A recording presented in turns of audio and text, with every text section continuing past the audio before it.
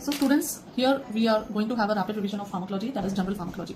Now important definitions that we usually discuss are pharmacology is the science of drugs, then a bit about the history. Okay, then we'll be seeing categories of drugs, then we have routes of drugs administration, followed by pharmacokinetics, in which we have absorption, distribution, metabolism, excretion, and then we'll be discussing about the pharmacodynamics करेंगे, and then we have PDM, that is therapeutic drug monitoring. So these are the things which we are going to discuss in general pharmacology, and then the phases, drug trials. Right now this is going to be a rapid revision here, like very exhaustive. It is going to be that, so stay connected. Now in the history, if I talk about animal experiments in 18th century, they were done by F. Magendie and Claude Bernard, right? Then Rudolf Buchem started pharmacology as experimental science, and he founded the institute in Germany in 1847. Then we have Oswald Schmederberg. He is called as father of pharmacology, right? Pharmacology is divided into pharmacokinetics and pharmacodynamics. So pharmacokinetics is the effect of body on drug, and pharmacodynamics is effect of drug on body. In pharmacokinetics, we study about absorption, distribution, metabolism, and excretion. Here we study about receptors, okay, mode of drug action, and factors affecting drug action. Now let's see what are the categories of drugs. So what are the categories of drugs? First category is spurious. You will have some questions where they'll ask you, they'll give you a name, they'll give you a detailed description, and they'll ask you what is the category of this drug. So you have spurious, you have misbranded, you have adulterated, then other drugs are there. So spurious is when there is an imitation of another drug in the name, right? When there's an imitation of another drug in the name, then it is spurious. Misbranded is not labeled properly, having false claims is misbranded. Adulterated means it is filthy, has got some bad thing, decomposed substance added to it.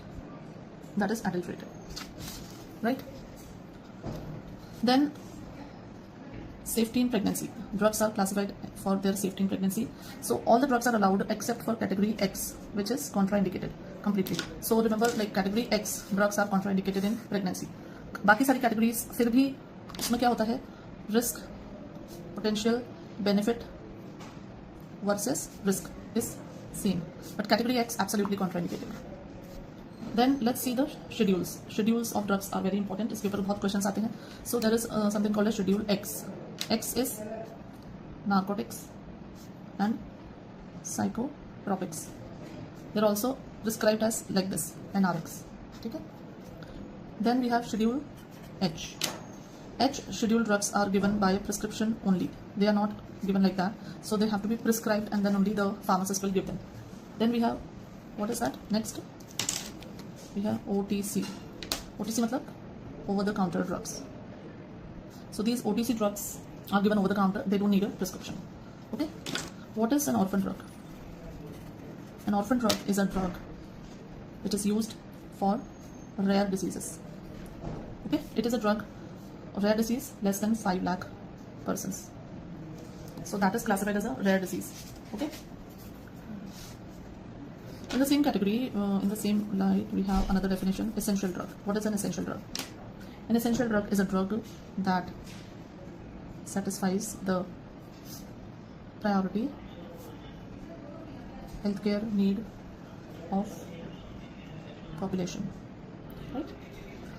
इसमें important है. Latest list was released in September 2022, which has 384 medicines and 23 FDCs. Okay.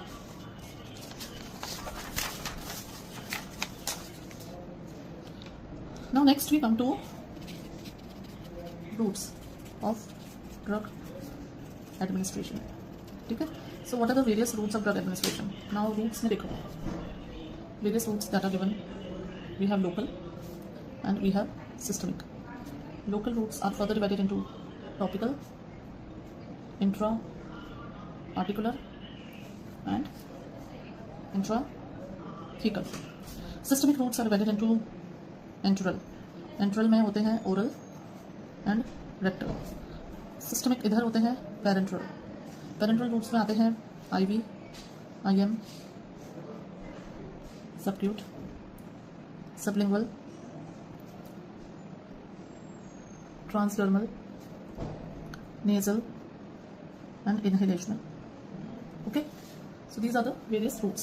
इसमें important है injections के angles. इस पे questions आते हैं. Angles क्या होते हैं देखो, इंट्रामस्कुलर का होता है 90 डिग्री, सबक्यूटेनियस का होता है 45 डिग्री, इंट्रावीनस का होता है 25 डिग्री एंड इंट्राडर्मल का होता है 10 to 15 degree. Okay, these are the angles. Next आगे बढ़ते हैं. इन्हीं में oral route, very high first pass metabolism. First pass metabolism मतलब जो भी मेडिसिन आप ओरली खाओगे they will first go to the liver and then they will be metabolised and then they will go to the system. Okay, rectal route से अगर हम देते हैं मेडिसिन तो रेक्टल रूट में 50% फर्स्ट पास मेटाबॉलिज्म में चली जाती है. And any drug that you can remember that is diazepam which is given in febrile seizures, right. Then IV route 100% bioavailability होती है. There is no first pass metabolism, right. Subcutaneous route की खासियत क्या है, that it can be self administered. Intradermal route की खासियत क्या है, ये यूजुअली डायग्नोस्टिक टेस्ट के लिए यूज किया जाता है और इसमें एक ब्लैक बनता है, ये ध्यान रखने की जरूरत है. ठीक है. ट्रांसडर्मल रूट, ट्रांसडर्मल रूट से हम देते हैं highly lipid soluble drugs like NTG, fentanyl, hyoscine. Okay. Nasal route, nasal route से हम देते हैं drugs like nafarelin, calcitonin, desmopressin. Okay. Inhalational route, inhalational route से हम देते हैं, it is like IV. So the drugs which are given inhalational are asthma drugs, inhalational corticosteroids and inhalational anesthetics. They are also given by this route. Then we have sublingual. Sublingual route से हम देते हैं drugs in emergency like NTG देते हैं and it avoids the first pass metabolism. It is used in emergencies and it can be self-administered. Right? So these were some details about the routes of administration. Now we come to the pharmacokinetics. So pharmacokinetics में सबसे पहली जो चीज हम पढ़ते हैं वो है absorption. Okay, absorption सबसे पहले पढ़ेंगे. Now in pharmacokinetics, now starting with the absorption, the main you have to understand two main fundamentals: ionization and lipid solubility. So we know that more lipid soluble drug will cross the membrane and less lipid soluble. So if it is more lipid soluble, it will cross, and if it is less lipid soluble, it will not cross. Same way in ionization. Ionization में unionized drugs cross and ionized drugs do not cross the membrane. This is the basic fundamental that you have to remember. When the drug gets ionized, then it crosses the membrane, and when the drug is unionized, it does not cross the membrane. Okay. Acidic drugs will do what? One second. Acidic drugs remain unionized in acidic medium, and so they will cross or get absorbed in stomach. ठीक है. And basic drugs will remain unionized in alkaline medium, and so they will cross or will be absorbed in intestine. Got it? So that means acidic drugs absorbed in stomach, okay, and basic drugs are absorbed in intestine. Aspirin is one drug, acidic होती है. Aspirin is an acidic drug and this is absorbed in the stomach. Stomach में लेकिन इसके साथ एक phenomenon attached होता है, that is called as ion trapping. क्या होता है? Aspirin from the gastric lumen, it is absorbed into the gastric mucosa. There the pH is alkaline and hence it gets ionized. And now that it is ionized, वो वहीं पे trap हो जाती है. It is trapped in the gastric mucosa, and that is the reason why it causes gastric damage. Right? Another fundamental, another concept, phenobarbital. Phenobarbital is a barbiturate, right? It is an acidic drug. So it gets iodized in alkaline urine. Phenobarbital acidic drug होती है, ionized in alkaline urine, and so treatment of phenobarbital poisoning is done by alkalinization of urine, right? Now moving forward, we have a very important concept to discuss, that is pKa. Now what is pKa? pKa is the pH at which the drug is 50% ionized. Okay, so understand this concept. It is the pH at which drug is 50% ionized. So when pH is equal to pK, ionization is 50%, right? When pH minus pK is equal to 1, then one form is 90% and another is 10%. When pH minus pK is equal to 2, then one form is 99% and another is 1%. Remember this. So here comes a formula that you need to remember. What is that formula? pH is equal to pKa plus log of ionized form upon unionized form. Okay, this is the formula for pH and pK. Now coming to a next concept, that is bioavailability. Now bioavailability is the fraction or F of a given dose that reaches systemic circulation in unchanged form. Okay, that is bioavailability. Now remember, orally when you take a drug, it first reaches the liver, then it is metabolized in the liver, which is called as first pass metabolism, and this is first pass metabolism. Then it reaches the systemic circulation. Okay, so if we take about the routes, IV में bioavailability is 100%, intramuscular or subcutaneous में bioavailability is 75 to 100%, and oral में bioavailability is 5 to 50%. Okay, I forgot to switch on the camera. I'll again explain. Bioavailability is calculated from the area under the curve. So this is the graph plotting concentration versus time graph, where time goes like this, concentration increases like this. This is the area under the curve. Now this is Tmax and this is Cmax. Cmax is the maximum concentration achieved at a dose. AUC, that is area under the curve, is the extent of absorption, and Tmax is the time taken to achieve the Cmax. So Tmax actually is the rate of absorption, if I speak like that. Okay, now this is an example that I'm trying to show you. A graph is plotted like this. This is Cmax, right? And this is Tmax. Say Tmax is 2 hours, Cmax is say 100 concentration. And now this is 50 and this is 4 hours, right? So here Tmax is 2 hours, Cmax is 100 milligram per deciliter. Half-life. Now you can be asked a question that what is the half-life? Calculate the half-life. So remember, half-life is the time taken for the drug to become 50% of its original concentration. So from 100 to become 50, the drug takes 2 hours. So half-life is 2 hours, right? So like this graph can come and they can ask you this type of question. Then some other kind of questions also can be asked. Like this is the graph, right? This is Tmax, say it is 4 hours. Cmax, say it is 60.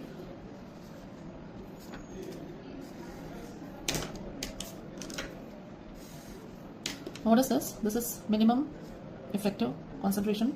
This is minimum toxic concentration. So here again, Cmax is 60, Tmax is 4 hours, right? Drug should be given in less dose. This is important. Why? Because the Cmax, the drug is shooting above the minimum toxic concentration, and so this part is going to produce adverse drug reactions to the patient. So इस तरीके के questions में they can ask you that should the drug be given in single dose. So yes, yeah, they can ask you which of the following is not correct. Yeah, correct. So they'll give you some wrong options and then they'll write the drug should be given in multiple doses, divided doses. So then yes, that is correct. So this is how the concept of absorption, bioavailability is there, and the graphs. The next concept that we have to discuss is distribution. Okay. Now distribution is what? What is distribution defined as? Basically, distribution is a measure of amount of drug distributed in the tissues after absorption in systemic circulation, right? What is the formula? Formula, very important. Formula is equal to volume of distribution is equal to dose administered upon plasma concentration, right? This is the formula which you need to remember. So now here, what are the factors on which volume of distribution depends? The first is lipid solubility. Okay, more lipid soluble, more volume of distribution is there. The second factor it depends upon is plasma protein binding. More is the plasma protein binding, more is the volume of distribution. The third is crossing the blood-brain barrier. Again, depends upon the lipid solubility. That will increase the volume of distribution.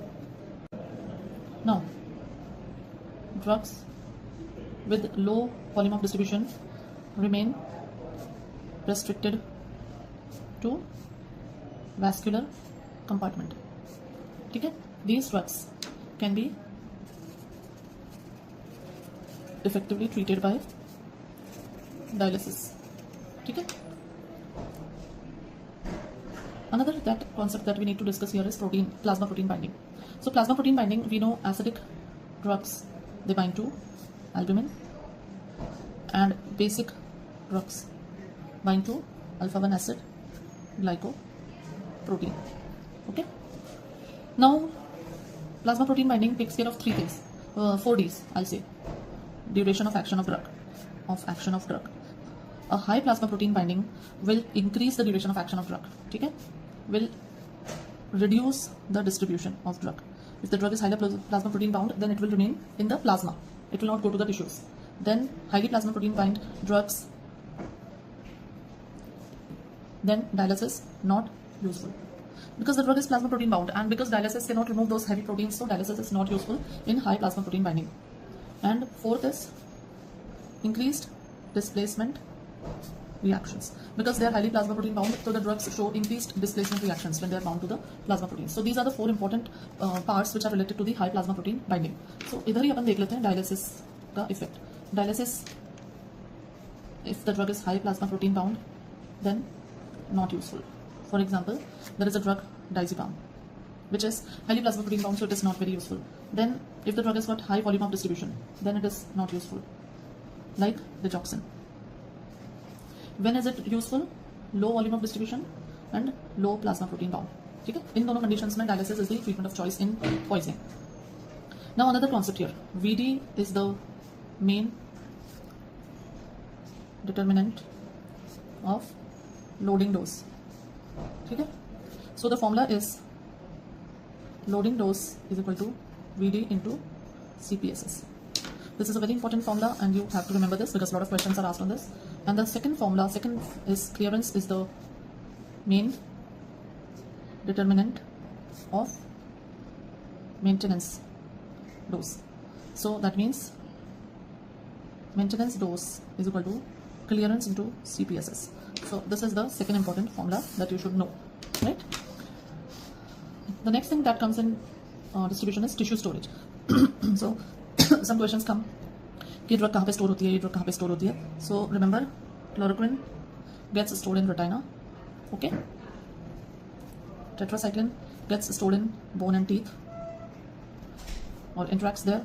Streptomycin gets stored in vestibular apparatus, and emetin gets stored in heart and skeletal muscles. Okay, so these are the tissue storages which are important for the distribution. Now coming to metabolism. Now in metabolism, what is the definition? Or metabolism means to convert a drug into polar water soluble entity, right? Now in this you have to understand that there are some prodrugs which are basically inactive drugs, and they are converted to active drugs by metabolism. Then metabolism is divided into phase 1, that is oxidation, reduction, hydrolysis, and then we have phase 2 reactions, which are mainly conjugation reactions. Okay, so in conjugation reactions, then we have glucuronide conjugation, sulfate conjugation, glutathione conjugation, acetyl, methyl, methylation, what we call. So these are some metabolism reactions. Now coming to the first, that is oxidation. Now oxidation is done by enzymes which are called as oxygenases. These are microsomal.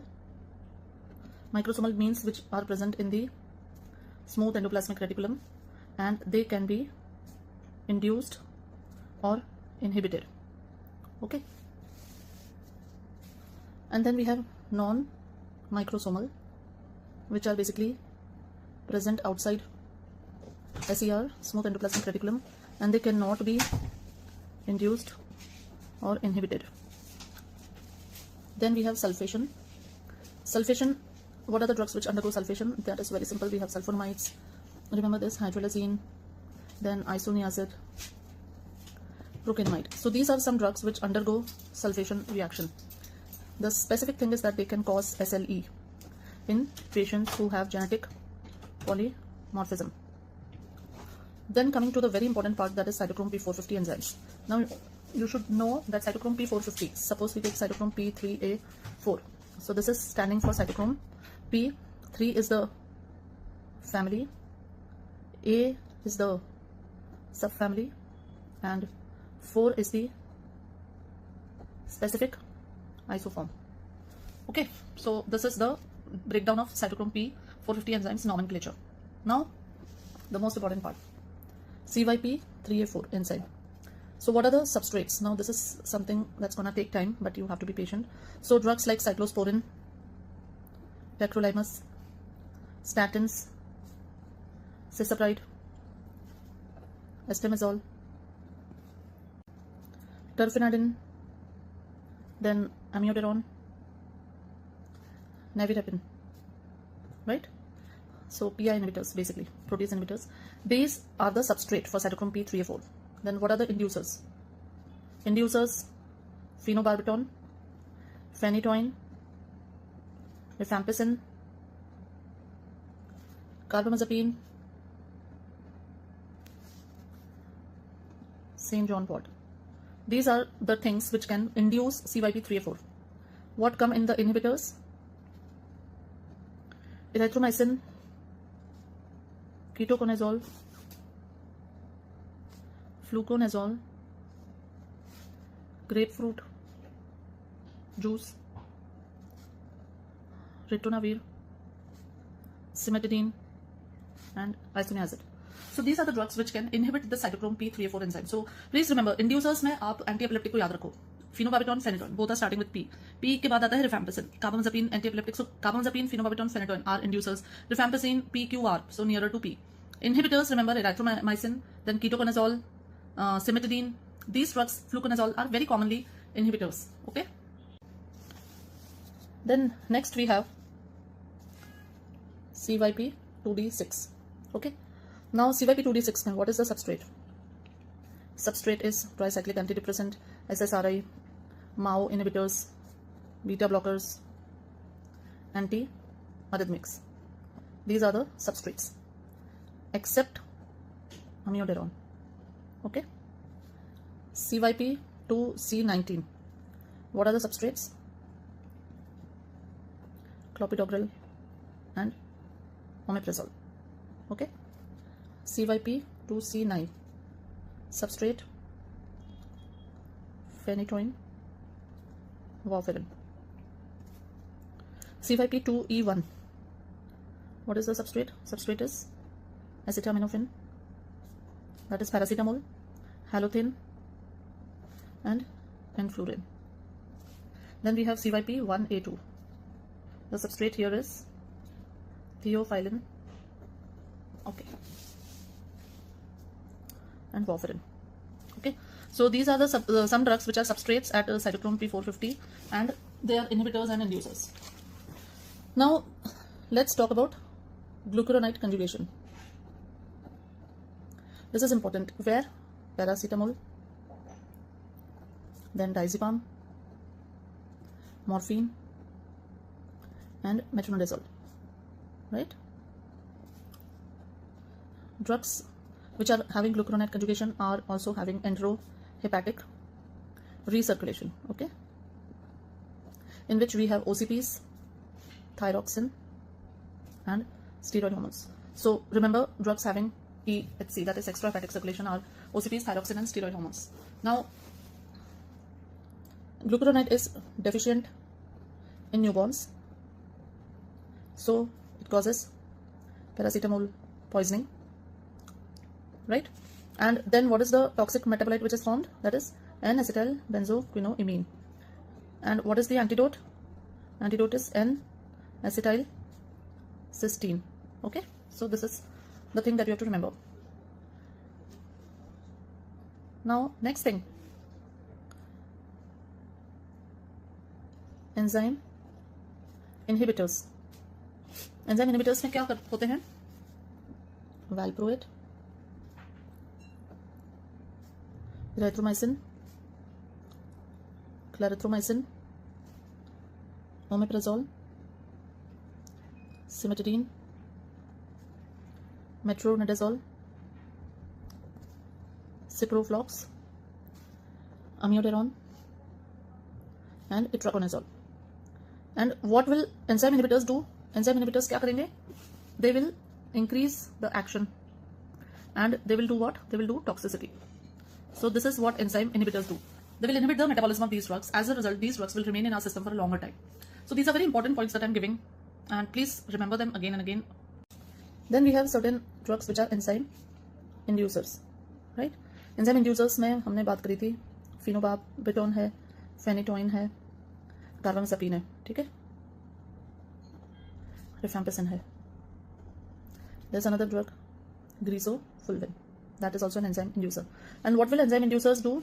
Enzyme inducers will reduce the action, so dose needs to be increased, and these drugs can precipitate acute intermittent porphyria.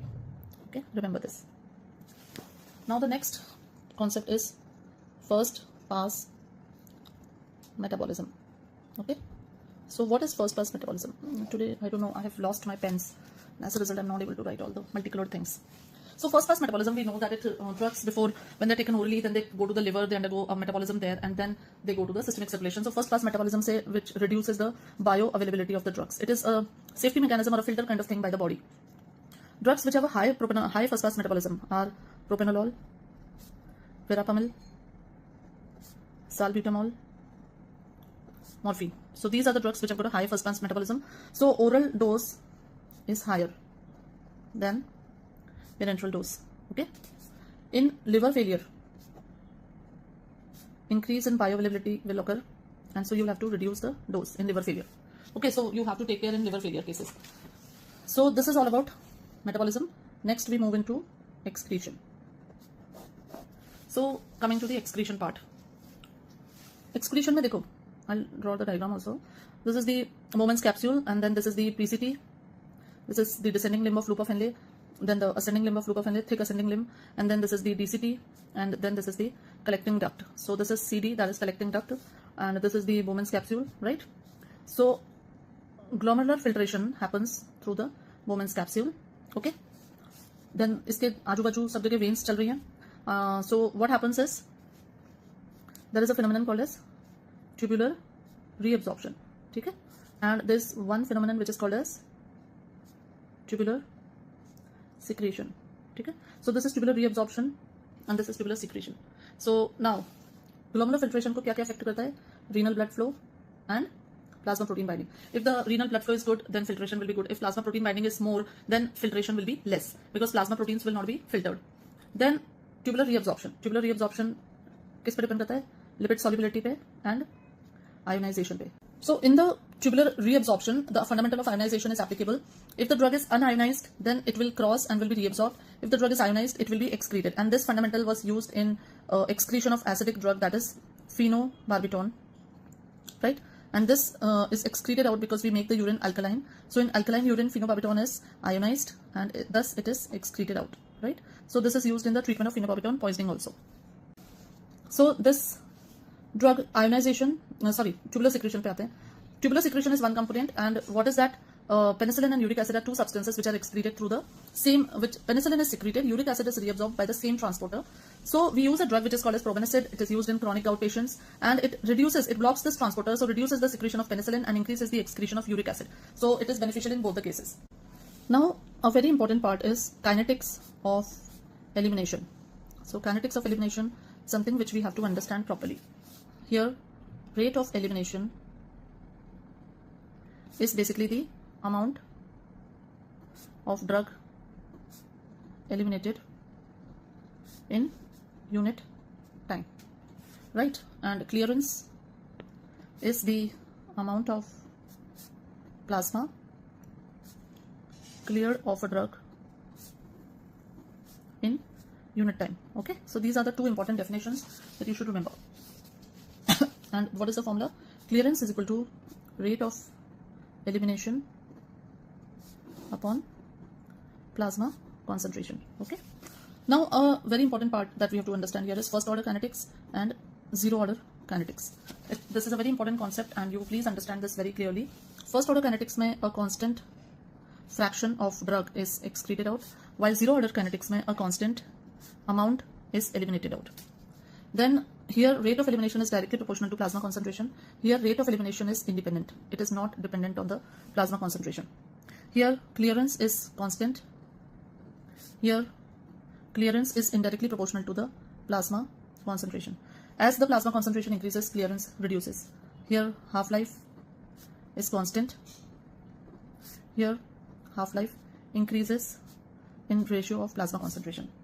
The drugs which undergo zero order kinetics are phenytoin, warfarin, theophylline, tolbutamide, alcohol, and aspirin. Okay, so these are the important drugs which undergo. These are the important points related to the first order and zero order kinetics, right? Now coming to the concept of half-life. Half-life is equal to time taken for plasma concentration to become half of original. So if the concentration is 100, it becomes 50 in first half-life, it becomes 25 in second half-life, it becomes 12.5 in third half-life, then it becomes 6.25 in fourth half-life, it becomes 3.125 in fifth half-life. So 4 to 5 half-lives are required for concentration to become negligible. Okay, so what is the formula? Formula is very important. Please remember the formula. The formula is half-life is equal to 0.693 upon K, and K is clearance upon volume of distribution. So half-life is equal to 0.693 into Vd upon Cl. Please remember this formula for half-life. You'll be given the you'll be given suppose the quantity of clearance and volume of distribution, and you'll be asked to calculate the half-life. So this is how you have to calculate. So here you will see this is a graph that I'm showing you, and in this, if we plot it as a plasma concentration time graph, then you will see that this is how the concentration will reach the CPSS, that is steady state plasma concentration 2, 3, 4, 5. So it takes around 5 half-lives to reach CPSS. Okay, so CPSS depends on the dose rate. Fine. So another, we have already done this also, loading dose depends upon the volume of distribution into CPSS, and maintenance dose, the formula has clearance into CPSS. It depends upon the clearance. Now coming to the pharmacokinetic, the last part, that is TDM. TDM is called as therapeutic drug monitoring. Okay, now this is basically done for drugs with a low therapeutic index. We will see what is therapeutic index in the next class. For drugs whose effect is not easily measurable, and it is not done for prodrugs. Okay, so TDM is done for what all drugs? सबसे पहले आता है lithium. Lithium monitoring is done in when it is prescribed for mania. Phenytoin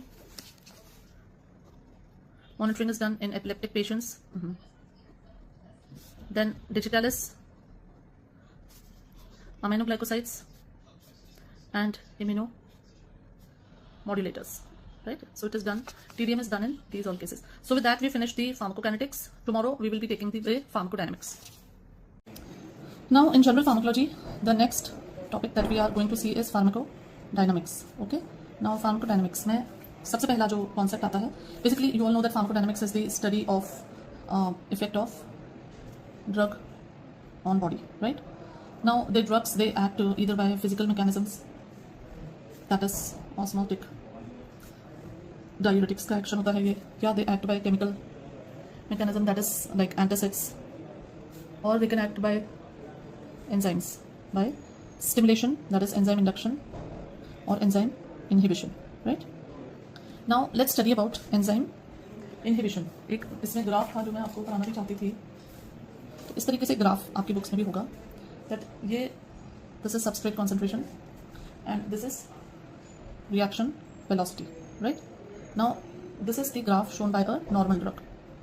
Okay, this is the graph by enzyme induction and this is when there is enzyme stimulation. Okay, and this is the graph when there is competitive inhibition and this is the graph when there is non-competitive inhibition. Okay, so this is the graph system that you must have seen. Now there are some important terms here. Say this is half Vmax, okay, and this is Km. So understand what is Km. Km is the rate constant of reaction. Okay, Km is the substrate concentration at which half Vmax is achieved, right? So this definition becomes very important. What is Km and what is the exactly what do you understand by Km? Then another thing is Vmax. Vmax is the maximum reaction velocity. Okay, so here as you can see that I've written this is half Vmax. So Vmax is total Vmax is here. Okay. Now as the drug is in the enzyme is induced and stimulated, you will see that there is basically a new Vmax is achieved, a new reaction velocity. This is called as Vmax of stimulation, right? Then this once you go down, then here you will say that half Vmax of inhibition. Here you will see this is Km of stimulation, right? And this is Km of inhibition, right? Like this. So what we understand by stimulation and induction. Stimulation, when enzyme is stimulated, how do I write it? Okay, stimulation and induction. Stimulation when the enzyme, the affinity for the substrate is increased, and here you will see that Km is reduced. Okay, so when there is a stimulation, then the enzyme attaches to the substrate with more affinity and hence Km, that means the concentration at which half maximal velocity is achieved is reduced. That means Km is achieved faster, right? Km is reduced, sorry. So these are the two things which we have to see, stimulation and induction. Stimulation when affinity is increased and Km is reduced. So this is stimulation. What is induction? Induction means there is synthesis of more enzyme. Okay, here Km does not change. Here there is no stimulation. There is no stimulation of the enzyme. It's just that the number of enzyme molecules is increased. So this is basically induction. And as we know, many microsmall enzymes are induced. So this is the induction. And induction, you can see again the graph has moved upwards. Right? Next, we come to the inhibition part. Now inhibition is something very important. Inhibition part में हम देखेंगे कि we have two types of inhibitions. One is competitive and one is non-competitive. Okay. Now competitive inhibition, as you can see that the reaction with the or I'll say to achieve the same half maximal velocity, more Km is required. So Km is increased and Vmax remains unchanged. Okay. So in competitive inhibition, please understand this. इसके ऊपर questions आते हैं. Competitive inhibition में as the graph has fallen down, and so here in competitive inhibition there is increase in Km and Vmax is unchanged. What does it mean? It means that for same half max velocity, now more substrate concentration is required, right? So this is competitive inhibition. So competitive inhibition में Km is increased, Vmax remains unchanged. Competitive है, so what will happen is when you increase the substrate concentration, it will replace the antagonist, it will remove the antagonist and again attach to the receptor, and that will mean that if you add more substrate concentration, you will be able to achieve the same half maximal velocity, right? Now this is competitive equilibrium types. ठीक है, competitive में भी दो तरीके के होते हैं, equilibrium. अब देखते हैं competitive non equilibrium. Competitive non-equilibrium can also occur. Here now basically the drug reacts with the same catalytic site but forms strong covalent bonds or has very high affinity for the enzyme, so that normal substrate is not able to displace the inhibitor. So here basically non-equilibrium type means they form very strong covalent bonds which cannot be displaced. Okay. So this is non-equilibrium type. Now here what happens? Here Km is definitely increased and Vmax is reduced, right? मतलब substrate concentration तो बढ़ेगा ही बढ़ेगा और Vmax जो है वो भी कम हो जाएगा, Vmax भी कम होता जा रहा है, and so that means the reaction velocity becomes very less and the Km is increased very much. For example, here you know OPCs, organophosphate, they react covalently, okay, with the asterotic site of the enzyme cholinesterase. Then another example is methotrexate. It reacts with the enzyme dihydrofolate reductase with 50,000 times more affinity. Okay, so here remember in competitive non-equilibrium, this was equilibrium, Km is increased and Vmax is reduced, right? Now the third type of inhibition we have to see, that is non-competitive inhibition. Okay, now non-competitive inhibition क्या होता है? Non-competitive inhibition means that the inhibitor or the antagonist reacts with an adjacent site. It does not react with the normal side of the catalytic site, but it reacts with an adjacent site and not the catalytic site, right? So in it basically by attaching to that adjacent site, it alters the enzyme and loses its action. Now can you give me an example of this type of non-competitive enzyme inhibitors? Yes, we have a lot, but before that let's see. Now in this what happens? Km remains unchanged and Vmax is reduced. What does that mean? It means that Vmax जो होती है, जो reaction velocity है वो पूरी तरीके से reduce हो जाती है, मतलब रिएक्शन बहुत स्लो चलता है, and Km remains unchanged. Km मतलब the substrate concentration at which half maximum velocity is attained, it remains unchanged. Km को चेंज करने से भी कोई फर्क नहीं होता है इसमें, it doesn't matter, it remain, मतलब आप कितना भी Km बदलोगे, लेकिन because the inhibitor is attaching to the adjacent site, so it will not increasing the substrate concentration will not bring any change, and here Vmax will be reduced, the reaction velocity is reduced too much. I'll give you some examples like omeprazole inhibits hydrogen potassium ATPase enzyme. Theophylline inhibits which one? Phosphodiesterase 4. Then we have digoxin, which inhibits sodium potassium ATPase. Then disulfiram, which inhibits the enzyme aldehyde dehydrogenase. Right? There are many examples like aspirin, which inhibits COX, it causes irreversible inhibition. Then acetazolamide, which inhibits carbonic anhydrase, right? So these are the various examples of non-competitive inhibitors. Competitive inhibitors के नाम में I will discuss that also. Now coming to, let's see the competitive inhibitors also. Competitive inhibitors. Now what are the competitive inhibitors? We have cholinesterase is the enzyme, the substrate is acetylcholine, and the inhibitor is physostigmine, neostigmine, which are cholinesterase inhibitors. Then MAO A enzyme, the substrate is catecholamine or adrenaline, and the inhibitor is moclobemide. Okay. Then dopa decarboxylase enzyme, the substrate is dopamine, and the drug is levodopa. Sorry, the drug is carbidopa. Okay. The substrate is levodopa here. It acts on levodopa. Then xanthine oxidase. What does it act upon? It acts upon hypoxanthine, and the drug used is allopurinol, right? Angiotensin converting enzyme acts upon angiotensin 1, and the drug here is ACE inhibitor. 5-alpha reductase is the enzyme. The substrate is testosterone, and the drug is finasteride, which is 5-alpha reductase inhibitor. Aromatase, the substrate is testosterone, and the drug which is aromatase inhibitor is letrozole. Then we have folate synthetase. The substrate is PABA, and the drug which acts on it is sulfadiazine. Okay, so these are the competitive and non-competitive inhibitors that we have seen. Now the next part. What are the other mechanisms by which drugs bring about their action? So this is ion channel. They bring about their actions through ion channel, and there are how many types of ion channels? There are ligand gated, there are protein channels, and then there are voltage gated and mechanical or stretch sensitive. Okay, these are the various types of channels.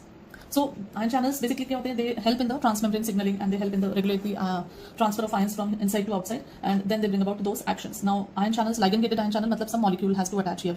Okay, G protein coupled channels होती हैं in which G proteins they are the ones which activate them. Then voltage gated में basically potential action potential comes and activates them. Stretch sensitive mechanoreceptors होते हैं जैसे, so they get sensitized by the stretch, by the increased blood pressure, increased volume, like that. Now let us see some examples. So examples इसमें हैं जैसे, अब ये examples जो मैं आपको बता रही हूँ ना, आपको लगेगा मैडम क्या एग्जांपल बताने लगी है. एग्जांपल इसलिए बता रही हूँ क्योंकि इस पे भी क्वेश्चंस पूछते हैं. जैसे amiodarone acts on which type of calcium potassium channel. So amiodarone delayed rectifier potassium channel को ब्लॉक करता है.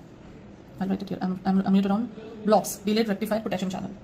ओके, नेक्स्ट क्विनिडीन किसको ब्लॉक करता है? आप कहोगे सोडियम आयन चैनल्स को करता है. So yes, it blocks the myocardial, it acts on sodium ion channels. Nifedipine किस पे एक्ट करता है? निफिडिपिन ठीक है, सीसीबी है, so it blocks the calcium ion channels. But L type voltage gated calcium channels. ठीक है, ये याद रखना बहुत जरूरी है. कौन? Nicorandil. Nicorandil it opens ATP sensitive potassium channel, right? Then we have sulfonyl ureas. Sulfonyl ureas inhibit ATP sensitive potassium channels. Then we have amiloride. Amiloride inhibits renal sodium channel. Okay, that is renal epithelial sodium channel. Then we have phenytoin. So phenytoin prolongs the inactivated state of voltage sensitive sodium ion channel. So these are various ion channels which basically play a role in the enzymatic reactions. So this we had discussed was ion channel, right? Now the next that we are going to discuss is the transporters. Now why are transporters important? Transporters, right? Now transporters क्या होते हैं? Basically several substances they are transported. So substrates are transported across the membranes by binding to specific transporters, right? So substrates are transported across the membranes by binding to specific transporters, in which either they have a diffusion, facilitated diffusion in the direction of concentration gradient, or they pump the metabolite against the concentration gradient, right? Now I'll give you some examples of these transporters. For example, desipramine and cocaine, they both block the neuronal uptake of noradrenaline by noradrenaline transporter. So this is the mechanism of action of cocaine. It blocks the uptake of noradrenaline by interacting with the norepinephrine transporter. Then we have other antidepressants like fluoxetine and SSRI. They also block the neuronal uptake of 5-HT and serotonin transporter. Then other drugs are there like amphetamine. Amphetamines क्या करते हैं? They block the dopamine reuptake by blocking dopamine transporter, right? Reserpine, it blocks the vesicular reuptake by the vesicular monoamine transporter. So it blocks the vesicular reuptake. Okay, then some other examples are also there. Tiagabine, it is an anti-epileptic drug. It inhibits the GABA transporter, right? So inhibits the GABA transporter, that is GAT1.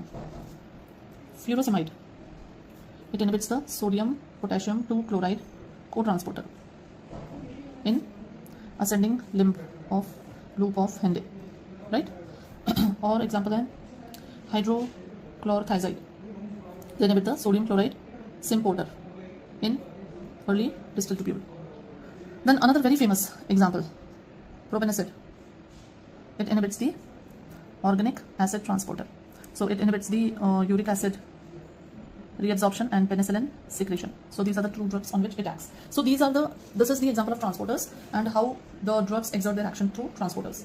Okay, so we have seen enzymes, we have seen ion channels, and we have seen transporters. Now the next category, and that is the most important category, mechanism of drug action, that is receptors. So now let's move on to the receptors. Now before we move on to the receptors, you have to understand some definitions. First definition is affinity, and the second definition is intrinsic activity. So what is affinity? Affinity is the ability to combine. The affinity is the ability of the drug to combine with the receptor, and intrinsic activity is the ability to activate that receptor. Okay, so affinity and intrinsic activity. Affinity is the ability to combine with the receptor, and intrinsic activity is the ability to activate that receptor. Now the drugs are divided into agonist, right, antagonist, then we have partial agonist, and we have inverse agonist. Okay, so agonist, antagonist, partial agonist, inverse agonist. So in agonist, affinity is 1, intrinsic activity is 1. Antagonist, affinity is 1, intrinsic activity is 0. So it has no action of its own, right? Remember this. Partial agonist has affinity 1, but intrinsic activity is between 0 to 1. So they have a submaximal affinity, or sorry, submaximal intrinsic activity. And inverse agonist is affinity is there, but intrinsic activity is in the negative direction. So they exert action in the opposite direction. So this is specific of inverse agonist, and this is how we divide the drugs as agonist, antagonist, partial agonist, and inverse agonist. Right, now there is a thing called as log dose response curve, but before that let me explain you receptor occupation theory. Now receptor occupation theory says that it was basically there is a drug and there is a receptor. Now when they two combine, now this reaction can move in both the directions, and here K1 is the cofactor, here K2 is the cofactor, and together they form a complex which is called as drug plus receptor complex, which will produce the effect, right? Now depending upon this theory, so ability to combine with the receptor is the affinity, capacity to induce a functional change in the receptor is called as intrinsic activity, finally producing an effect. Now this agonist, antagonist, partial agonist, inverse agonist मैंने आपको बताया है कि किस तरीके से होते हैं, right? Now इसमें अगर हम इसी theory को लें तो it is said that in resting equilibrium the receptor is in two forms, active and inactive, and these two forms remain in a equilibrium with each other. Now when the agonist comes, so agonist के आते ही जो active receptor है वो और active हो जाता है, and it brings the response, right? And ये जो receptor है, ये RI जो है, it reduces, ये कम हो जाता है. This is when agonist comes. इसी जगह अगर यहाँ पे antagonist आ जाता है तो फिर ये थोड़ा सा active हो जाता है. Antagonist के आते ही inactive receptor will become more, and RA reduce हो जाएगा, active receptor will reduce, right? Partial agonist आके दोनों से combine करेगा, it will combine to this also, and it will combine to this also. So partial agonist will combine to both and will bring about a change in the equilibrium. Okay? Inverse agonist will combine to the inactive receptor, and इधर ये थोड़ा reduce हो जाएगा, and it will take the reaction in the opposite direction. Okay, so this is how the receptor occupation theory and the two-state receptor model इसको बोलते हैं two-state receptor model. In this, they are trying to explain how the receptors they function with the agonist and antagonist, right? Now the next thing that we cover is G protein coupled receptor. Okay, this receptor is very important to understand. It is also called as metabotropic, also called as serpentine or heptahelical. Okay, these are various names for the G protein coupled receptor. It is a 7 trans membrane spanning receptor. Now a specific part of this G protein is that it has got alpha, beta and gamma subunits. Normally in inactivated states they all remain together and they are attached with GDP and remain inactive, and whenever GTP replaces GDP then it becomes active, and for activation the alpha subunit separates. Okay, so that is what happens when there is change. Now there are different type of G proteins, that is GS, GQ and GI. GS causes activation, GI causes inhibition as the name itself suggests, and GQ basically causes modulation. Now both these they GS increases cyclic MP and this decreases cyclic MP, as in though both they act through the cyclic MP pathway and activation of protein kinase A and decreased activity of protein kinase A. Modulation, GQ acts by activation of phospholipase C, which converts PIP2 to IP3 and DAG, and they further increase the calcium ion channels, right? So this is their main mechanism of action. Another mechanism is that they increase the permeability of ion channels, especially the calcium channels openers are there, calcium channel closers are there, and they also act on the potassium channels. So this is the activity by which the G protein coupled receptors act. Then the other category of receptors is called as ion channels. Okay, so how do these ion channels they act? These are the second type of receptors. These ion channels are basically pentameric structures, and they are also called as, they are like a rose petals, so they are called as rosette. A very specific feature about these channels is that they are fastest acting. We have nicotinic receptors, okay? Then we have in the CNS, we have GABA, that is an ion channel, and 5-HT3 receptor. All these are ion channels. They have an alpha subunit which attaches the drug, and then opens the channel, right? So this is the inotropic channel. The next receptor is enzyme linked receptor. Okay, now what is enzyme linked receptor? Enzyme linked receptor is basically present in the cell membranes, and it has got an intracellular and extracellular units are there, right? Now drug binds to the extracellular unit, and that causes dimerization of intracellular unit, and then further conformational changes, right? Now enzyme linked में दो तरीके के होते हैं. One is tyrosine kinase. Tyrosine kinase कौन सा compound act करता है? Insulin. And the other type is JAK-STAT kinase. The only difference is that in tyrosine kinase type of enzyme, the tyrosine kinase is attached to the beta subunit that is inside, while in JAK-STAT kinase, the JAK and STAT, they are free flowing. STAT is free flowing, it is not attached to the intracellular site. So JAK-STAT kinase से attach हमारे act करते हैं cytokines, growth hormone, prolactin, and interferons, right? So these. The fourth category of the receptors is intracellular receptors. They are also called as nuclear receptors, although they are cytoplasmic also, right? But ultimately दोनों की action मिलके nucleus पे ही जाती है, and there is a DNA change. So this is the fourth category of receptor, that is intracellular. ठीक है? Now cytoplasmic receptors से कौन act करता है? Corticosteroids. Nucleus से act करता है sex steroids. Then vitamin D. इधर जाता है vitamin A. उसके अलावा T3, T4, PPAR. ये सारे, these are the drugs or these are the compounds that act through the intracellular receptor. These are cytoplasmic and these are nuclear receptors. This type of receptor is the slowest acting होता है, and only for drugs which are lipid soluble. ठीक है? So this is also important that they are active only for drugs which are lipid soluble. Now coming to the next part, that is regulation of receptor. Now these are just small concepts that you need to understand. Regulation of receptor दो तरीके के होते हैं. There is up regulation and there is down regulation, right? Now up regulation, when does it happen? When there is a prolonged absence of agonist or there is a continuous use of antagonist. So when you use an antagonist for a long period of time, then the receptor will be upregulated, and this phenomena is responsible for clonidine withdrawal, opioid withdrawal, and propranolol in angina withdrawal, sudden withdrawal. Down regulation occurs when there is a continuous use of agonist, right? For example, levodopa in Parkinsonism. For example, beta 2 agonist in asthma, right? So this is the regulation of receptor. Now coming to a very important part of pharmacokinetics, that is dose response relationship. Okay, now dose response relationship is projected by two methods. One is a quantal and one is a graded.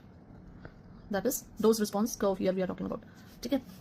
अब quantal basically क्या होता है? Quantal में basically they plot the dose here, and the dose is plotted here and the response is plotted here.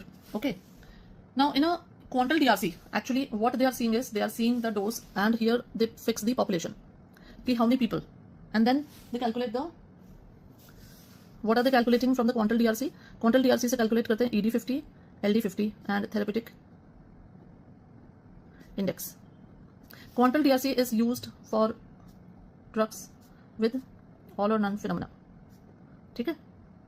Here in the graded DRC, it is done for use for drugs with graded response, and here there are two types. एक तो होता है dose versus response. तो या plasma concentration versus response. Dose को actually concentration से it is much easier. So this becomes a hyperbola. So hyperbola is in when you plot it with the dose. So what they have done is they have calculated as per log dose response curve, and this is the response. So here the graph comes like this, which is sigmoid shape. Can you see? This is sigmoid shape curve, right? First, then this 30 to 70 is almost a straight line. 30% or 70% के बीच में it is almost a straight line. So it is very easy to calculate the the it is easy to calculate कि कितने dose पे कितना response आ रहा है, सो quantify करना easy होता है, राइट. नाउ इसमें plus you can large variations can be plotted, right. So now let us see ED50, LD50 and therapeutic value. ये क्या होता है?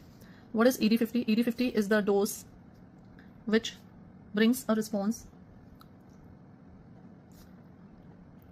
in 50% people, and LD50 is the dose which brings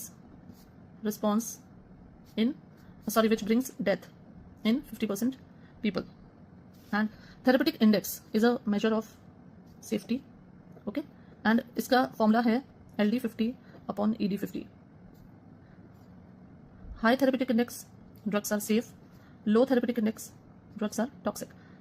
okay, therapeutic index high होगा मतलब LD50 ED50 से बहुत ज़्यादा है तो आपका थेरेपेटिक इंडेक्स हाई आएगा. अगर आपका LD50 और ED50 में ज़्यादा अंतर नहीं है तो आपका थेरेपेटिक इंडेक्स कम आएगा. That means the drug is not safe. There are chances that it will have more toxicity. Then another thing you should know is that if ED50 is more, then the drug is more potent, okay, and if LD50 is more, then the drug is safe. So please remember this also. So this is the dose response curve, dose response relationship that we have talked about. Now what are the three important parameters? Let us see that. Three important parameters from DRC which we study in DRC. The first thing, suppose there are two drugs like this. This is A and this is B. So the first thing that we calculate is potency. Potency is determined by the position of the curve on the graph. A left one is more potent, and as it goes right, right is less potent. Okay, so this is about potency. Then another thing is efficacy. Efficacy is represented by the height. Height, okay. So more height is more potent. So you'll get a lot of questions from this. The third thing that we get is slope of the curve. If it is steep, that means very increased response on increasing the dose. Only small increase in the dose will bring a major increase in the response. And if the curve is flat, it means very little response even after increasing the dose a lot. ठीक है? So these are the three things that we learn from the dose response curve. Now इधर ही मैं आपको बता देती हूँ कि competitive inhibition की जब हम बात करेंगे, कॉम्पिटिटिव इनिबिशन में suppose drug A is alone and then drug B is this. So here B is competitive antagonist. The curve shifts.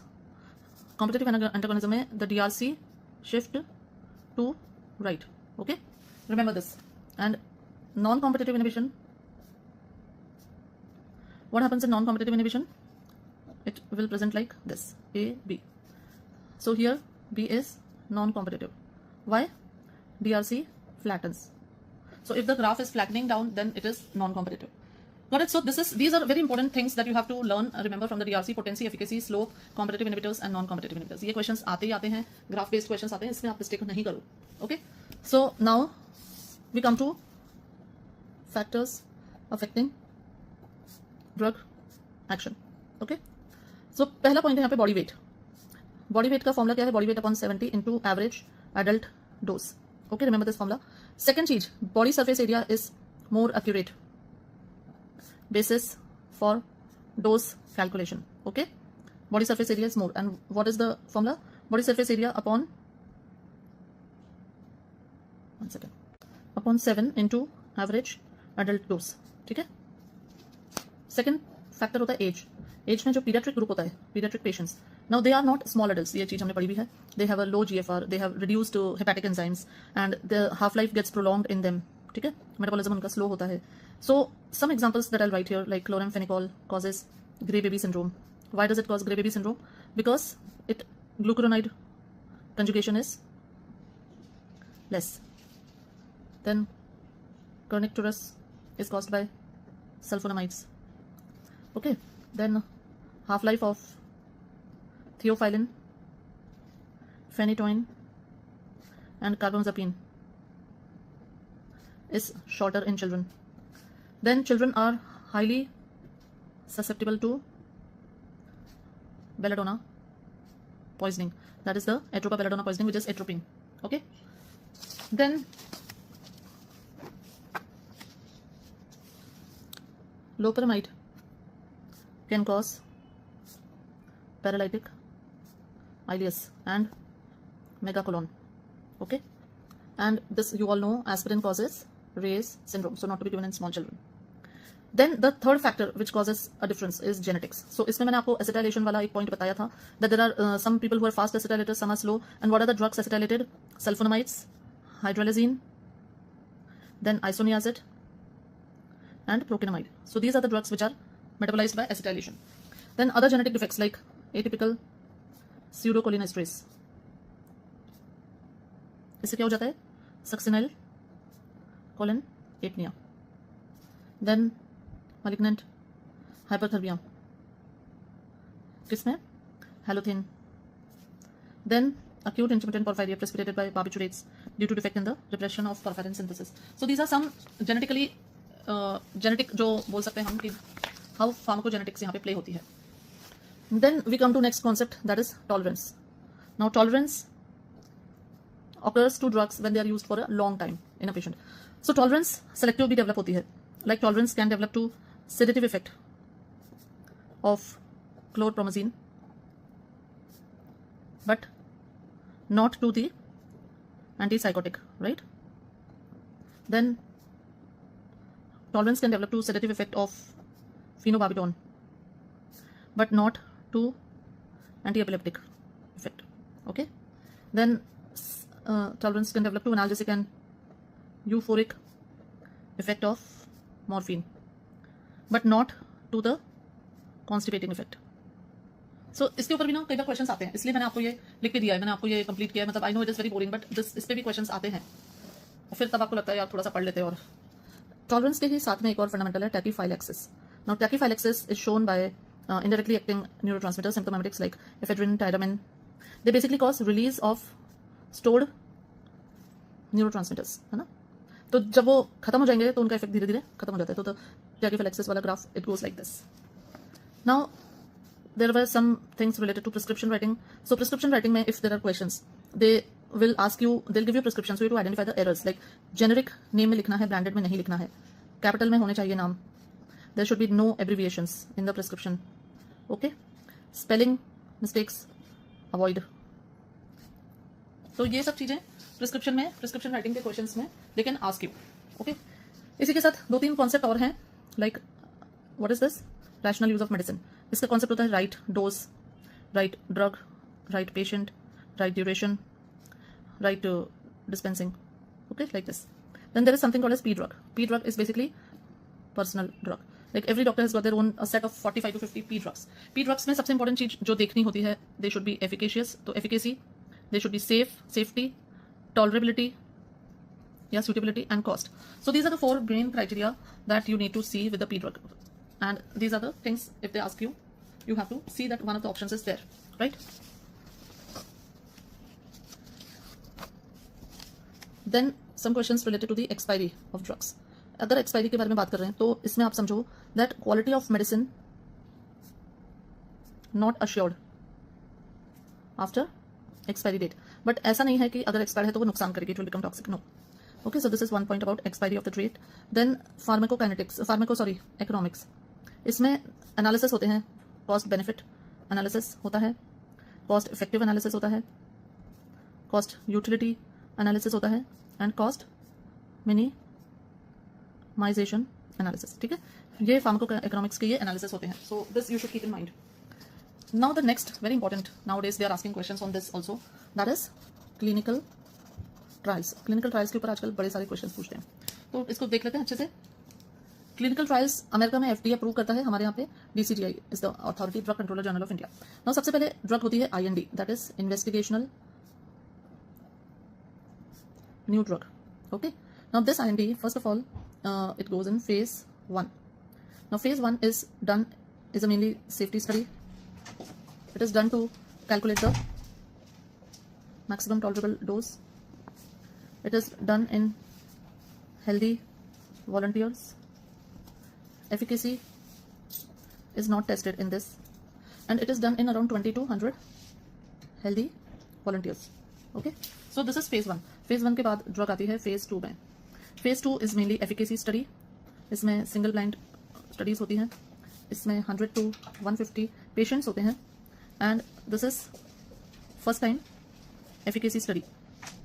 Okay, and they're single blind. After that, we have phase 3 trials. Phase 3 trials are double blind trials. They can be randomized controlled trials. Okay, they are done in around 5,000 patients at multiple center. So this is a multi-centric study. Now, after phase 3, if everything becomes well, then it is launched in the market as a new drug. Now, once it is launched in the market, then we have phase 4, which is called as post-marketing surveillance. And post-marketing surveillance में basically we confirm the efficacy and long-term toxicity. ये भी देखा जाता है, ठीक है? So this is phase 4 trial, which is finally then the drug is there in the market. So clinical trials में ये पूरा system है, आपको पूरा अच्छे से आना चाहिए. Investigational new drug phase 1, phase 2, phase 3, number of patients, maximum tolerable dose वहाँ निकालते हैं. अच्छा, एक होती है phase 0. Phase 0 क्या होती है? Microdosing study, in which very less number of patients, healthy volunteers, and उनके ऊपर dose देकर फार्माकोकाइनेटिक स्टडी करी जाती है. बेसिकली क्या है ये? फार्माकोकाइनेटिक स्टडी, ठीक है? So this is a pharmacokinetic study. Phase 0 is a microdosing study. Very less number of people, healthy volunteers are taken, right? Forgot to click the camera. So the last part of general pharmacology is adverse drug reactions. In this is the program Pharmacovigilance, which is called as Science of Detection, Understanding, Assessment and Prevention of Adverse Effects. It is under CDSCO since July 2010. The National Coordinating Center was AIMS New Delhi, and now under it IPC, that is Indian Pharmacopoeia Commission in Ghaziabad, is the PBPI Center. All medical colleges are now ADR monitoring centers. They play a pivotal role in PBPI. The software which is used at the level of NCC is Vigiflow, at the level of WHO and UMC is Vigibase. WHO का Uppsala monitoring center which is there in Sweden. Okay, यहाँ पे Vigibase. The scale for causality assessment is the Naranjo probability scale, Naranjo assessment scale. What are the types of ADRs? Type A is augmented. Okay. Type B is desire. Type C is chronic. Type D is delayed. Type E is end of dose. Okay, so these are the different types of adverse drug reactions. In causality assessment, any assessment is said as certain when there is a temporal relationship, that means a time bound relationship, when there is a pharmacological explanation for that particular adverse reaction with the drug, when there is de-challenge, and then when there is re-challenge, right? So this is something important that you should know when we are talking about the adverse drug reactions. बाकी तो देखो adverse drug reactions किस दवाई से क्या होता है ये तो अपन systemic pharmacology में भी पढ़ेंगे ही साथ के साथ. Okay? एक important चीज जो यहाँ पे मैं आपको साथ के साथ बताना चाहूंगी, that allergic reactions हो गए, anaphylactic shock हो गया, उसमें adrenaline is given by IM injection 0.5 milligram. That means 0.5 ml of 1 in 1000 solution in adults. Please remember this dose. You should not make a mistake. It is 1 in 1000 solution given by IM route. IV route not given because it is toxic. Apart from that, we give antihistaminics. Okay, and we give IV glucocorticoids also. So this is something very important. Now the last part, just a few things, important things that are usually asked and we should complete them. First is gastric lavage. जैसे poisoning वगैरह होती है तो gastric lavage is contraindicated in corrosive acid poisoning and in kerosene. Kerosene क्या होता है? Volatile होता है तो वो उड़ के respiratory उसमें चला जाएगा and then it will cause difficulty in breathing. Second, forced alkaline diuresis is done in poisoning of acidic drugs like phenobarbital. This I have explained also inside.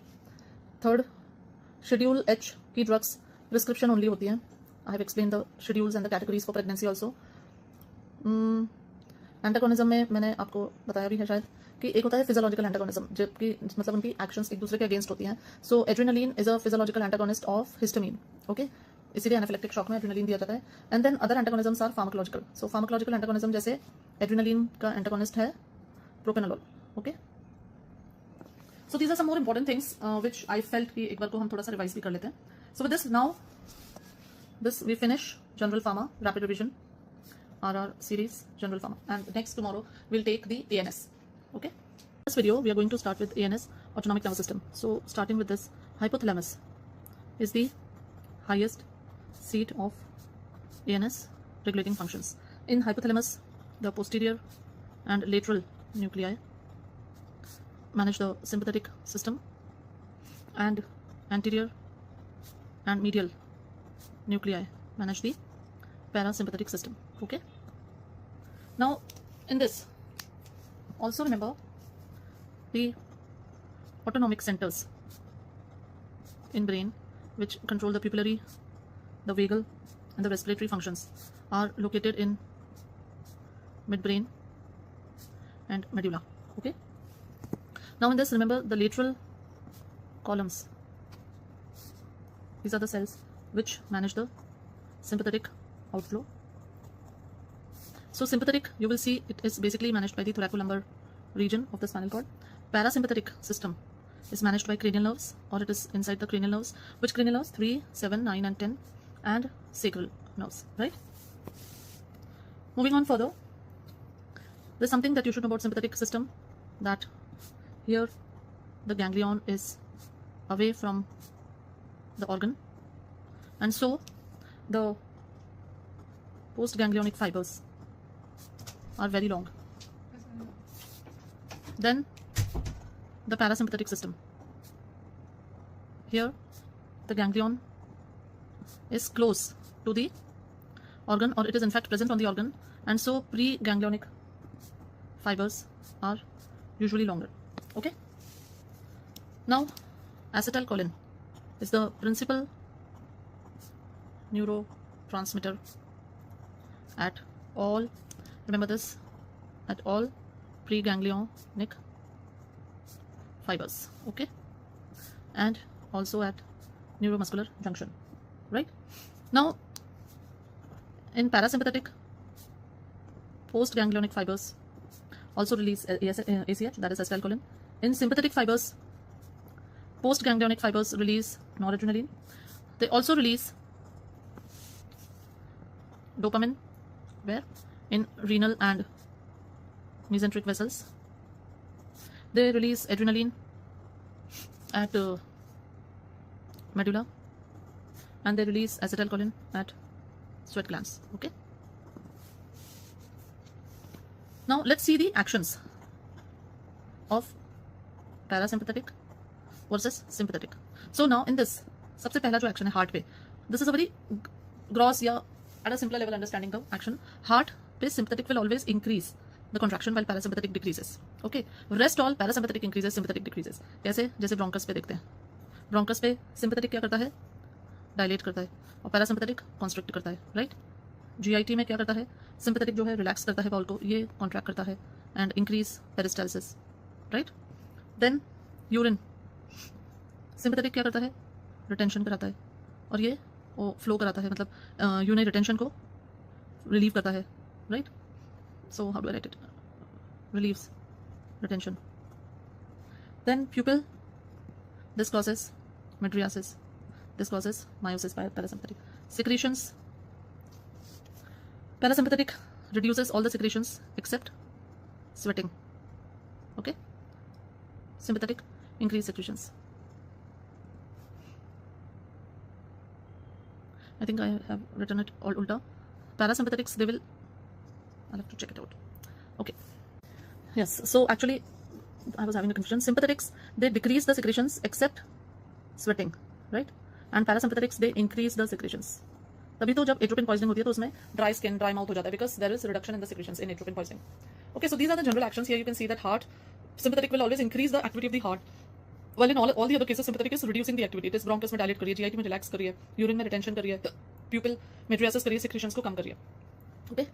Another important thing that I want to tell you here are co-transmitters. So here with acetylcholine, we also find that there is a co-transporter. These are normally peptides, VIP, ATP and NO. And with the norepinephrine, we have ATP and neuropeptide Y. So if there's a question that what are the co-transmitters, so you should be able to write this. Then there are some noradrenergic, non-cholinergic transmissions. Okay, non-adrenergic, non-cholinergic transmissions. So they are mediated by peptides like neuropeptide Y, VIP, substance P, and enkephalins. Okay, so this is non-adrenergic, non-cholinergic transmission. Now let's start with the parasympathetic system. अभी तक हम लोग एक general सा देख रहे थे parasympathetic system. Now parasympathetic system में the principal neurotransmitter is acetylcholine in all pre and post ganglionic fibers, right? So let's see what is the synthesis, storage, release and destruction of this enzyme. Okay, so the first step in the synthesis, storage, release and destruction, how it is formed. Acetyl coenzyme A combines with choline and forms acetylcholine. Okay, this acetylcholine is broken down by the enzyme cholinesterase and then it breaks down into choline plus acetate. Okay, this is the biochemical reaction. Now there's another thing that we would like you to know. Now this is the presynaptic terminal and this is the postsynaptic terminal, and here is the acetylcholine receptor. Okay, now this choline is basically taken up into the synaptic presynaptic fiber. This choline combines with acetyl coenzyme A and forms acetylcholine, right? Now this has to first go into a synaptic vesicle and remain stored there.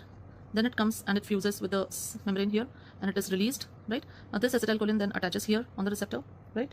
After that, this acetylcholine is then broken down into choline and acetate by the enzyme cholinesterase, and this choline is then taken up by the presynaptic fiber.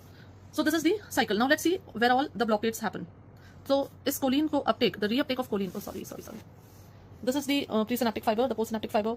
Here choline is reuptaken into the presynaptic fiber, combines with acetyl coenzyme A, forms acetylcholine. This goes into the synaptic vesicle, and then the synaptic vesicle fuses with the membrane, and there is release of acetylcholine which attaches to the receptor. So this is the receptor, okay? And here then again it is broken down by choline esterase into choline and acetate, and this choline is reuptaken. Now this choline reuptake is inhibited by hemibotulinum toxin. Okay, this choline reuptake is inhibited by the hemibotulinum toxin, and remember this choline reuptake is the rate limiting step. So if this is inhibited, then the whole process gets stopped. It's the rate limiting step of this whole reaction. Okay, now another thing, sorry मैंने कुछ इसमें it is hemicolinium. Okay, so this is hemicolinium which inhibits the reuptake of the choline inside the synaptic fiber. Now another thing, acetylcholine entry into the synaptic vesicle is blocked by a substance which is called as vesamicol. Okay, so this vesamicol inhibits the uptake of acetylcholine into the synaptic vesicle, storage of acetylcholine into the synaptic vesicle. Then release is inhibited by botulinum toxin, and excessive release and depletion is done by black widow spider toxin. Okay, this cholinesterase is inhibited by physostigmine and neostigmine. Okay, so this is a reaction where you have to understand where all the blockers are acting. This is the synthesis. Choline reuptake is blocked by hemicolinium.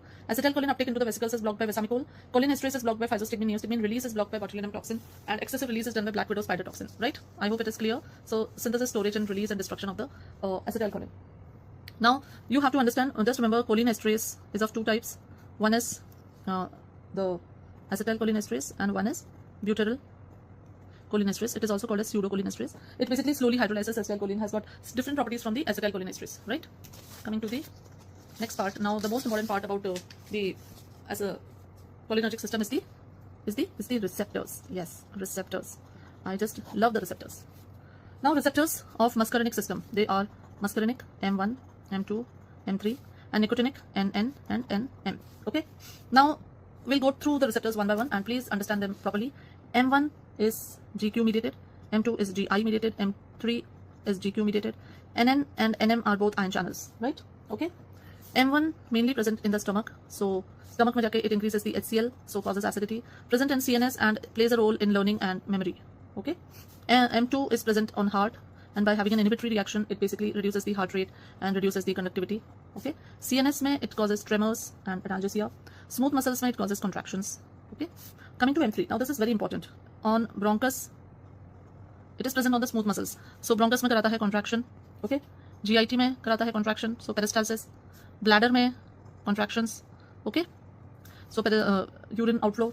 Glands में कराता है secretion. Pupil में कराता है meiosis by contraction of sphincter pupillae. Okay, and another very important thing is it is present on the endothelium of blood vessels and causes release of EDRF, which causes vasodilatation. Right?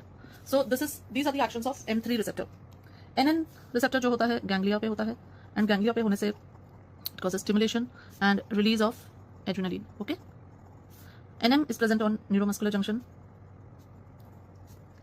and there it basically causes contraction of the neuromuscular end plate. Right? So these are the various actions of acetylcholine which are mediated by their various receptors. I've told you the transducer mechanism, the location of these receptors, main locations, and their main actions which are mediated by them. Now coming to the second part, again related to the receptors. So M1, M2, M3, NM, NN, and NM. So here we'll see what are the agonist and what are the antagonist. Okay, now agonist and antagonist. So agonist at M1 receptor is oxoprimorin, and antagonist at M1 receptor is pyrazipine. Then agonist at M2 is methacholine, and antagonist is tryptophan. Then agonist at M3 is bethanechol, and antagonist at M3 is solifenacin, darifenacin. Okay, NN पे agonist is nicotine and DMPP. Antagonist is trimethophan and hexamethonium. NM per agonist is again nicotine and PTMA, and antagonist is D-tubercularic and bungarotoxin. Okay, so these are the various agonist and antagonist on the muscarinic and nicotinic receptors. Right, now coming to the next part of this, that is, what are the drugs which are acting through the cholinergic system? So the drugs are divided into two parts: directly acting and indirectly acting. Okay, so let's see the directly acting ones. They are simple. They are pilocarpine, acetylcholine, methacholine, bethanechol, and carbachol. Okay, now what are indirectly acting cholinergic drugs? So indirectly acting mein we have mainly these are acetylcholinesterase inhibitors or anticholinesterase. In this we have reversible and we have irreversible drugs. Okay, so reversible we have some which are lipid soluble and some which are water soluble. Lipid soluble mein we have the first drug, that is physostigmine. Then we have tacrine, donepezil, rivastigmine, and galantamine. Okay, in water soluble we have neostigmine, pyridostigmine, and edrophonium. Okay, now let's come to the irreversible ones. So what are the irreversible ones? Irreversible ones are divided into organophosphates and carbamates. Okay, now carbamates mein we have carbaryl, propoxur. Here OPCs mein we have malathion. These are basically insecticides or pesticides. Malathion, parathion. Then we have diazinon and various nerve gases also, which are irreversibles. So this is the classification of drugs which are cholinergic. Directly acting are these, and indirectly acting are mostly anticholinesterases, and they have reversible and irreversible, in which we have lipid soluble these and water soluble these. Irreversible we have these drugs. Now let's see some of the characteristics of these drugs. So physostigmine, it is a quaternary compound. Okay, and because of it being a it is a tertiary compound, and because of it being a tertiary amine, it can cross the blood-brain barrier. Okay, so that is first thing. Then it is used in eye in angle closure glaucoma. Physostigmine is used in atropine poisoning. It is the treatment of choice in atropine poisoning, also in belladonna or datura poisoning. Okay, so this is atropine, physostigmine. Then neostigmine, if we talk about neostigmine, this is a quaternary compound, quaternary amine, so it does not cross blood-brain barrier. So neostigmine is basically used in myasthenia gravis. It is used in cobra bite treatment, because cobra bite consists of a toxin which causes muscle paralysis, and it is used to reverse the skeletal muscle relaxant, that is D-tubercularic, right? Then by virtue of its action on muscarinic receptors, it is used in post-operative paralytic ileus and post-operative urinary retention also. Okay? In this, to have the action of neostigmine properly on the myasthenia gravis cobra bite, because these are the nicotinic actions, so sometimes atropine may be added to mask the muscarinic effects. Okay, so these are the uses of neostigmine. Then other cholinesterase drugs are there. So we have donepezil, which is used in Alzheimer's disease, right? In Alzheimer's we also use rivastigmine and galantamine. They're also used in Alzheimer's disease. Alzheimer's disease is a disease where there is amyloid plaques and neurofibrillary tangles in the basal nucleus of Maynard in the brain. This causes degeneration of cholinergic fibers in the brain, right? So here these drugs are given, which are found to be effective. Other drugs in Alzheimer's disease are NMDA antagonist, which is memantine. Okay, that is also given. Then there is a monoclonal antibody, which is aducanumab. So that is also given in Alzheimer's. Myasthenia gravis का एक detail बताना है, that diagnosis and over treatment by neostigmine. For that, we have a test which is called as hydrophonium test. So if you give hydrophonium to the patient and there is a benefit, that is, there is an improvement, the muscle weakness improves, then it is myasthenia gravis or myasthenic crisis. But if there is worsening by using hydrophonium, then it is cholinergic crisis. That means there is an overuse of neostigmine, overuse of cholinesterase, anticholinesterase, and that is causing the muscle weakness. This is something which happens paradoxically. Now, some other cholinesterase drug like pilocarpine. Now, pilocarpine is used in open angle glaucoma, okay, as eye drops. It is also used to contract mydriatics. In open angle, it is the third line drug. Remember this, to contract the mydriatics in acute anterior uveitis to prevent the formation of adhesions. इसके side effect होता है that it causes stinging sensation and spasm of accommodation. Okay, so this is the side effect caused by pilocarpine. तो आगे अपन बढ़ते हैं इसमें. तो एक दूसरी ड्रग है methanacol, right? Methanacol is used in the treatment of post-operative urinary retention only. It is not used in post-operative paralytic ileus. ठीक है, इसमें नहीं यूज होती है. It is only used in urinary retention. Then there is another drug. Pilocarpine के साथ ही है cevimeline. Pilocarpine and cevimeline, they both are used in dry mouth due to Sjogren's syndrome. Okay, and they are also used in radiation damage of salivary glands, because due to their action as parasympathetic drugs, they will increase the secretions in the mouth, so that will relieve the dry mouth and radiation damage of salivary glands, right? Then pyridostigmine is used same as neostigmine. Okay, hydrophonium, I've told you right now that this is basically a very short acting drug, and so it is used in mainly diagnostic test,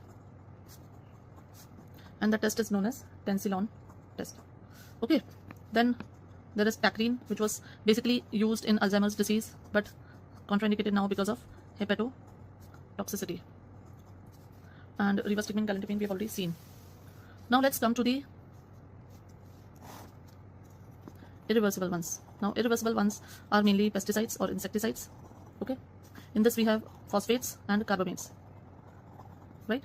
Now इसमें organophosphates में there's only one drug, ecothiopate, which is used in glaucoma. Rest all are not used. The symptoms are basically extension of the acetylcholine, like there will be pinpoint pupil, there will be excessive secretion, salivation, lacrimation, there will be bradycardia, okay, and there will be hypotension. Slight increase in BP and heart rate may happen maybe because of stimulation of N receptors, that is receptors present on the ganglion. Now whenever there is a poisoning by OPC compounds, atropine is the antidote, is the drug of choice. It is given every 5 minutes till sign of atropinization seen. And what is that sign? The first sign is dry mouth. Okay, so that is the atropine is the antidote here. Pralidoxim oximes are there. Now pralidoxims basically they are indicated only when there is respiratory depression. Okay, they regenerate acetylcholine in OPC, but they are contraindicated in carbamates. Carbamates में they are totally contraindicated. Please remember this. इसके ऊपर कई बार questions भी आते हैं, and they in fact can increase carbamate poisoning by their own acetylcholine inhibitory action. So they can in fact potentiate carbamate. So they are totally inhibited or contraindicated. Then there is something organophosphates. They undergo aging also, because with time there's a loss of alkyl group, and this can result in a delayed neuropathy because of loss of demyelination, I'll say, and also NTE inhibition, that is neuropathy target esterase inhibition, and they also produce an intermediate syndrome. Okay, so this is the action of organophosphates. Fine. Coming to the oximes में ही एक चीज और थी, that DAM, it can cross the blood-brain barrier also and can cause central effects also. That is diacetyl monoxim, and pralidoxim, which is called as PAM, it does not cross blood-brain barrier. Okay. Now then next we have nicotinic receptors. तो nicotinic receptors पर जो drugs act कर रही हैं, हम यहाँ पे बात कर रहे हैं NN एंड NM. NM की बात हम बाद में करेंगे. NN रिसेप्टर पे जो इसका अल्फा 4 बीटा 2 सब टाइप है, this basically is present in the neurons of nucleus accumbens and other mesolimbic areas, and they cause dopamine release. Okay, so nicotinic receptor का जो alpha 4 beta 2 subtype है, this is present in this area, and on stimulation it causes dopamine release, and this is the hormone, this is the area responsible for the cigarette smoking addiction. So what are the drugs treatment of smoking cessation? What are the drugs that are there in the market? So we have varenicline, which is a partial agonist at alpha 4 beta 2 receptor. Then we have bupropion, which is an antidepressant, and it inhibits the reuptake of noradrenaline and dopamine. Then we have nicotine chewing gums, lozenges, inhaler and spray, right? And we have nicotine transdermal patch. Nicotine की tablets नहीं होती हैं. There are no nicotine tablets. Sometimes these questions are asked. Then nicotine lozenges have a better absorption because they are 100% absorption than gums, right? And then the nicotine gums should be taken 15 minutes before and after the food. So this was about the cholinergics. Now we come to the anticholinergics. Okay, in anticholinergics, basically anticholinergics are drugs which block the muscarinic and nicotinic receptors. NN पे हम बोलते हैं उनको ganglion blockers, and NM पे हम बोलते हैं उनको neuromuscular blockers. Okay, let's see the classification here. Seen the classification earlier also. Miscellaneous, non-selective and selective. So miscellaneous methods में I had shown you choline uptake inhibitor, that was hemicolinium, right?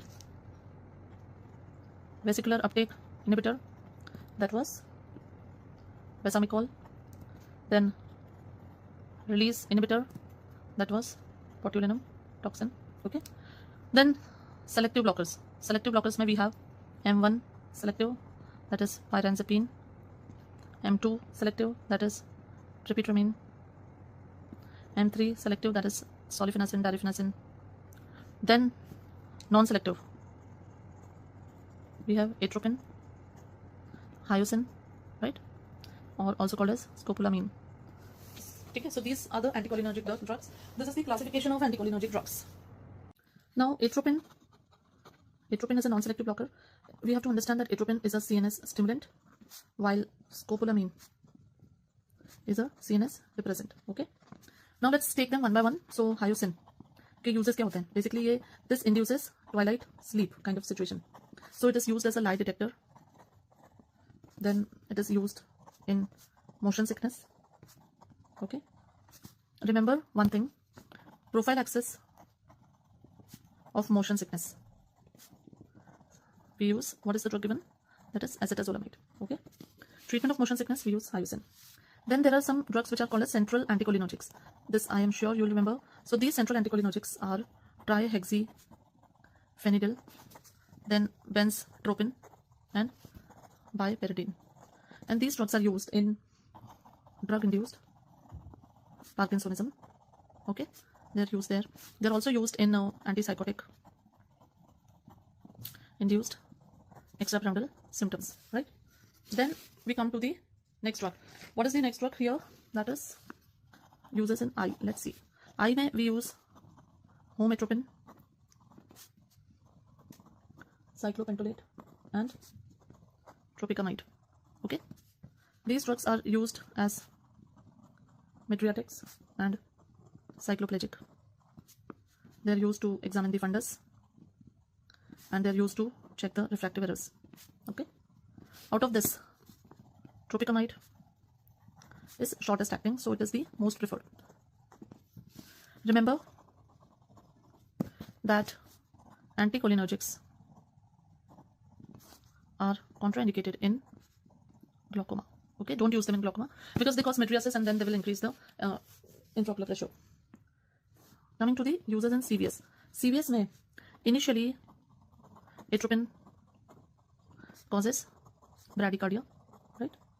This is because of presynaptic inhibition of M2 receptors. but on further use, it causes tachycardia due to inhibition of post-synaptic M2 receptors, right? Another important thing, in bradycardia, we use atropine. Atropine is also used in, if there is AV block, then also we use atropine. So atropine is used as a treatment in bradycardia and AV block. Okay. Next है respiratory system, asthma, COPD. So we have drugs which are ipratropium and tiotropium. These are anticholinergics and they are used in COPD and asthma. Okay.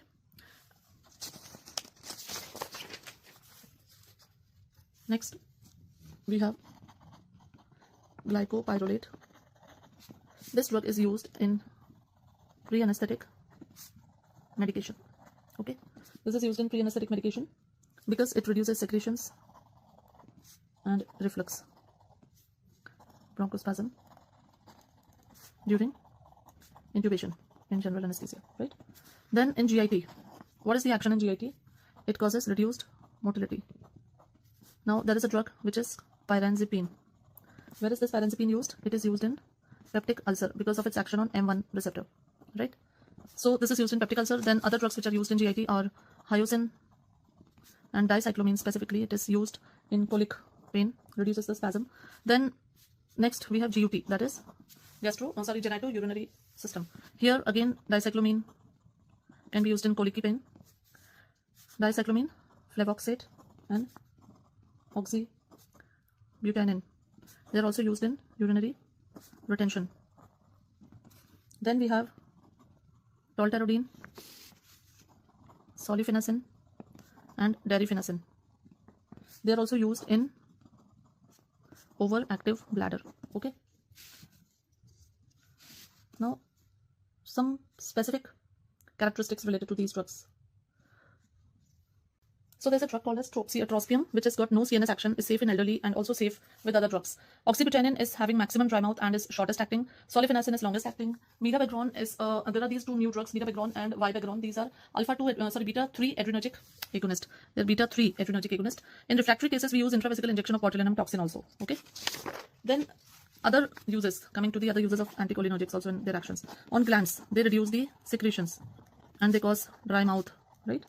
They cause dry skin and they cause hyperthermia. Okay.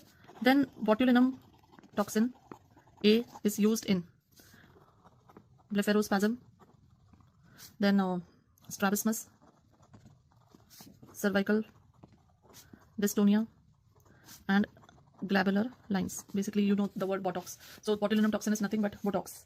Then there is new compound which is onabotulinum. This is used in chronic migraine. Okay. Then there is prabotulinum, which is used in glabular lines. Then there is rimabotulinum, and this is basically used in chronic sialorrhea. Okay.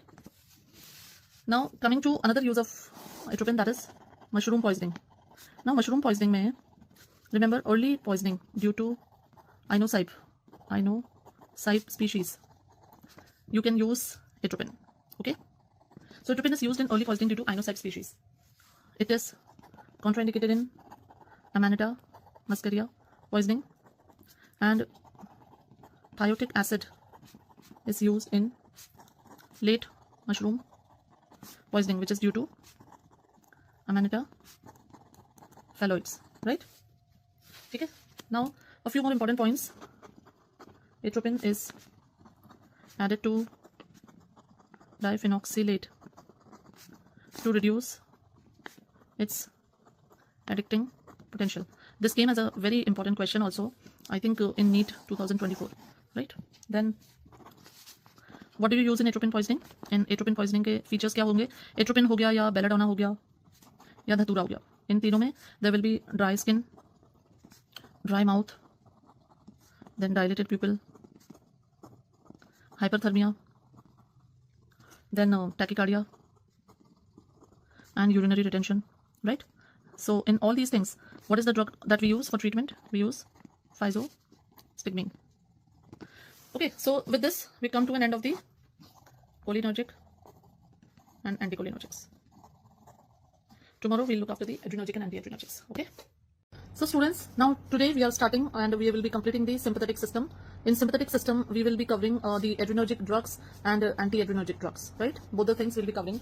Now, the major neurotransmitter of sympathetic system is adrenaline and noradrenaline. Okay. So these are the two major neurotransmitters. Adrenaline is secreted from the adrenal medulla, while noradrenaline is basically secreted from all the postganglionic sympathetic cells, except, it is very important here, except sweat glands, which are innervated by cholinergic. So they have a cholinergic innervation. Okay. Then another neurotransmitter is there, dopamine, which is actually situated in the basal ganglia, limbic system, CTZ, and the anterior pituitary.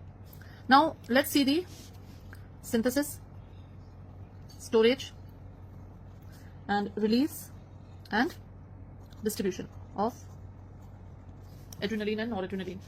Now here you will see that the first compound here is phenylalanine. So adrenaline and noradrenaline, all catecholamines are derived from the phenylalanine. It is converted to tyrosine, right, by the enzyme tyrosine hydroxylase, and this enzyme is rate limiting. Okay, this enzyme is inhibited by tyrosine, so this will inhibit the whole synthesis of catecholamine because it is a rate limiting enzyme. Then from tyrosine is synthesized dopa by the enzyme hydroxylase, right? This step occurs in liver, this occurs in the cytoplasm, and adrenergic cells, or you can see the synaptic presynaptic fiber ke cytoplasm hai. Now dopa is then further converted into dopamine. Dopa is converted into dopamine. Okay. The enzyme which converts this is dopa decarboxylase, and this dopa decarboxylase is inhibited by carbidopa and benserazide. Okay. Now this dopamine then is transported inside the vesicle, and here it is converted into noradrenaline, right? The enzyme that is doing this is beta hydroxylase. And what are the inhibitors here? Now this beta hydroxylase is inhibited by disulfiram. Okay.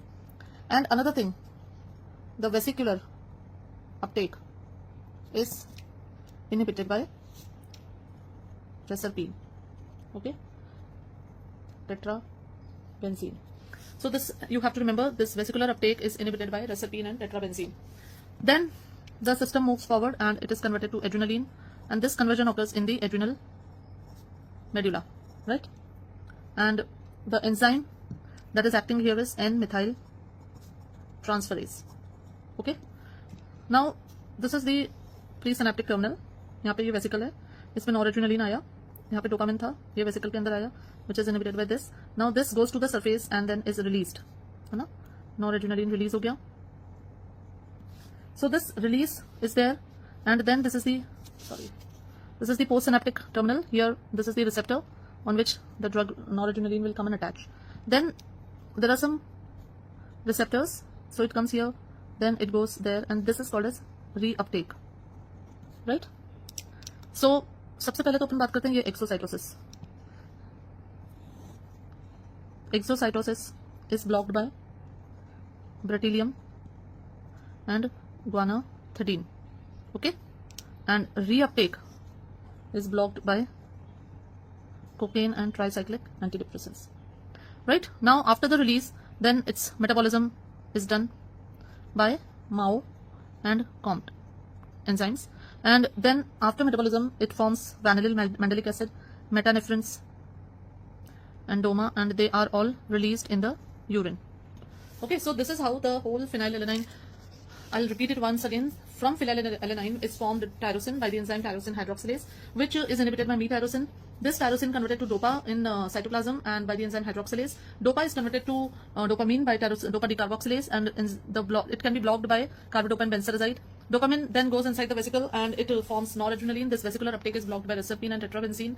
Then this noradrenaline is converted, and this is done by the enzyme beta hydroxylase, which is inhibited by disulfiram. Noradrenaline converted to adrenaline inside adrenal medulla by the enzyme N-methyl transferase. Then its release or exocytosis is inhibited by beryllium and guanethidine, and its reuptake is inhibited by cocaine and tricyclic antidepressants. It is metabolized by MAO and COMT inhibitors. So these are the This is the synthesis, storage, release and distribution of the noradrenaline, of the catecholamines. Now let's see the receptors. Okay, so what are the receptors? They have alpha 1, alpha 2, alpha 3, right? Then they have beta 1, beta 2, beta 3. So these are the receptors. Let's see them one by one. Now alpha 2 की अगर अपन बात करें तो alpha 2 is of two types, alpha 1A and alpha 1B 1D. Alpha 1A is basically also called as uroselective, and it is present on prostatic urethra. There it reduces the urine outflow, okay, and it is present on eye where it causes mydriasis. So it causes basically contraction of dilator pupillae, okay. Then alpha 1B 1D is present on blood vessels, and there it causes vasoconstriction and rise in the blood pressure, and all those things are done here. Then we have alpha 2, which is basically presynaptic. It is basically called as a brake system, or what you call as autoreceptor. So it reduces the sympathetic flow, okay. And then we have postsynaptic, which actually act on blood vessels and brain, okay. Then alpha 3, sorry, why have I written alpha 3? There is no alpha 3, sorry. We have beta 1. Beta 1 is present on heart and JG cells. Heart mein it causes increased rate of contraction, increased conductivity and increased force of contraction, right? JG cells mein it causes release of renin and increases the blood pressure. Beta 2 is present on bronchus. It basically causes smooth muscle relaxation. So bronchus pe it will cause bronchodilation. Then uterus pe it will cause relaxation, okay. Bladder is there. GIT mein it will cause relaxation. Skeletal muscles pe it causes tremors, and blood vessels where it causes dilatation, okay. So these are the actions through the beta 2 receptor. Beta 3 is present on bladder, and here it basically reduces the urine outflow, and so we have a drug which is called as mirabegron, which is used in overactive bladder, increases the retention power of the bladder. It is also present on adipose tissues and on vessels, blood vessels present होता है. Then triglyceride को convert करता है free fatty acid में. This is their lipolytic activity, and then it also causes hyperglycemia. Why? Because it causes glycogenolysis, gluconeogenesis. This all action is mediated by beta 2 receptor. Here I also want to tell you a very important fact which I told earlier also, that sweating is controlled by or stimulated by sympathetic cholinergic receptors, okay. Now let us see the drugs which are acting through the alpha and beta receptors, okay. Now I'll explain it to you in a very simple flowchart manner. So we have directly acting drugs, then we have indirectly acting, and then we have mixed acting drugs also. So in mixed acting we have ephedrine, we have pseudoephedrine, right, and we have mephentermine. In indirectly acting we have reuptake inhibitors like cocaine and TCAs. Then we have drugs which cause displacement, that is amphetamines, methyl phenidate and modafinil. Then in directly acting we have catecholamines, endogenous as in inside the body. What are they? We have dopamine, noradrenaline, and we have adrenaline, right? Then exogenous we have dopamine, which is given outside. Then we have dobutamine, phenoldiazepam, and we have isoprenaline, okay. Then non-catecholamines इसमें आते हैं,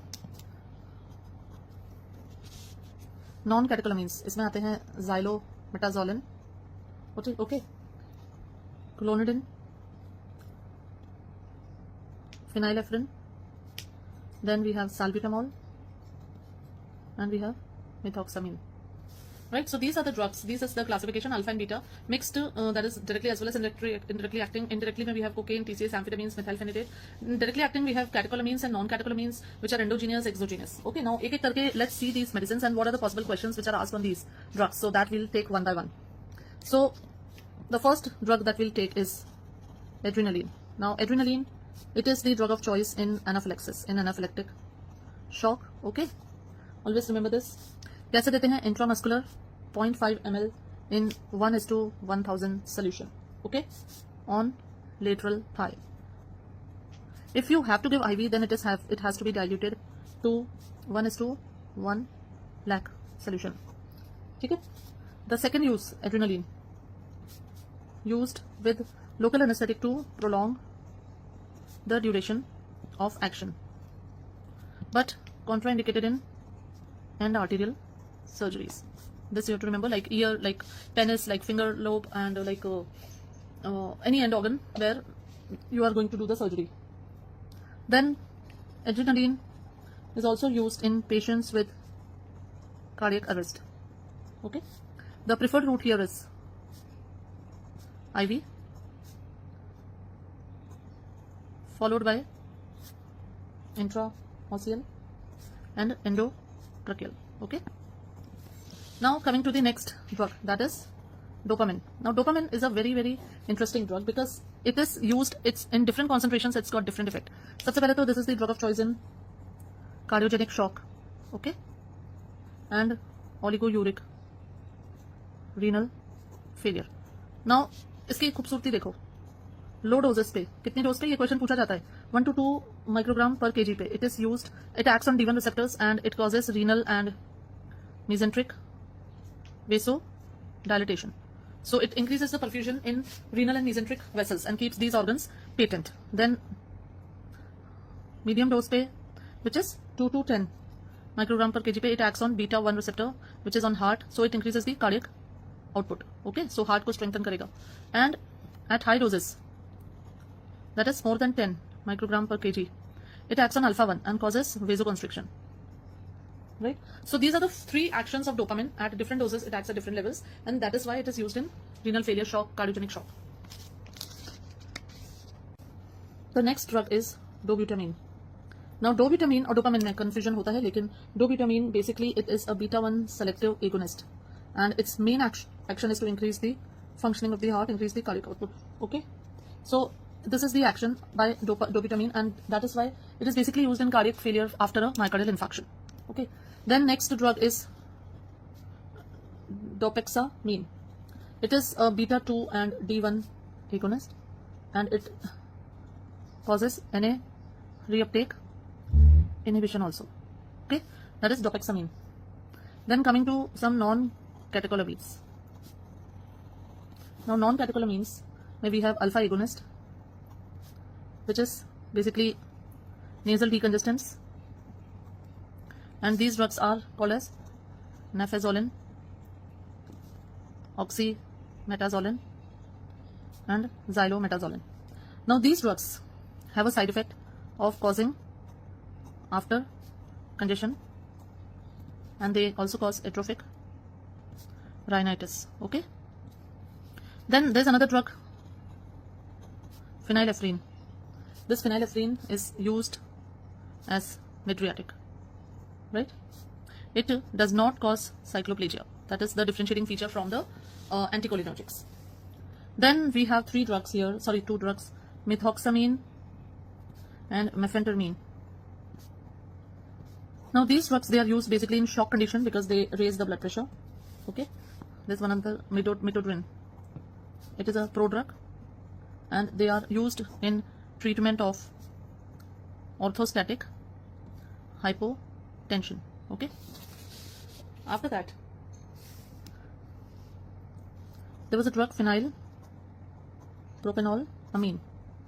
This drug is now banned because it has a risk of hemorrhagic shock. Okay, now a very interesting drug which I think I missed there is cocaine. Cocaine, it inhibits the, we have studied that it inhibits the reuptake of noradrenaline, right? So cocaine basically inhibits the reuptake of noradrenaline. It also has local anesthetic properties. Okay, secondly, it is addictive, and a very interesting phenomenon which is normally asked also, cocaine causes tactile hallucinations, which is called as formication, a sensation of bugs crawling on the skin, and it also causes palatine perforation, right? Sometimes they will ask you cocaine causes this, cocaine causes this. So cocaine does not cause bradycardia. Remember this. Okay. Now coming to the next category, that is alpha 2 agonist. Alpha 2 agonist यहाँ पे हमारे पास हैं clonidine and methyl dopa. ठीक है. They are used in treatment of hypertension. Non hypertensive uses of clonidine की अगर मैं बात करूं तो यहाँ पे इसके बहुत सारे यूजेस होते हैं. सबसे पहले it is used in diabetic diarrhoea. Okay. Second used in migraine prophylaxis. Third used in alcohol, nicotine and opioid withdrawals. Fourth, used in epidural analgesia, epidural anesthesia and delivery. It is also used in ADHD. And sixth, it is used in Tourette syndrome. So these are the specific characteristics of clonidine. You have to remember all of them. They can be asked, and a lot of questions are asked on them also. Then another thing that sometimes with clonidine they can ask is that withdrawal of not withdrawal, I'll not say withdrawal. Clonidine agar if not taken, like missing the dose and all, can result in hypertensive emergency. Okay, that is hypertensive emergency. अगर कोई दवाई miss हो रही है तो कौन सी दवाई करती है? That is clonidine. Then other drugs, same as clonidine, we have its congener apraclonidine and brimonidine. Okay, so these drugs are there and they are used in glaucoma. Then we have drugs, which is another very important drugs, dexmedetomidine, and this you will find in anesthesia. That is a very important part of anesthetic pharmacology. It is an alpha agonist and it is used as a pre-anesthetic medication, right? Then it is also used in sedation of already intubated and mechanically ventilated patients in ICU. Remember, dexmedetomidine, it is an anesthetic, pre-anesthetic medication. Okay. The next drug is lofexidine. This is an alpha 2 agonist and it is approved to reduce opioid withdrawal symptoms. Okay. Then there are other drugs. We had seen that guanethidine and guanabens, and what did they do? They are also alpha 2 agonist. They in fact inhibited the exocytosis of noradrenaline. Then there is another drug, that is tizanidine, which has been used as a muscle relaxant by its action on alpha 2 receptor. So that is these are the alpha drugs. Now coming to the drugs which are acting on beta receptor. So beta drugs. Now in this we have, तो सबसे पहले हम बात करते हैं beta 2 agonist, that is salbutamol, terbutaline and salmeterol and formoterol. Now these drugs are slow acting beta agonist and these drugs are called as LABA, or fast acting, long acting beta agonist. They are all given by the inhalational route in bronchial asthma, right? They have 3 side effects. First is tremors, tachycardia and hypokalemia. Okay, and due to hypokalemia they cause T wave inversion. So remember this beta 2 agonist drugs and their side effects. Then beta 2 agonist will never cause hypoglycemia. Remember this, because they are causing hyperglycemia by gluconeogenesis and glucogenolysis, right? So this is about the beta 2 agonist. Another drug is there, isoxsuprine and ritodrin. These drugs, they basically are used as uterine relaxants, as by beta 2 receptor they reduce the contractility of the uterus. Then we come to the indirectly acting symptomimetics. Now in this, a very important drug is there, that is tyramine. It causes release of noradrenaline from vesicles, right, of stored noradrenaline. So it is very specific drug in showing tachyphylaxis. This is the action of tyramine, and it also causes another important thing that is called as cheese reaction, especially in patients on MAO inhibitors. Okay, this is important. Then we have methylphenidate, atomoxetin Pemolin, and a new drug that is called as viloxazine, which are all used in ADHD, that is attention deficit hyperactive disorder. Okay, so this is indirectly acting symptomatics. If there are questions on treatment of ADHD where you have to write viloxazine, atomoxetine, any option coming out of this. Then इसी में आगे बढ़ते हैं, we have amphetamines. Now amphetamines have an addictive potential, so now they are not used. They produce tolerance also and dependence also. Okay, and since it is a basic drug, so any toxicity is corrected by urine acidification by ammonium chloride. Then there is a very important drug here, modafinil, and this modafinil is basically a drug of choice in narcolepsy, also in shift workers. It relieves fatigue in multiple sclerosis and in obstructive sleep apnea. Okay, then there is another drug which is called as solriamfetol. It is a new drug used or approved in excessive daytime sleepiness and narcolepsy. Okay, so these are some important drugs. Now we come to the एक इसमें रह गया क्या, that is mixed action symptomimetics. Now in mixed action symptomimetics, the drug that we have to discuss is ephedrine. Oh, I think by mistake in tyramine I have said tachyphylaxis. No, in ephedrine it causes tachyphylaxis. Tyramine में नहीं होता, tyramine में cheese reaction होता है. Ephedrine causes basically release of noradrenaline, and secondly it is a vasopressor. Ephedrine is vasopressor of choice in pregnancy. Okay, so remember this. Now we come to the sympatholytics. Okay, now in sympatholytics we'll be studying about what all? Alpha blockers and beta blockers. Okay, now alpha blockers are again divided into alpha 1, or I can say alpha blockers are divided into non-selective, and then non-selective is divided into reversible and non-reversible. Okay, now reversible we have phentolamine, and non-reversible or irreversible we have phenoxybenzamine. Okay, beta blockers are divided into non-selective, that is beta 1 plus beta 2, then beta 1 selective, and then we have mixed or dual action, that is alpha plus beta. So this is the classification of sympatholytics. Let's see them one by one.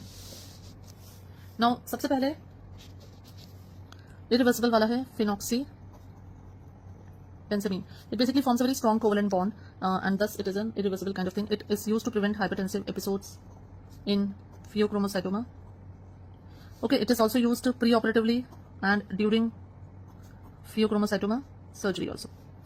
इसके बहुत सारे uses होते हैं. It shifts the fluid from vascular to extravascular compartment. Then it shifts the like reduces the amount of catecholamines that is being released, and it also maintains a less blood volume in the system, so that there is no severe hypertension on release of those extra catecholamines.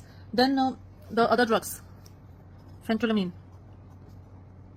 they are used in the treatment of hypertensive crisis, in clonidine withdrawal, and in cheese reaction. Okay, phentolamine, another drug is tolazolene. So these are the drugs, these are the three indications in which these drugs are indicated. Now selective alpha 1 blockers. Selective alpha 1 blockers में हमारे पास आते हैं prazosin, okay, terazosin, alfuzosin. Now इसी में एक और variety आती है, ये basically reduce करते हैं blood pressure. अब इसी में एक और वैरायटी आती है which is actually called as tamsulosin, and this tamsulosin is actually alpha 1A selective blocker. Okay, so this is also called as scorpion sting. No, sorry, it is also called as uroselective. Now these alpha 1 blockers,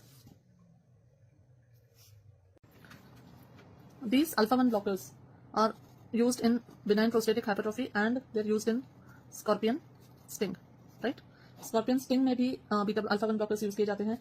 Tamsulosin specifically alpha 1A selective होता है, prostatic urethra पे act करता है, and because of that it is used in benign prostatic hypertrophy. It is more effective. Another drug here is silodosin. So this is also like tamsulosin. Okay, then next we have, इनका एक side effect होता है, that is that they inhibit the ejaculation. So that is one side effect of theirs. Okay, also they cause intraoperative floppy iris syndrome. in cataract surgery. Okay. Next we have alpha 2 blockers. Now alpha 2 blockers basically हमारे पास जो हैं वो हैं yohimbine and adazoxan. Okay. Now BPH में एक चीज और मैं यहाँ पे बताना भूल गई आपको. BPH में एक तो हम अल्फा 1 ब्लॉकर्स यूज करते हैं जो कि उसका डायनामिक कंपोनेंट ठीक करते हैं, और एक हम यूज करते हैं 5 अल्फा रिडक्टेज इनहिबिटर जिसका नाम है फिनेस्टेराइड, जो कि उसका स्टैटिक कंपोनेंट जो है वो ठीक करता है. ठीक है. So now coming to the alpha blockers, we just have 2 drugs, yohimbine, idazoxan. इन पे कोई ज्यादा क्वेश्चंस नहीं आते हैं. Moving on to beta blockers. Now beta blockers में नॉन सेलेक्टिव होते हैं जो ड्रग्स, वो हैं propranolol, timolol, pindolol, nadolol, alprenolol, oxprenolol. Okay. Now these drugs, non-selective ones, they are used in classical angina, right? Because they reduce the oxygen demand, they reduce the cardiac workload. Then second, it is contraindicated in variant or vasospastic angina because it can result in vasospasm by itself. Contraindicated in asthma, diabetes mellitus and peripheral vascular disease. Diabetes mellitus में why it is contraindicated? Because it can result in dangerous hypoglycemia, right? Then contraindicated in AV block, right? Dangerous hypoglycemia में all the symptoms of sympathetic stimulation are masked except sweating. तो अब ध्यान आया वो sweating वाला factor क्यों important है, क्योंकि सिर्फ sweating is managed by cholinergic nerves. All other activities of hypoglycemia like palpitations, anxiety, these are mediated by sympathetic system. Then we have cardioselective. Now cardioselective means that they are active on beta 1 receptor only, so they are safe in asthma, right, in peripheral vascular disease and in diabetes mellitus. Now इसमें esmolol is shortest acting and nadolol is longest acting, ये आपको याद रखना है. दूसरे कार्डियोसेलेक्टिव में जो drugs हैं वो है नेबिवोलोल, पिटक्सोलॉल, बिसोप्रोलॉल, सेलिप्रोलॉल, एस-ब्यूटेलॉल, एटेनोलॉल, एस्मोलॉल, मेटोप्रोलॉल, सेलिप्रोलॉल हो गया, एस्मोलॉल, एस-ब्यूटेलॉल. So these are the drugs which are cardioselective. They are safe. They are used in hypertension, angina, MI, arrhythmias, and CHF. Right? So cardioselective beta blockers are too much used nowadays. Then non-cardiac uses. Non-cardiac uses of beta blockers बहुत सारे होते हैं. सबसे पहला होता है anxiety, जिसको white collar hypertension भी बोल सकते हो, एंड परफॉर्मेंस एंग्जाइटी, जैसे स्टेज पे आपको जाना है, वाइवा देना है, अगले दिन एग्जाम है. Then thyrotoxicosis, right? Thyrotoxicosis. All these diseases, beta blockers are used by virtue of their being a anti-sympathetic agent, so it will reduce the sympathetic drive. Then glaucoma में we use timolol, right, to reduce the intraocular pressure. Then it is used in akathisia. Migraine prophylaxis में propranolol is used, and essential tremors में it is used, right? Now some important points about beta blockers. So beta blockers with intrinsic sympathomimetic activity, इसमें जो drugs आती हैं वो है सेलिप्रोलॉल, पिंडोलॉल, एल्प्रिनोलॉल and as-butalol. These are used in patients prone to develop bradycardia, okay, and they are less useful in angina because they are having a sympathetic activity of their own, and that can be harmful also for the patient. Plus patient who is having a tendency to develop bradycardia, there these drugs are going to be very effective, right? Then we have drugs, beta blockers with membrane stabilizing action, where we have propranolol, metoprolol, levetolol, pindolol, as-butalol. So these drugs, they have anti-arrhythmic action. They can be used in various type of arrhythmias, right? They have to be avoided in glaucoma, right? Then next category of drugs, we divide them as lipid insoluble. Lipid insoluble drugs are excreted by kidney, and they are contraindicated in renal failure. And in this we have drugs like nadolol, sotalol, atenolol, as-butalol, pitaxolol, bisoprolol, and celiprolol. Okay, so these are the drugs which are contraindicated in renal failure. As I've told you earlier, that nadolol is the longest acting and esmolol is the shortest acting. Another thing is that asbutalol has got all three characters. That is, it is intrinsic symptomatic activity bhi hai, membrane stabilizing activity bhi hai, and it is lipid insoluble also. Then we have third generation beta blockers. Third generation beta blockers. अब third generation beta blockers में हमारे पास आते हैं labetalol, carvedilol. Okay, these drugs are alpha beta 2 alpha blockers होती हैं, right, beta 2 agonist होती हैं. They also release NO, they also open potassium channels and they also close calcium channels. So they have, what do they have? They have additional vasodilator action. Okay, this is their action. Now next, carvedilol is used in CHF.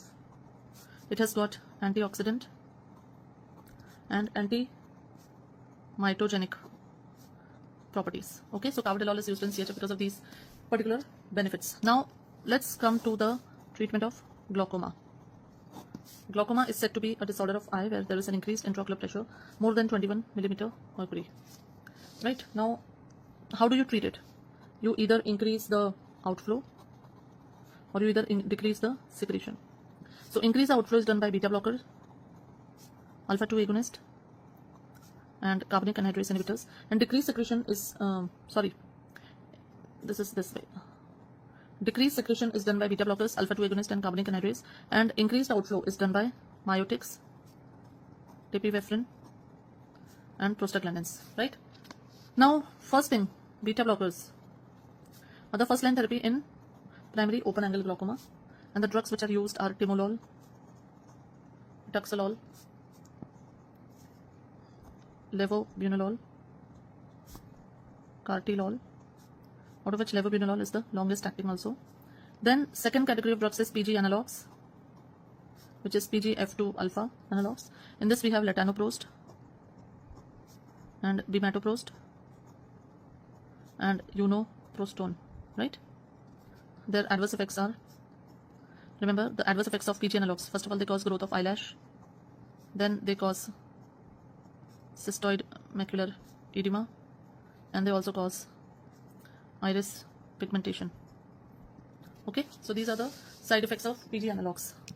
Then we have alpha 2 agonist, the third category of drugs, where we have dapivirine, apraclonidine and brimonidine.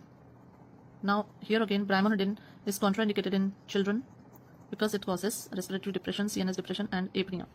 Okay, so brimonidine का ये side effect है. Apraclonidine causes lid retraction of conjunctiva. Okay, dapivirine can cause black pigmentation. Sorry, it causes black pigmentation of conjunctiva and this lid retraction. Okay, then the other category of drugs is carbonic anhydrase inhibitors, in which we have acetazolamide, brimzolamide and dorzolamide. My spellings are gone. Then we have myotics. Myotics में we have pilocarpine and physostigmine. Okay, now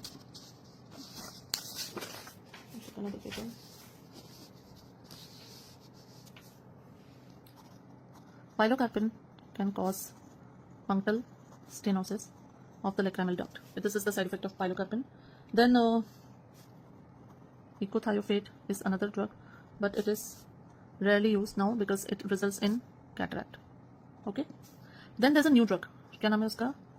Netarsudil. It is a new drug. It is a Rho kinase inhibitor. Okay, it can be used in open angle glaucoma with latanoprost. So this is a new drug, Netarsudil. Okay, then अगर patient को closed angle glaucoma है तो उसमें what is the treatment? Laser, peripheral iridotomy. Okay, and initial management of acute angle closure glaucoma is acetazolamide. it will reduce the intraocular pressure. You can use myotics like pilocarpine, and you can use mannitol. Okay, so this is about glaucoma. Just 1 or 2 points here and there. Beta blocker poisoning में like overdose हो गया है ना, so the drug of choice to treat beta blocker poisoning is glucagon. Then Raynaud's phenomenon में what is the drug that we use? In Raynaud's phenomenon we use CCBs as the treatment of choice. I've told you cheese reaction में and clonidine withdrawal में we use phentylamine. And postural hypotension, yes, that is also important. Postural hypotension may you use fludrocortisone, which is a mineralocorticoid. So these were the important rapid revision notes of sympathetic system. So with this we complete the ANS. Now students, today we are going to start with the corticoids. In corticoids, what are the learning objectives? We have histamine, then serotonin, then prostaglandins and leukotrienes. After that we will also do the drug therapy of migraine, then NSAIDs, and drug therapy of rheumatoid arthritis and gout. So this we will take in 2 parts, part 1, part 2. Part 1 I'll cover histamine, serotonin and migraine. Part 2 I'll cover PGs, NSAIDs, rheumatoid arthritis and gout. ठीक है, तो ये हमारा learning objectives हैं अभी के. So सबसे पहले समझते हैं corticoids. Now corticoids are basically substances which are produced and also act locally. Okay, right? Now in this we have again a classification. So amines are basically histamine and serotonin. Lipids are basically prostaglandins, leukotrienes and PAF. And peptides are basically bradykinin, angiotensin and calidin, right? So this is the classification of corticoids. Okay, amines, lipids and peptides. Now let's focus first on histamine. Now this histamine, how is it formed? So there is a substance which is called as histidine. This gets converted into histamine by the enzyme which is called as decarboxylase. Okay, so this is the enzyme decarboxylase which converts histidine to histamine. Further, histamine is then metabolized and then it produces indole acetic acid and N-methyl histamine, and this reaction is all mediated by the MAO enzymes. Okay, now this histamine is stored in mast cells. ठीक है, histamine बनता है और mast cells में store होता है. Now coming to the receptors of histamine, all the receptors are G protein coupled receptors. This is the first thing.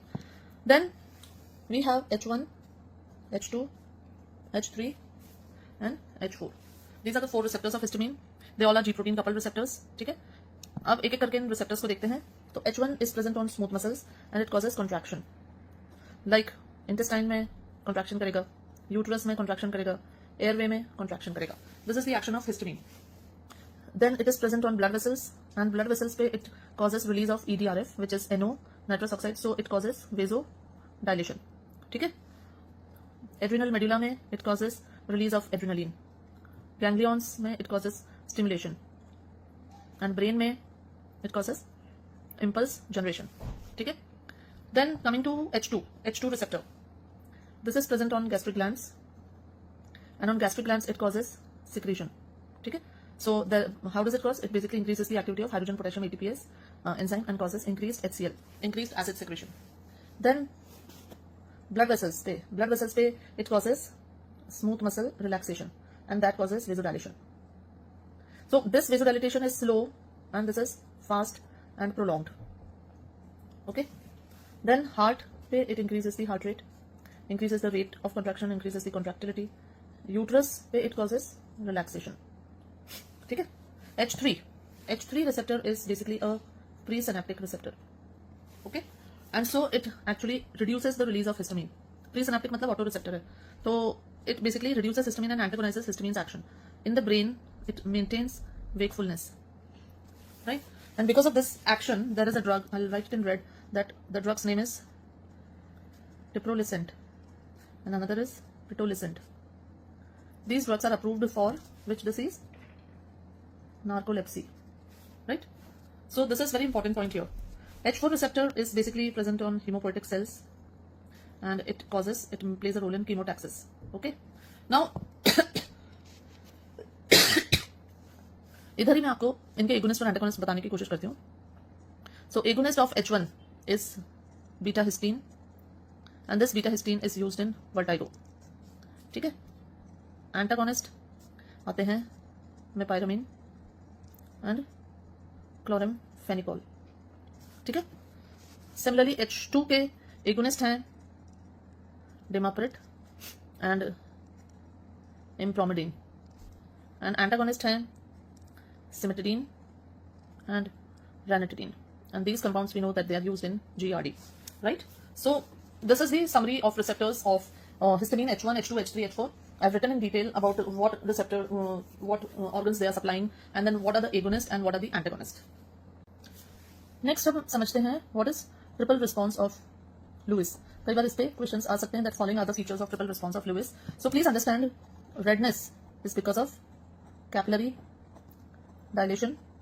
Okay, wheal is because of exudation of fluid, right? And flare is because of redness due to arteriolar dilation.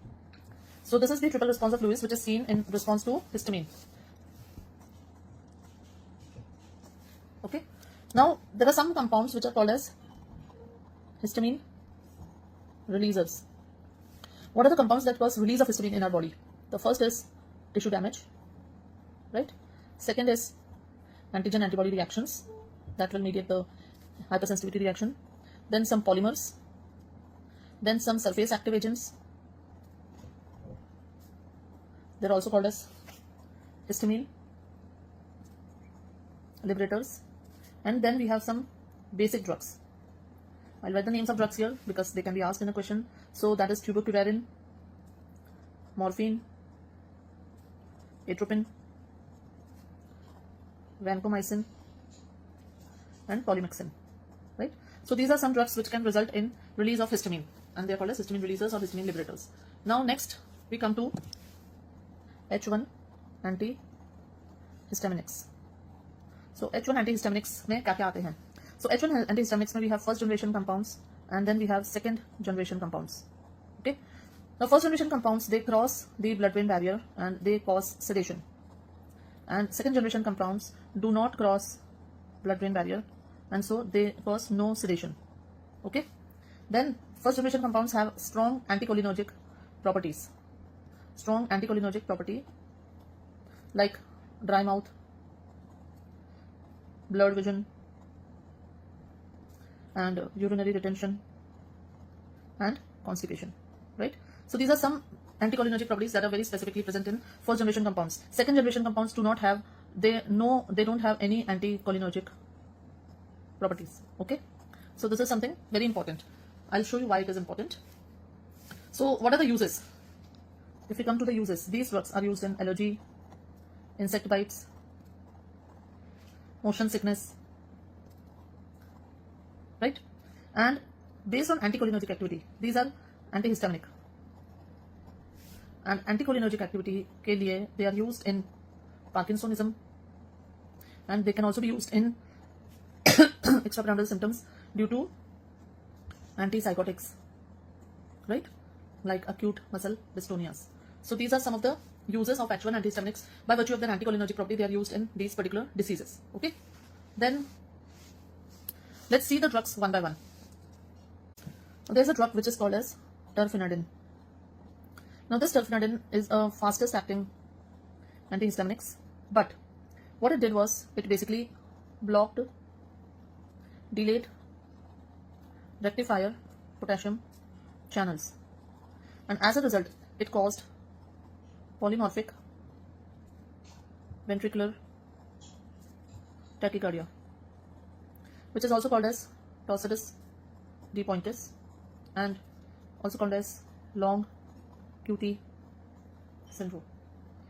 So as a result, these drugs are, this is terfenadine is banned, and this increased risk of arrhythmia is seen with which drugs? Ketoconazole and itraconazole and erythromycin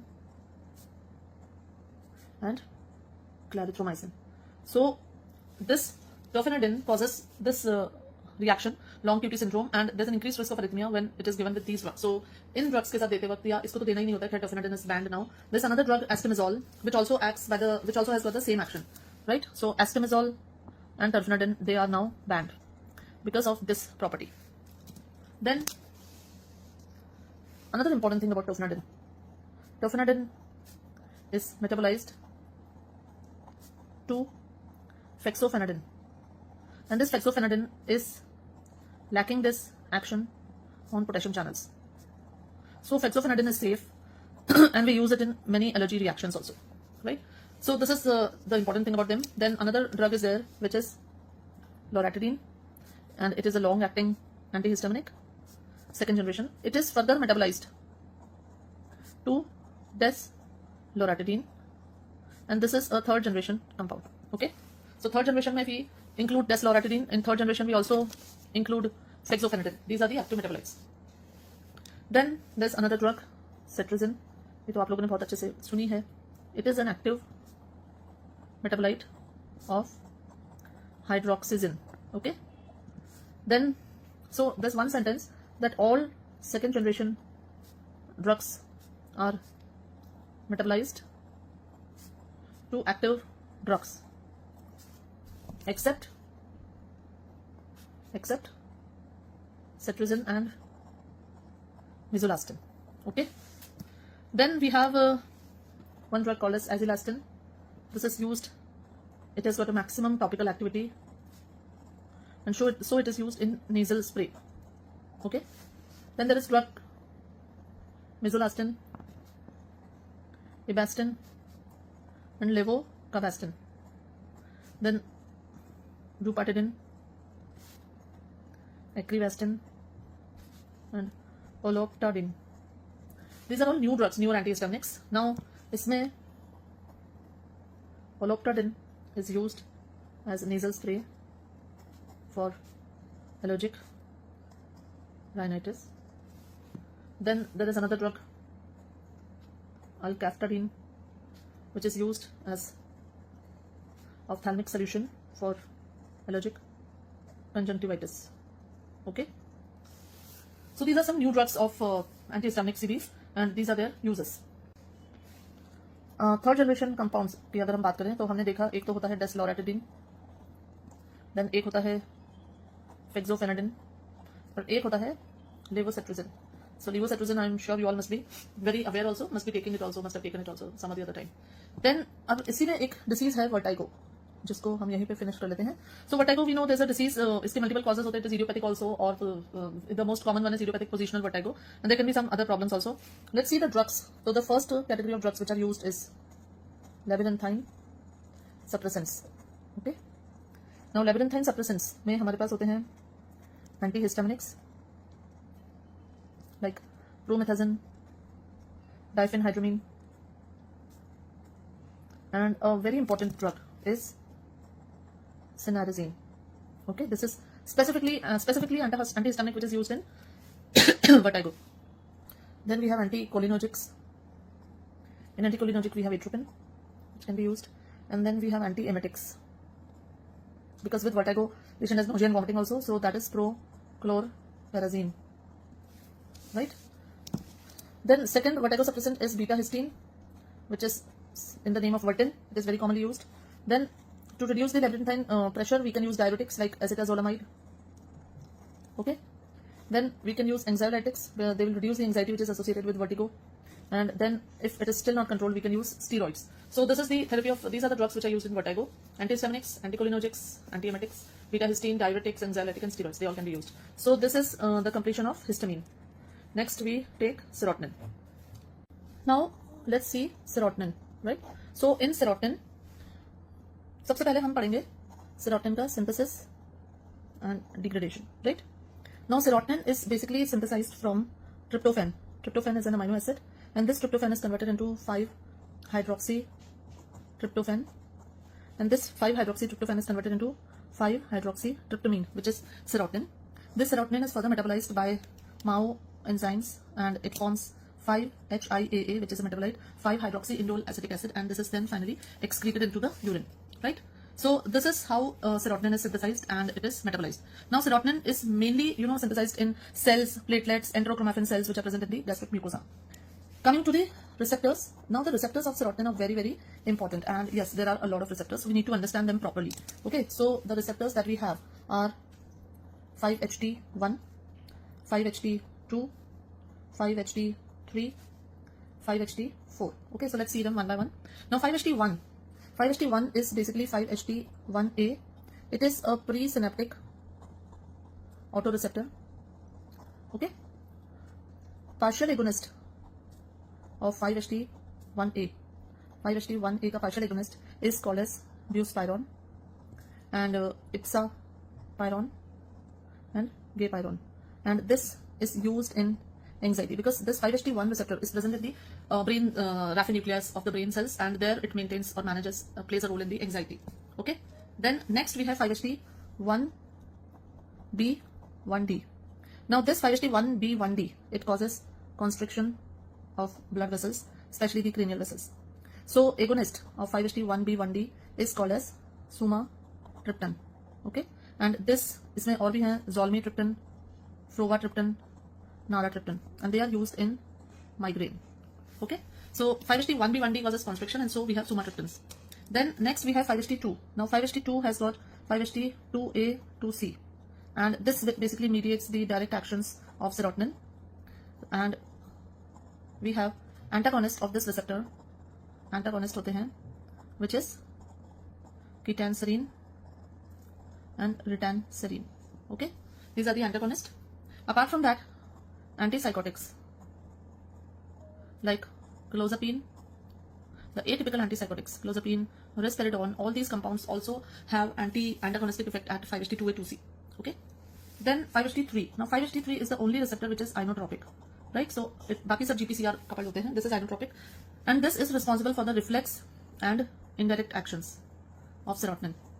Okay, so this is responsible for that, and in this we have ondansetron, granisetron, tropisetron, which are antiemetics, and so they are used in chemotherapy induced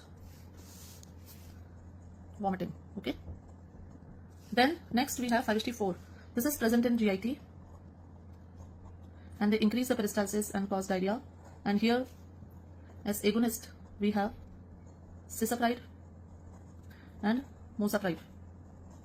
Then we have renzapride and also tegaserode, and these all drugs are used in GRD by virtue of its action on the peristalsis. So these are the various drugs of serotonergic receptors, right? Sorry, these are all the receptors of serotonergic receptors. And now let us see the individual drugs and how they are acting and what is the action that they are producing. So now let's start with the drugs which are acting on serotonergic receptor. So the first drug we will see is cyproheptadine. Now this cyproheptadine, it blocks 5-HT2A receptor. It also blocks and is also an antihistaminic, and it is also a cholinergic. Okay, anticholinergic. It is said to increase the appetite, and so used in children to gain weight, right? Apart from that, cyproheptadine is also used in carcinoid syndrome and post gastrectomy dumping syndrome, because in carcinoid syndrome and in this what happens, a lot of serotonin is secreted, and then that results in diarrhea and increased peristalsis. And another important thing with this is that related to carcinoid syndrome is pellagra in carcinoid syndrome due to tryptophan being used in producing 5-HT. Okay, so carcinoid syndrome में हमें जो दिखता है pellagra, that is because the tryptophan is being used in producing 5-HT. Then another drug is methysergide. Now methysergide is basically 5-HT2A, 2C antagonist and also 5-HT1 agonist. Then it was earlier used for prophylaxis of migraine, but prolonged use resulted in pulmonary, endocardial and retroperitoneal fibrosis. Okay, so methysergide is now not used because it had a tendency to cause this fibrosis. Okay, the third drug is LSD. Now LSD is basically an ergot derivative, and this is a powerful hallucinogen. And this LSD is basically an agonist at serotonin. Then there's a new drug that I would like to tell you, that is pibenserine. Right? Now this pibenserine is 5-HT 1A agonist and 5-HT 2A antagonist. And what does it do? This is drug of choice in hypoactive sexual desire disorder in pre-menopausal women. Okay? So this is a new drug, pibenserine, drug of choice in hypoactive sexual desire disorder in premenopausal women. And there is another drug, that is lorcaserin. This is 5-HT 2C agonist, and this is used in obesity. Okay, right? Then another drug that is a new drug, comes in the category of new drug, and it is also very commonly used in migraine now, is lasmiditan. And this drug is 5-HT 1F agonist. Okay, and this drug, it inhibits the CGRP, thus reduces the inflammation in migraine and reduces the extravasation of fluids also. Plus, it does not cause vasoconstriction, right? And so this drug is very effective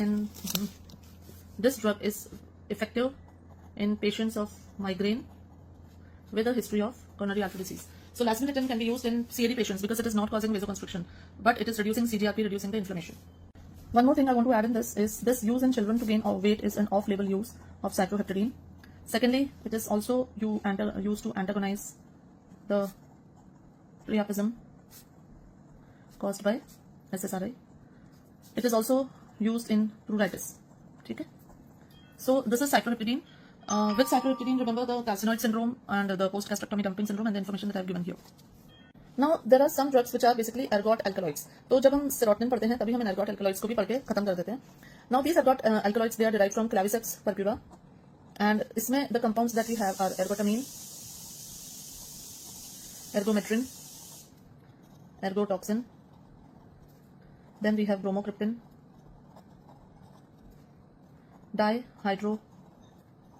ergotoxin, ergotamine, and methisergide. Methisergide अभी हमने देख लिया है ऊपर. Right? Now we know this bromocriptine is used in acromegaly.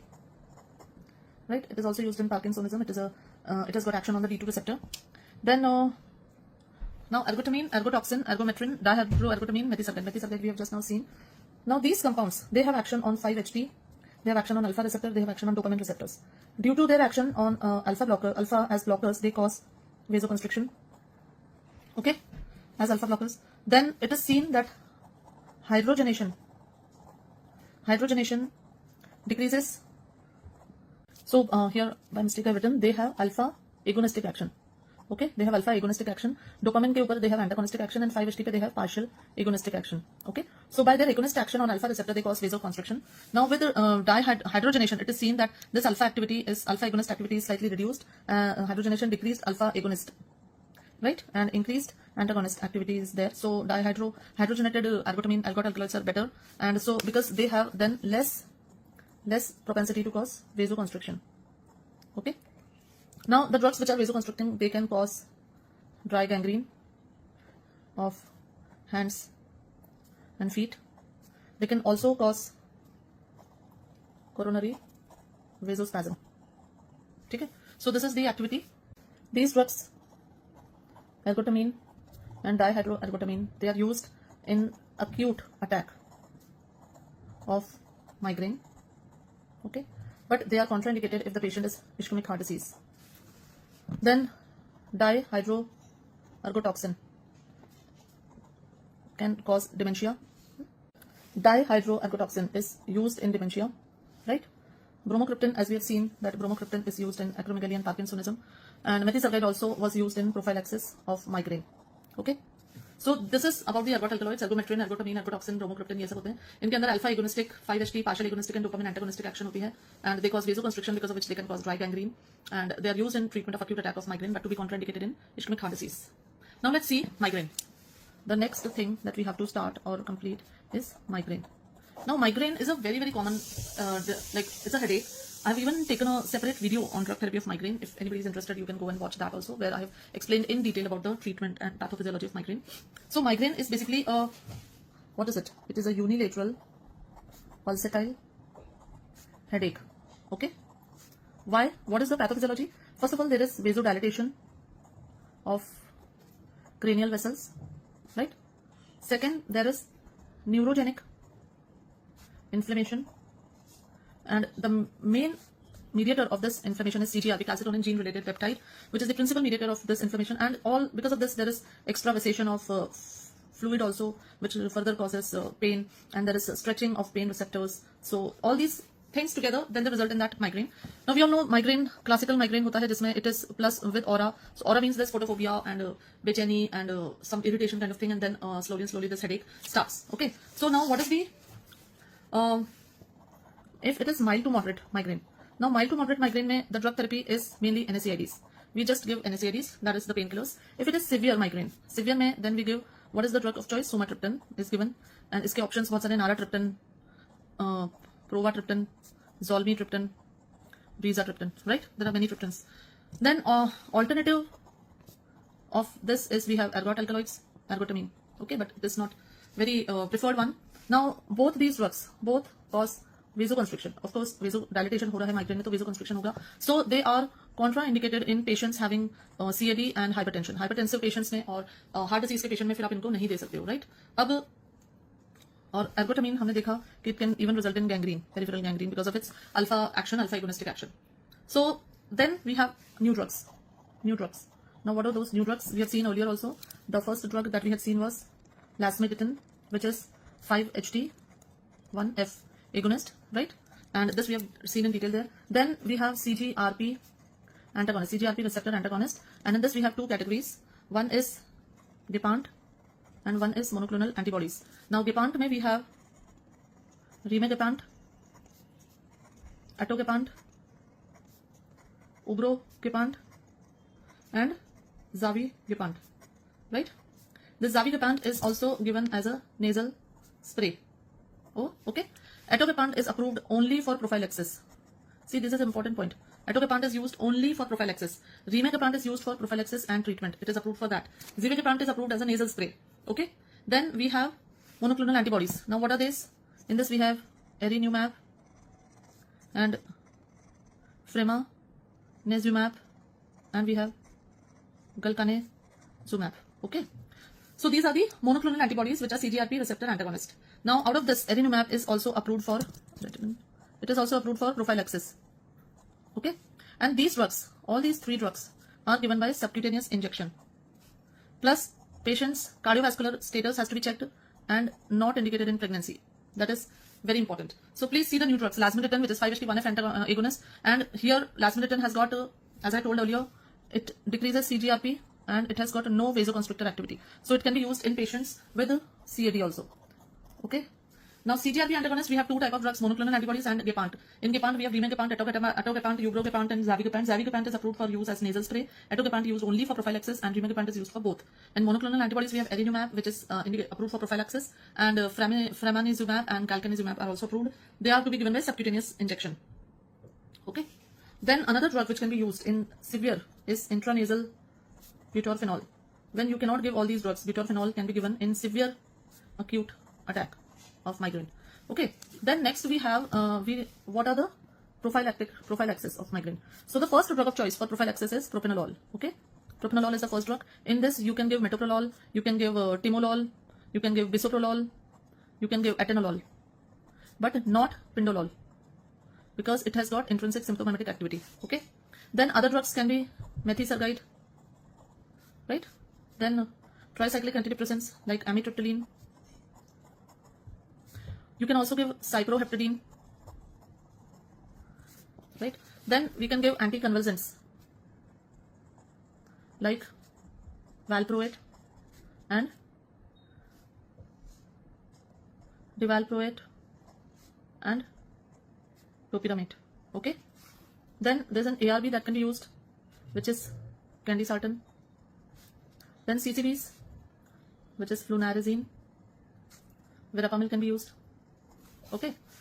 Then clonidine, is said to have an effect in the migraine prophylaxis. Then CGRP antagonist, as I said, atogepant and erenumab, right? So they can be, these are the drugs which are used in the prophylaxis of migraine therapy. A lot of drugs are there, and please remember all of them, because you get a questions following drugs can be given as anti in prophylaxis of migraine, except. And then last is there is a onabotulinum toxin A, which is given in intractable chronic migraine. Okay, it is not for episodic, so you have to remember this, not for episodic migraine. It is given for intractable chronic migraine when nothing else is effective. So with this we finish the histamine, serotonin and migraine, and tomorrow then we'll do the prostaglandins, leukotrienes, NSAIDs, rheumatoid arthritis and gout. That will finish our corticoids. Now students, coming to the second part of corticoids, and in this we are going to see prostaglandins, leukotrienes, then NSAIDs, then we are going to see the drug treatment of rheumatoid arthritis and gout. Okay, so coming to the synthesis of prostaglandins. Now prostaglandins are synthesized from the membrane phospholipids, right? So membrane phospholipids are then converted into arachidonic acid, and this conversion is mediated by which enzyme? It is called as phospholipase A2, right? And this enzyme is a rate limiting enzyme, and it is inhibited by corticosteroids. So steroids act at this position, and by inhibiting the phospholipase A2 enzyme, they inhibit the conversion of membrane phospholipids into arachidonic acid, and thus they are inhibiting the whole system down the line. Now this arachidonic acid is then goes into two different directions. One is lipooxygenase pathway, right? And second is cyclooxygenase. Okay? Now this cyclooxygenase pathway, it first makes PGG2 and PGH2. These are called as endoperoxidase. Then PGH2 and PGG2 से फिर बनते हैं isomerase, यहाँ से act होता है, and then it forms PGE2 and PGD2 and PGF2 alpha, right? By thromboxane की category में फिर यहाँ पे जाता है thromboxane A2 and thromboxane B2, and यहाँ पे प्रोस्टासाइक्लिन सिंथेस से बनता है PGI2 and 6-keto PGF1 alpha, right? So this is the cyclooxygenase pathway, and lipoxygenase pathway से बनता है LTA4, which further breaks down into LTB4 and LTC4, LTD4. These two are called as slow reacting substance of anaphylaxis. This is very important, and from LTD4 then LTE4 and LTF4 is formed. So this is the lipoxygenase pathway, right? This is the formation through this pathway. Now important factors which you should remember is that platelets do not have nucleus. Okay, so when they don't have nucleus, they cannot regenerate. They contain thromboxane synthase, and so they result in production of thromboxane A2, which is pro-aggregatory, right? So this is first point. The vascular endothelium, it contains prostacyclin synthase, and it produces PGI2, which is anti-aggregatory. Okay? So please remember this, thromboxane A2, which is pro-aggregatory, and PGI2, which is anti-aggregatory, right? So this is how this is now what is important. Platelets में thromboxane A2 बनता है जो कि pro एग्रीगेटरी होता है, vascular endothelium में PGI2 बनता है जो एंटी एग्रीगेटरी होता है. अब जो आगे हम पढ़ेंगे एस्पिरिन कॉक्स एंजाइम को इनहिबिट करती है, और कॉक्स एंजाइम इनहिबिट होने से ये सब इनहिबिट होता है. ठीक है, अब एस्पिरिन दोनों को इनहिबिट करती है, लेकिन क्या होता है, प्लेटलेट्स में न्यूक्लियस नहीं है, तो प्लेटलेट्स में थ्रोम्बोक्सिन A2 दोबारा बनने के लिए it takes that much of time कि जिसमें प्लेटलेट वापस से नई प्लेटलेट बनेगी, फ्रेश प्लेटलेट बनेगी. एक प्लेटलेट में अगर इनहिबिट हो गया थ्रोम्बोक्सिन सिंथेटेज तो फिर वो उसमें थ्रोम्बोक्सिन A2 बनना मुश्किल है. So now only when the new fresh platelets are formed, new thromboxane A2 will be formed, right? In the mean time PGI2 again बन जाता है. So the net effect of aspirin is that we get an anti aggregatory effect. PGI2 is increase, thromboxane A2 is inhibited. So aspirin in low doses it is known to selectively inhibit thromboxane A2 and continues PGI2. Okay, so that is why this point is important. The third point was that corticosteroids inhibit the phospholipase A2 and thus inhibit the inflammation. NSAIDs, they inhibit the prostaglandin and thromboxane production, right? Then xylitol is a drug which actually inhibits lipoxygenase pathway. It inhibits 5-lipoxygenase. And then we have leukotriene receptor antagonist. Then इसमें आते हैं हमारे पास cysteamine LT1 receptor antagonist. It is called as leukotriene receptor antagonist. That is montelukast and zafirlukast. Okay. So these are many drugs which we are going to study through the prostaglandins, and then there are prostaglandins, of course, which are also useful in certain diseases. So let's see them one by one. Okay. Now another important thing about COX that you have to remember. So COX 1 होता है, COX 2 होता है and COX 3 होता है, right? COX 1, COX 2 and COX 3. Now COX 1 is constitutional. It is present always in the body. While COX 2 is inducible. Whenever there is inflammation, it is induced. COX 3 is present only in brain and it plays a role in fever and pain. And this is the enzyme which is inhibited by paracetamol. Okay? Then COX 1 चूंकि constitutional होता है, तो it mainly performs the housekeeping proper functions of the body. This is inducible, so this plays a major role in the inflammations. Right? And COX 3 का मैंने आपको बता दिया. तो अब अपन एक एक करके let's see the actions. And how we are going to see the actions? We are going to put the action here. Then which prostaglandin is causing it and what are the drugs which are being used here in this position. Now the first point is pain. Now as we know that prostaglandins are the mediators of pain, right? So which prostaglandins mediate pain? They are PGE2 and PGI2, right? And what are the drugs that are going to inhibit this? That is NSAIDs. NSAIDs by inhibiting the prostaglandins are basically acting as analgesics. Then the second point is vasodilation. Okay. Now what are the drugs? What are the PG prostaglandins that cause vasodilatation? It is PGE2 and PGI2 again, right? Now vasodilatation के लिए यहाँ पे epoprostenol is a drug which is actually a PGI2 congener, and then another drug we have treprostinil. This is PGI2 long acting, right? And these two drugs together, they are effective in pulmonary arterial hypertension because they are causing vasodilatation, so they are effective in pulmonary arterial hypertension. Okay. Third is patent ductus arteriosus. Now this patent ductus, the ductus arteriosus is kept patent during pregnancy when the child is in the womb by the prostaglandins. So which prostaglandins are basically playing a role here? They are again PGE2 and PGI2, right? These are the two prostaglandins which keep the ductus patent. Now indomethacin is given at birth to close, right? If there is a patent ductus, then to close it, indomethacin is given. And if you want to keep it patent, then IV alprostadil, which is PGE1 analog, and IV epoprostenol, which is PGI2 analog. These two are given to keep ductus arteriosus patent. When do we need it to be patent? In some congenital heart disease surgery. Okay, so this is the important part about the patent ductus arteriosus. Now next is very important, increased platelet aggregation, right? And reduced platelet aggregation. Now who cause increased platelet aggregation is caused by thromboxane A2, and decreased platelet aggregation is caused by PGI2.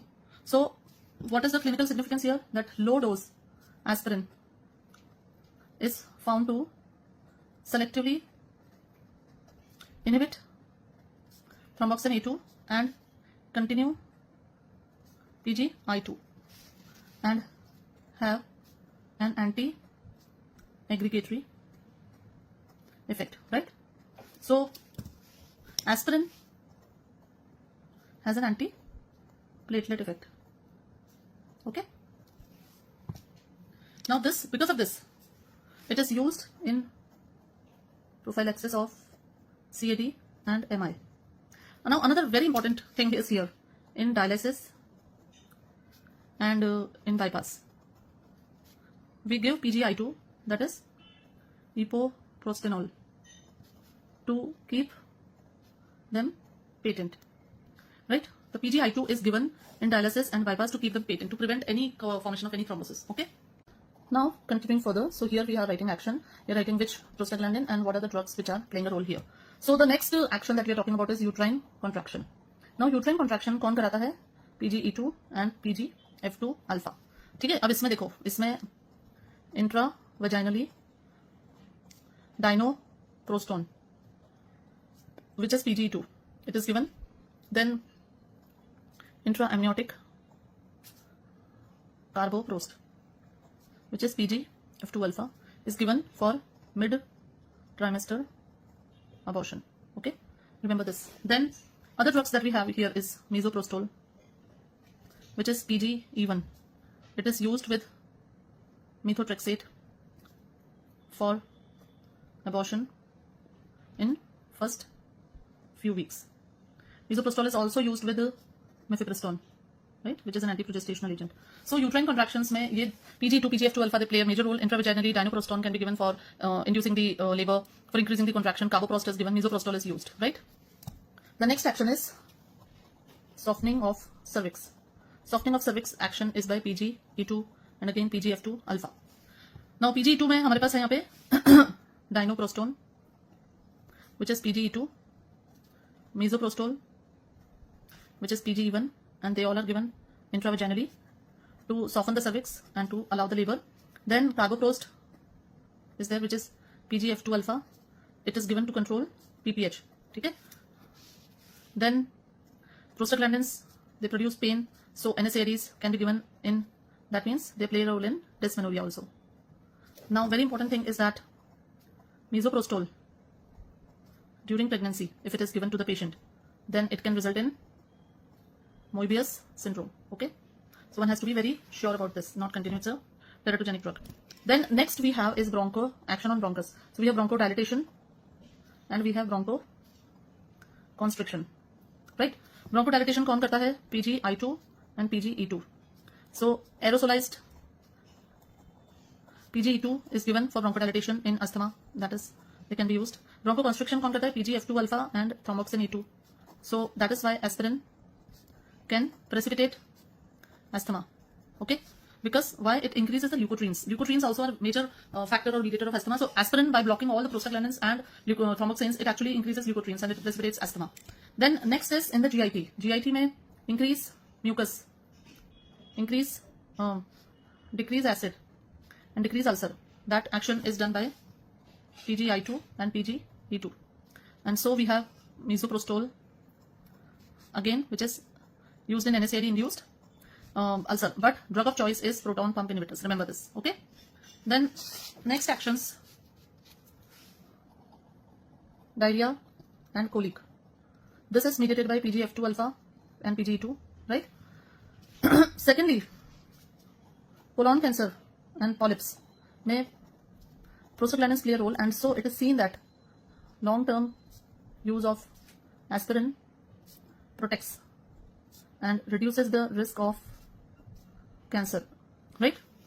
Then next action is on the kidney. Kidney may action on water clearance, vasodilatation, decreased ADH action, and natriuresis. These all effects are mediated by prostaglandin E2 and prostaglandin I2, right? And it is seen that NSAIDs, which inhibit these prostaglandins, they attenuate the diuretic action of loop diuretics, right? They reduce the action of loop diuretics. Okay. Now there's one more thing, very important. Excess of prostaglandins can result in a disease which is called as Barter's syndrome, and this Barter's syndrome is characterized by hyperreninемia, increased aldosterone, hypokalemia, and alkalosis. And what is the drug of choice in Barter syndrome? The drug of choice in Barter syndrome is indomethacin, which is an NSAID, right? So indomethacin is used in Barter syndrome. Remember this. Next, effect on sperm motility and increasing the sperm motility and increasing the penile erection. It is mediated by prostaglandin E2 and prostaglandin I2, and the drug here that is used is alprostadil. Okay. Then on the eye may reduced intraocular pressure and decreased UV scleral flow. This is mediated by PGF2 alpha, and so we use latanoprost. These eye drops are used for glaucoma. Okay. Latanoprost का आपको यहाँ पे कुछ चीजें याद रखनी है. I think I have told this when I have taken the glaucoma. I'll just repeat again that they cause black pigmentation of iris. Then they also cause increased eyelashes, right? So this is something that you should remember. Latanoprost के अलावा we have bimatoprost. Then we have travoprost and we have uniprostone. Okay. So these are the drugs which are acting through the prostaglandins, which are acting through the prostaglandin. So what are the receptors? So receptors बहुत simple से हैं. Prostanoid receptors होते हैं, and these prostanoid receptors are divided into three categories. One is contractile. Contractile में आते हैं EP, FP and TP. Then relaxant. Relaxant में आते हैं DP1, EP2, EP4 and IP. And inhibitory में आता है EP3, right? So these are the various receptors through which the prostaglandins they also act. Next we have leukotrienes. Leukotrienes के बारे में भी थोड़ा सा देख लेते हैं.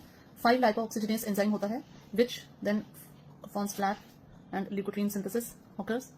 This gives rise to LTA4, which gives rise to LTB4, LTC4, B4, E4, which are called as slow reacting substances of anaphylaxis. Now in this I had already covered also there is like 5 LOX inhibitor, that is xylitol. Then we have these leukotrienes. They are basically, they cause leukotriene receptor antagonist. We have montelukast and zafirlukast, right?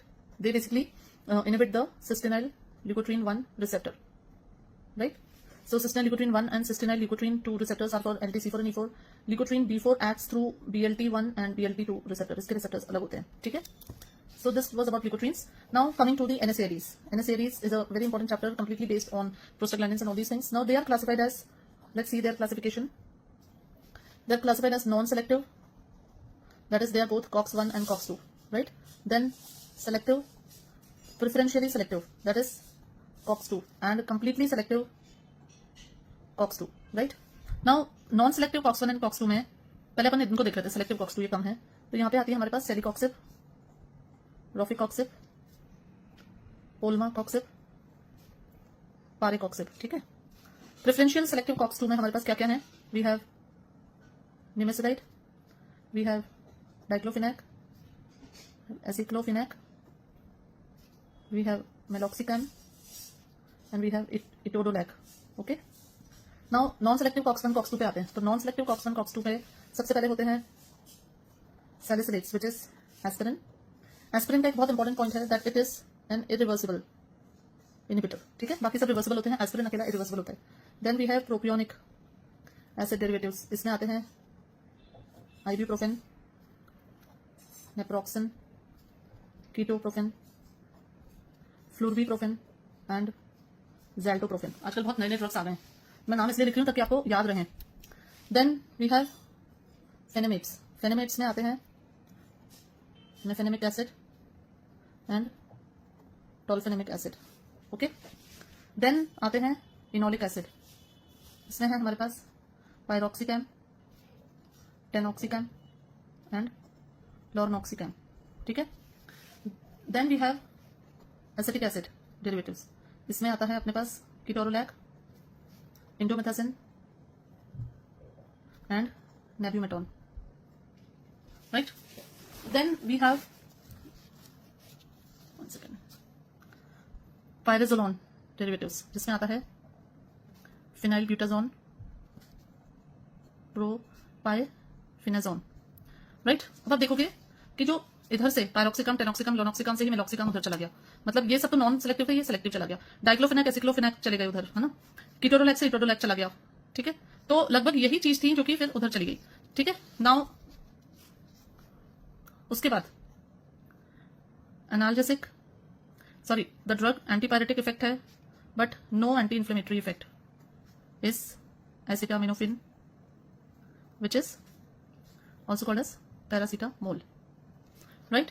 Analgesic होती है, antipyretic होती है, but कोई anti inflammatory action नहीं है, तो वो है हमारे पास पैरासीटामोल, ठीक है?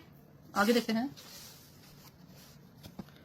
पैरासीटामोल के ही बारे में पढ़ लेते हैं आगे कि पैरासीटामोल पीजी वो COX-3 पे एक्ट करती है ब्रेन में, ठीक है? And it is effective in pen and fever. इसका जो मेटाबॉलिज्म होता है, metabolism is by glutathione conjugation. इसीलिए जब लिवर फेलियर वाले पेशेंट में या छोटे बच्चों में पैरासीटामोल बहुत ज्यादा दिया जाता है, then there is production of an alternate pathway and toxic metabolite is produced which is called as N-acetyl benzoquinoamine, which is hepatotoxic, and the only antidote to it is what? N-acetyl cysteine, which actually supplies the sulfhydryl groups and binds it, right? So this is the action. Paracetamol is said to have analgesic action by, this is another theory, by its action on vanilloid receptors, which is TRPV1 receptor, okay? They have little GI toxicity and poisoning में gastric lavage to be done in 4 hours. उसके बाद करोगे तो कोई फायदा नहीं है gastric lavage का, ठीक है? Next drug that we will study is aspirin. Aspirin, we know it is an irreversible inhibitor, सबसे पहला. Then low dose में, that is 75 to 150 milligram में, it has got antiplatelet effect and is used in MI and stroke, right? Then aspirin and indomethacin They are used in patent ductus arteriosus, right? Then aspirin is used to inhibit niacin induced flushing, which is PG mediated, so it is beneficial there. Then long term use of aspirin reduces colon cancer and reduces polyp formation, right? So this is something about the aspirin.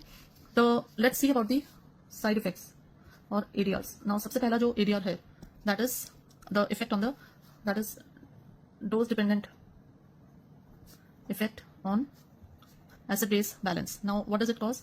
It first causes respiratory alkalosis. Okay, respiratory alkalosis करती है जिसमें patient को headache and vertigo, right, and tinnitus, vomiting, hyperventilation, ये सब होता है, and इनको बोला जाता है salicylism. ठीक है? Then तो फर्स्ट फेज में रेस्पिरेटरी एल्कलोसिस, सेकंड फिर डेवलप हो जाता है मेटाबॉलिक एसिडोसिस, जिसके कारण पेशेंट को loss of vision, fever, dehydration, vasomotor collapse, convulsions, coma, ये सब हो जाता है. ठीक है? तो this is seen more in infants also. तो बच्चों में तो कभी भी एस्पिरिन नहीं देनी है. ट्रीटमेंट ज्यादातर सिम्टोमेटिक होता है, and what you can do is you can give a gastric लवाज and correct the metabolic acidosis and do urine alkalinization by soda bicarb, right? Then the second effect aspirin has is it increases the bleeding time because of its antiplatelet action. तो bleeding time बढ़ाता है, तो stop 7 days before surgery. Stop aspirin at least 7 days before the surgery. ठीक है? Third, it increases or causes hyperuricemia, right? So by reducing the excretion of uric acid. So that is another side effect of aspirin, that it causes hyperuricemia. Next, because it causes hyperuricemia, should not be used in gout patients. Then decrease the uricosuric action of probenecid, and at high doses increase the excretion of uric acid. That is the action seen by the aspirin on the urine. Then fourth is it is completely contraindicated in children below 12 years of age. Why? Because it can result in Reyes syndrome in the small bachus. So that is why it is completely contraindicated in small children. Okay. Then let's come to other non-selective COX inhibitors. सबसे पहले इसमें आएगी indomethacin. Indomethacin is very very special. सबसे पहले barter syndrome में use होती है, जो हमने भी देखा ही है ना. Then it has got immunosuppressant action also, so it is used in various autoimmune diseases also. Autoimmune disorders में भी यूज की जाती है, जैसे ankylosing spondylitis, psoriatic arthritis, then acute gout, इन सब में भी यूज की जाती है. Then it is also used in malignancy associated refractory fever. It is used in medical closure of patent ductus arteriosus. And very importantly, it causes headache by itself also and sedation. So this is something important. So not to be used in drivers or machinery workers. Okay?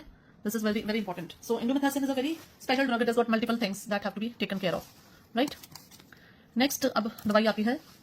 इनके छोटे छोटे points होते हैं. Phenylbutazone, which causes agranulocytosis. Then ibuprofen, ketoprofen. They have additional lysosomal stabilizing action. Then we have flurbiprofen, which is used as eye drops in pediatric patients. Okay. Then naproxen and oxaprozin. It is long acting. Then we have mefenamic acid, which is a prostaglandin receptor antagonist. Okay. And it is also used in dysmenorrhea. Then phenacetin. It is a prodrug of paracetamol, and it is also the reason of analgesic nephropathy. Please remember this, that phenacetin causes analgesic nephropathy. Then ketorolac, IV used, and also eye drops. Then we have piroxicam. So piroxicam and penoxicam, they are longest acting drugs, longest acting painkillers. Then there is a drug called as apazone, which is a potent uricosuric, so it is used in refractory cases. Okay. Then we have drugs which are preferential COX inhibitors. That means preferably वो COX-2 inhibition करती हैं. So इसमें आती है nimesulide. Nimesulide is hepatotoxic, so it is now banned. ठीक है. Meloxicam is there. Nabumetan is a prodrug. Etodolac is there, and diclofenac is there. Then nothing very specific about them. Now all drugs are acidic except Nabumetan, which is a basic drug. Okay. Next we have selective COX-2 inhibitors. Now selective COX-2 inhibitors में they are having very little GIT toxicity, but they cause renal toxicity and chances of thrombus formation increased. So they were seen to precipitate acute MI and stroke. The drugs which come here are rofecoxib, celecoxib, valdecoxib. Now these drugs, they are withdrawn because of the tendency to cause thrombosis. Because they were selectively COX-2 inhibitors, so they increase the amount of thromboxane A2, and as a result, the pro-aggregatory effect increased. So that is why the thrombus formation increased with them. Okay. Etoricoxib is longest acting. Then lumiracoxib is a newer COX-2 drug. Parecoxib is a prodrug of valdecoxib, and it is given parenterally. Then polmacoxib has a very high affinity for carbonic anhydrase, and this is indicated in osteoarthritis also. Okay. So this was all about the NSAIDs. Now let us see gout. Now let's discuss about gout. Okay. So gout is divided into acute and chronic. Okay. Now what is the treatment profile of acute gout? So in acute gout, the drug of choice is NSAIDs. Okay. Except aspirin and paracetamol. Second, you can give steroids. Steroids usually are given intra-articular in the joint, and that is usually triamcinolone. Okay. This is the steroid which is given. Another drug which gives immediate benefit is colchicine. Now it is a metaphase arrest करती है. It binds to tubulin, right, and prevents polymerization. Okay, but it has got side effects, and that is it causes myopathy and bloody diarrhea. So this is not a very preferred drug in acute gout. Right, now in chronic gout में देखते हैं, there are many medicines which are given in chronic gout. Now see, the patients have got two profiles. Either the patients are producing a lot of when there is increased synthesis, so the drugs will be to reduce the synthesis of uric acid. So इसमें जो drugs use करी जाएंगी वो है allopurinol and febuxostate. ठीक है. Then there are patients in which there is reduced excretion, like the uric acid is not getting excreted, so target will be to increase the excretion. ठीक है. So यहाँ पे जो drugs use करी जाती हैं वो हैं probenecid, sulfenpyrazone, then benzbronerone and lesinurad. These are the drugs which will increase the excretion of uric acid. Fine. And then there's a third category, that is increase the metabolism of uric acid. So there, these drugs, they basically act on the uric acid and they metabolize it. And what are they? They are rasburicase and pegloticase. ठीक है. तो process क्या है देखो, proteins or purines, they give rise to xanthine. They break down and form xanthine. This xanthine is converted to uric acid, and this uric acid is converted to allantoin. ठीक है. यहाँ से excretion भी होगा, and it is converted to allantoin also. So now xanthine conversion to uric acid, this is blocked by this is done by xanthine oxidase, and this xanthine oxidase is blocked by allopurinol. Okay. The second action is here, where the drug which is acting is probenecid. Okay. And the third action is here, which is the enzyme uricase, and इस पे जो drug act कर रही है वो है rasburicase. ठीक है, which is a recombinant drug.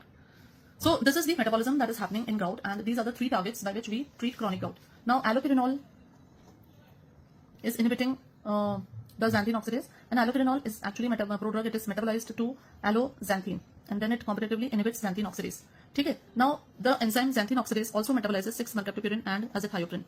They are also metabolized by xanthine oxidase. Now because xanthine oxidase is inhibited by allopurinol, so in that case when these drugs are given with allopurinol, then their dose has to be reduced if given with allopurinol. ठीक है, this has to be kept in mind.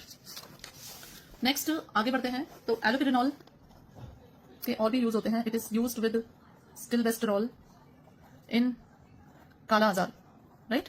So this drug is used in काला आजार with stilbestrol. It is contraindicated in acute gout. ठीक है, because uric acid it has an inhibitory effect on release of cytokines, and allopurinol will aggravate this inflammation. Then allopurinol requires dose adjustment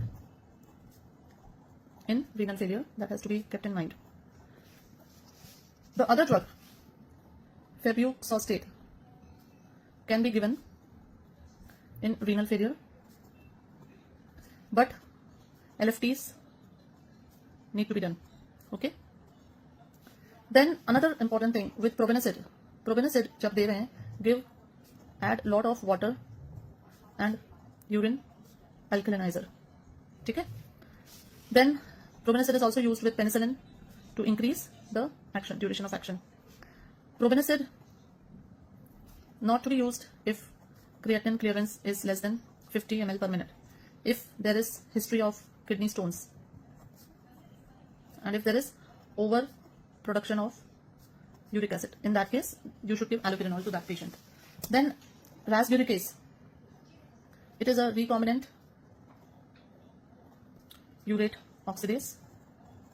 Okay, so it converts uric acid into allantoin, which is normally seen in birds only, and that particular action is done by rasburicase. Then we have pegloticase. Now pegloticase is basically a pegylated drug to increase the duration of action. It is given by IV route only, and it is given in chronic gout which is refractory to other treatment, right? So this is the pegloticase. Next आता है rheumatoid arthritis, right? Now rheumatoid arthritis is an autoimmune multi-system disease, right? Rheumatoid arthritis is an autoimmune disease. NSAIDs provide symptomatic relief, and there are drugs which are called as DMARDs. Now these DMARDs, they are said to slow progression of disease को reduce करते हैं. Is reduced. They act slowly and take around 6 weeks to 6 months to develop their action. Okay. Now these drugs are classified into 3 parts. The first part is corticosteroids. Now corticosteroids are given as either an adjuvant therapy, okay, or it is given as a bridge therapy till the DMARDs का effect पूरा हो जाता है. So they are given either as adjuvant or bridge therapy. Then in middle we have the synthetic DMARDs, in which we have methotrexate, which is the first choice drug, then sulfasalazine, then leflunomide, then hydroxychloroquine, minocycline, tofacitinib, cold salts, then penicillamine and baricitinib. Okay, and then we have biological agents. Biologicals. Now biologicals में आते हैं, sorry, we have biologicals. Biologicals में आते हैं हमारे TNF alpha inhibitors. ठीक है, इसमें आती है etanercept, infliximab, adalimumab, and golimumab, and sertolizumab, right? So these are TNF alpha inhibitors. Then we have co-stimulation inhibitors. Now co-stimulation inhibitors में we have abatacept and belatacept, right? Then we have interleukin 6 inhibitors, in which we have tocilizumab, Please remember, this is very much asked nowadays. I don't know why, but tocilizumab is an interleukin 6 inhibitor. Okay, and seliumab. Then we have interleukin 1R, 1 receptor antagonist. The name of the drug here is anakinra. Okay, and then we have beta cell depleters, in which we have rituximab. So DMARD's classification is like this. Corticosteroids are there. In synthetic, we have methotrexate, sulfasalazine, leflunomide, HCQ, minocycline, tofacitinib, gold salts, penicillamine, and baricitinib. Biologicals, may please remember all these drugs. They are TNF-alpha inhibitors. Then we have co-stimulation inhibitors, interleukin 6 inhibitor, interleukin 1 receptor antagonist, and P-cell depleters. Okay, now let's take the drugs one by one. So in that, the first drug that we take is methotrexate. Now this methotrexate is the first choice drug, right? Low dose में दिया जाता है. And what is the mechanism? It is a dihydrofolate reductase inhibitor. So it affects the folate metabolism and it increases the local release of adenosine. Okay.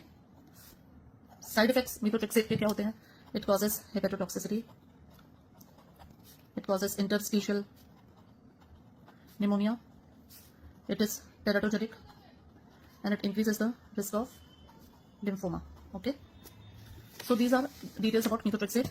Then we have another drug, that is sulfasalazine.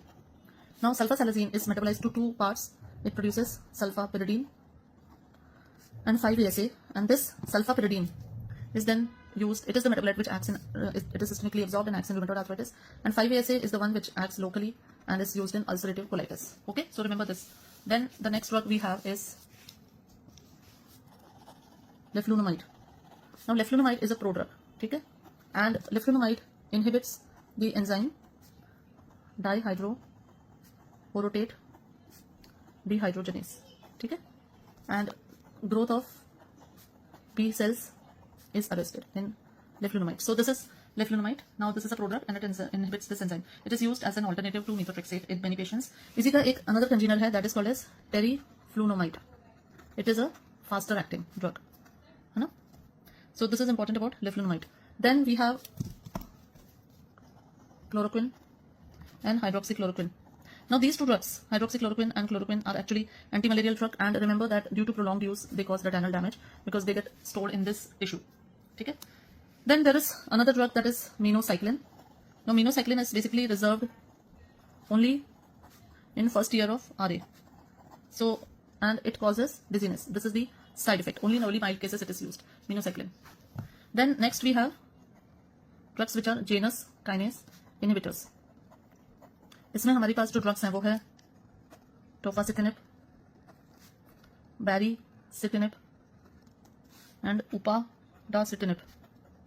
ठीक है, they are inhibitors of Janus kinase 3. They are approved for severe RA refractory to methotrexate. Okay, they are effective orally. ठीक है. Now this tofacitinib was also used with remdesivir in COVID-19 patients. So this is just an additional information that tofacitinib was also used with remdesivir in COVID-19. Now there are some older drugs also, like gold salts, okay, and D-penicillamine. Now this gold salts and D-penicillamine, इसके बारे में क्या है? Gold salts जो हैं basically not rarely used now because इनका एक side effect है, that is called as dermatitis. ठीक है, dermatitis करते हैं, and that is why they cannot use. Plus they also cause kidney and liver damage. They can cause pulmonary fibrosis. They can cause bone marrow depression, encephalopathy. Okay. Then we have biologicals. Now biologicals में we have TNF alpha blockers.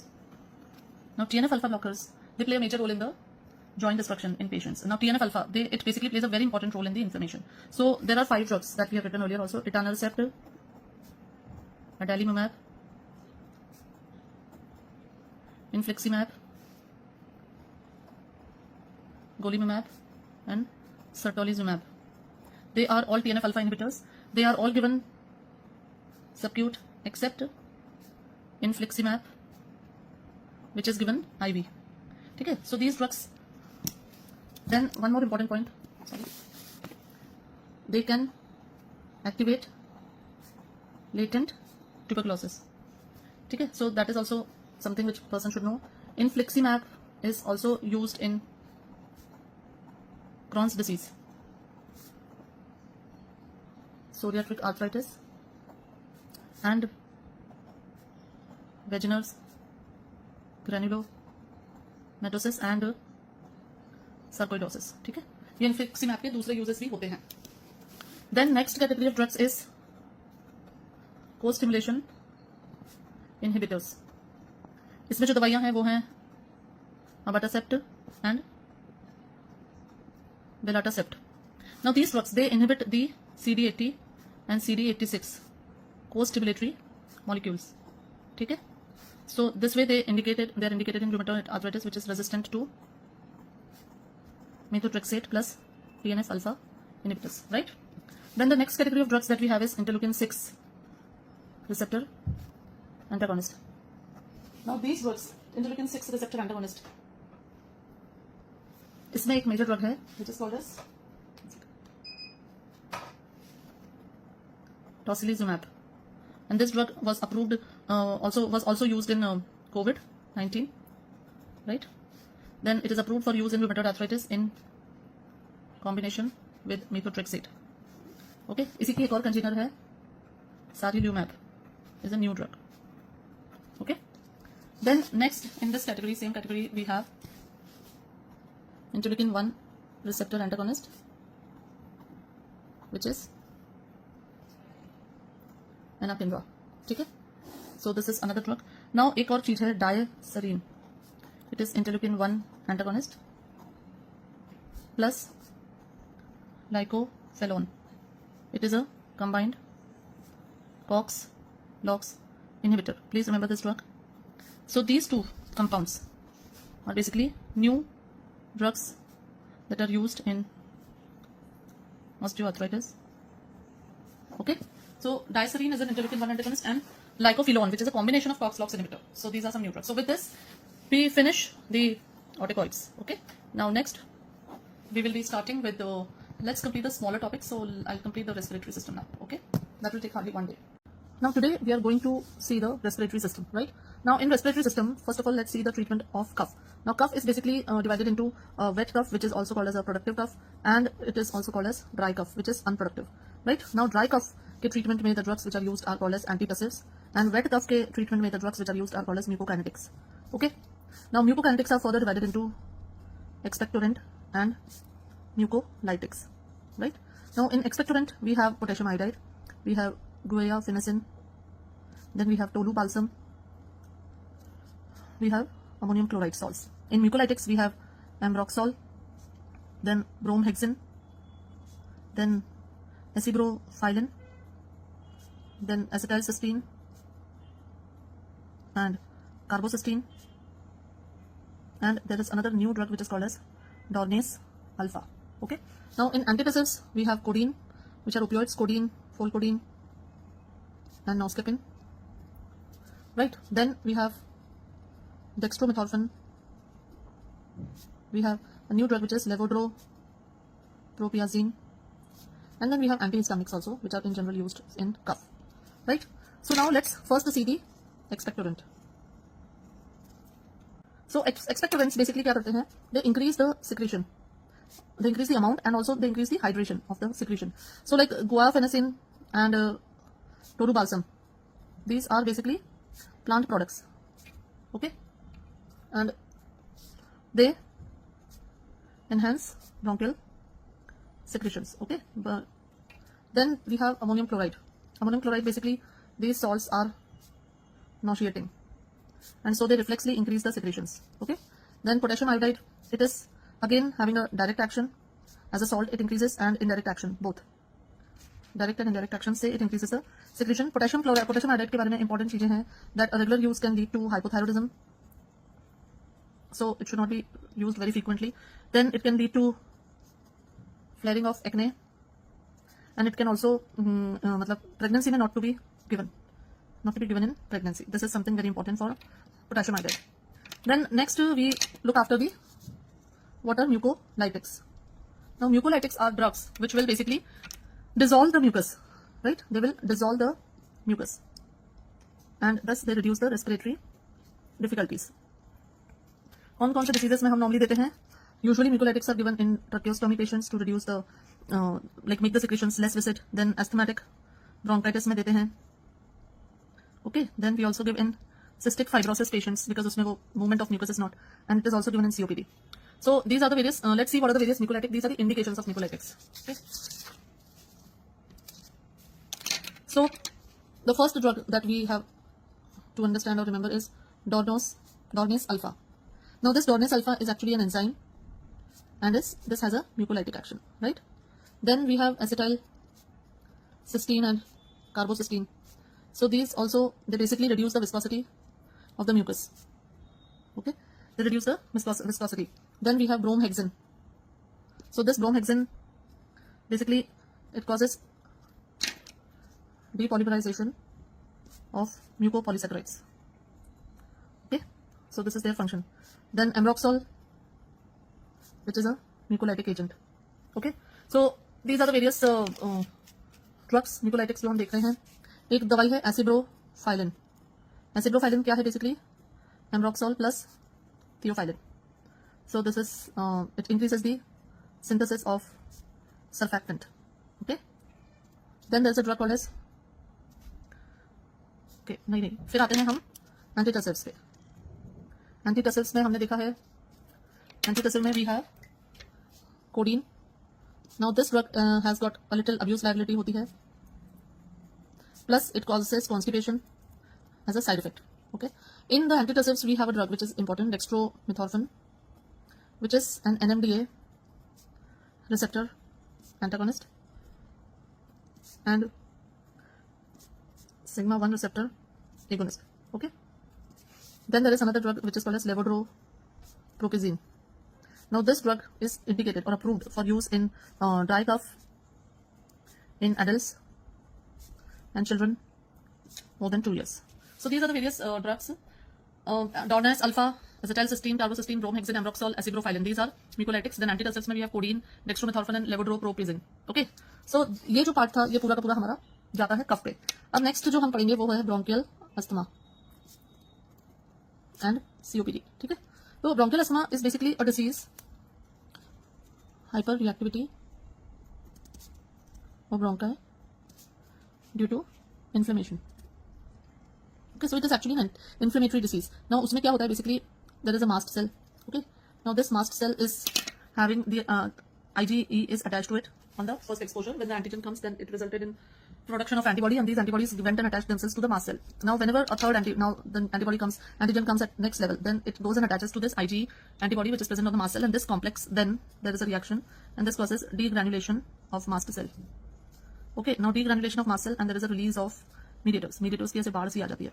So what are these mediators? Now leukotrienes हैं, prostaglandins हैं, PAF है, histamine है, protease है. ठीक है, तो ये अब क्या करते हैं? What are the effects that these all mediators cause? They cause bronchoconstriction. Okay, and second treat करते हैं, that is called as inflammation. Okay, got it? So this is, first understand this hyperreactivity of bronchus and all. ठीक है, so there is release of all these mediators and bronchoconstriction and inflammation. Now how is it treated? So whenever there is bronchoconstriction, it will result in an acute attack. ठीक है, so acute attack bronchoconstriction से हो रहा है, तो what will you give? You will give bronchodilators, and bronchodilators में the drugs that we have are beta 2 agonist, M3 antagonist, PDE4 antagonist, which is also called as methylxanthine, right? So these are the drugs in an acute attack. These are the drugs which will cause the bronchodilation, and they are used in bronchodilation. Now when we talked about inflammation, now this mediators, they cause inflammation also. So inflammation से क्या होगा? It will be a chronic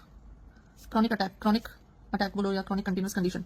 So what are the drugs which we use in this? Now here the first mainstay of therapy is corticosteroids, right? And they are given as systemic also, and they are given as inhalational also. Then we have master cell stabilizers. Then we have leukotriene receptor antagonist, right? Then drugs inhibiting IgE inhibitors. Then we have drugs like interleukin 5 inhibitors. So these are the मोटे तौर पे, this is the therapy of asthma, and the drugs which are used in acute attack, bronchodilators. Chronic में we use corticosteroids, mast cell stabilizers, leukotriene receptor antagonists, IgE inhibitors, interleukin 5 inhibitors, right? Now the first category of drugs, let's see them, that is beta 2 agonist.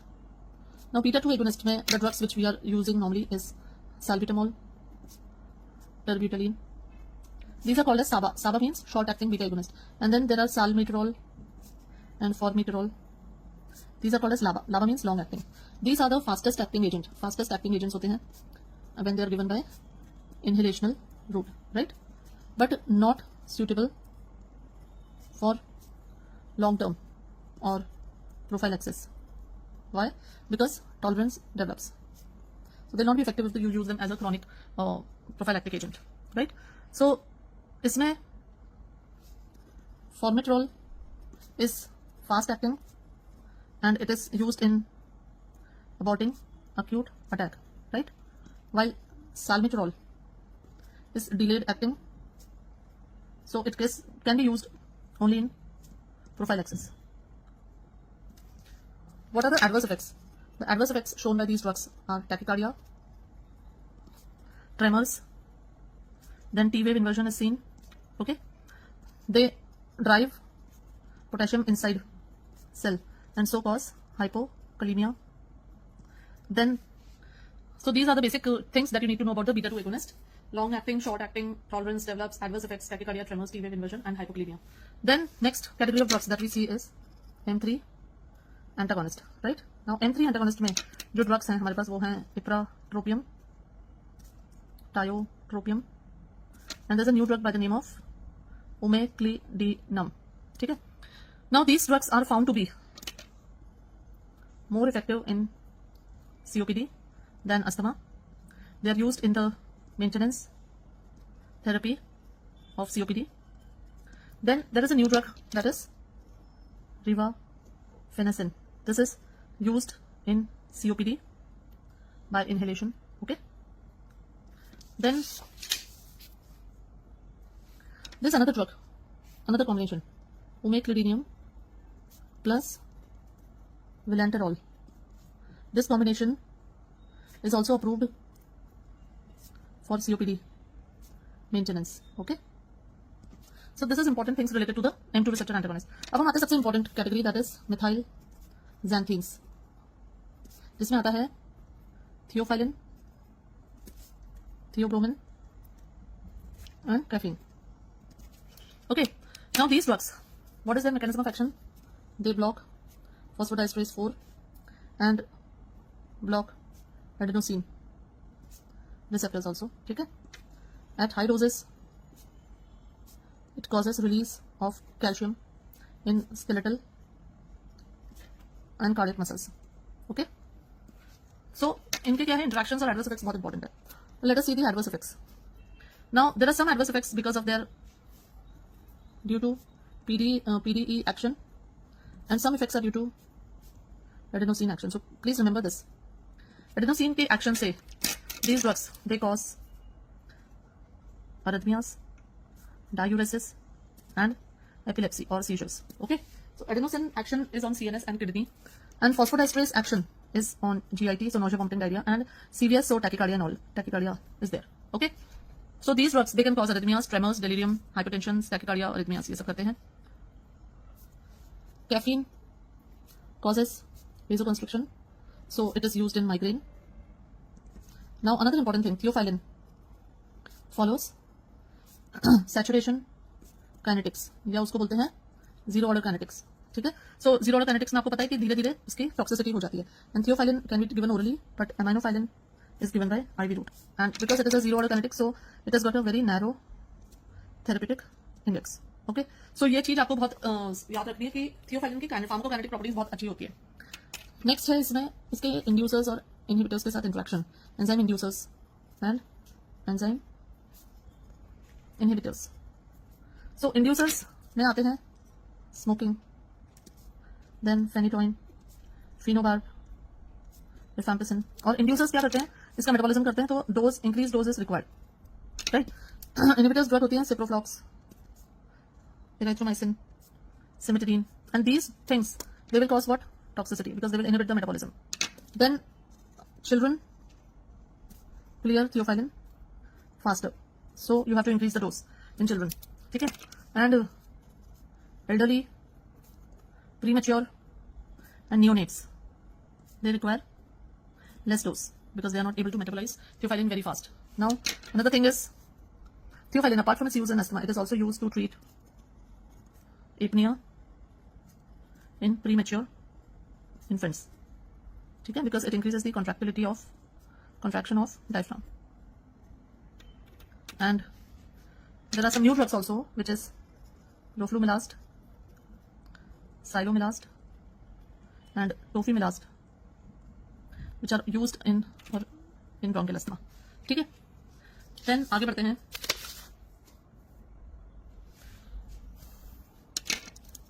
Theophylline at low doses it exerts anti-inflammatory effect action by activating histone deacetylase, which is a nuclear enzyme. Okay? एक point मैं anticholinergics का यहाँ पे add करूंगी. Anticholinergics are drug of choice in patients with asthma who are on beta blockers. क्योंकि जब beta blockers ले रहे हैं patient, तो फिर patient beta agonist नहीं ले सकता है, and then that patient you have to give anticholinergic, right? So this is an important point, and I have marked it red also. Now another important little thing, but very important, is difference between inhalers and nebulizers. So please remember, inhalers are portable. These are non-portable. They are big. Then inhalers may require coordination with inspiration. So inhalers can be used by adults, but small children who cannot do inhalation properly, elderlies, and if there is an acute severe attack, then in such cases nebulization is considered to be better. Okay. Then we have IgE inhibitor, which is called as omalizumab, and it is a monoclonal antibody. It is used mainly in prophylaxis and is given by subcutaneous injection. Okay? Then there is another drug, interleukin 5 inhibitor, and this interleukin 5 inhibitor का नाम है mepolizumab, and this is used as an add-on therapy in severe asthma. Okay. Drugs that we have in bronchial asthma are called as mast cell stabilizers. Right? Now these mast cell stabilizers में जो हमारे पास दवाइयाँ हैं वो हैं sodium chromoglycate and nedocromil, and these drugs basically they are used in the prophylaxis of bronchial asthma because they prevent the degranulation of mast cells, and they are given by which route? Inhalation. Okay. Then next category of drugs that we have is LTRA, that is leukotriene receptor antagonist, and in this we have montelukast and zafirlukast, right? And these drugs can also cause a disease which is called as Churg-Strauss syndrome. Can cause this. Then there is another drug which is called as xylitol, and this xylitol is 5-LOX inhibitor, right? But this drug is found to be hepatotoxic. Okay. Next, coming to the mother of all the drugs, that is steroids. Now steroids जो हैं इसमें दो तरीके से दिए जाते हैं, systemic therapy and inhalational therapy. ठीक है, these are the drug of choice for prophylaxis, acute attack and status. So systemic therapy is given in two conditions, that is status asthmaticus and severe chronic asthma which is not being controlled by the inhalational agents. And inhalational mein we give it as a prophylaxis. Okay. Now there is one thing, they cause side effect, that is hoarseness of voice and oral candidiasis. Oral candidiasis होता है तो इसको treat करने के लिए nystatin या clotrimazole दिया जाएगा. ओके. Ciclesonide is steroid which is metabolized in lungs, so it does not cause candidiasis. Okay, cyclophosphamide is basically a drug which is metabolized in the lungs, so तब तक तो ये steroid बनता ही नहीं है. Then another drug which was used was earlier intramuscular triamcinolone, so it was given as a depot preparation. However, it resulted in very severe myopathy, so then it was stopped. It was not continued. Then inhalational corticosteroids. Now inhalational corticosteroids are given if SABA, that is short acting beta agonist, is required. how many times? More than 3 times in a week, right? This is an indication that ICS needs to be started.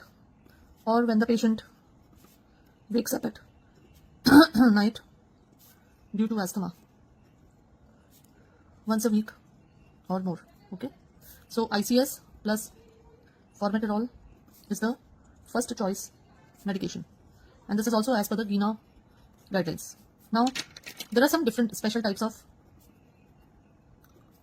asthma in which there is exercise induced asthma. So in exercise induced asthma, the drug of choice is inhalational corticosteroids, right? In aspirin induced asthma, aspirin basically increases the leukotrienes and lipoxins, right? So here also we have to give inhalational corticosteroids. Then there is something called as brittle asthma. Now what is brittle asthma? It is a very severe resistant asthma, resistant to inhalational beta 2 agonist. Okay, that is brittle asthma, very resistant, severe resistant asthma to inhalational beta 2 agonist. Then there's very important two things. Type 1 brittle asthma mein the drug of choice is subcutaneous terbutaline. Okay, and type 2 mein brittle asthma mein subcutaneous adrenaline is given. Right? Now there are two more important points that I just need to convey. First is that LABA should not be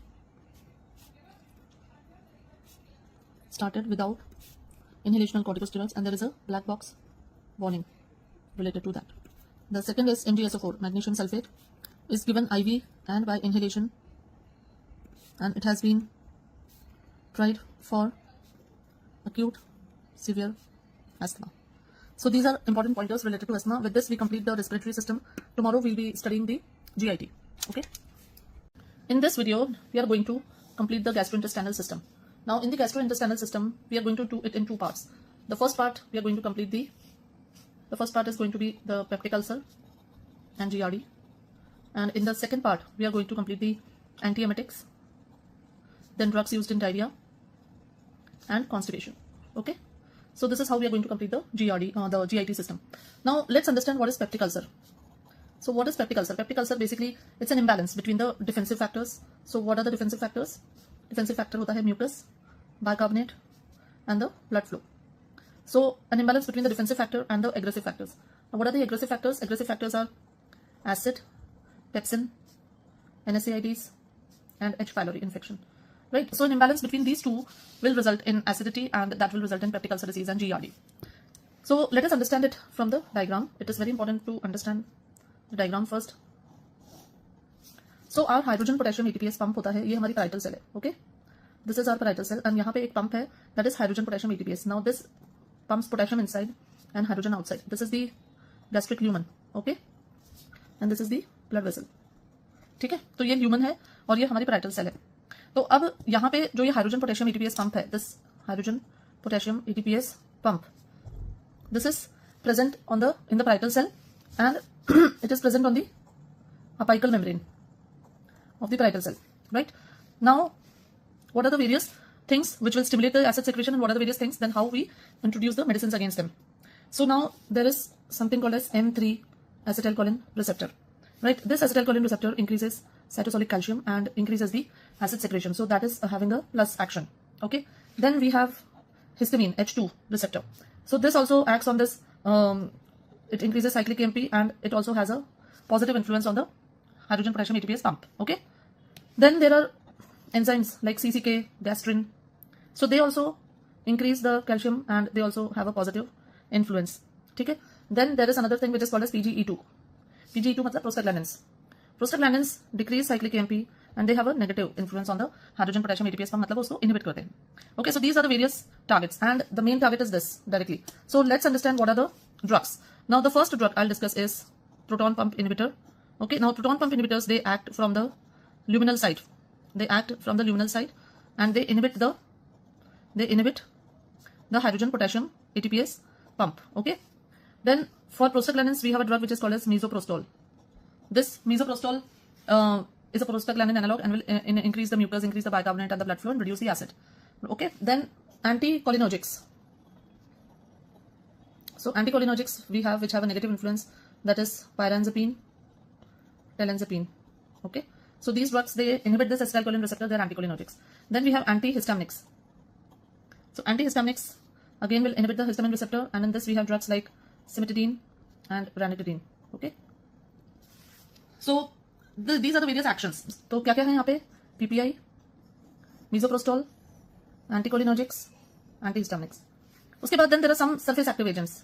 Some surface active agents होते हैं जो कि ulcer को they protect the ulcer bed. Okay. So we have some sulfur active agents, surface active, and we also have antacids. So antacids basically by chemical action they neutralize the acid. So these are various drugs which are acting in the treatment of gastric ulcer. Okay. So as I've seen, sorry, this is, I wanted to clear one thing here. This is M1 receptor है यहाँ पे muscarinic M1. Okay. So let us summarize the drugs once again.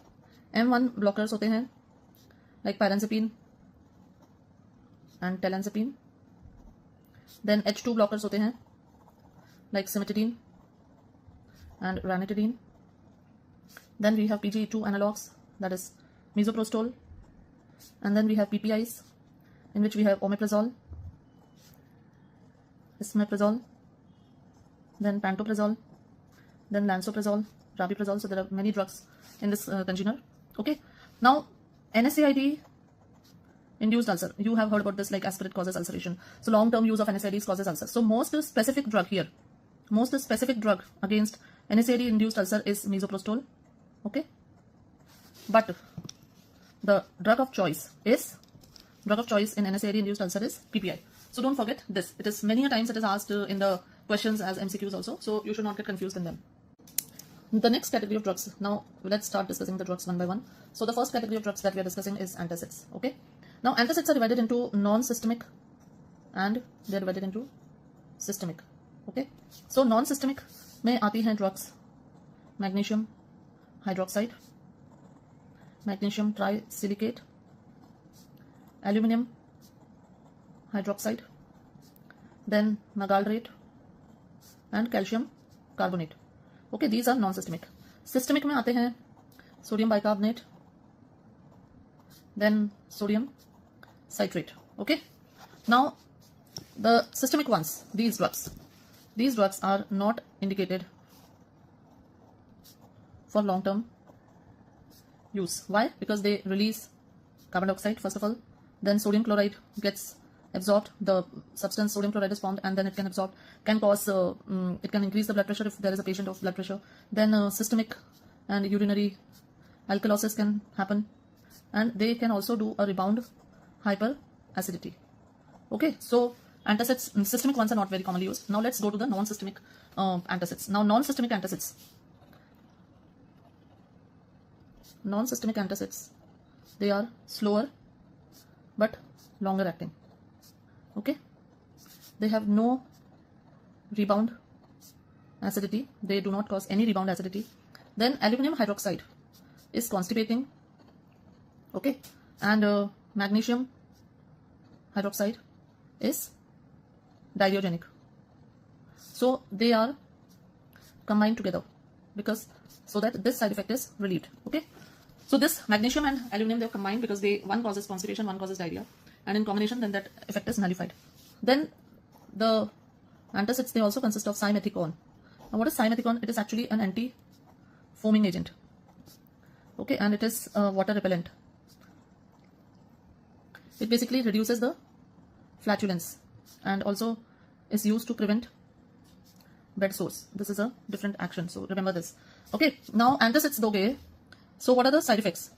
Antacids, first of all, they will reduce the absorption of acidic drugs, right? Because they will inhibit because acidic drugs, they remain unionized in acidic medium and so they are absorbed. But if you reduce the acidity, then the pH will change and the acidic drug will not be absorbed, right? Then antacids, they also interfere with the action of PPIs and sucralfate because they need a less pH for action. Okay, so less pH is needed for action, and as a result these drugs, they do not act if you give an antacid also to the patient. Then antacids, they form complex with tetracycline. So tetracycline should not be given with the antacids. Then other actions, there's something called as milk alkali syndrome. Now, what is milk alkali syndrome? It is basically characterized by hypercalcemia, renal insufficiency, and metabolic alkalosis. Okay. Milk alkali syndrome is caused by excessive dose of sodium carbonate or calcium carbonate with calcium rich food. So if you give excessive dose of calcium carbonate or sodium carbonate with calcium rich food, it can result in milk alkali syndrome. So this is all about the antacids. So we have to know the classification, then about the different constipating and diarrhea and simethicone, then the side effects of antacids and milk alkali syndrome. The next category of drug that we are going to discuss is PPI or proton pump inhibitors. And what are the drugs which are there in proton pump inhibitors? Let's enumerate them. And there are many new drugs also in this. So जो पुरानी drugs थी omeprazole, then pantoprazole, omeprazole, okay. Then we have lansoprazole, then rabiprazole. Then there is a drug called as elaprazole, which is approved in Korea. And we have a drug called as tenetoprazole, which is approved in Japan. Okay. Now, specific characteristic about these drugs. सबसे पहले, they are all pro drugs. Okay. Second thing, they are hit and run drugs. मतलब they block the receptor, and the action of blockade of receptor remains for some days. So these are called as hit and run drugs. Then they are irreversible inhibitors. Okay. Their action is irreversible. Fourth point is they are given orally, and the tablets are enteric coated so as to protect them from the acidity of the stomach, and they exert action systemically and not locally. So from the intestine, right? What is the receptor they are acting at? They are acting on hydrogen potassium ATPase receptor, causing irreversible inhibition. Okay. Now, let us see more details. These drugs are weak bases, so they can be destroyed by acids. So that is why we give enteric coated tablets. Okay, now enteric coated tablets. So whenever you must have seen the medicines, they are usually sustained release.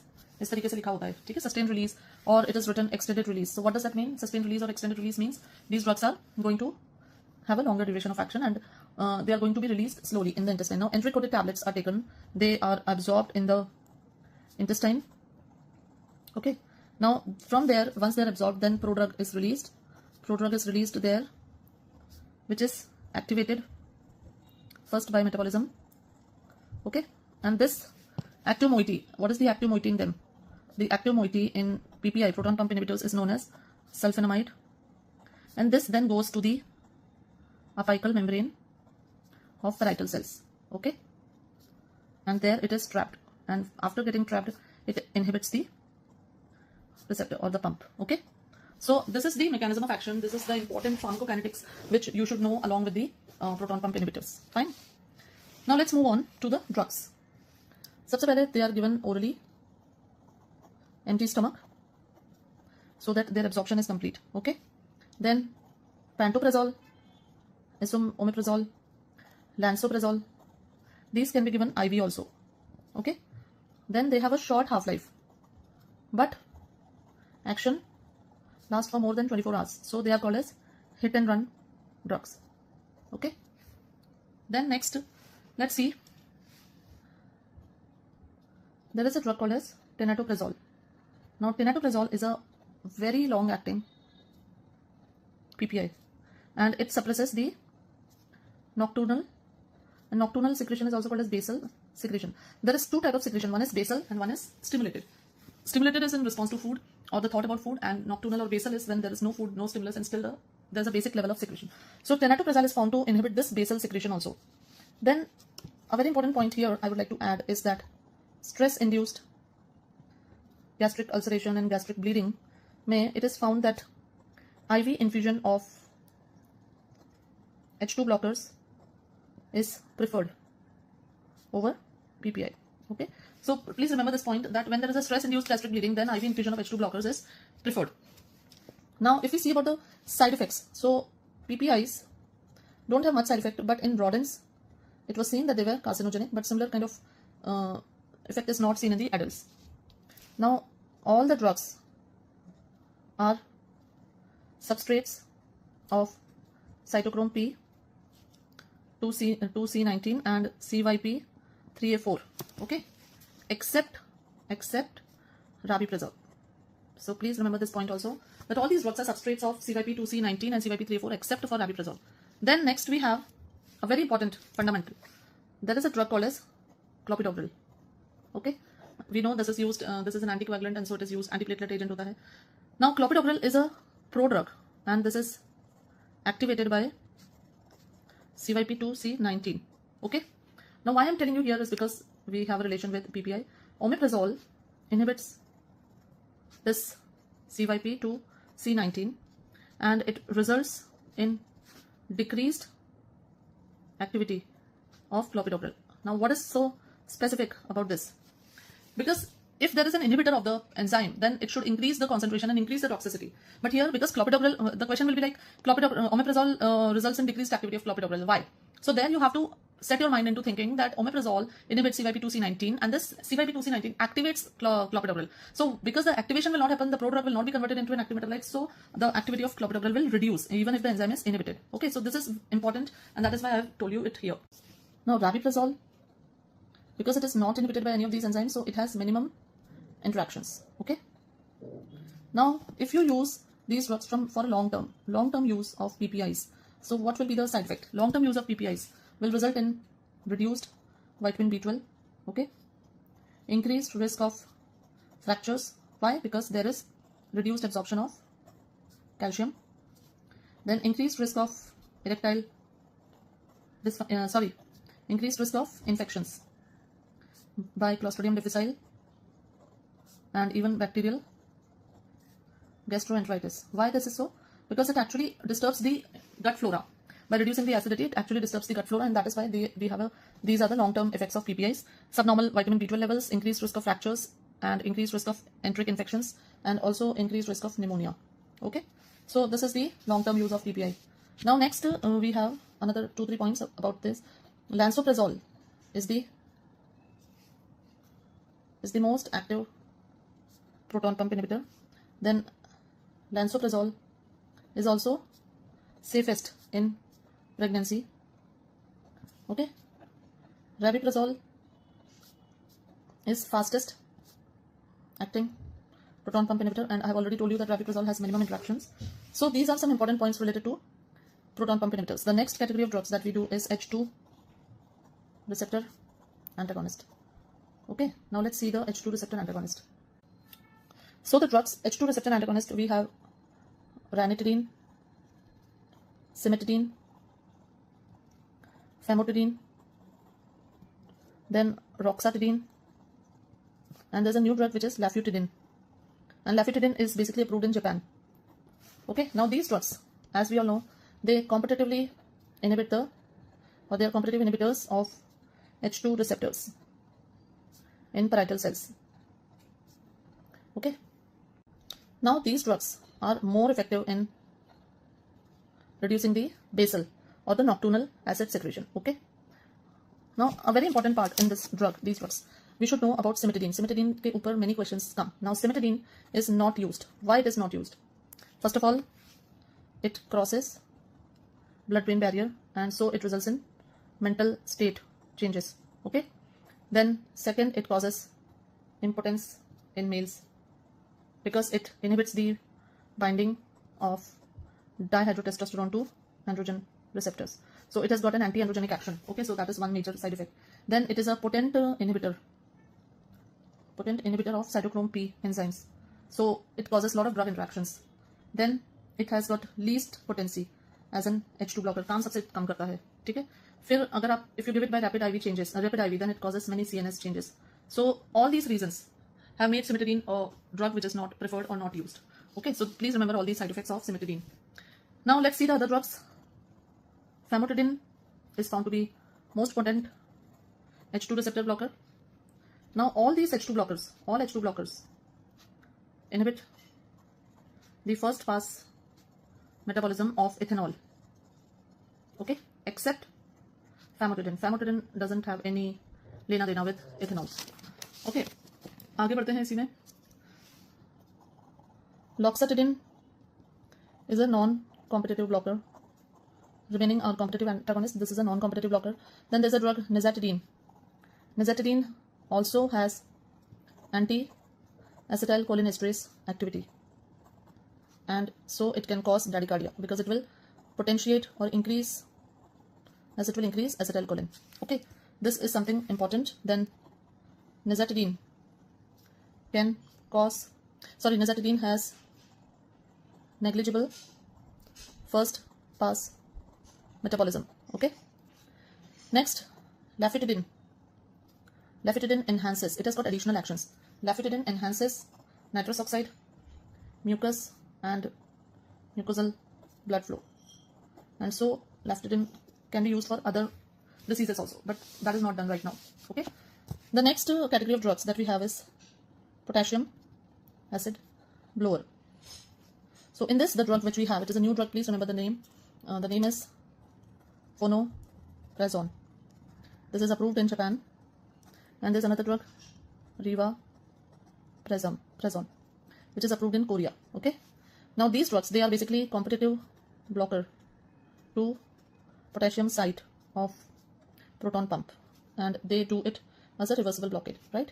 And they cause very fast acid suppression. Okay, so this is a very specific class, new class of drugs, potassium acid blowers. I think it is blocker, not blower, blockers. Vonoprazan and revprazan. So these drugs are competitive blockers to potassium site. And I don't understand, like a lot of drugs I've seen are approved in Japan and Korea. So do they eat very spicy food? That there is more of acidity in Japan, and that is why they're, inventing new drugs. Anyways, the next category of drugs that we have to discuss is anticholinergics. Okay, now anticholinergics कितने तरीके के होते हैं? Anticholinergics में एक दवाई आती थी पहले, propantheline and oxyphenonium. Now these drugs, they had adverse effect of all the anticholinergic side effects like dry mouth, then blurred vision.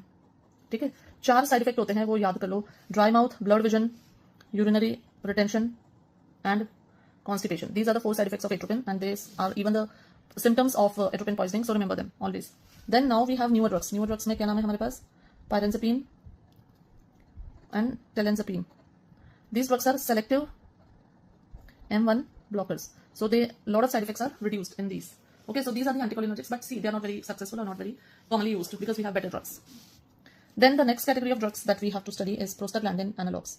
Now prostaglandins, because they increase mucus, they increase bicarbonate, and they increase the mucosal blood flow, so they are more of protective agents. Now इसमें जो होता है एक PGI2, PGE1 and PGE2, they are more of ulcer protective, right? And why are they protective? They're protective because they increase the mucus, they increase the bicarbonate, they decrease the acid, and they also increase the blood flow to the mucosa. Okay, so these are the actions. So what is the drug which we have? The drug is misoprostol, which is a PGE1 analog, and this drug is found to be used in the most specific drug for NSAID induced ulcer.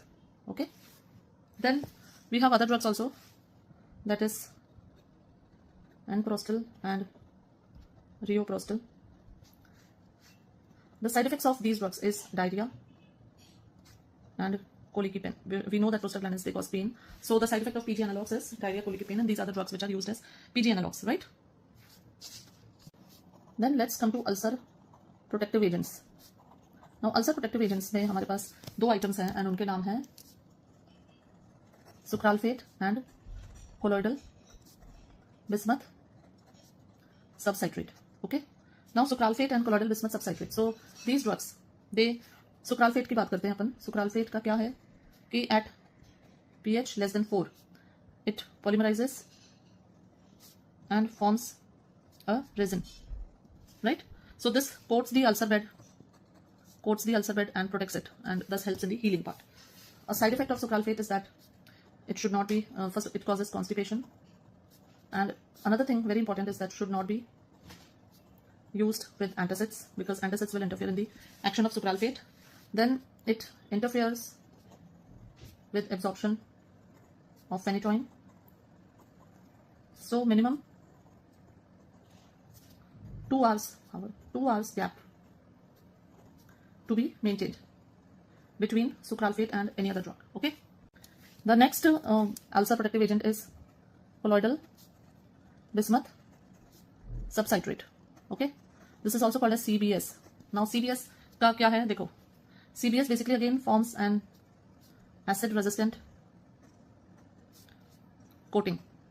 CBS का एक और action है, very important action. It dislodges H. pylori from the surface, from the mucosa. So this is also, that is why CBS is also used in the H. pylori induced ulcers. Now adverse effect CBS के अगर अपन देखें तो it causes blackening of stools, blackening of tongue, and bismuth toxicity. And what are the toxicities of bismuth? It causes osteodystrophy and encephalopathy. So these are the two toxicities that are caused by bismuth subcitrate. So these have to be taken into care. Then we have drugs which are called as ulcer healing. Ulcer healing mein the drug which we have is called as carbinoxolone. This is obtained from the roots of licorice plant, right? Now what does it cause? It causes epithelialization of ulcer without any effect on acid secretion. Okay, so carbinoxolone is basically a drug that causes epithelialization of the ulcer, does not have any effect on the acid secretion. Then but this carbinoxolone, इसके side effects क्या होते हैं? It can cause hypertension, it can cause hypokalemia, and it can cause sodium and water retention. Okay, then there are two new drugs, ribamapide and icabet. These drugs are cytoprotective agents and they act by increasing the prostaglandin generation. So these are drugs which are again can be used in ulcers, that is ribamapide and icabet. Last in the ulcer, peptic ulcer, we have to study anti-H. pylori drugs. So anti-H. pylori drugs basically diagnosed by urea breath test and it causes peptic ulcer disease. Okay, now a triple drug therapy is given which consists of 1 PPI and 2 antimicrobial agents. Okay, now antimicrobial agents which can be used are amoxicillin, metronidazole, and clarithromycin. So these are normally the antibiotics that are used. Sometimes in quadruple therapy we also use tetracycline. Okay, now usually there is a combination which is very commonly used which is called as CAP, and CAP consists of clarithromycin, amoxicillin, and proton pump inhibitor which is lansoprazole. Okay, so this is the most commonly used triple drug therapy regimen which is used in H. pylori infection. Then after triple drug, if the disease is still not controlled, then in some cases we use quadruple drug therapy also. Another one more important point I would like to tell you is continue with PPI after 2 weeks if the ulcer is not healed. This is usually given for 2 weeks. Okay, now quadruple drug therapy consists of colloidal bismuth subcitrate plus tetracycline plus amoxicillin plus omeprazole. Okay, so this is a quadruple drug therapy that is given. Now in this first line drugs that are used are PPI तो होता ही है, amoxicillin होता है, clarithromycin या metronidazole. Second line drugs PPI plus amox, clarithro or metro. Those who are allergic to penicillin G can use PPI plus clarithro plus metro. Okay, then third line drugs we have PPI plus amox, CBS, and clarithro or metro or tetra. So these are the three categories of anti-H. pylori drugs which are used. With this we finish the peptic ulcer, and in the next lecture we will be studying about the antiemetics, drugs used in laxatives, and that is laxatives, drugs used in constipation and diarrhea. So now coming to the second part of the GIT system. Now in second part we are going to complete the antiemetics. Then we are going to study about the prokinetic agents. Okay, then we have drugs used in diarrhea and constipation, and also drugs which are used in irritable bowel syndrome and inflammatory bowel syndrome, both IBS. So why I've divided this into two parts, because this part, although it looks small, but there are many new drugs which have been brought in this field. So I couldn't do justice to whole of GIT in one video, so that is why I decided to break it into two. So now let's start first with the antiemetics. Okay, so in antiemetics, now what are the different types of vomitings that usually questions are asked upon? So we have motion sickness, that is one type of vomiting. Then we have morning sickness. Okay, then normal vomiting is there. Then we have chemotherapy and radiotherapy induced vomiting, right? So we have various types of vomitings, and then we also have post-operative vomiting. So what are the drugs which are used in these various types of vomiting? We'll be seeing that. If I show it on a diagrammatic picture, so this is the vomiting center. Now we are going to see what are the neurotransmitters that play a role in vomiting, right? So now this is the vomiting center. The stimulus from GIT comes via 5-HT3. So one stimulus comes via GIT. From the GIT, suppose some poisoning or something is there, then the body doesn't accept it, or there's a infection in the GIT, then it induces vomiting. So that is there. Then there is a CTZ center. Okay, chemoreceptor trigger zone. Now the neurotransmitters which play a role here are D2, NK1, and 5-HT3. So these are the neurotransmitters which stimulate CTZ. Okay, then we have a vestibular system that is related to our ear. And we have vertigo or disturbances in this vestibular system also result in vomiting. So there the receptors which play a role are M1 and H1. Okay, so they also go and stimulate this vomiting center, and so they play a major role in the motion sickness. Okay, so now what are the major receptors or major neurotransmitters? One is serotonin, and that is 5-HT3. Okay, then we have dopamine, that is D2. We have NK1, okay, and we have muscarinic M1 and histaminic M1 receptors also. So these all receptors, they play a role in the vomiting. So naturally the drugs which will be used in the vomiting are going to be based on these receptors, right? So now let's see one by one what are the drugs that are used in different types of vomitings based on these receptors or neurotransmitters. So the first vomiting that we are going to see is motion sickness. Now motion sickness mein we give hyoscine. It is given intramuscularly, or it can be given as a transdermal patch, okay, for prophylaxis. Like somebody is traveling somewhere, so they can take this patch. Then we give antihistaminics. Antihistamines are given for motion sickness, like promethazine or diphenhydramine. Then cyclizine can also be used. Then there is a very specific drug we had earlier also studied in histaminics, cinnarizine. This is used in vertigo. Okay, so these are the drugs which are used in motion sickness. Next we come to morning sickness. So in morning sickness, now you all know morning sickness is associated with pregnancy. So the drugs which is most commonly approved, doxylamine plus pyridoxine, that is vitamin B6. They are the safest drugs in pregnancy. Apart from that, if you use D2 blockers, then they are teratogenic, so they are not used, right? So in morning sickness, we don't have much choice. We can use doxylamine plus pyridoxine, B6, that is the safest drug. Then we have chemotherapy or radiotherapy induced vomiting. Now in chemotherapy or radiotherapy induced vomiting, the first category of drugs that we use is 5-HT3 antagonist. Okay, 5-HT3 antagonist or 5-HT3 blockers. And in this, in the chapter of serotonin, I have completed them very in detail. We have ondansetron, we have granisetron, we have dolasetron, we have palonosetron, ramosetron. So a lot of these drugs are there. Now in this, palonosetron is the most potent drug. Okay, and dolasetron causes it prolongs the QT interval, so it is not a very safe drug. Okay. Then these drugs can also be used in hyperemesis gravidarum, and they can also be used in post-operative nausea. Ondansetron and these drugs can be used there also. Then we have a drug that is cisplatin. Now cisplatin induced vomiting, इस पे बहुत सारे questions आते हैं. A lot of questions are asked on this cisplatin induced vomiting. Now इसमें please remember that if it is acute, that is less than 24 hours, then you give 5-HT3 antagonist, and if it is delayed, like after 2 days, then the drug which is used is aprepitant, which is basically an NK1 receptor antagonist. Okay, if you remember in NEET 2024, they asked about this aprepitant also. So this is aprepitant. Now there is a drug for aprepitant also. It is a prodrug of aprepitant. It is given IV. It is orally active, and it interacts with CYP3A4 enzymes. Okay. Another drugs of this category are netupitant, which is a new NK1 antagonist, and we have rolapitant, which is also used in delayed vomiting. Then there is another category of drugs which are called as cannabinoids.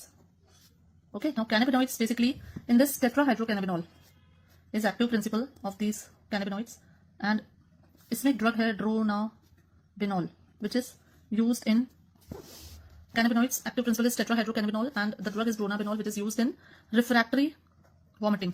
So any vomiting which is not responding to any other drug, you can use dronabinol which is a cannabinoid, and that can be effective. Okay, then other drugs which can be used as antiemetic. So here we have steroids like dexamethasone. It has also got emetic effect. Then in benzodiazepines we have alprazolam and lorazepam, right? So these are some drugs which also can be used. Another important thing about cannabinoids, I've forgotten, like cannabinoids, dronabinol is also known to stimulate appetite. So it is used in HIV induced anorexia. Okay, so please remember this point about dronabinol, that it is a cannabinoid and it is used to stimulate the appetite also. So these are the drugs which are used in MSS. These are the drugs which we have studied about which are playing a role in vomiting, right? Then there are some compounds, just to name them, I'll say that there are some emetics in which we have apomorphine and epicac. And emetics are mainly used in poisonings to basically remove the toxic material from the stomach, but they are contraindicated in kerosene poisoning and corrosive acid poisoning. This is a very important point, that they are contraindicated in these two things. Okay. Now next we come to gastroesophageal reflux disease. So what is GERD? GERD is a disease where there is basically like, as you know, this is the stomach. So there is increased acid production, right? And decreased forward movement. And the third thing is relaxed lower esophageal sphincter. So these are the three pathophysiology, pathogenesis in GERD. So the treatment modality focuses on decrease the acid production. Okay. So for that we have proton pump inhibitors and increase the forward movement and also close the LES. So for this we have prokinetic agents. Okay. So let us see what are prokinetics. What are the various types of prokinetics? Let us see. Now the various types of prokinetics. What are the receptors? First, again, let's understand what are the neurotransmitters that play a role here. Though it is seen, सबसे पहले, you know that acetylcholine. Acetylcholine causes peristalsis, right? So acetylcholine is an excitatory neurotransmitter, and so we should give drugs which will increase the acetylcholine action. Okay, so we should be giving drugs which increase the acetylcholine. Secondly, serotonergic also, it causes diarrhea and propulsion, so we should increase the serotonin also. Okay, so the serotonin which plays a role here is 5-HT4. Then 5-HT3 serotonergic में आता है, 5-HT3 inhibitory होता है, तो we have to use drugs which will reduce 5-HT3 or which will block 5-HT3. ठीक है. Then there's another D2. D2 from presynaptic receptors, it also reduces the motility, so we have to use drugs which will also inhibit D2. तो इसका मतलब क्या हुआ कि to increase motility we give cholinergics, we give 5-HT4 agonist, ठीक है. Then we give D2 antagonist and we give 5-HT3 antagonist. So these are the various drug targets by which prokinesis can be achieved, by increasing the cholinergic pathway, by giving a 5-HT4 agonist, by giving D2 antagonist and by giving 5-HT3 antagonist. So these are the various pathways by which we can produce prokinesis. So let us see the drugs one by one. Now the first drug that we are going to study is metoclopramide. Okay, this is a very famous prokinetic drug. It has got a central and peripheral D2 action, and by the central action it produces anti-emetic. ठीक है. Okay, prokinetic action क्यों करती है? Prokinetic करती है क्योंकि ये 5-HT4 agonist है, and it is also 5-HT3 antagonist. Okay, these are the two actions. Okay, so this is, I'll say first, this is, I'll say second. Then it has got third action, that is it increases acetylcholine.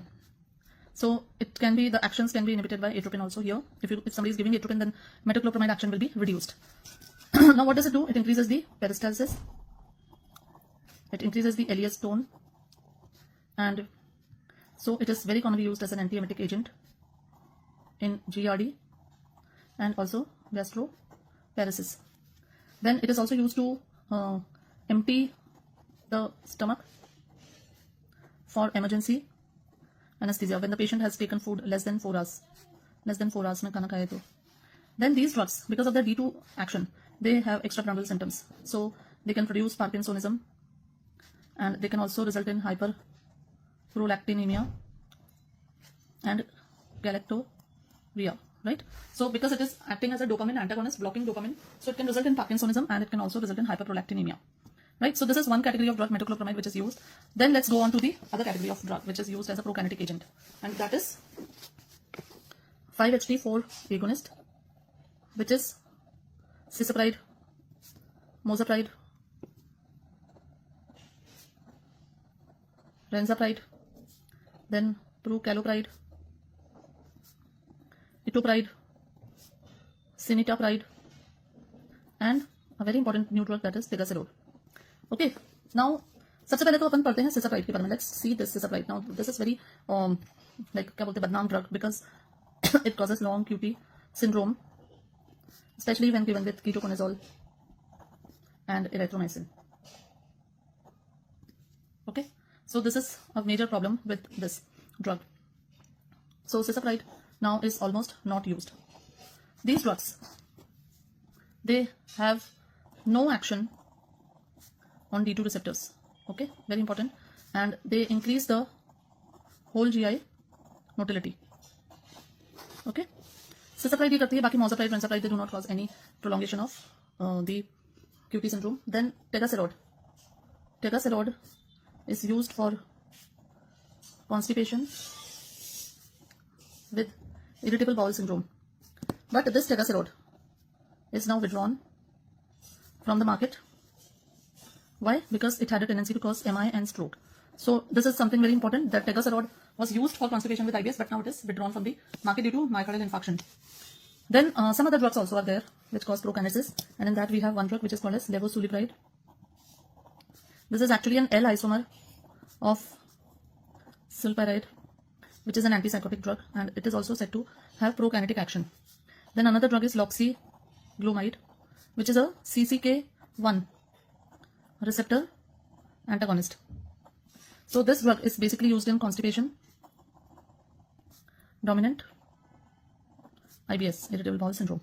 Then we also know that macrolides, these are antibiotics like erythromycin. Okay, so these drugs also, they stimulate the motilin receptor, and so they also increase the motility. Okay, they are mainly indicated in diabetic gastroparesis, right? But there's a very rapid development of tolerance, so they're not very successful here.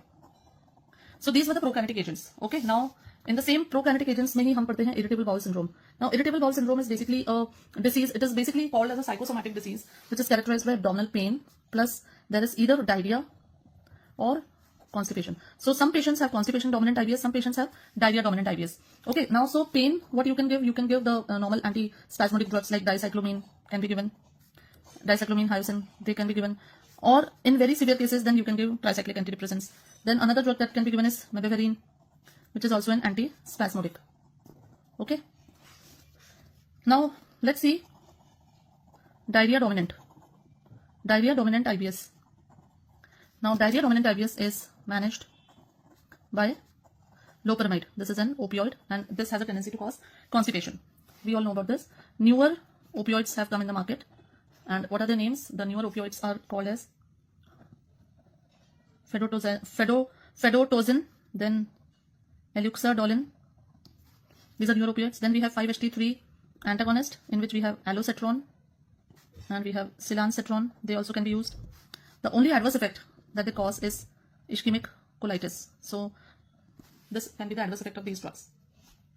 Then let's see the constipation dominant IBS, right? Now constipation dominant IBS में the drug, सबसे पहले तो it is tried that the patient takes dietary fiber and laxatives. Okay, then another drug that we can give is lubiprostone and linaclotide. Then now there is a new drug. What is that new drug? It is tenocanor. This is basically inhibitor of sodium hydroexchanger 3 in the intestine. Okay, now this sodium hydroexchanger, this basically helps in absorption of sodium ion in GIT, right?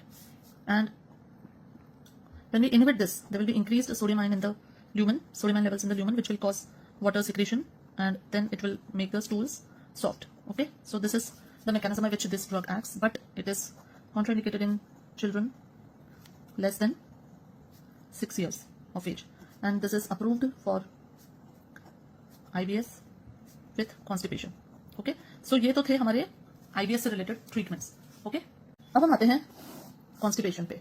Now constipation or diarrhea specifically. Now constipation में the drugs that we give are laxatives. Okay, laxatives में there are some which are called as stool softeners. Now इसका जो classification है ना, ये ध्यान से देखना बहुत जरूरी है. So we have drugs which are called as stool softeners, in which we have docusates, we have liquid paraffin, okay, and we have mineral oil. Then we have drugs which are bulk forming agents. Okay, so bulk forming agents में we have dietary fiber, bran, psyllium, and methyl cellulose. Okay, then we have osmotic diuretics. Now in this we have saline laxatives. Saline laxatives are magnesium sulfate, magnesium hydroxide, and sodium phosphate. Okay, then we have non-digestible sugars, which will basically have an osmotic effect. So non-digestible sugars may we have lactulose, then we have lactylol, sorbitol, and we have mannitol and polyethylene glycol, which is PEG. Okay, then another classification is stimulant purgatives. They are called as purgatives because they are used in purgation. Here we have diphenyl methanes. In this we have bisacodyl, we have sodium picosulfate, and we have phenolphthalein. Okay, then we have anthraquinone derivatives, in which we have senna, and we have cascara, and then another category we have is castor oil. Okay, and then we have another category, and these drugs are called as prokinetics. Constipation में हम prokinetics की तो use करते हैं. So उसमें हमारे पास 5-HT4 agonist आते हैं, जैसे mosapride, rinzapride. तो one drug is prucalopride. Okay, then we have D2 antagonist like metoclopramide and domperidone, which are used here. Then we have macrolides, in which we have erythromycin. Okay, so these are the drugs which are used for. This is a complete classification of drugs which are used in constipation. You remember this classification very well. So there we have bulk forming, then we have stool softeners, we have osmotics, in which we have saline laxatives and non-digestible sugars. Then stimulant purgatives are there, which are of anthraquinone and diphenyl methane derivatives, and prokinetic agents. So these are the drugs which are used in constipation. Now we take diarrhea. Okay, so what are the drugs which are used in the treatment of diarrhea? Now diarrhea में सबसे पहले जो drug मैंने अभी आपको पीछे भी बताई है, that is opioids, which is loperamide. Okay, so loperamide is one drug which is used. Then there is another opioid which is diphenoxylate, and please remember diphenoxylate is combined with atropine. Why it is combined with atropine? To prevent abuse potential. Okay, now these drugs, opioids, they are contraindicated in infective diarrhea because they will increase the infection and that can result in intestinal perforation also. Okay, so that is about opioids. Then the second drug which is normally also used is octreotide. Now octreotide is a somatostatin analog, right? Now this we have also studied. We have to do the endocrine system. It is used to reduce the secretory diarrhea. It is also used in carcinoid syndrome, in which there is diarrhea due to excess of serotonin. Also used in VIPoma. Then in low doses it stimulates motility. Okay, and in high doses it inhibits the motility. So you should remember this about octreotide. Then it is used in high doses. It is used in treatment of vagotomy, then short bowel syndrome, and also in diarrhea associated with AIDS. Okay, then octreotide is also used in treatment and prophylaxis of acute pancreatitis. Okay, now what are the other drugs which are used in diarrhea? So we have resicadotril. Now resicadotril is a drug. It is enkephalinase inhibitor. Okay, so it inhibits the breakdown of enkephalins, right? Okay, then we have another drug which is clonidine. Now clonidine is used in diabetic diarrhea. ठीक है. Then another drug which we have is crofelemer. Now this crofelemer is a new drug and it is used in diarrhea in AIDS patient. Okay, this basically blocks the chlorodyne channels in CFTR. ठीक है. Then there is another drug which is called as bezlotoxumab. It is a monoclonal antibody. Bezlotoxumab is a monoclonal antibody and it is basically used in Clostridium difficile recurrence. Okay. Then another drug is telotristat, also a new drug, and this is basically tryptophan hydroxylase inhibitor, right?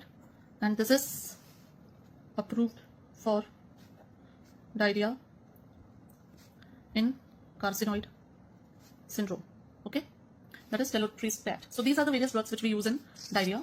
Now in continuation, let us see about ORS. ORS is a very simple topic, but इससे questions आते हैं. Now ORS का हमारे पास आ गया है एक new formula, and in the new formula the concentration of sodium chloride, glucose and total osmolarity is reduced. Why? Because the old formula was made actually from cholera diarrhea point of view.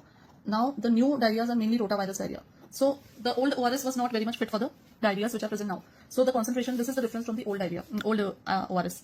Then we also have some inflammatory bowel diseases, right? Now what are the inflammatory bowel diseases? We all know they are Crohn's disease and ulcerative colitis, right? Ulcerative colitis may we use sulfasalazine, and the active moiety of this is 5-ASA, which acts in ulcerative colitis. We know that it also gives sulfapyridine, which is basically used in rheumatoid arthritis. Then the other drugs in the same category is olsalazine and balsalazine. Then chronic Crohn's disease. So in Crohn's disease, the drug which is used are methotrexate. Then we have anti-TNF alpha drugs, in which we have infliximab, adalimumab, then sertolizumab. Okay. Now infliximab is given by IV route, and these two drugs are given by subcutaneous route. Okay. Then other drugs that we have is, there's a new category which is called as anti-integrin inhibitors, right? Now anti-integrin inhibitors, the drug which we have is natalizumab, which is used in moderate to severe Crohn's disease.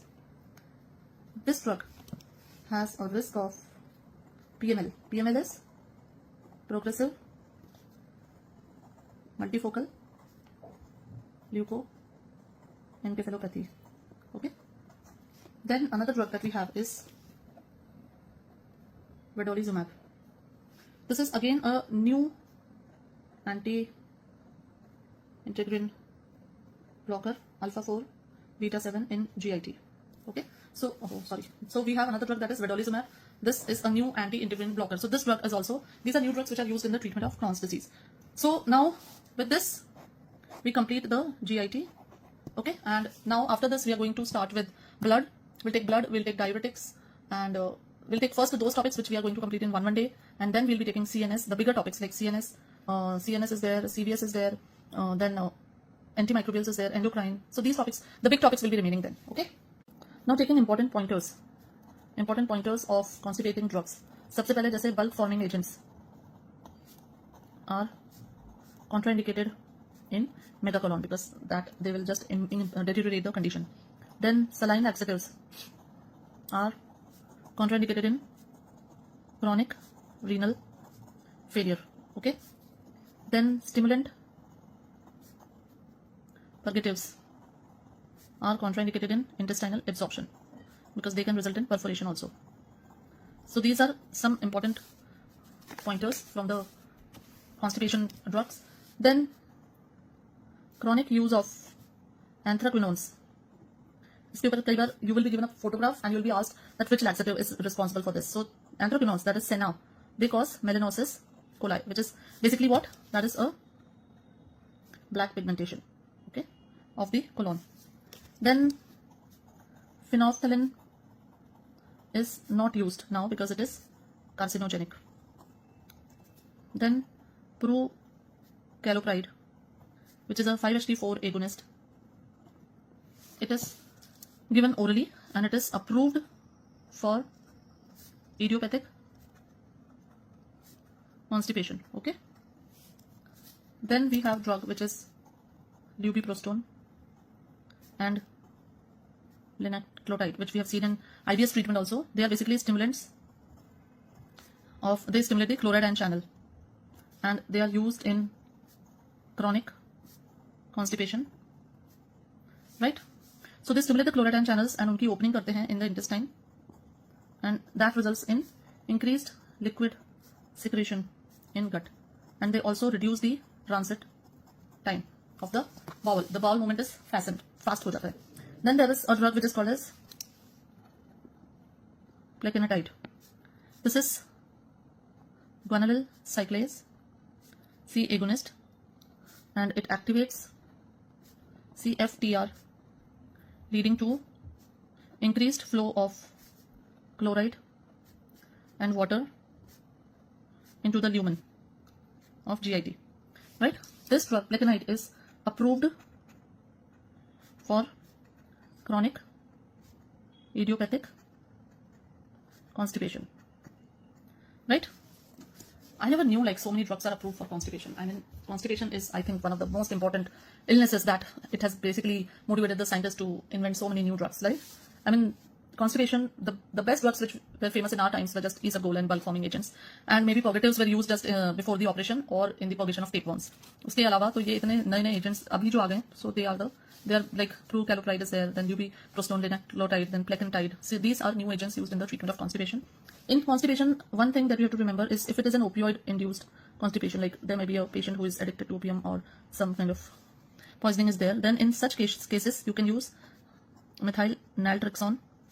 This is one, then naldimidine and naloxagol. So these are the drugs which are used in cancer-induced constipation. So students, welcome to this new video in which we are going to complete the hematinics. Now in hematinics, we are going to complete antiplatelets, and then after that we'll take anticoagulants. Then we are going to take thrombolytics, right? And after that, we'll take the drugs which are used in the treatment of iron deficiency anemia, megaloblastic anemia, and growth factors. So I'm taking the more difficult parts earlier because it is better to finish the difficult aspects first and then go on to the easier pathways. So the first part of this video is antiplatelet drugs. Now this is a very important part if you consider it from the competitive exams point of view, because there are many new drugs that have come in this, and then you get many clinical case based scenario questions आते हैं आपके इसमें. तो ये वाला जो part है, you please pay attention to that. Now before I start with the actual drugs which are used here, let's first try to understand the pathophysiology of coagulation. So this is the endothelium and this is the damaged endothelium, right? And so this is the endothelial cell. Now, whenever there's a damage in the endothelium, so a damage in the endothelium results in generation of reactive proteins like von Willebrand factor and collagen. And these substances, now here we have our platelets. So these are our platelets, okay? And these substances, then they do what? They make the platelets active. And platelets के ऊपर receptors होते हैं GP1A and GP1B, इस तरीके के receptors होते हैं. तो ये these receptors they get activated. And activation के कारण क्या होता है? There is this receptor GP2B3A, and then it basically starts aggregating. ठीक है? आपस में they start attaching, they start clumping, and this thing which is there in between them is fibrinogen. ठीक है? So then these platelets they start coming together, and coming together में what happens is further these platelets are activated, and then there is degranulation occurs, and degranulation होके what is released? Thromboxane A2 is released and ADP. Now thromboxane A2, you all know that this is pro-aggregatory, right? And ADP is vasoconstricting, so they go and attach to the other cells, and then so this like attaches to the thromboxane A2, that is the TP receptor, and this attaches to ADP attaches here, that is P2Y12 receptor. So they go and attach to these receptors, and there is a lot of coagulation, formation of a platelet plug. And this platelet plug, basically there is a formation of thrombosis, and there is another agonist, that is thrombin, that is also activated, and that further contributes in the formation of the thrombus. So this is the fundamental of antiplatelets. Now one more thing, that these drugs, this coagulation is more in arteries than in veins, right? So whatever antiplatelets we are giving, antiplatelets as a result will be more effective in arterial thrombus. Okay. Now what are the targets here? Let's see. इस diagram में हमने जो देखे, so what are the targets? So targets यहाँ पे है सबसे पहले thromboxane A2, which is, what is the target for that? We all know aspirin, which is an irreversible inhibitor of COX enzyme, and this aspirin in low doses will selectively inhibit thromboxane A2. Right? This we all have studied in last class also of NSAIDs, corticoids, in which I have taken. So the first category, the first target is thromboxanes. Then we have PDE, phosphodiesterase inhibitors. And the drug that we have in phosphodiesterase inhibitor is dipyridamole. Okay, so this is the drug that is a phosphodiesterase inhibitor, and it is acting through this mechanism. There's another drug in this, which is known as silastazole. This is PDE3 inhibitor, and this also has action on the thrombosis. Then the next target is GP2B3A. Okay, so GP2B3A inhibitors, what are they? Because you can see this GP2B3A is playing a major role here. So GP2B3A inhibitors mein the drugs that we have is apixaban and tirofiban and eptifibatide. Okay, then the next target is, we all know that, P2Y12 receptor antagonist. They are also ADP antagonist. Okay, so what are the drugs here? Now here we have two type of drugs. One is reversible and other one is non-reversible or irreversible. Now reversible drugs mein aate hain, these are new drugs. They are cangrelor and ticagrelor. And non-reversible mein we have ticlopidin and clopidogrel and prasugrel. Okay, so these are the P2Y12 receptor antagonist. There's another, sorry. So this is P2Y12 receptor antagonist, reversible and non-reversible, cangrelor and ticagrelor, and non-reversible, which is ticlopidin, clopidogrel, and prasugrel. Then we have new category, which is PAR antagonist. So this PAR antagonist, in this we have drugs which are known as vorapaxar and atopaxar. Okay, so this is the, I'll just give a quick recap. This is the way how which antiplatelet drugs they act. This is the mechanism. Like whenever there's a breakdown in the endothelium, there's generation of collagen, von Willebrand factor, which are reactive proteins. They attract the platelets, attach to the receptors. Thus, the formation of platelet plug starts. There's release of thromboxane A2 and ADP, which go and attach to further platelets and initiate this thrombosis process. Okay, now this is seen more in arteries. So, what are the targets that we've identified here? They are thromboxane A2 inhibitor, that is aspirin, low dose PDE inhibitor, that is dipyridamole and silastazole, GP2B3 inhibitor, that is apixaban, tirofiban, and eptifibatide, P2Y12 receptor antagonist or ADP antagonist, which are reversible and irreversible. Reversible may we have cangrelor and ticagrelor, and non-reversible may we have ticlopidin, clopidogrel, and prasugrel, and we have a new category that is PAR antagonist, vorapaxar and atopaxar. Okay, so ये तो था हमारा एक classification. अब इसमें एक एक करके इन दवाइयों को देख लेते हैं. तो एस्पिरिन के बारे में आप सबको पता ही है. अब डाइपिराडिमोल के बारे में अगर मैं बात करूं तो dipyridamole basically it inhibits the phosphodiesterase enzyme and thus it increases the cyclic AMP and thus it basically increases the prostacyclin, so it has got an anti-aggregatory effect. There is another drug in the same category, that is silastazole, and this drug is also of the same mechanism, and this drug is used in the treatment of intermittent claudication. Okay, so silastazole is the drug of choice in intermittent claudication. Please don't forget that. Then we come to the category of drugs, that is irreversible inhibitors. So P2Y12 receptor antagonist. So in that we have seen the name of the drugs. What are they? So irreversible जो antagonist थे वो थे ticlopidin, then clopidogrel and prasugrel. Okay, now ticlopidin का एक side effect होता है, it causes severe neutropenia, almost less than 500 per microliter, and thrombocytopenia. ये ticlopidin का side effect होता है. Another important thing, ticlopidin and clopidogrel both are prodrugs, and they are activated by CYP2 C19. And if you remember omeprazole, which is a PPI, if you have seen my video on GIT, omeprazole inhibits this CYP2 C19 and reduces the action of clopidogrel. This I had explained to you also, that usually when the enzyme is inhibited, then there is usually toxicity, but here the case is opposite. It's a trick that you have to remember, that clopidogrel prodrug में ही convert नहीं होगा if it is not activated. ठीक है, so this you please remember. Then normal side effects, they have more of GIT. Prasugrel is one of the most potent and fastest acting anti-platelet drug, but it has a very high risk of fatal bleeding because it is very fast acting. So fatal bleeding is there in elderly and history of stroke patients. So it has to be used with very मतलब ध्यान से use करने की जरूरत है prasugrel को. Okay, then next category of drugs that we have to see is GP2B3A antagonist. Okay, now these drugs are I'll say they're the strongest antiplatelet drugs. In this, apixaban is a monoclonal antibody. Okay, So apart from hapsiximab, the other drugs that we have is tirofiban and eptifibatide. Now these drugs are good antibiotics, but इनके side effects होते हैं. What are the side effects? Side effect of all the drugs, all the antiplatelet drugs is bleeding. What are they used mainly in? What are their uses? Used in myocardial infarction, in cerebrovascular diseases, in artificial heart valves. Now, there usually a combination of warfarin is given with dipyridamole. So please remember this, don't forget. Then the newer drugs that we are seeing here, newer drugs. Newer में एक तो है हमारे reversible CYP2C19 inhibitors, that is ticagrelor and cangrelor. These drugs are orally effective. Okay, they can be given orally. They have a rapid onset and offset of action. Then they are the first new drug to demonstrate a great reduction in CVD, cerebrovascular accidents, and so they are recently approved by FDA also for the treatment.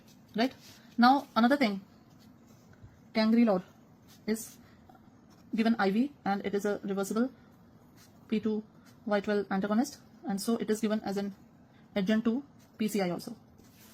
Okay. Then another new drug is there, that is PAR antagonist, that is vorapaxar and atopaxar.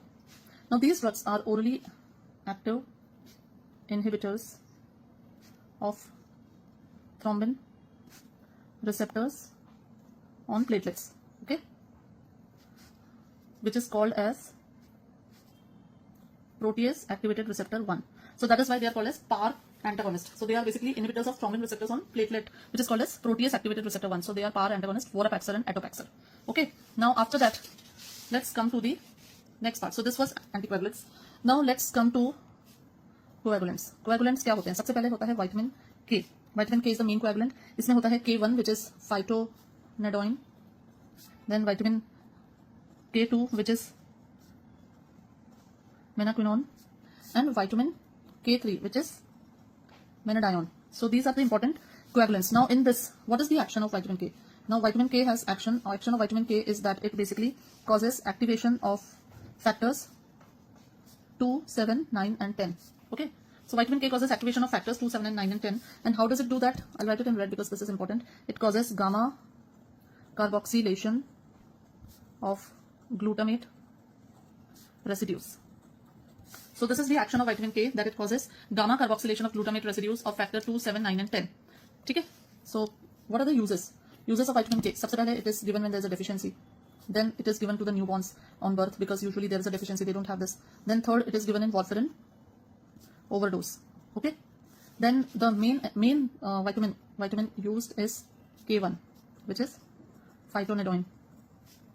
Then K3 is contraindicated in G6PD deficiency. Then K3 is also contraindicated in newborns. Okay. So this is vitamin K3, which is menadione. So menadione is contraindicated in G6PD and newborns. Remember this. Okay. Now a little bit about warfarin overdose. Warfarin overdose अगर होती है, warfarin overdose में, if it is severe, then give 10 milligram K1 IM followed by 5 milligram 4 hourly. If it is moderate, then give 10 milligram IM followed by 5 milligram once or twice. And if it is mild, then give just omit few doses of warfarin. Okay. So this is a coagulant. Then there are some other agents also about which you should know. They are like fibrinogen, then anti-hemophilic globulin, which is actually factor 8. Then desmopressin. Desmopressin is vasopressin analog, and this is basically because it releases factor 8 and von Willebrand factor. Okay. Then another substance that we have is adrenochrome semicarbazole. Then a substance called as rutin, which is a plant product. Then we have ethamsalate, which is very commonly used in many hemorrhagic conditions like menorrhagia. Then it is used in abortions. Then epistaxis, melena. Then hematuria after tooth extraction. Ethamsalate is used as a coagulant to stop the bleeding. Then we also have some local hemostatics which act locally and they are also called as styptics. Okay, so इसमें हमारे पास आते हैं fibrin, then gelatin foam, thrombin, then vasoconstrictors like 0.1% adrenaline can also be used, then astringents like tannic acid, right? Then there are some substances which are also called as sclerosing agents. So जैसे pipes वगैरह में पहले these substances were used to reduce the bleeding. So there was one substance polidocanol and sodium tetradecyl sulfate, right? So these are some substances which are coagulants starting from vitamin K. Then ये पूरा vitamin K का है, overdose में क्या देना है, and what are the other substances which can be used as coagulants, right? Now next move to another difficult part of these hematinics, that is anticoagulants. Now anticoagulants थोड़ा सा सबके मतलब because there are a lot of drugs, lot मतलब ऐसा कमी नहीं है drugs की, lot. So now remember anticoagulants are divided into oral and parenteral. Okay, now oral drugs में क्या क्या आते हैं? They are again divided into 3 categories. Okay, सबसे पहले होते हैं vitamin K antagonist. Second category होती है 10A inhibitors. Okay, and third category होती है direct thrombin inhibitors. Okay, parenteral में हमारे पास क्या क्या कैटेगरीज आती हैं? पेरेंट्रल में हमारे पास होती है direct thrombin inhibitors. Okay, now see here they are oral, these are parenteral, and then we have indirect thrombin inhibitors. Okay, now let us see their classification one by one. So vitamin K antagonist में the drug that we have is सबसे पहले warfarin, जो हम पढ़ेंगे भी अभी detail में, then dicoumarol, then aceno Coumarin, and then we have phenandione. Okay, then 10A inhibitors में हमारे पास है rivaroxaban, apixaban and edoxaban. Okay, then direct thrombin inhibitors में हमारे पास आता है simelacartan and dabigatran. Okay, you getting it? This is the oral medicines, warfarin, then 10A inhibitors, rivaroxaban, apixaban, edoxaban, and direct thrombin inhibitors are simelacartan and dabigatran. Then now we come to the parenteral drugs. अब parenteral drugs में direct thrombin inhibitors क्या क्या हैं? तो ये हैं bivalirudin, hirudin, lepirudin, argotravan and melagatrin. Then indirect thrombin inhibitors में we have 3 categories. Okay, what are they? The first is unfractionated heparin. Okay, this is in indirect thrombin inhibitors we have 3 unfractionated heparin. Then we have low molecular weight heparin जिसमें आती है enoxaparin, then dalteparin and tinzaparin.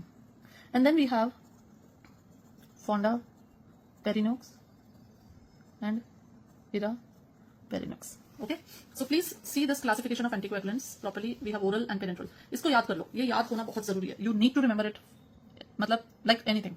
We have oral, we have parenteral. In oral, we have vitamin K antagonist, 10A inhibitors, and direct thrombin inhibitors. In parenteral, we have direct thrombin inhibitors and indirect thrombin inhibitors. So please remember this. Now let's focus on. Let's start the drugs one by one. So the first drug that we take is warfarin. Okay, now warfarin में आप पहले उसको समझो mechanism को. Warfarin actually inhibits the activation of vitamin K dependent clotting factors. Okay, warfarin inhibits the activation of vitamin K dependent clotting factors, which are synthesized in liver. Okay, and activated by gamma carboxylation of glutamate residues. What are those factors? 2, 7, 9, 10, along with that protein C and protein S. Okay, now let us see the mechanism. I'll show you the mechanism. Say this is vitamin K, and this vitamin K is in hydroquinone form, and this vitamin K then gets converted into epoxide form. Okay, then this to convert back vitamin K from epoxide form into hydroquinone form, there is this enzyme which is called as vitamin K epoxide reductase. So this enzyme is inhibited by warfarin. Okay, So conversion of vitamin K to hydroquinone form is inhibited by this enzyme, and this hydroquinone form is the one which activates factor 2, 7, 9, 10, protein C, protein S. Okay, so this is the mechanism by which warfarin is actually inhibiting the activation of vitamin K dependent clotting factors. Right? Now, coming to the warfarin details more. So warfarin is a racemic mixture, and S isomer is more active, right? Warfarin is metabolized by CYP2C9 enzyme. It has got a very short half-life, which is 8 hours. Patients with deficiency of protein C, उनके अंदर warfarin causes dermal vascular necrosis and hypercoagulation. Okay, so patients who are having deficiency of protein C usually present with this problem, with this side effect of warfarin. Then other important things in clotting factors, first to disappear is factor 7, and last to disappear is factor 2. Okay? Then oral anticoagulant effect is always delayed. So warfarin usually takes 3 to 5 days to develop the effect, so and are used in maintenance of anticoagulants rather than initiation, okay, of treatment. So remember, initiation of treatment is always done by heparin or heparin products, and maintenance is done by warfarin. This is something that please remember always while treatment also. Then most common side effect of warfarin is bleeding. Whenever there is a bleeding due to warfarin, use fresh frozen plasma or 4-factor concentrate. The most specific antidote is vitamin K. Another important thing about warfarin is that warfarin kinetics change from first order to 0 order. So please remember that. Then warfarin crosses placenta and causes fetal warfarin syndrome. So it is contraindicated in pregnancy. Right? However, it is not secreted in breast milk. So you can give it to lactating mothers, right? To adjust the dose. What are the parameter which is seen for warfarin is prothrombin time and INR. Okay, these are the two parameters. What is INR? INR is PT of patient upon PT of reference. Now INR में आपको देख लेते हैं. If INR is less than 5, then discontinue and restart at low dose.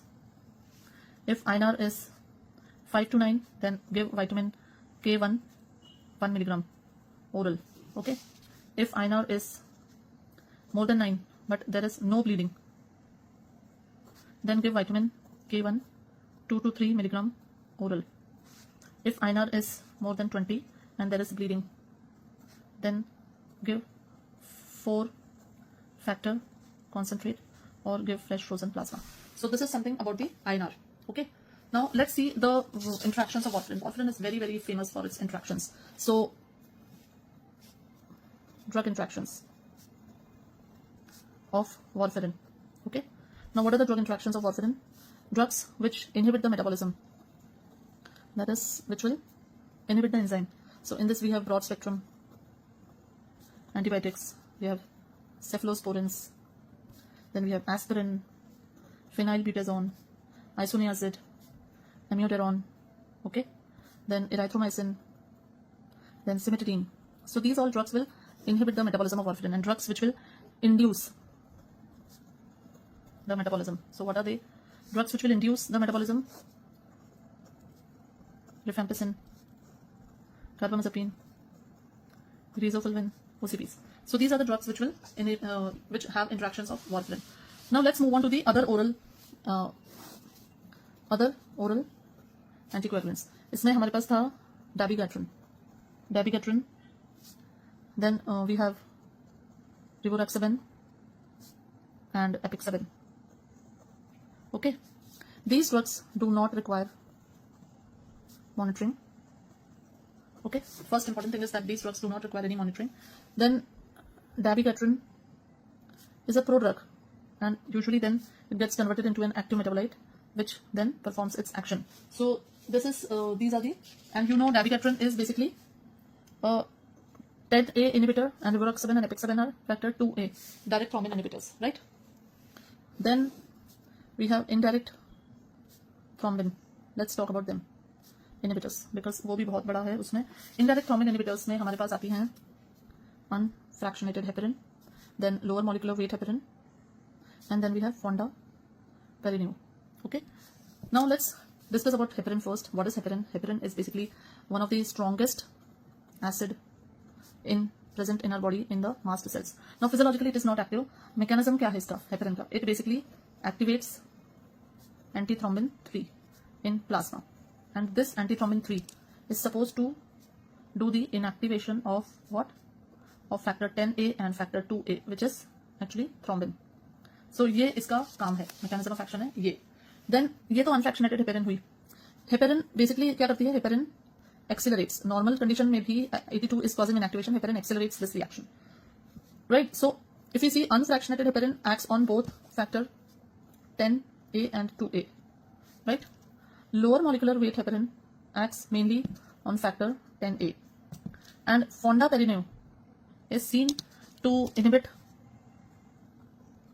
only 83. 83 को, sorry, it attaches, not inhibit, it attaches to 83. So it is again active only on factor 10A. So UFH, that is unfractionated heparin, actually provides a scaffolding on which both the factors are inhibited. I'll show you from the diagram.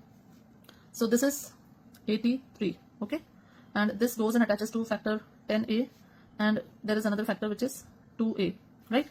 Now unfractionated heparin goes and provides a scaffolding to both, and this is unfractionated heparin, so it provides a scaffolding to both and it activates, it inhibits both 10A and 2. Okay, lower molecular weight heparin की अगर मैं बात करूँ, LMWH, lower molecular weight heparin, it goes and attaches only till this. So this is the action of lower molecular weight heparin. Okay, so I'll color this also. And the last one, that is fonda, this is going and attaching only till this. This is just attaching to this, and so it is causing a conformational change in the 83 antithrombin 3 in the plasma, and which is ultimately then resulting in a inactivation of these factors. So this is the difference between the action of these three compounds. So please remember them very carefully. Now heparin is monitored. There are simple points which you need to remember here. Heparin monitoring is done by APTT. Then lower molecular weight heparin is given by subcutaneous or IV route, and it does not need any monitoring. Even fondaparinux can be given by subcutaneous route, and it also does not need any monitoring. Fondaparinux is the fastest acting thing. Then antidotes are very important. Heparin का antidote है protamine. Okay, the antidote to heparin is protamine. Then another antidote to dabigatran is idarucizumab. Okay, then antidote to apixaban and rivaroxaban is andexanet. So antidotes are also very important. Warfarin antidote, we know that it is vitamin K1. So heparin is protamine, then dabigatran is idarucizumab, and apixaban is andexanet. So these are the antidotes. Now, so uses अगर discuss करें, low molecular weight heparin and fonda, they are used in various जो इनके uses हैं. They are contraindicated in renal failure because they are excreted by the kidney. So this is important. They are contraindicated in IM route because they can cause hematoma. So this is also important. Then they are anticoagulant of choice in pregnancy. Why? Because they do not cross the placenta. So these are important points. Contraindications and choice in pregnancy. Okay. So moving forward, usually LMWH is preferred over unfractionated heparin in wherever there is a requirement, but unfractionated heparin is preferred over LMWH in which all conditions? Severe CKD. Then if you are giving concurrent thrombolysis, then heparin is not given, right? Then when there is venous thromboembolism, then heparin is not given. And if there is epidural catheter, then also heparin is not given. So this is important. Heparin unfractionated is preferred over lower molecular weight heparin when if there is severe CKD or if there is concomitant thrombolysis or venous thromboembolism or epidural catheter is there. The side effect is bleeding, and so you have to use FFP whenever there is a bleeding. Then a major side effect is heparin-induced thrombocytopenia. So this is a side effect which is seen with heparin. So this is also called as HIT. So in this, there is basically paradoxical thrombosis. Okay, and so there is paradoxical thrombosis, and test is serotonin release assay. In this, contraindicated होते हैं heparin, warfarin, right? LMWH, सब कुछ. Nothing is given. Then what is given? Anticoagulant of choice. The drug that is given is direct thrombin inhibitors. Okay, that is lepiridine and bivalirudin. Fondaparinux can be used. Okay, so this is something which is there. Another important thing I wanted to tell is that heparin is drug of choice in DIC. That is, it is used in the or disseminated intravascular coagulation. This you must have heard also. So this is the part there. Now let's just compare heparin and warfarin. If we just compare them, heparin can be given IV or subcutaneous. Warfarin is always given oral. Heparin is rapid acting, so it is used to initiate the therapy, and this is slow acting, so this is used for the maintenance. Then it can be active in vitro and in vivo both. That is heparin. It is active only in vivo. Then it acts on factor 10A and 2. This acts on factor 2, 7, 9 and 10. Monitoring is done by APTT, monitoring done by PT. Antidote is protamine, antidote is vitamin K1. Then it can be given in pregnancy, does not cross the placenta, it crosses. Okay, so these are the important points related to heparin. Now let's come to the next category, that is direct thrombin inhibitors. So इसमें direct thrombin inhibitors में the drugs which we had are hirudin, lepiridine, bivalirudin, ergotroben, then dabigatran and melagatran and zimelagatran. Now we know dabigatran and zimelagatran, I have told you earlier also, these are prodrugs and they are activated to their active metabolites. Then these are given orally, right, and rest all are given parenterally. Okay, then these drugs, they directly inactivate factor 2A, that is also called as thrombin. This is the anticoagulant of choice in heparin induced thrombocytopenia, right? Side effect इनका होता है bleeding, जिसके लिए you have to give them FFP and monitor by APTT.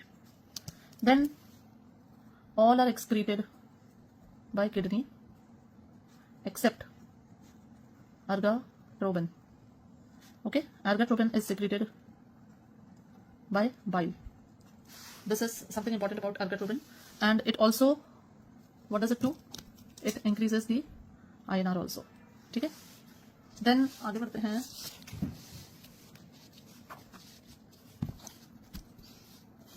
Lepiridine is used in liver diseases. Then bivalirudin has shortest half-life, right? So these were the important things related to the direct thrombin inhibitors. Okay, now a few important points in this. Warfarin preferred, ये इसके ऊपर a lot of questions they are asked, so you should know. First, warfarin is preferred in patients with mechanical prosthetic walls. Second, warfarin is preferred. You will get many clinical case scenarios where they will give you a case scenario and then you have to identify which anticoagulant to give. So please remember this. It is given in prosthetic walls, it is given in advanced kidney disease, it is given in moderate to severe mitral stenosis, and when a patient cannot afford. Okay, it is also given in patients with chronic atrial fibrillation.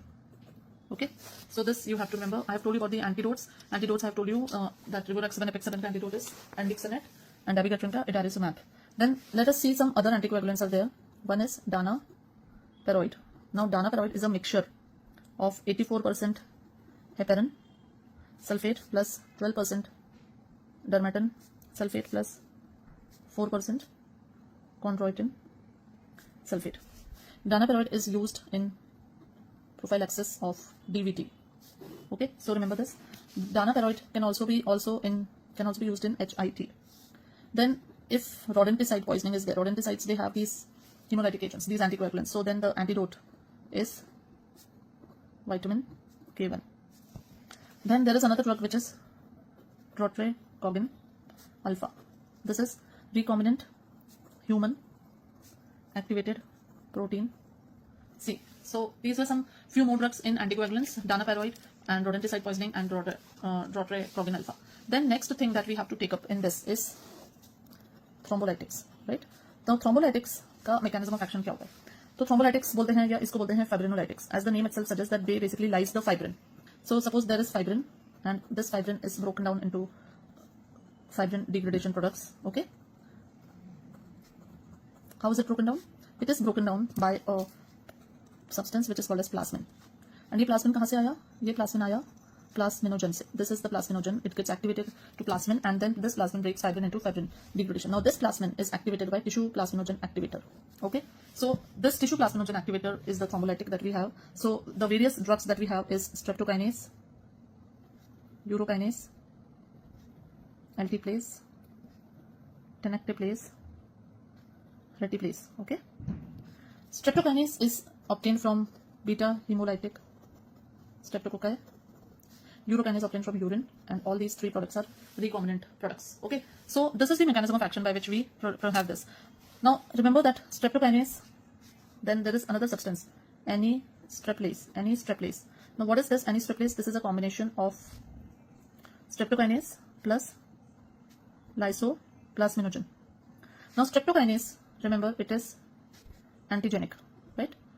Antigenic hota hai, and that is why it is not preferred nowadays, but it is cheap, so people normally go for it. Antistreptase is also antigenic, so that is one side effect with this. But antigenic ke saath benefit hai, you can give it as a single IV bolus. Okay, then next thing about fibrinolytics, that streptokinase and anistreptase and urokinase, they can activate circulating as well as fibrin bound plasminogen. Okay, so this is streptokinase, anistreptase and urokinase can activate the circulating as well as fibrin bound plasminogen, while retiplase, tenecteplase can activate only fibrin bound plasminogen. Okay, now these drugs are used in acute MI, acute stroke, and also DVT. Overdose होने पर what do they cause? They cause bleeding, right? Retiplase and tenecteplase, they are longest acting, and so they are also called as bolus fibrinolytics. Now अगर इनकी dose ज़्यादा हो गई and there is bleeding, so what is the antidote? Antidote to these substances is ECA, epsilon aminocaproic acid and tranexamic acid. Okay, and what is the mechanism? Now what are these substances called as? These substances are called as anti-fibrinolytics. Okay, epsilon aminocaproic acid, it inhibits plasminogen activation and inhibits the dissolution of clots, right? This is a specific antidote for the thrombolytics. Now what is the adverse effect? There is a risk of thrombosis. They can result in thrombosis, they can result in ureteric obstruction. Then tranexamic acid. Tranexamic acid is 7 times more potent than ETA. It is preferred for control of bleeding. In which conditions? It is preferred for control of bleeding during bypass surgery, during surgery in hemophilic patients. So it is used in menorrhagia, thrombolytics. It is also used in epistaxis. Then also used in post-radiation bladder bleeding. So these are various uses of these anti-fibrinolytics. Now coming to the growth factors. Okay, now what are the growth factors which play a very important role? Now growth factors, let us make a classification first and then we'll take the growth factors one by one. So RBCs का जो growth factor होता है उसका नाम है erythropoietin, and the drugs which we have are called as epoietin, darbepoietin, and peginacetide. Okay, so these are the drugs, and the indications are that they are used in anemia in chronic renal failure, myelosuppression, and also in cancer chemotherapy. Okay, so these are the growth factors of RBCs. Then WBCs, the growth factors are called as GCSF and GMCSF. Okay, now GCSF का जो drug है that is filgrastim, and we also have a pegylated version pegfilgrastim. Okay, and GMCSF का we have sargramostim, and another drug is there that is molgramostim. Okay, and these drugs, they are mainly used in neutropenia and cancer chemotherapy, myelosuppression. Okay, so these are the RBCs, these are the WBCs. Next we have platelets. Okay, now platelets में what are the growth factors? One is interleukin 11 and thrombopoietin. Okay, so what are the growth factors for interleukin 1? We have oprelvecin, and thrombopoietin के लिए we have romiplostim, then we have eltrombopag, then we have avatrombopag and lustromopag.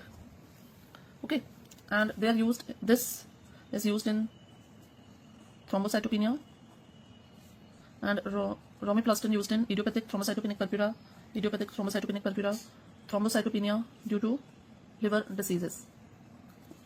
Okay, so this is the summary of the growth factors that we have to remember: RBCs, WBCs, and platelets. RBCs में it is darbepoietin, peginacetide, WBCs filgrastim and sargramostim, and platelets it is oprelvecin and romiplostim. Mainly तो ये आपको याद रखने.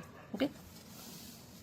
Now there is anemia due to CKD.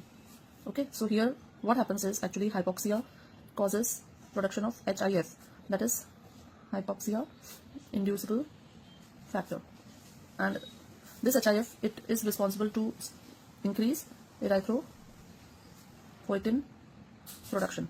Okay, now there's an enzyme. This HIF is degraded by enzyme prolyl hydroxylase.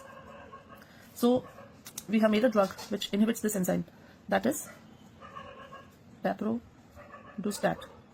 This inhibits prolyl hydroxylase. Okay, and there's another drug that is vadadustat. So these two drugs, anemia due to CKD, we use these two drugs, that is daprodustat and vadadustat, which inhibit the prolyl hydroxylase, which metabolizes or degrades the HIF. Okay, remember this. The other drug that we have seen in the classification, peginacetide. Now this peginacetide is a new drug which is called as erythro-stimulating agent, ESA, right? It is also used in anemia, in CRF, in patients on dialysis. If the patient is on dialysis, then we can use this peginacetide. Okay. Then GMCSF drugs, they cause capillary leak syndrome. Okay. Then I have also told it there also, oprelvecin is interleukin 11 analog, and it is used in thrombocytopenia due to cancer chemotherapy, right? Then we have romiplostim, which is a new drug again. Okay, and it is basically peptide bodies. Peptide bodies का क्या मतलब होता है? They are peptides plus antibody fragments. It is used in ITP. Okay, romiplostim. A very important factor, all are given by subcutaneous route. Remember this. All these drugs that we are discussing are given by subcutaneous route. Then another new agent I would like to tell you, which is spleen tyrosine kinase inhibitor. Right? What is the name of that? That is fostamatinib. Now spleen tyrosine kinase inhibitor, इसको कैसे याद रख सकते हैं? यहाँ पे fostamatinib, spleen tyrosine, right? तो spleen tyrosine kinase actually it is required for cytoskeletal rearrangement in macrophages for phagocytosis of platelets. So by this drug will inhibit the spleen tyrosine kinase, and so that cytoskeletal arrangement will not be done, and the macrophages will not be able to phagocytose the platelets. So it is also used in the treatment of ITP. Okay. Then eltrombopag is a new drug which is approved for ITP. It is a thrombopoietin agonist. Then there's another drug, avotrombopag and lucitrombopag. These are new oral drugs, again used for ITP, thrombocytopenia in adults with chronic liver disease, scheduled for surgery. Okay, avotrombopag and lucitrombopag are new oral drugs which are used in ITP, thrombocytopenia in adults with chronic liver disease who are scheduled for surgery. Okay, then there is a drug which is called as luspatercept. This is a new drug approved for treatment of anemia in patients with beta thalassemia and myelodysplastic syndrome. Okay, this is basically active against TGF beta, transforming growth factor beta. This is basically a fusion protein against TGF beta. So luspatercept is used for anemia in patients with beta thalassemia and myelodysplastic syndrome. So this was about the growth factors. Now the last part of this whole video, that is iron, folic acid and vitamin B12. इसके ऊपर आते हैं.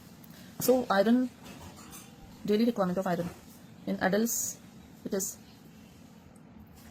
1 milligram. In menstruating females it is 2 milligrams, and in pregnancy it is 3 to 5 milligrams. So in this, the daily requirement is this. Then sources, you can get it from dietary liver, then egg yolk and beans and dry fruits, right?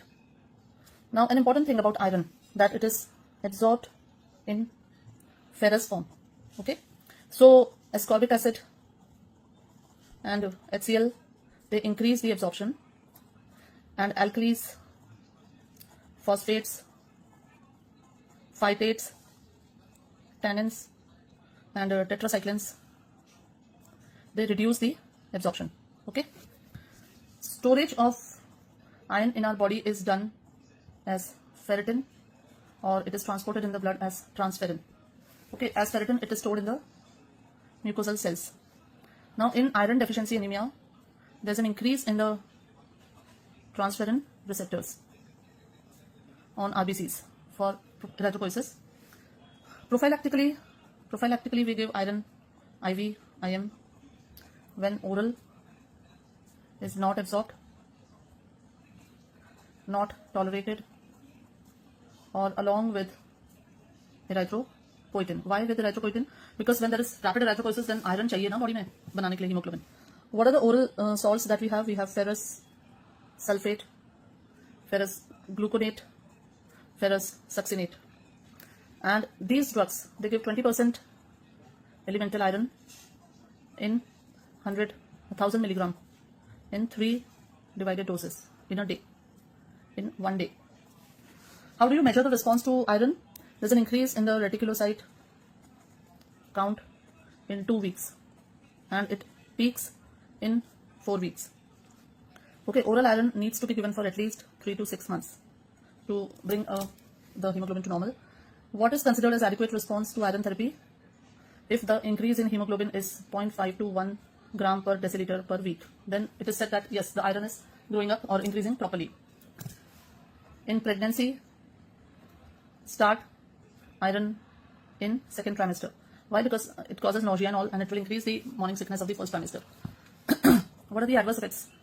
It causes epigastric pain, nausea, vomiting, metallic taste in the mouth, right? Now there is another salt, ferric citrate. It binds to phosphates and forms non-absorbable complexes. It is ferric citrate binds to phosphates and forms non-absorbable complexes. So it is indicated to control hyperphosphatemia in patients with CKD on dialysis. Okay, remember this ferric citrate, and it is given orally. It is given because it binds to phosphate, and so it is used to control hyperphosphatemia in CKD on dialysis. Okay, आगे बढ़ते हैं.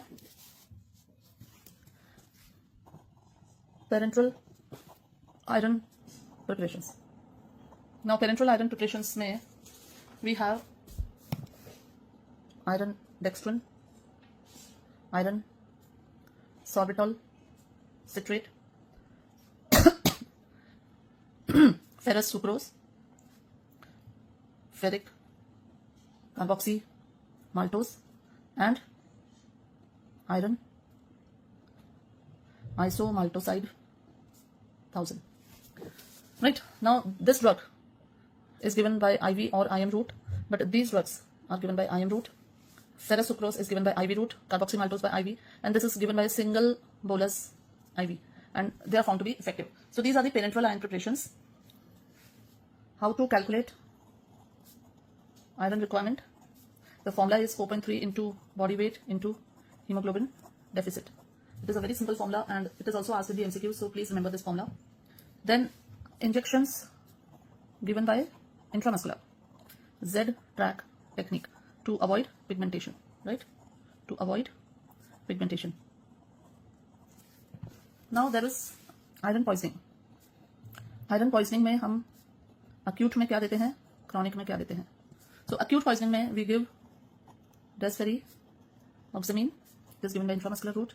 We can also give DTPA or EDTA. In chronic we give deferriprone, and contraindicated is BAL because it unnecessarily causes more toxicity, it is contraindicated in iron poisoning. So this is about the iron poisoning treatment. Then next we take folic acid. Now folic acid is basically in the body, it is reduced to dihydrofolate, then it is reduced to tetrahydrofolate, and this is then methylated tetrahydrofolate, which is then used in many 1-carbon transfer reactions. Okay, and in that one very important is conversion of homocysteine to methionine. Right, this is conversion of homocysteine to methionine is something very important, and for generation of thiamethylate, which basically requires vitamin B12 as well as folic acid. So this reaction, if there's a deficiency of folic acid, will result in megaloblastic anemia. Okay. Now folic acid is useful in pregnancy to prevent neural tube defects. Then in methotrexate toxicity, we use leucovorin, which is actually reduced folic acid, PHFA or folinic acid. So we are giving it directly by bypassing that reaction, and it is also called as etrovorum factor, and it is called as rescue. Then it is also given to enhance the anti-cancer efficacy of 5-fluorouracil, whatever, 5-fluorouracil. Okay, so these are important points related to folic acid. Coming to vitamin B12.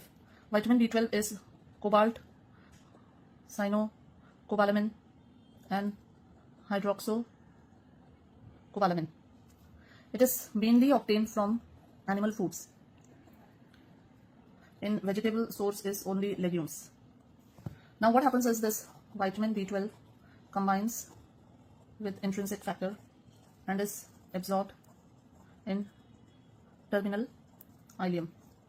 Okay, then from there it is blood में जाता है in combination with transcobalamin 2, right, and it is then converted into active, which is methyl cobalamin and deoxyadenosine cobalamin, and from here it again used in many important reactions like conversion of methyl malonyl coenzyme A to succinyl coenzyme A. One is this reaction, the another is conversion of methionine to S-adenosyl methionine. Okay, so this is the importance of vitamin B12. Now you will say, ma'am, ये क्यों बता रहे हो आप? Why are you telling us these reactions? These are important because you need to understand the basics, why they are important. Now, deficiency of vitamin B12 causes megaloblastic anemia, right? And loss of myelin happens when there's a deficiency of vitamin B12, and it results in subacute combined degeneration of spinal cord. Okay, so this is a very important side effect. You should remember subacute combined degeneration of spinal cord caused by deficiency, and what it causes is loss of vibration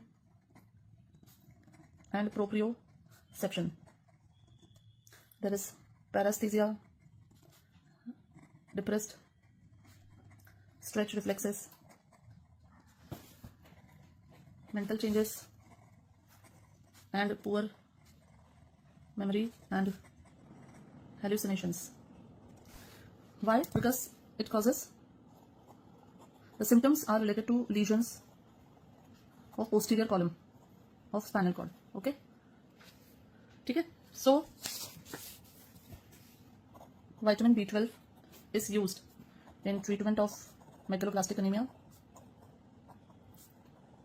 It is given intramuscular or subcutaneous for pernicious anemia. It is also given for neurological abnormalities in diabetes mellitus patients, and it is also given in tobacco amblyopia. There, hydroxycobalamin is used. It combines with cyanide and it forms cyanocobalamin. Okay, so with this we complete the chapter of hematinics. Now tomorrow I think I'll be taking a combination of PNS and kidney, small topics hain. We'll complete that. So dear students, now in this chapter, in this video, we are going to complete kidney, and in kidney we have two important parts, that is diuretics and anti-diuretics. Okay, so we'll be studying the drugs which are falling under this category. Now before we go to the main chapter, I would just want you to recap the structure of the glomeruli and how that structure is very important in case of diuretics. So this, as we all know, is the Bowman's capsule. This is the proximal convoluted tubule. This is the loop of Henle. Okay, and this is the ascending thick limb of loop of Henle.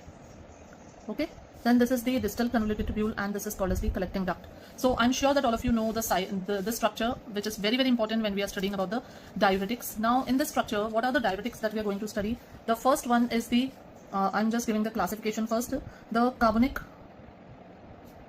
anhydrase inhibitors. Okay, so carbonic anhydrase inhibitors may, the drug that we study is acetazolamide, and the site of action is proximal convoluted tubule. Okay, then the second category of drug is the loop diuretics. So I'll mark this as 1, and this is the position of 1. The second loop diuretics, in which we have furosemide, and this basically acts in the ascending limb of loop of Henle, the thick ascending limb of loop of Henle, that is this position. Okay, so I've written 1 here and 2 here. Then the third is the thiazides, and the thiazides, in this we have a lot of drugs. We in general we call them as thiazide, or we can call them as chlorothiazide for just a prototype, and this is acting in the early distal tubule, that is here. So this is third, which is the action of thiazides. Then we have potassium sparing diuretics, in which we have 2 types. So potassium sparing diuretics. Okay, now category A, these are the drugs which are sodium channel blockers, and they are acting in the collecting duct. And then B, we have drugs which are aldosterone antagonist, and they are also acting in the collecting duct. So the fourth here we'll say is the action of the collecting duct. And then the fifth category is osmotic diuretics. Osmotic diuretics, basically the drug that we usually study is mannitol, and they are acting in loop of Henle. So I'll say the osmotic diuretics are acting at this position. So this is the classification. Carbonic anhydrase inhibitors acting at proximal convoluted tubule. Then the osmotic diuretics, they are acting at the loop of Henle. Then the loop diuretics acting at the ascending limb of loop of Henle, thick ascending limb, and thiazides acting at distal convoluted tubule, and the potassium sparing diuretics acting at the collecting duct. Okay, now let's take the drugs one by one. So the first drug that we take is carbonic anhydrase inhibitors. Okay, now to understand carbonic anhydrase, it is important to understand a little bit about the functioning also. This carbonic anhydrase inhibitor, basically this is the H2O plus CO2 gets converted to H2CO3, which then breaks down into hydrogen ion and bicarbonate ion, and this action here is mediated by carbonic anhydrase. Okay, so like now this is the lumen of the so here, like this is the lumen, this is the cell, okay, and this is the ECF. Now here in the lumen we are getting, say, soda bicarb is coming, this breaks down into sodium ion and this breaks down into bicarb. Okay, now this sodium goes inside, and this is the transport system here, and in exchange of sodium, hydrogen ion comes out. This sodium comes here, and this sodium, then again there's a transport system here, it goes out like this. Okay, now this hydrogen ion combines with this bicarbonate ion, and together it forms H2CO3. Now here you can see this reaction. So H2CO3 then breaks down into H2O plus CO2, and this is mediated by carbonic anhydrase. Now here this again goes into the cell. Here H2O plus CO2 is converted back into H2CO3, and this is again mediated by carbonic anhydrase. Now this H2CO3 then again breaks down into what? I'll write it here. It breaks down into hydrogen ion and bicarbonate ion, right? Hydrogen ion is excreted here, bicarbonate ion is excreted here. So as you can see, that ultimate effect, the net effect of carbonic anhydrase is to cause absorption of sodium ion and bicarbonate, right? It is causing the absorption of sodium ion and bicarbonate into the ECF, through which it is going into the blood. So this is the net effect of carbonic anhydrase. So when we inhibit, when we give an inhibitor, then what happens is, then this sodium and bicarbonate goes into the urine. So then when we inhibit, there is loss of sodium ion and bicarbonate in urine, right? Now what are the drugs that are inhibitors? In this we have acetazolamide, then we have dorzolamide, and we have brinzolamide. Okay, so these drugs, they result in loss of sodium ion and bicarbonate ion into the urine. What does that cause? That will cause metabolic acidosis, because bicarbonate is getting lost in the urine.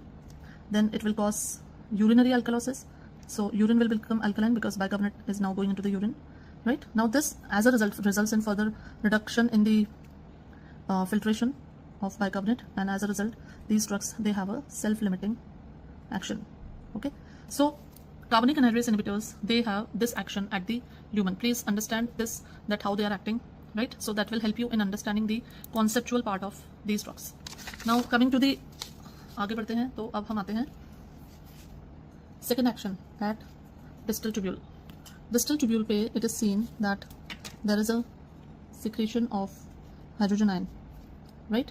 What happens is, again, this is the lumen, this is the cell. So in the lumen, now sodium ion is coming, right? Now this sodium, there is another transporter here. This takes sodium inside, and there is a secretion of hydrogen ion and potassium ion. Okay, so this exchange happens at the distal tubule. So it is seen that more the sodium ion is here, more is the sodium ion, more is the hypokalemia. And here what happens is that sodium ion exchanges only with potassium here, as hydrogen ion secretion is inhibited by carbonic anhydrase inhibitors. So now here what happens is that there is hypokalemia.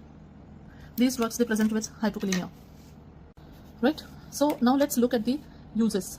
सबसे पहले तो it is found that these drugs, carbonic anhydrase inhibitors, they are also reducing the aqueous humor formation. Okay, and so they are found to be very effective in glaucoma. Okay, then they also increase the seizure threshold, and so these drugs are effective in epilepsy. The third is acute mountain sickness. They are used there, and they are used in alkalinization of urine to remove the drugs poisoning. During poisoning, the alkalinization of urine is found to be very, very effective, right? Then what are the adverse effects of these drugs? They cause bone marrow suppression, right? Then it is seen that they sometimes cause metabolic acidosis and urinary alkalosis. Then they are contraindicated in liver diseases. Why? Because they increase the ammonia absorption and they result in increased hepatic coma. So these drugs are contraindicated in case of liver diseases.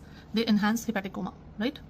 So this was about the carbonic anhydrase inhibitors. Let's come to the loop diuretics. Now loop diuretics में हमारे पास basically drugs हैं furosemide, then torsemide, then bumetanide, ethacrinic acid, pyretinide,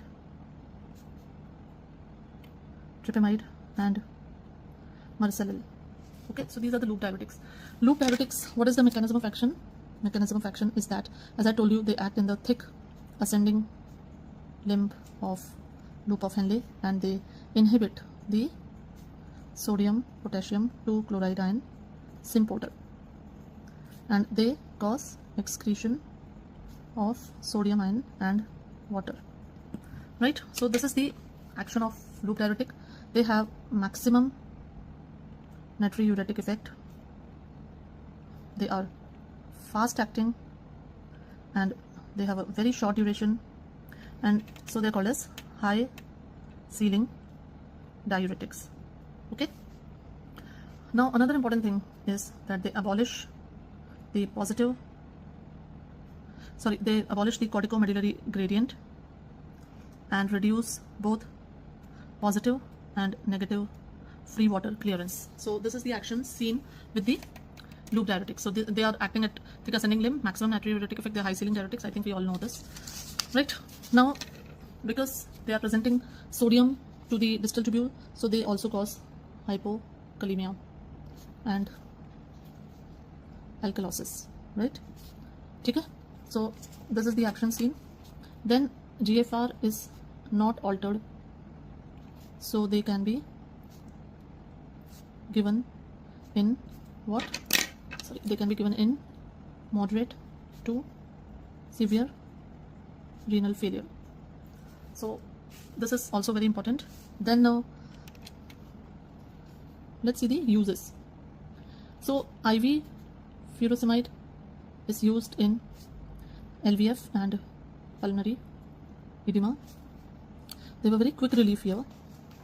Then bumetanide is the most potent loop diuretic. Some other important features like ethacrinic acid is also not used now because it causes severe ototoxicity.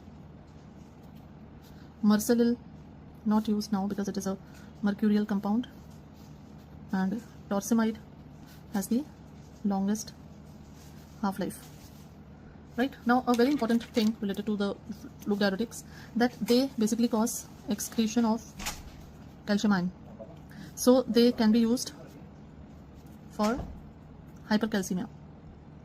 They cause excretion of calcium ion means they themselves cause hypocalcemia, right?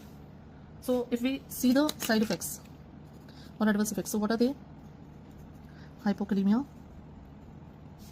then hypomagnesemia, hyponatremia, alkalosis, then they cause hyperglycemia, and so that is why they are contraindicated in diabetes mellitus. Then they cause hyperuricemia, and so they are contraindicated in gout, okay, and dyslipidemia, and of course hypocalcemia. Okay, so these are important adverse effects of loop diuretics that you should remember. Next we have osmotic diuretics. Now osmotic diuretics में we have mannitol, glycerol, urea, isosorbide. Okay, To be an osmotic diuretic, they should fulfill the following condition. They should be inert, they should be osmotic, they should be freely filtered, and they should not be absorbed. Okay, so these are the specific characteristics of drugs which are basically osmotic diuretics. Their mechanism of action is in loop of Henle. What they do is they basically increase the osmotic pressure in blood vessels, right? So it removes the excess fluid from cells. This increases the ECF, which further increases the GFR and increases the renal blood flow. So by increasing this is the cycle in which it acts, and it increases finally the GFR and the renal blood flow, and that will result in increased filtration and increased excretion of whatever substance or fluid is there, right? Now they're given IV in glaucoma, in cerebral edema, right? They are given to maintain GFR in impending renal failure. Okay? They are given to prevent cisplatin induced nephrotoxicity. So these are some of the uses of osmotic diuretics. We all know that very well, that they are used in glaucoma, cerebral edema, but the two important ones, that they are used to maintain the GFR, and then they are used to prevent the cisplatin induced nephrotoxicity.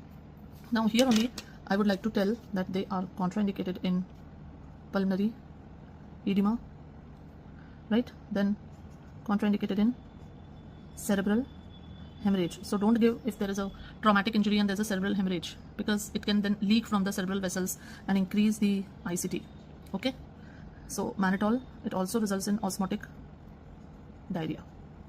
So this was about mannitol. Let's see the next drug, that is, now the next diuretic that we have to see is thiazide, right? Now thiazide diuretics. So in thiazides we have a lot of drugs. We have chlorthalidone, indapamide, metolazone, quinethazone. Now this pen is gone, so I'm removing it. These drugs are basically thiazide-like drugs, है ना? And then we have chlorothiazides and polythiazides, and जो जिनके पीछे नाम के पीछे thiazides आता है, they are basically thiazides. Okay. Now thiazides, they act in the early distal convoluted tubule, and what do? What is the mechanism of action? They inhibit the sodium chloride symporter at the luminal membrane. Okay, so this is their action. They inhibit the sodium chloride symporter at the luminal membrane of the early distal convoluted tubule. They make urine concentrated, so they decrease the positive free water clearance, but they have no effect on negative free water clearance. Okay, then a few important points about each one of them. Chlorothiazide is the one having minimum potency and efficacy. They decrease the GFR, so not given in renal failure. Okay, then chlorthalidone is longest acting, and this drug metolazone is useful in severe renal failure. Okay, then a very important part, very important, paradoxically thiazides are used in diabetes insipidus as they reduce the urine output. Okay, now another important thing about thiazides is that they cause hypercalcemia. That means they reduce the calcium ion excretion, so they are used in renal calcium stones. They are used in cases where there is recurrent calcium stones. Okay, then another side effect is erectile dysfunction that is caused by thiazides, right? Then there are some important interactions that I would like to tell you about. Interactions of loop diuretics and thiazides. What are they? The first thing, they both increase digitalis toxicity, increase aminoglycoside toxicity. Third, NSAIDs reduce the effect of diuretics. Fourth, they precipitate lithium toxicity. And how do they precipitate lithium toxicity? They increase the absorption of lithium from proximal convoluted tubules. Okay? So these are the important interactions. Now next we'll take the potassium sparing diuretics. Okay? Now starting with the potassium sparing diuretics. Okay, so potassium sparing diuretics, let's see them. Now these potassium sparing diuretics, they act in the late distal tubule and collecting duct, and their main aim is to preserve potassium ion. Okay, now let us first understand the diagram of the action. Now what is there? There is basically a pump which causes, this is the lumen, this is the interstitium, and this is the cell. So there's this pump which is causing the reabsorption of sodium in exchange for potassium and similarly hydrogen. Okay, now this sodium which is coming here, this is again, there's a pump here, and so sodium ion is going outside and potassium ion is going in. So this is being acted upon by amiloride and triamterene, and this here is being acted upon by spironolactone and eplerenone. Okay, so I hope you have understood this diagram here. We are talking about potassium sparing diuretics. There are two types. One is the sodium ion channel blockers. The second is the aldosterone antagonist, because this action is being facilitated by R, that is aldosterone. Okay, so this aldosterone is facilitating the reabsorption of sodium ion, and then and here in exchange potassium and hydrogen ion are secreted out. Okay, so the first category of drugs is epithelial sodium ion channel blocker, and these drugs, they act from the luminal side, right? And इसमें आते हैं amiloride and triamterene, and apart from that, it is also seen that pentamidine and high dose trimethoprim also have an action here. Okay, then second category of drug is aldosterone antagonist. Here one more thing, amiloride is more potent than triamterene. Okay, remember this, that amiloride is more potent than triamterene. Then after that, some more few points are there. Aldosterone antagonist पे नहीं आ रहे हैं. That is, triamterene is less used because it causes photosensitivity. Then triamterene is also folic acid antagonist, so it causes megaloblastic anemia. Okay, then amiloride causes reduced magnesium and calcium excretion, and it increases the urate excretion. Okay, then lithium is absorbed through sodium ion channel, and at toxic doses it causes diabetes insipidus. Then amiloride is drug of choice for this condition, that lithium causes diabetes insipidus, and the drug of choice for that condition is amiloride. Then next, amiloride is also used as aerosol to reduce the secretion in cystic fibrosis. Okay, so ये सारे points हैं हमारे for the epithelial sodium channel blockers. The second type of drug that we have is aldosterone antagonist, and aldosterone antagonist में the drugs that we have is spironolactone, then canrenone, eplerenone. Okay, now one more thing, spironolactone is a prodrug, and it is activated and it forms canrenone on activation. Okay, then some interesting facts about spironolactone is that, first of all, they act from interstitial side of tubules, right? Other drugs act from luminal side.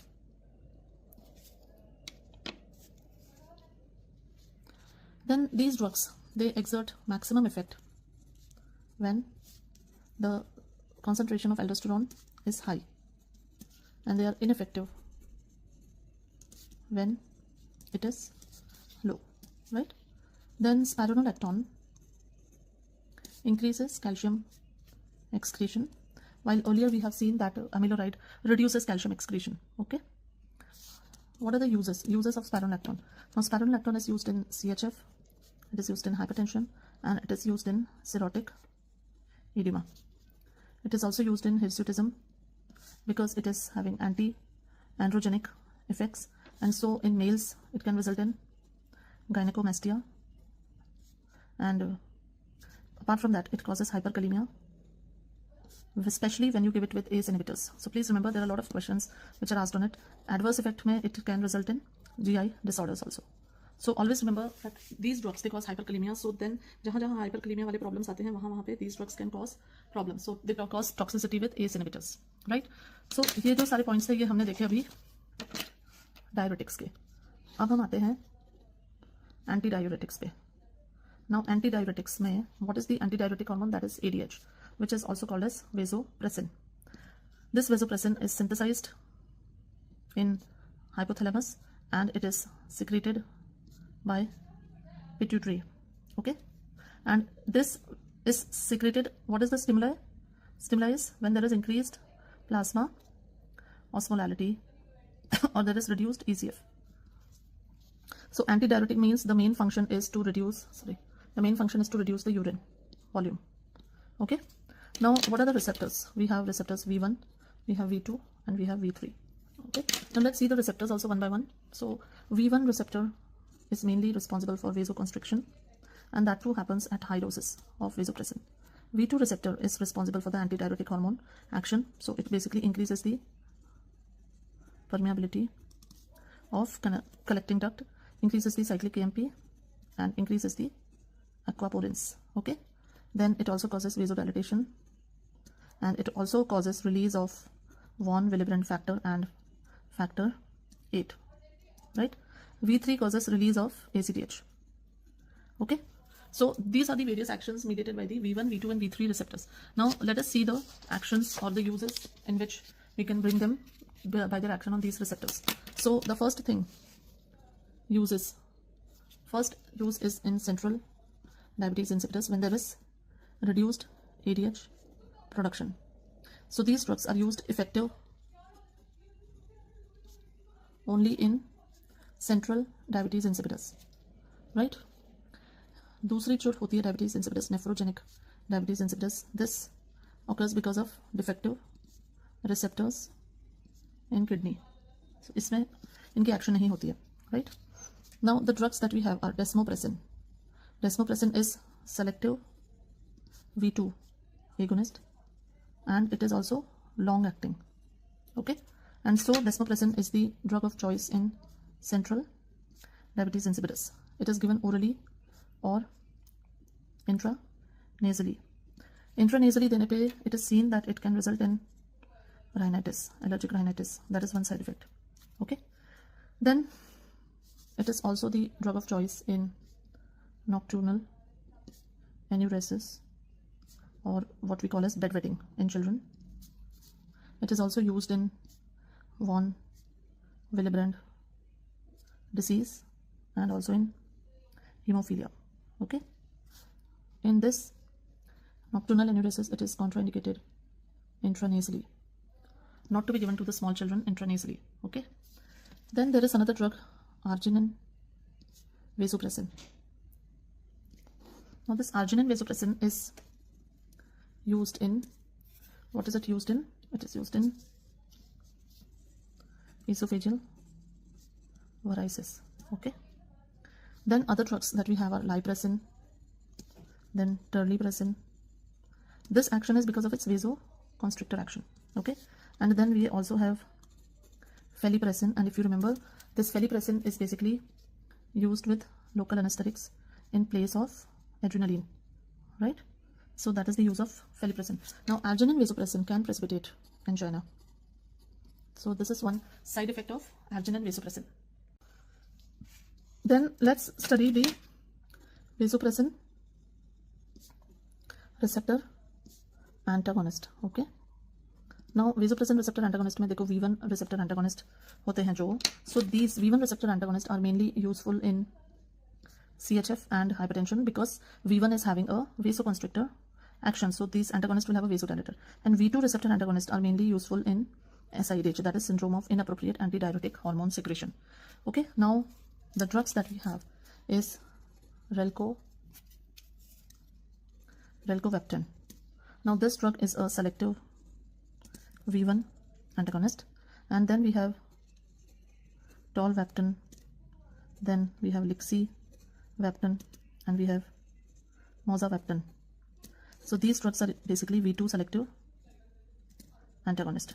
Okay, so please remember these, that the V1 receptor antagonists are useful in CHF and hypertension, while V2 receptor antagonists are useful in SIADH. Okay, now tolvaptan, mozavaptan are V2 selective, and relcovaptan is V1 selective. Now there is one more drug, that is conivaptan, and this conivaptan is given intravenously. This is V1A V2 antagonist in CHF, right? Another thing is tolvaptan is a V2 receptor antagonist, and this is approved to reduce the kidney function decline in polycystic kidney disease. It is given by oral route. Okay, so if there's a patient of SIADH, how do you treat it? You give fluid restriction, you give hypertonic saline, that is 3% NaCl, you give furosemide, that is a loop diuretic, and you can give tolvaptan or conivaptan. Okay, so this is the drug therapy of SIADH. So now coming to the end of this chapter, kidneys, we just have a quick recap that in cases of edema, if it is because of CHF, then give a loop diuretic. If it is a renal based, give a loop diuretic. If it is pulmonary, then give a loop diuretic. If it is cerebral edema, give mannitol. And if it is cirrhotic edema, that means due to liver, then give spironolactone. Okay, then if it is diabetes insipidus, if it is central, then you give desmopressin. If it is nephrogenic, then you give thiazides. And if it is lithium induced, then you give amiloride. So this is the treatment plan for diabetes insipidus, right? Some more, if patient has recurrent calcium stones, then what is the drug that causes reduced calcium excretion? That is thiazide. So we need to give something which will reduce the calcium in the urine. Then acute congestive glaucoma, the drug is acetazolamide, right? The same thing, acute mountain sickness, give acetazolamide. Then nocturnal enuresis, give desmopressin. And SIADH we just discussed, you give fluid restriction plus hypertonic saline plus furosemide, okay, plus tolvaptan. So these are some therapies which are based on this chapter. The chapter is small, but it is very important from MCQ point of view. So with this, we complete the kidneys, right? So students, in this video, we are going to discuss the miscellaneous drugs, miscellaneous diseases and drugs. Okay, so सबसे पहले let's discuss erectile dysfunction. Now, erectile dysfunction is basically, we know, a disease in which there is difficulty in erection of the penis. Now, the drug of choice in this is phosphodiesterase 5 inhibitor. So this phosphodiesterase 5 inhibitor will basically increase the cyclic AMP, cause vasodilatation and result in erection. The drug that is used, now the mechanism cyclic GMP is there, and this basically causes vasodilatation and causes erection, and this cyclic GMP is metabolized into inactive substances by phosphodiesterase 5 enzyme. So this cyclic GMP is then inhibited by the drug that is phosphodiesterase 5 inhibitor. Now why I'm writing tadalafil? Tadalafil because it is the longest acting and the most preferred drug as of now. Okay, now important points related to this. First, not prescribed with nitrates. It is not to be prescribed with nitrates because it can result in severe hypotension. Then another new drug has come, a new congener, that is called as avanafil. Okay, so this is a newer congener. Then there is another new drug that is aviptadil.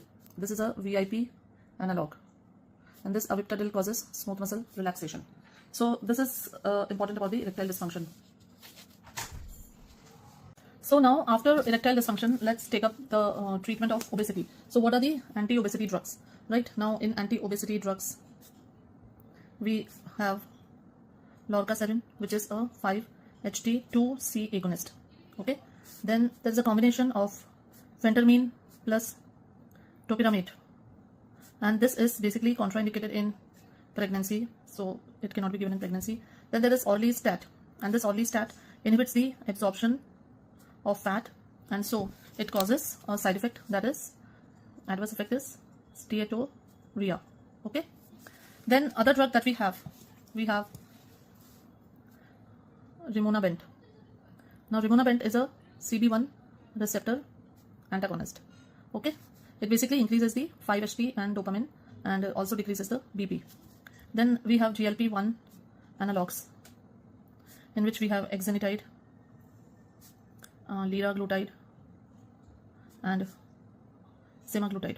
Okay, then we have sibutramine, which was earlier used, and this basically decreases the presynaptic uptake of noradrenaline and 5-HT, right? So these are the anti-obesity drugs. In short, we have studied about them. Then next we come to sickle cell anemia. Now in sickle cell anemia, the drug that is used is hydroxyurea. It basically increases the fetal hemoglobin production, and it also reduces it is used to reduce the pain crisis. Okay. Then there is a drug which is called as L-glutamine. This reduces the oxidative stress in the body, and it reduces the acute complications of sickle cell disease. Then another drug is there, crizanlizumab.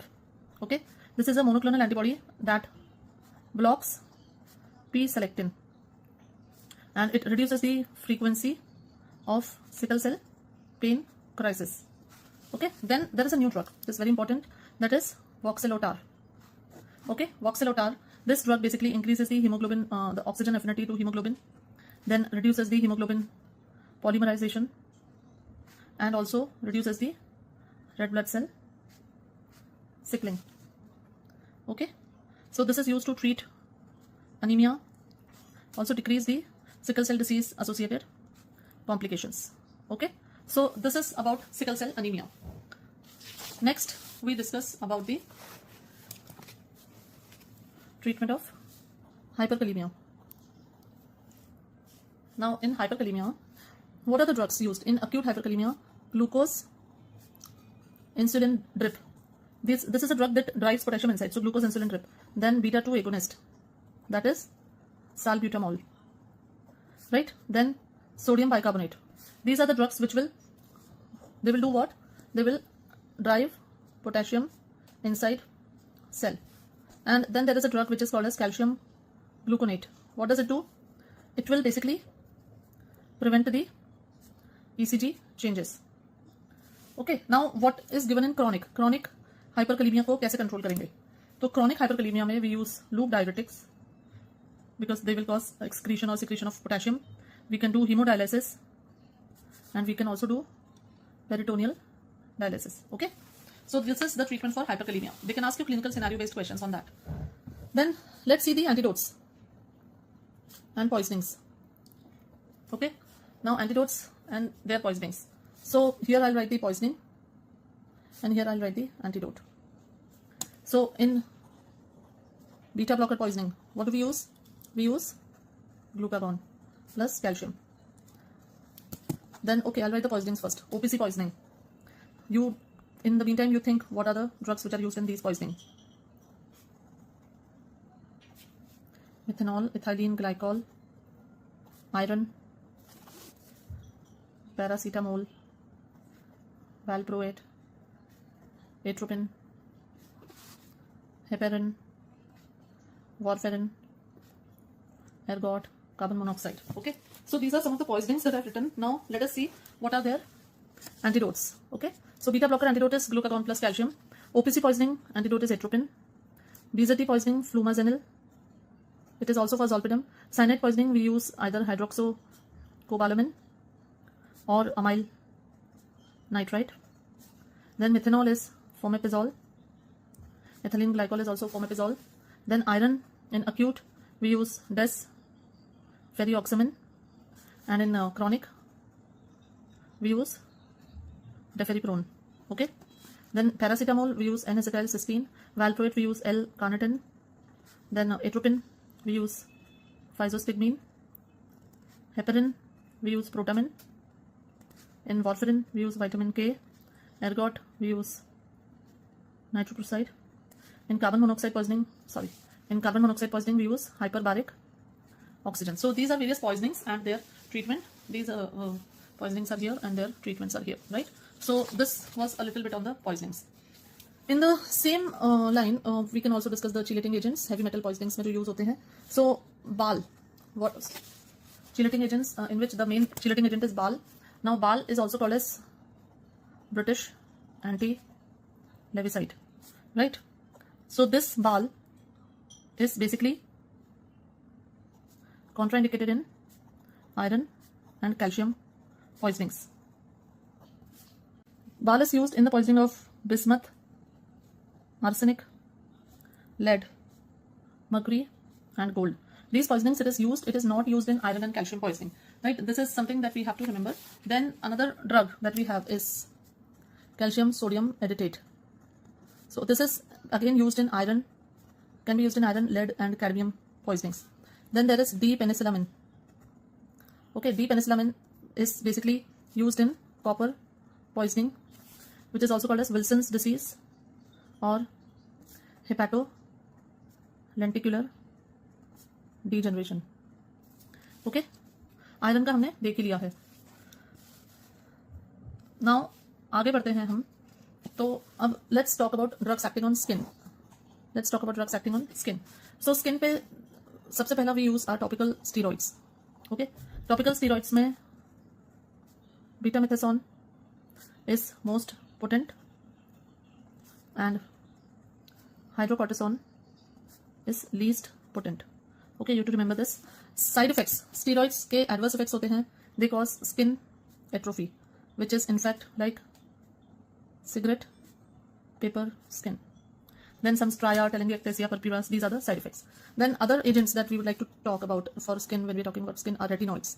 Now these retinoids are divided into first generation, second generation and third generation.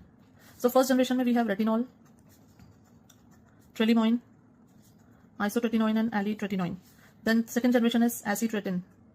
Third generation is tazarotene and pixarotene. And then there is one compound which is retinoid-like. It is adapalene. Okay. Now these are potent teratogens. So contraindicated, absolutely contraindicated in pregnancy. Then side effects may they cause dry skin.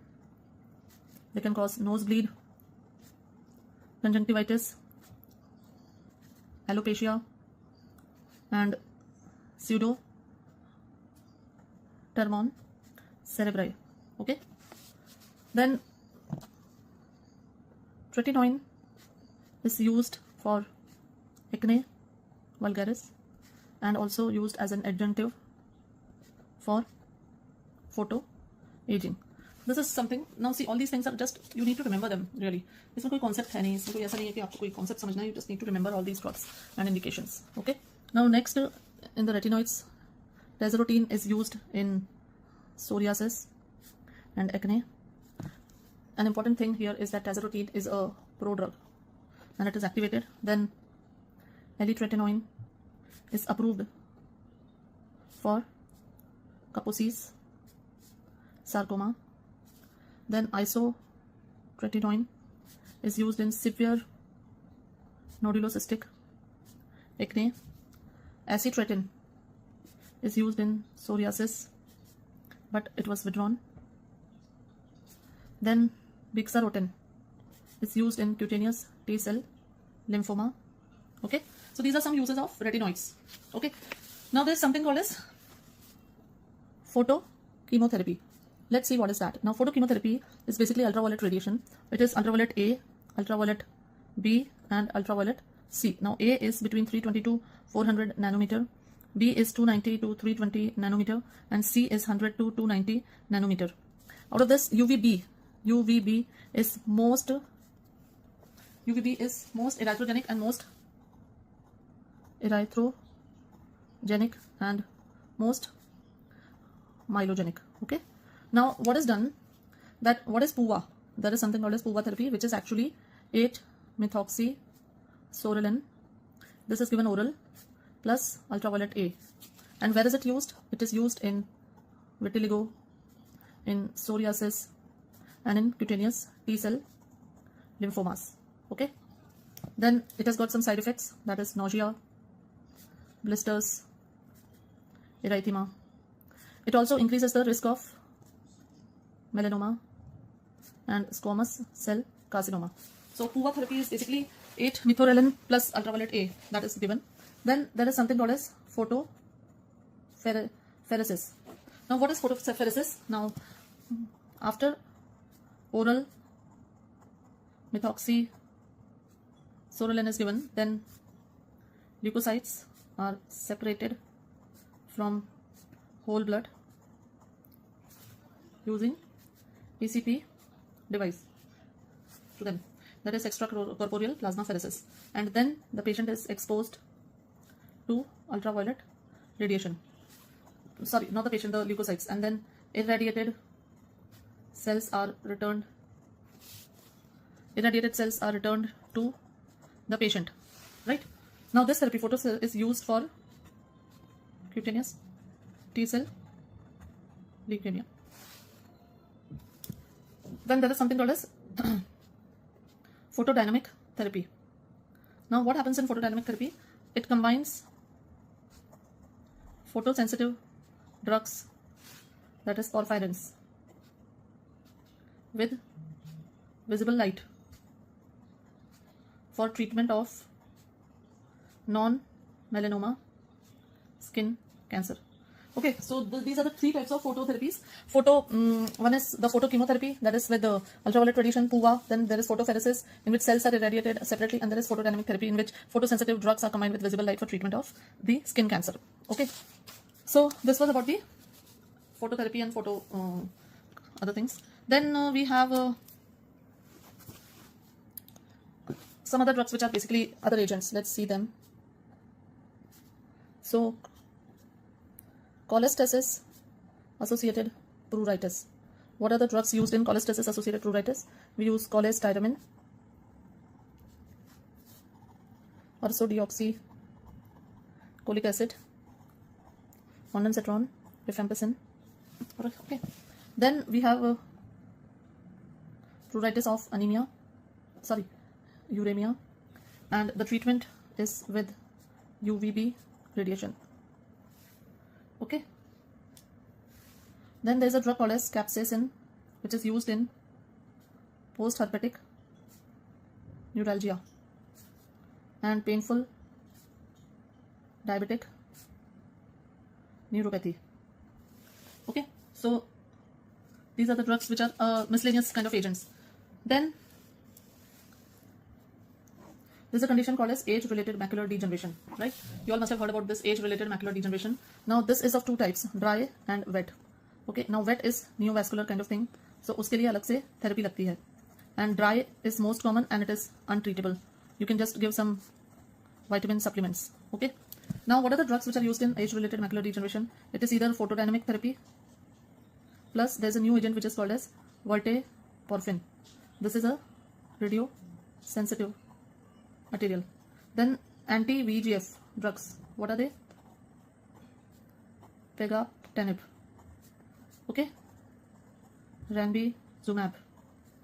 Then aflibercept and bevacizumab. Then there's a new drug, anicorvate, and this is an angiogenesis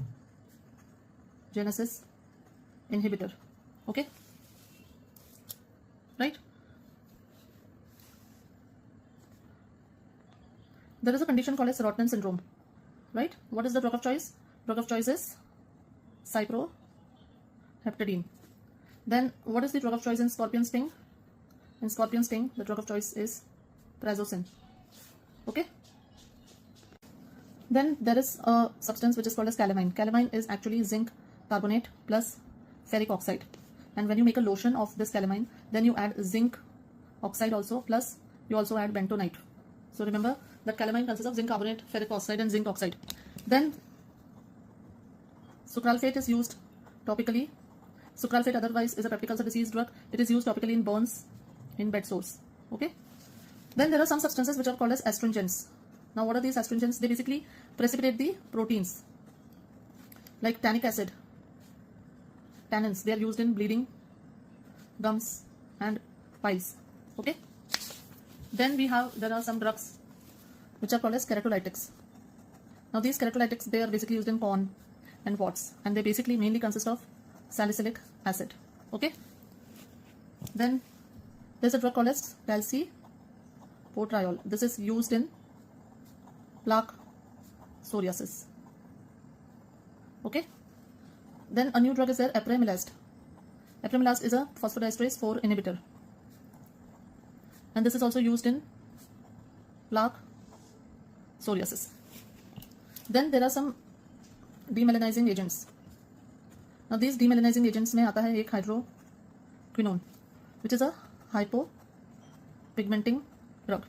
Okay, so this is used in melasma or chloisma of pregnancy. When chloisma of pregnancy is when there is some pigmentation on the cheeks of a pregnant lady, right? Then let's see some antiseptics, disinfectants, and ectoparasitides.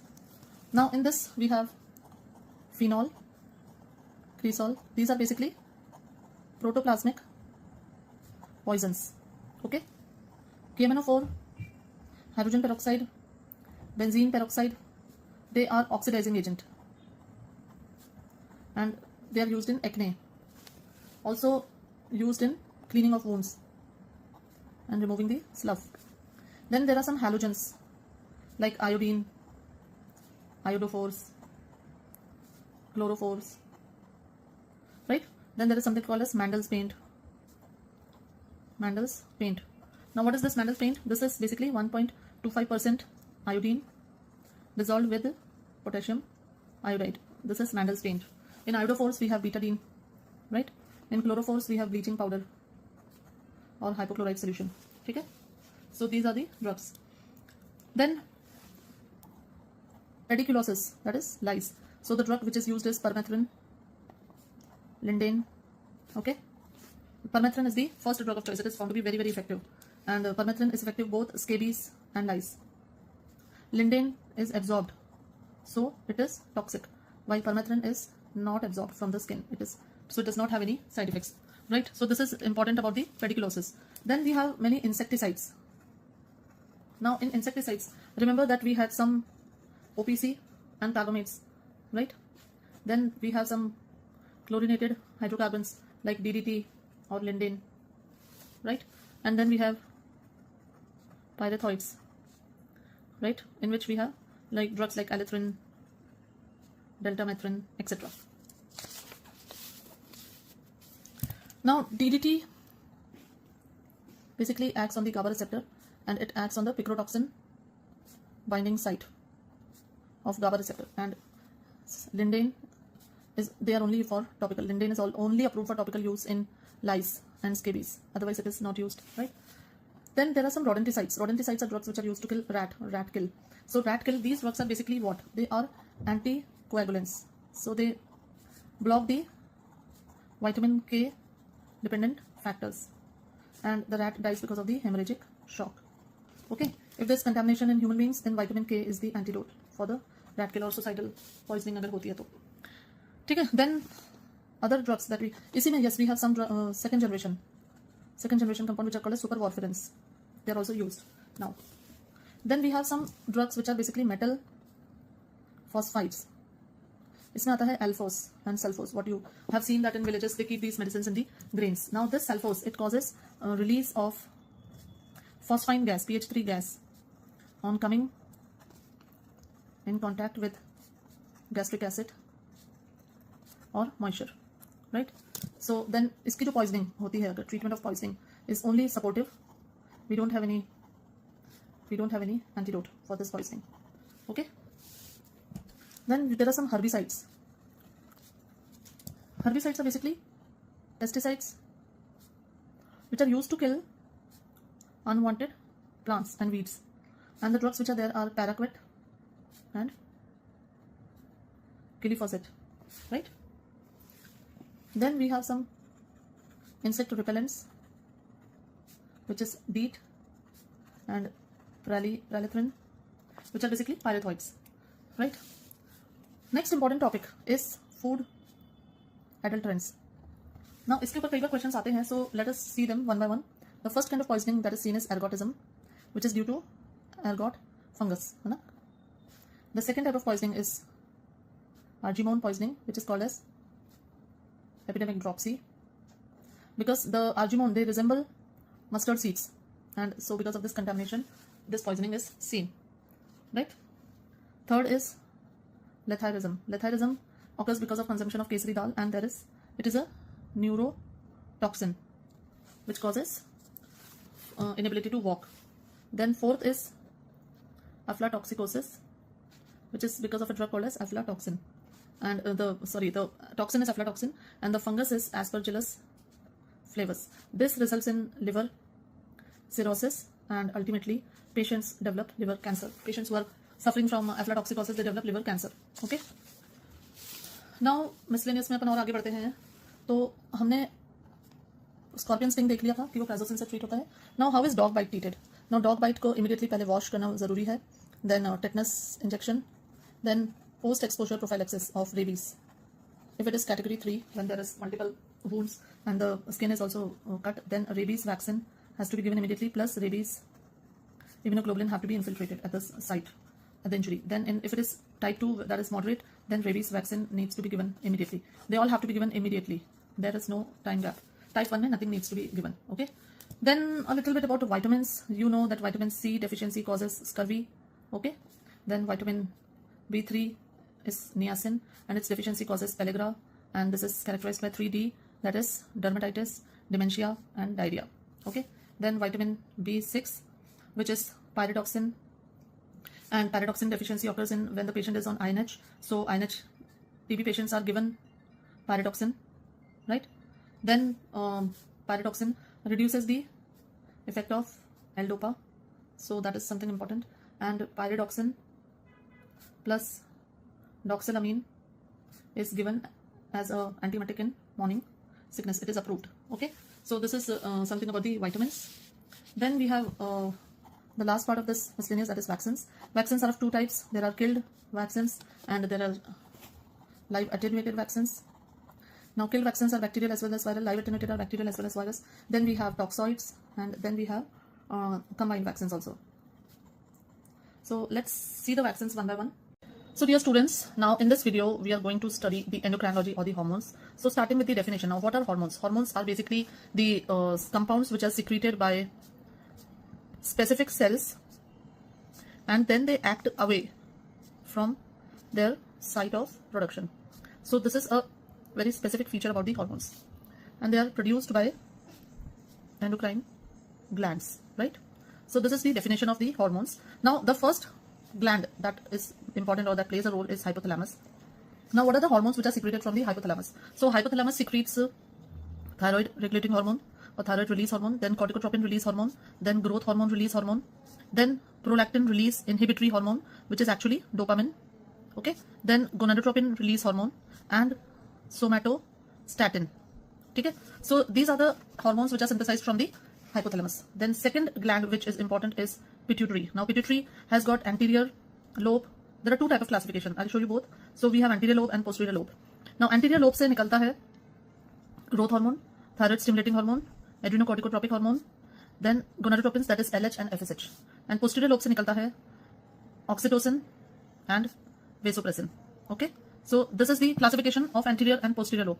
Then there is another classification, that is acidophils and basophils. I am telling you this because you can get a question. Anterior posterior का तो हमको पता होता है, लेकिन acidophil और basophil का normally हम याद नहीं रखते हैं. So acidophils से हमारे आता है GH और prolactin, right? और basophil से हमारा आता है TSH, ACTH and LH and FSH.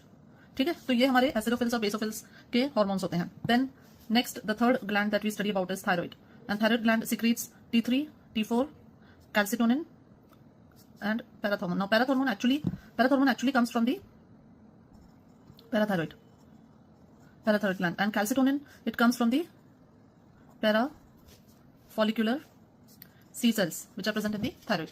Okay, then next we study about the adrenal gland. Now adrenal gland से हमारे पास आते हैं glucocorticoids and mineralocorticoids, right.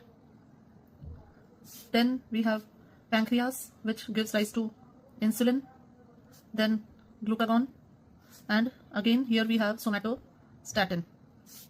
Then next we have testis and ovaries. Now testis से आता है testosterone and ovaries से आता है estrogen and progesterone, right? Then we also study about the pineal gland, which secretes melatonin. Okay. Now coming to the mechanism of action. What are the mechanism of action of various hormones? So nuclear receptors पे कौन कौन act करता है?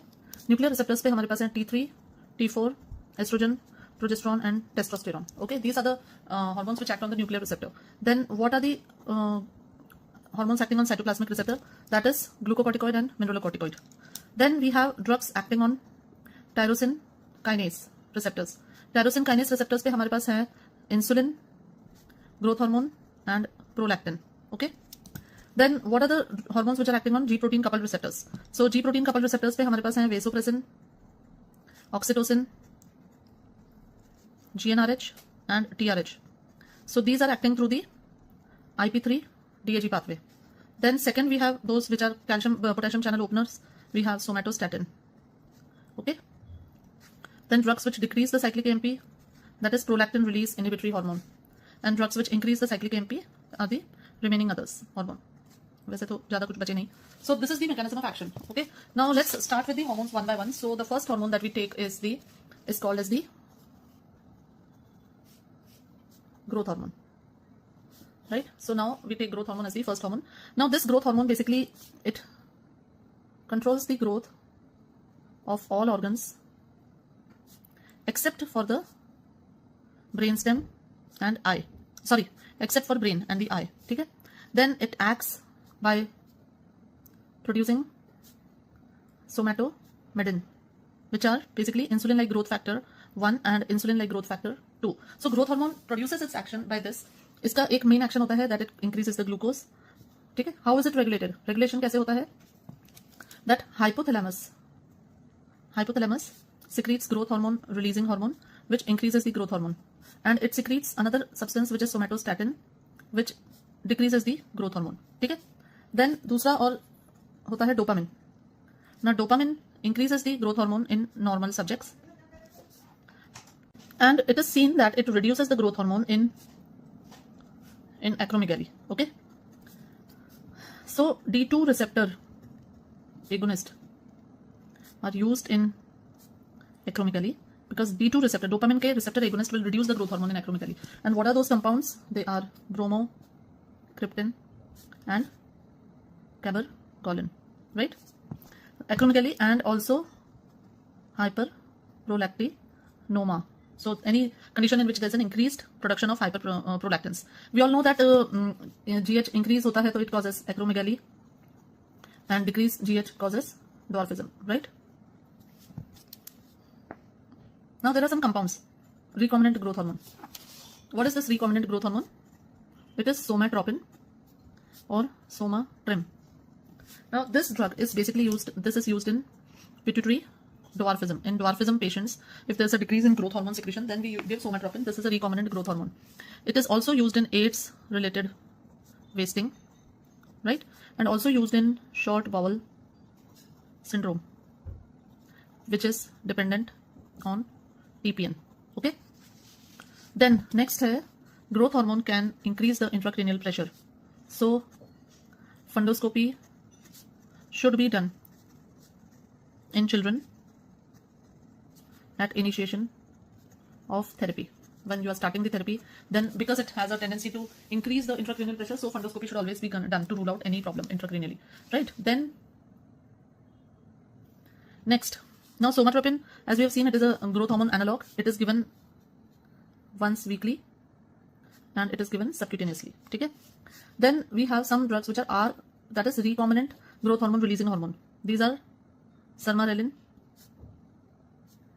hiraxitin, and they are also used for dwarfism. Okay. Then there's a new drug that is nicasermin.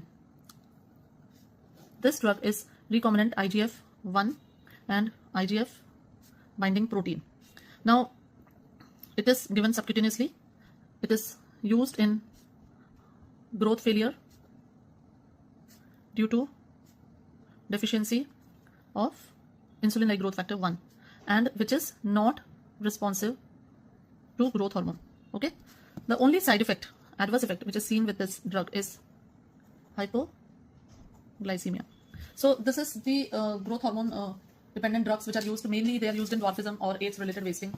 So now other uses, let's see what are the other uses of somatostatin. Now other uses of somatostatin are very interesting and you should remember them. They're used in secretory diarrhea, they're used in esophageal varices. Why? Because it causes vasoconstriction, so it will block the vessels. Then it is used in some kind of malignancies due to insulinoma, and it is of course used in acromegaly. Okay, now somatostatin is short acting, so it is not used. Instead we have octreotide, which is long acting, and so it is used. It is given by subcutaneous route. That is important. Okay, then acromegaly, we have already seen that growth hormone is given, and growth hormone is, we give a dopamine agonist also, or cabergoline and bromocriptine. Now there is one more thing, increased growth hormone levels करते हैं by oral bromocriptine or cabergoline or by injection octreotide. So these drugs will reduce growth hormone level. Okay, but reduce growth hormone action. What will reduce growth hormone action? It is growth hormone receptor antagonist. And what is that? That is a drug known as pegvisomant. So please remember this difference, growth hormone action and growth hormone levels. So pegvisomant is a growth hormone receptor antagonist. Okay, then other somatostatin analogs, और somatostatin के analogs हैं, उनके क्या नाम है? उनके नाम है lanreotide, vapreotide, then pasireotide and seglitide. Okay, now what is prolactin? Prolactin क्या होता है? Prolactin, what does it do? It causes growth of breast tissue during pregnancy and increases milk secretion. Okay, so the drug that we have, bromocriptine and cabergoline. Now these drugs are used in, they are used in diabetes, type 2 diabetes mellitus. I'm telling you about the uses of these drugs. Now these, you all know they are D2 agonist. Okay, so they are used in type 2 diabetes mellitus. Then they are used in hyperprolactinomas, right? Used in Parkinsonism, used in acromegaly. Then also in whenever there is a milk secretion, they are used, and inhibition. Now cabergoline, इसमें important है, cabergoline की half life is around 60 hours, so it is the longest acting. Okay, now adverse effects में देखते हैं. तो bromocriptine के early adverse effects usually nausea, vomiting, hypotension. These are the adverse effects. But if you give it for a prolonged duration, then it causes behavioral abnormalities, hallucinations, and abnormal movements. So this is something which is seen with bromocriptine. Now let's come to the next part, that is GnRH. Now there are two types of GnRH. One is FSH, we all know. One is LH. We all know LH causes ovulation. LH surge होती है, ovulation होता है, right? Now इनकी, what is the feature it is seen in deficiency? It causes infertility. And what is another thing? They cause hypogonadism, right? And when there is excessive, then it results in precocious puberty, endometriosis, fibrosis, and also PCOD. These are the features which are seen by deficiency of GnRH and by excessive GnRH. Okay, now there is something called as synthetic GnRH. Now what is synthetic GnRH? It is called as gonadorelin. Right? Now synthetic GnRH is gonadorelin, and it is actually used to differentiate between pituitary and hypothalamic deficiency in patients with hypogonadotropic hypogonadism, right? So इसमें if LH is more than 10 milliequivalent per ml after giving GnRH, then it indicates pituitary, ठीक है, indicates that pituitary is normal, ठीक है। सो ये हमारे दो तरीके के गोनाडोट्रोपिन रिलीजिंग हार्मोन्स होते हैं। अब हम इसके ऊपर बेस्ड ड्रग्स देखते हैं। Let's see the drugs which we give on the basis of these. So GnRH हैं, इसके हमारे पास होंगे, we have antagonist and we are talking about the agonist, right. Now antagonist to GnRH will do what? It will reduce LH and it will reduce FSH. That will further reduce estrogen, progesterone and testosterone. So antagonists to GnRH, they are used in prostate carcinoma and they can also be used in endometriosis. Okay. Now agonist हमारे पास दो तरीके के होते हैं. One agonist we give in pulsatile fashion and one agonist we give daily. Now this is the most important part. The most important part of GnRH, that when you give pulsatile, it will increase LH and increase FSH, which will further increase estrogen, progesterone and testosterone. So this pulsatile fashion can be given in anovulatory infertility, okay, and delayed puberty.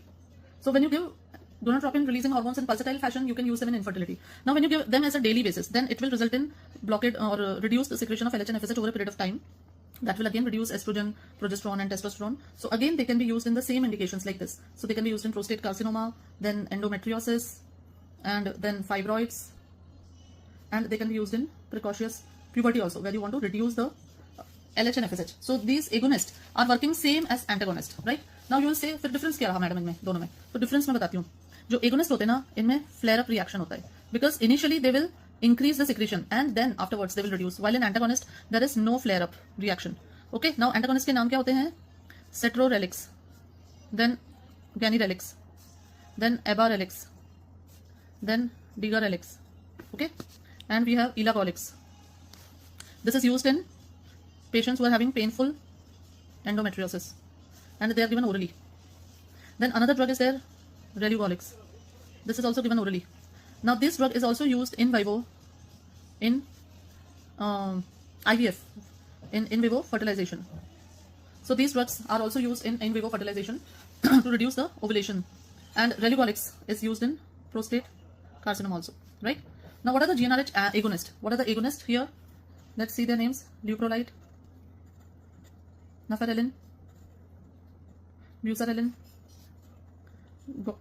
Goserelin, Deslorelin, Triptorelin and Histrelin.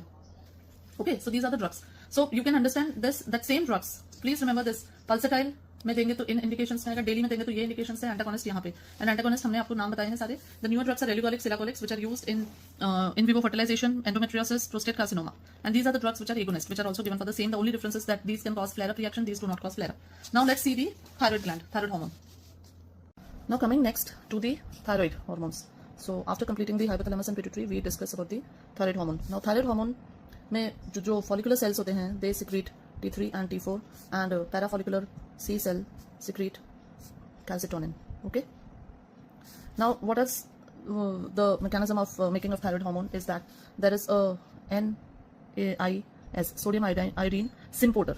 So sodium iodine symporter is there at the follicular cell, and this causes the entry of iodine ion inside in exchange with sodium, right? This iodine then, so I'll write here, iodine is first taken up by the cell by NIS, that is sodium iodide symporter. Then this iodine is oxidized to iodinium, that is I plus ion.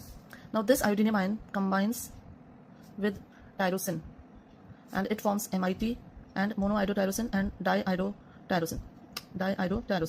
Okay, now this is called as organification of iodine. Now once this is done, after the organification, this monoiodotyrosine and diiodotyrosine, they undergo coupling. Coupling में क्या होता है? DIT plus DIT becomes T4 and MIT plus DIT becomes T3.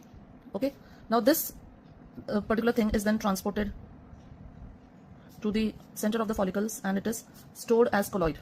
Okay, then after that, whenever there is a requirement, a signal is coming, then they move to the surface and then they are secreted. Once they are in the secretion, once they are in the blood, then they are taken up by liver and kidney, and there another phenomenon occurs, that is peripheral conversion of T4 to T3 occurs, and then the T3 is taken up by target tissues, right?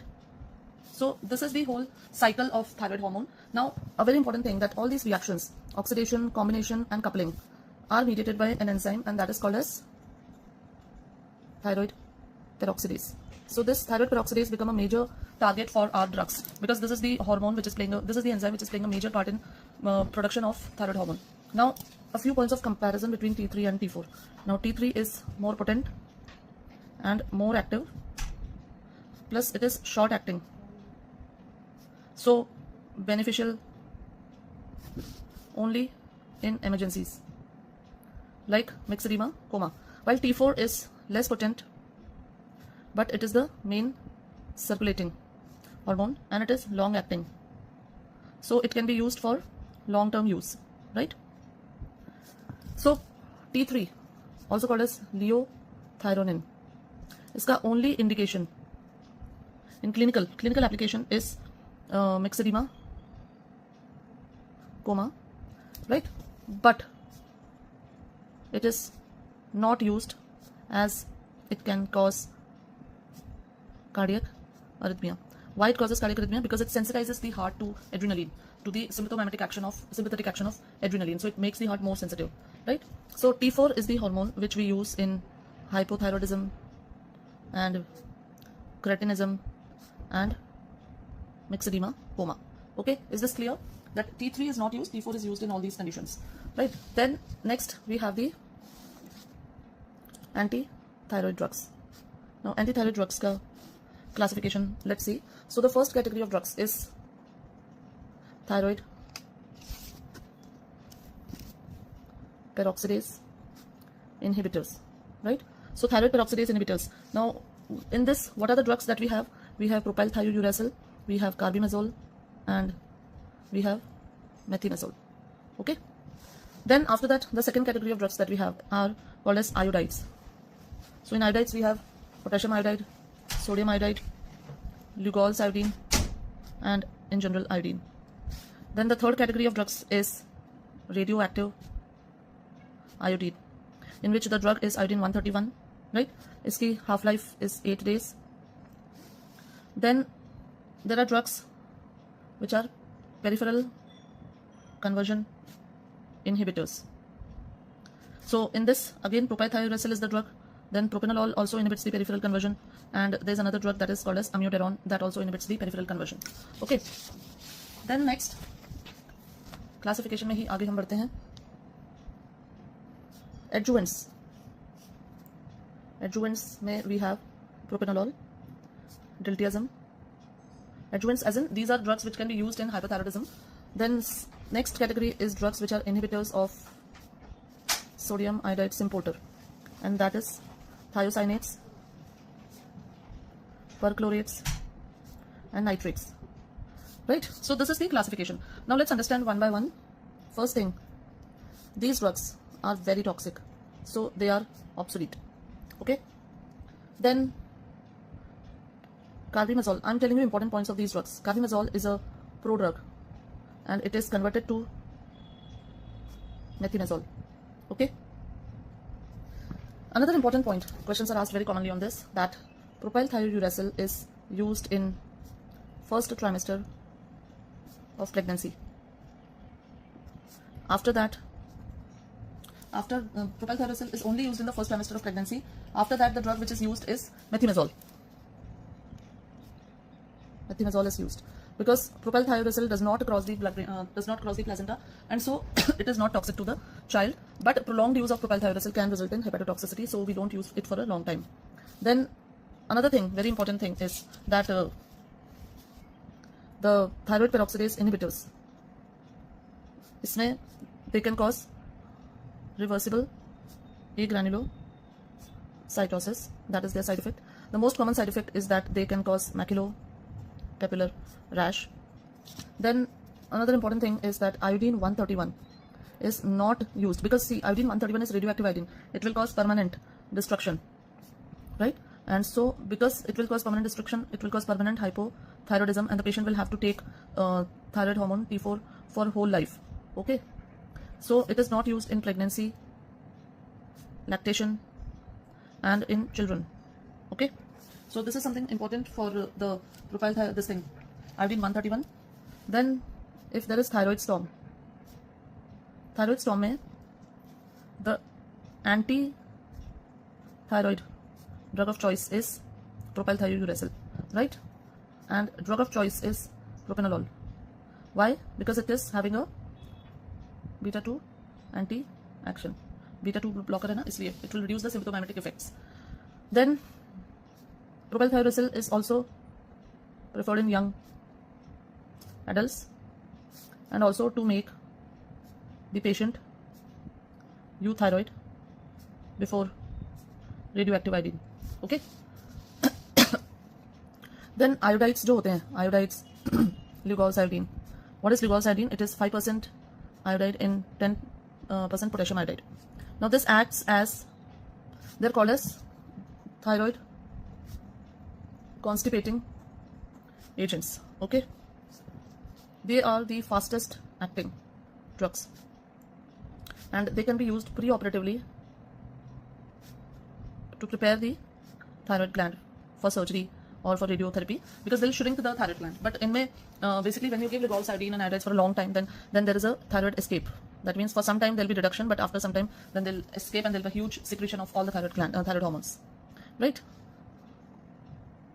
Chronic overdose होने पर it can cause iodism. And what does iodism presents as inflamed mucous membranes, increased secretions, rash, GI distress, etc. It can also result in flaring up of acne in adolescents. Okay. Now next we take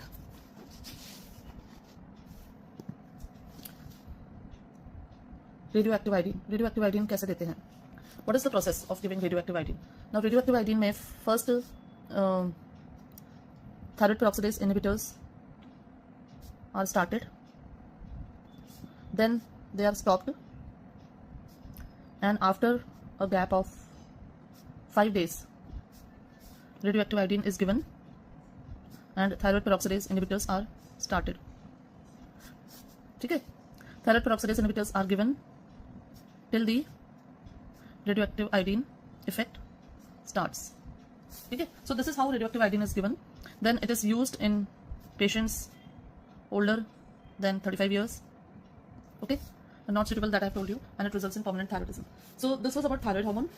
The next that we are going to start with is diabetes mellitus. Coming to the next disease, that is diabetes. Now diabetes mellitus is a big topic and it is going to take a lot of time. Now in this, the alpha cells of the pancreas, they secrete glucagon, the beta cells of islet of Langerhans secrete insulin, and the delta cells, they secrete somatostatin. Okay. Now diabetes mellitus mein the sugar level in fasting should be more than 126, PP more than 200, and HbA1c more than 6.5. Then if these parameters are fulfilled, then it is called as diabetes mellitus, right? Then we have type 1 diabetes, in which only insulin is the drug of choice, and then we have type 2 diabetes mellitus, in which oral agents are given plus insulin is the treatment of choice. Now insulin, we all know that insulin has got 51 amino acids chain, out of which A chain is having 21 and B chain is having 30 amino acids, right? How is insulin secreted? Secretion of insulin. Now secretion of insulin depends upon the stimulus. So glucose is the stimulus, right? So glucose is the stimulus. It attaches to GLUT2, that results in increased ATP, and that inhibits the ATP sensitive potassium channels. Okay, and as a result there is depolarization and release or opening of calcium channels, and this results in secretion of insulin, right? Then if we see about the regulation, so insulin increased release is done or controlled by glucagon, vagus, and even beta 2 adrenergic receptors, while insulin decreased release is mediated by somatostatin and alpha 2 agonist. Okay, right? Now what is the action of insulin? Insulin की action कैसे होती है? Insulin, when insulin attaches to the receptor, we all know it is a tyrosine kinase type of receptor. So insulin first of all increases GLUT4 synthesis and translocation to the cell membrane of this GLUT4, to which the glucose then attaches. It then decreases glycogenolysis, it increases glycolysis, and it reduces lipolysis. Okay? So these are certain things which you need to understand when the basics of insulin and diabetes mellitus. Now let us come to the preparations of insulin. So what are the various preparations of insulin? Now in that, the first part is rapid acting. Now rapid acting insulin mein we have Lispro, Aspart and Glulysin. Okay? Then short acting insulin mein we have regular, which is given IV, and semi-lente. Then intermediate acting insulin mein we have NPH and lente, and long acting insulin mein we have ultra lente, Glargine, Detamir and Degludec. Okay, now important यहाँ पर है कि Degludec causes peakless insulin. It has very low risk of hypoglycemia. Okay, another important point, all insulin preparations are acting at neutral pH except Glargine, which is supplied at pH less than 4 or pH of 4. Okay, now next we come to all preparations of insulin are given subcutaneous, right? All preparations of insulin are given subcutaneous except regular insulin, which is given IV. Then next point is all preparations are given on abdomen except 2 inches around umbilicus. Okay? Apart from that, they are also given on anterior and lateral thigh and also given on arm. Next है inhalational insulin causes lung cancer and fibrosis, right? So there is something called as diabetic ketoacidosis, which is an emergency condition. उसमें the insulin that we use is regular insulin by IV route. ठीक है? Now coming to the areas of insulin. Insulin के areas बहुत common है. First is very well known areas, hypoglycemia because it produces glucose, then it causes hypokalemia because insulin has a tendency to drive potassium inside the cells, and then lipodystrophy at the site of injection. However, this is very less with the recombinant insulin that is nowadays available. Then if we come to the drug interactions, now there are many interactions related to insulin because insulin is managing the blood sugar. So the first interaction is that the beta blockers cause dangerous hypoglycemia. Why? Because they mask the sympathetic effect of hypoglycemia. Now, an important part here is except one symptom, that is sweating. So, except sweating, they mask all the symptoms because this is mediated by cholinergic fibers, right? Then second होता है acute alcohol ingestion causes hypoglycemia. Then some drugs increase glucose and so they reduce the effect of insulin, which are diuretics, corticosteroids, OCPs, diazoxide. Okay, so these are some drugs which will inhibit the action of insulin. Then coming to DK. DK mein there is hypoglycemia, ketonuria. It presents with hypoglycemia, ketonuria and metabolic acidosis. Right? Now the treatment is सबसे पहले IV fluids. They are very important. Plus regular insulin is given at the rate of 0.1 unit per kg per hour. IV. Okay? A very important point in this, in children, you start insulin 1 hour after giving IV. So insulin is to be started 1 hour after giving the IV fluids. Okay? This is important. Many questions are also asked over this. Then next we have is glucagon. Glucagon. What are the uses of glucagon? It is used in hypoglycemia. Okay? But it is not useful in hypoglycemia caused by alcohol or starvation. In that it cannot be helpful because it causes hypoglycemia by decreasing the gluconeogenesis. Sorry, it increases the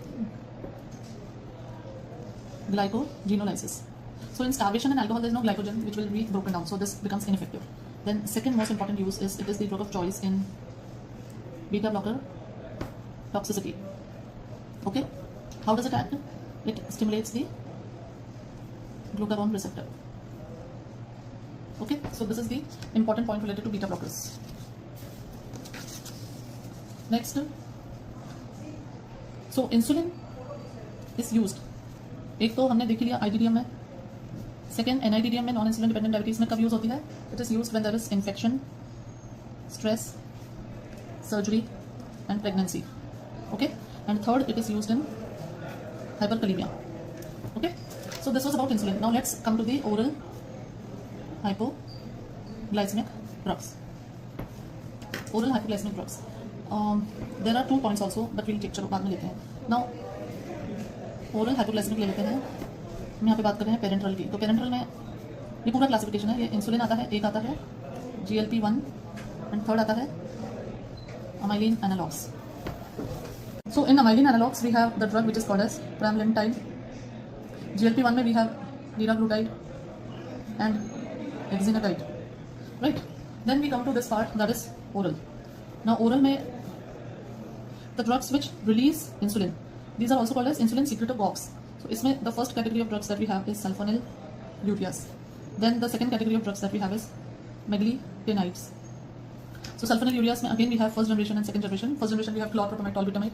Second generation we have glipizide, glipizide, glanipiride, all these. Meglitinides में we have 2 drugs, that is rapaglinide and nataglinide. Okay. Then the third category. Now this is consisting of lot many drugs. So here the first category is bigonides. Right. So bigonides. इसके अंदर आती है metformin and fenformin. Right. Then the next category of drugs is thiazolidine-thiones, in which we have pioglitazone, rosiglitazone. So these are the drugs here. Then we have alpha glucosidase inhibitors. Right. Now in alpha glucosidase inhibitors we have acarbose and miglitol. Okay. Then a new, like they are just introducing this as something that can be used in diabetes, that is bromocriptine. Then a very important category of drugs is DPP-4 inhibitors, right? So DPP-4 inhibitors में we have sitagliptin and vildagliptin, right? Then we have SGLT2 inhibitors. So in SGLT2 inhibitors we have dapagliflozin and empagliflozin, canaflozin. Okay. इसके अलावा GLP-1 analogs में भी हैं. The drug which is taken orally, approved orally, is semaglutide. Right. So this is the classification. You can see from here it starts oral and parenteral. So insulin secretagogues are sulfonylureas and meglitinides, and then drugs acting by other mechanisms are bigonides, thiazolidine-thiones, then alpha glucosidase inhibitors, dopamine agonists, DPP-4 inhibitors, GLP-1 analogs, and SGLT2 inhibitors. Okay. So now let's take these drugs one by one. We'll only discuss the important points related to these drugs. So coming to the sulfonylureas. Now sulfonylureas are drugs which inhibit the ATP sensitive potassium channels, right? So by that action they cause depolarization and they cause release of insulin. So sulfonylureas cause release of insulin, so it is a secretagogue. Now in sulfonylureas we have drugs like tolbutamide, which is shortest acting, and chlorpropamide, which is longest acting, right? The second generation compounds are more potent, then they also cause weight gain, and these drugs also have a tendency to cause hypoglycemia. Okay. Now specific side effects of chlorpropamide, which are very commonly asked as a MCQ also. Chlorpropamide causes dilutional hyponatremia, it causes cholestatic jaundice, and it also causes disulfiram like reaction. Okay, now this is very specific related to chlorpropamide, so please remember this. The next insulinogogue secretagogue is meglitinides. Now these meglitinides also cause release of insulin, they also cause weight gain, and they also cause hypoglycemia. ठीक है, तो meglitinides में ऐसा कोई अलग से कोई बहुत specific features है नहीं. Next we have bigonides. Now bigonides में हमारे पास जो drugs हैं वो है metformin and fenformin. Now metformin is basically known to cause megaloblastic anemia, and fenformin is known to cause lactic acidosis. Okay. Now these are basically they activate AMPK, right? Because of which they reduce the production of glucose and increase the utilization of glucose. That is their main action. Okay. Then lactic acidosis ये मैंने बता दिया, megaloblastic anemia बता दिया. Metformin also interferes with calcium dependent absorption of vitamin B12 and its combination with intrinsic factor. Then lactic acidosis is more severe in hepatic and renal impairment. Okay. Apart from that, metformin is also used in PCOD, and this is the only oral agent which reduces macrovascular events. Right. So this is the first line therapy for NIDDM or non-insulin dependent or type 2 diabetes mellitus. The next category of drugs that we have is thiazolidine diones. Now these thiazolidine diones are basically agonist of PPAR gamma. So they are the agonist of PPAR gamma receptors, and they are seen to reverse the insulin resistance, and they also increase the HDL levels. Now the first drug, troglitazone, was withdrawn because it caused hepatotoxicity. Right? Glitazones are also known to cause weight gain and edema. Okay? Then pioglitazone is also known to be associated with bladder cancer. Okay? Then next category is alpha glucosidase inhibitors. इसमें जो drugs हैं वो है अकारबोस, मिग्लिटॉल, वॉग्लिबोस, and the side effects which are caused by these drugs are flatulence. Right? Then one more thing is there. Acarbose is not absorbed from GIP, so it has got no systemic toxicity. But miglitol is contraindicated in renal failure as it gets absorbed and causes systemic toxicity. Okay? Then there was this category of drug which was amylin analogs. So इसमें जो drug आती है amylin analogs, that is pramlinitide. Pramlinitide is the only drug other than insulin which is approved in both type 1 and type 2 diabetes mellitus. So pramlinitide is the only drug which is approved. ठीक है? Amylin analogs basically क्या होते हैं? There is a substance called as IAPP which is secreted along with insulin, and amylin analogs they act like that. So this pramlinitide is given subcutaneously. It is known to decrease glucagon, decreases appetite, and decreases the gastric emptying also. Okay? अब आगे बढ़ते हैं new drugs. So in this new drugs में we usually study the incretin mimetics. Now this incretin mimetics, incretins are substances which is secreted in the GIP after food, and they cause increased release of insulin, plus they also reduce the appetite and they also reduce the gastric emptying. Now we have two type of incretins, GIP and GLP 1 and 2. Right? Now GIP or GLP, they are metabolized and broken down by an enzyme which is called as DPP4, and this DPP4 is inhibited by DPP4 inhibitors. Because so there are two type of drugs which we mainly study here. First is GIP or GLP-1 analogs, and the second category that we study is DPP4 inhibitors, because these are the drugs that will reduce the breakdown of GLP and GIP-1 and will continue their actions. So these DPP4 inhibitors में we have gliptins, that is sitagliptin, vildagliptin, all these. And in GLP, GIP analogs we have types, exenatide, liraglutide, semaglutide, like this. Okay. So इनके बारे में तो हमें पता ही है. There is a new drug, lixisenatide. Now this lixisenatide is given once daily. It is a GLP-1 agonist. Okay. What is the ADR? It is contraindicated in medullary thyroid cancer. Then another drug is there, semaglutide. Semaglutide is basically approved for type 2 diabetes mellitus, right? Then there is another drug, teduglutide. Teduglutide is a GLP-2 analog, and this drug is indicated for short bowel syndrome patients. Okay. Then DPP 4 inhibitors. Now what are these DPP4 inhibitors? They basically increase the action of GLP-1. The most common adverse effect which is seen with these is nasopharyngitis, and they also cause acute pancreatitis. Okay, then the last category that we have is SGLT2 inhibitors. Now SGLT2 inhibitors क्या होते हैं? Basically, like if this is the cell, this is the blood, and this is the lumen. So there is a SGLT2 transporter, and this SGLT2 transporter causes reabsorption of glucose along with reabsorption of sodium, and this glucose is then further reabsorbed in the blood. So SGLT2 inhibitors, this is called as SGLT2. So इसको वो inhibit करेगा, SGLT2 inhibitors, right? So they will reduce, they are doing what? They reduce the reabsorption of glucose, right? What are the adverse effects? They cause UTI, they also reduce the bone marrow density, and they also reduce the cardiovascular mortality. So these are the, this is a good effect, but these two are adverse effects.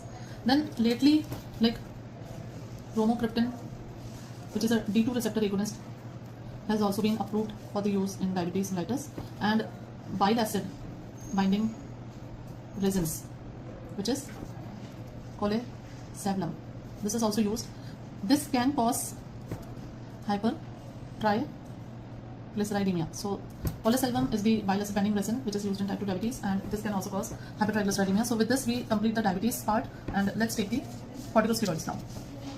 Coming to the second part of endocrinology. Now in the second part of endocrinology video, we'll be studying about the corticosteroids and gonadal hormones and the drugs which are affecting the calcium balance. So these are the three main topics that we'll be covering in this video.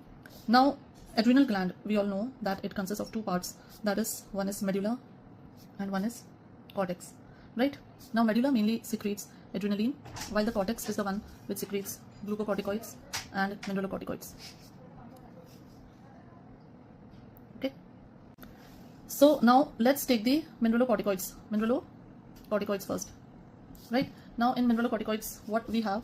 Aldosterone. Aldosterone is the prototype or the endogenous mineralocorticoid. Now aldosterone, basically action of aldosterone is that it saves sodium and water, right? Or reabsorbs sodium and water and removes potassium and hydrogen ion. Okay, so this is the action. Now, and here in the collecting tubule, if you have seen this, there is this transport protein which basically if this is blood and this is cell and this is lumen, so there is movement of sodium ion towards the blood and potassium ion towards the urine. So potassium ion is excreted, similarly hydrogen ion is excreted, and sodium ion is saved along with water, and this is potentiated by aldosterone receptor or aldosterone. Okay, so if we have excess of aldosterone, as in there is more of aldosterone, then what will it cause? It will cause hypokalemia, because it is throwing potassium outside in the urine, and it will cause metabolic alkalosis. Okay, and in Addison's disease, which is basically the deficiency of aldosterone, so in Addison's disease it will cause hyperkalemia and metabolic acidosis. Okay, and along with that there will be hyponatremia also, because sodium will be lost in the urine. So this is the generalized physiological features which are seen with the hydrocortisone. Okay, now let us see what are the other effects of aldosterone. So on blood, it is seen that it destroys T cells and B cells, right? It increases lymphocytes, basophils and neutrophils. These I am saying about the actions of glucocorticoid. Sorry, I'll mention here, we are talking about, this was aldosterone, this is glucocorticoid, and in glucocorticoid, the endogenous glucocorticoid is hydrocortisone. Okay, so talking about hydrocortisone, on blood, this is the action. Then what is the action on inflammation and immunity? It basically reduces the chemotaxis, it is anti-inflammatory. Okay, reduces the mediators, prostaglandin, thromboxane A2, reduces leukotrienes. Then it also suppresses cell-mediated immunity, right? So it reduces the recruitment of immune cells, right? So that is the effect on blood. Then there are some metabolic effects. Metabolic effects mein corticosteroids, they cause hyperglycemia, they cause muscle wasting, and they cause redistribution of fat, right? Then they cause osteoporosis, they basically cause a negative calcium balance. Then in CNS, they lower the seizure threshold and can precipitate epilepsy. So these are the basic effects of glucocorticoids. Now let us go to the classification. Now classification is very important to understand, because यहीं से सारे questions जो corticosteroids के हैं वो काफी सारे questions यहाँ पे बनते हैं. So the first category is short acting short-acting glucocorticoids, which are less than 12 hours. Here we have the main drug is hydrocortisone, right? And this is a glucocorticoid with maximum mineralocorticoid activity. Okay. Then we have intermediate acting, which are 12 to 36 hours. And in this we have prednisolone and methylprednisolone and triamcinolone. उसके अलावा there is a drug which is called as deflazacort. Right? Now this triamcinolone is a selective glucocorticoid. Deflazacort is a selective glucocorticoid. It has got no mineralocorticoid activity. It is used in pediatric patients and it is the drug of choice in Duchenne's muscular dystrophy. Okay, so this is deflazacort. Then we have long acting, right, which are 36 to 72 hours long, and in this we have dexamethasone and betamethasone, and dexamethasone is the one which is having maximum glucocorticoid activity.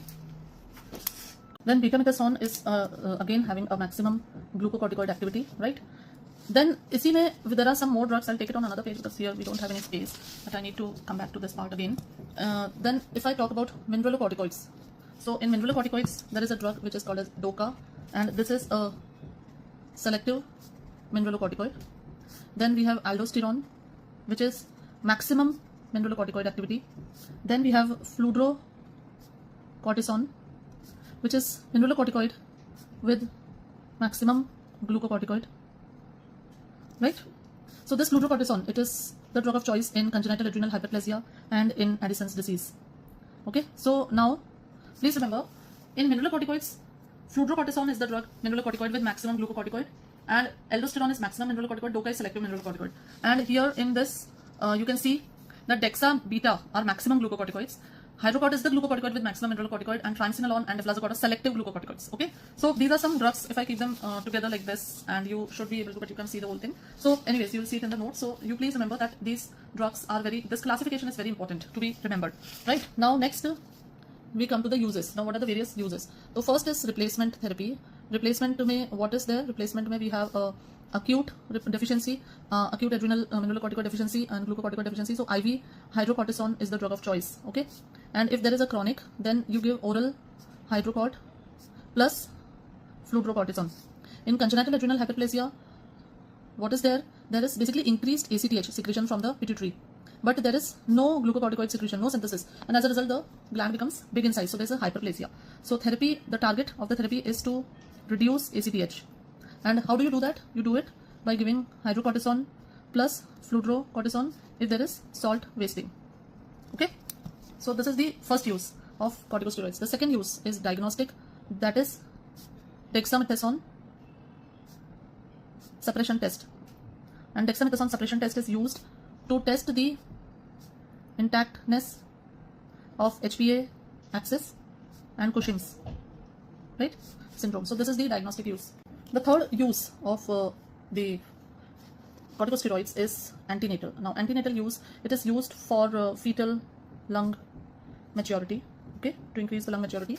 How do they do that? They increase the surfactant, right? Now it is seen that betamethasone, it is given 12 milligram 24 hourly in 2 doses, and dexamethasone is given 6 milligram 12 hourly in 4 doses, and it is given intramuscular to the mother. So this is the antenatal use of dexamethasone in fetal lung maturity. Please remember these doses, they are very important. Let's come to the non-adrenal uses. Now non-adrenal uses में it is used long-term. Non-adrenal uses इसके mainly immunosuppressant, anti-inflammatory, autoimmune diseases. So these are the main uses which are non-adrenal in infections, in diseases, in cancer, in chemotherapy, bronchial asthma, status asthmaticus. So these are the uses. Long-term uses में more than 2 weeks, if you use them, then it will result in HPA suppression. So this has to be kept in mind. And what are the adverse effects of these drugs? They cause hypertension, edema, then alkalosis, then hypokalemia, right? Cushing's habitus, is 10 की अब life खत्म हो रही है. Osteoporosis is an adverse effect. Ulcers, peptic ulcers, not to be given in pregnancy, not to be given in psychosis patients and epileptic patients because it lowers the seizure threshold. Then avascular necrosis of hip joint, it causes, right? So these are some of the side effects of steroids. Now let's see some drugs which are steroid inhibitor.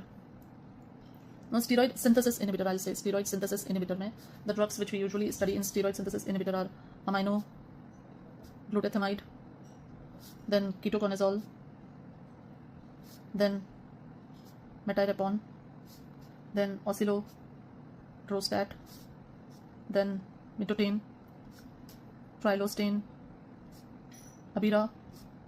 abirostane, sterone, right?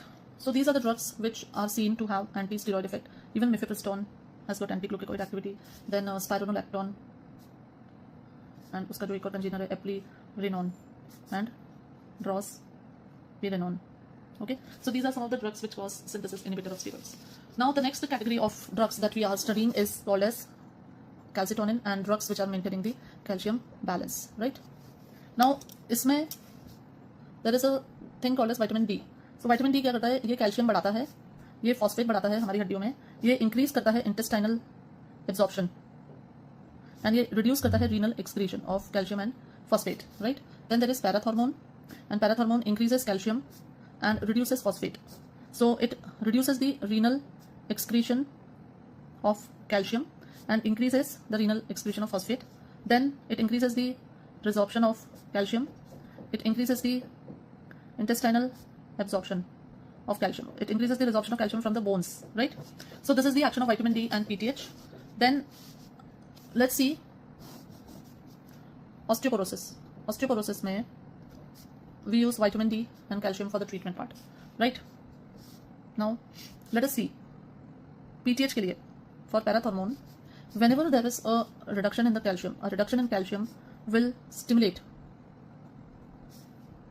PTH secretion, and an increase in calcium will inhibit PTH secretion. So the stimulus to PTH secretion is a hypocalcemia. Hypocalcemia will result in increased parathormone secretion.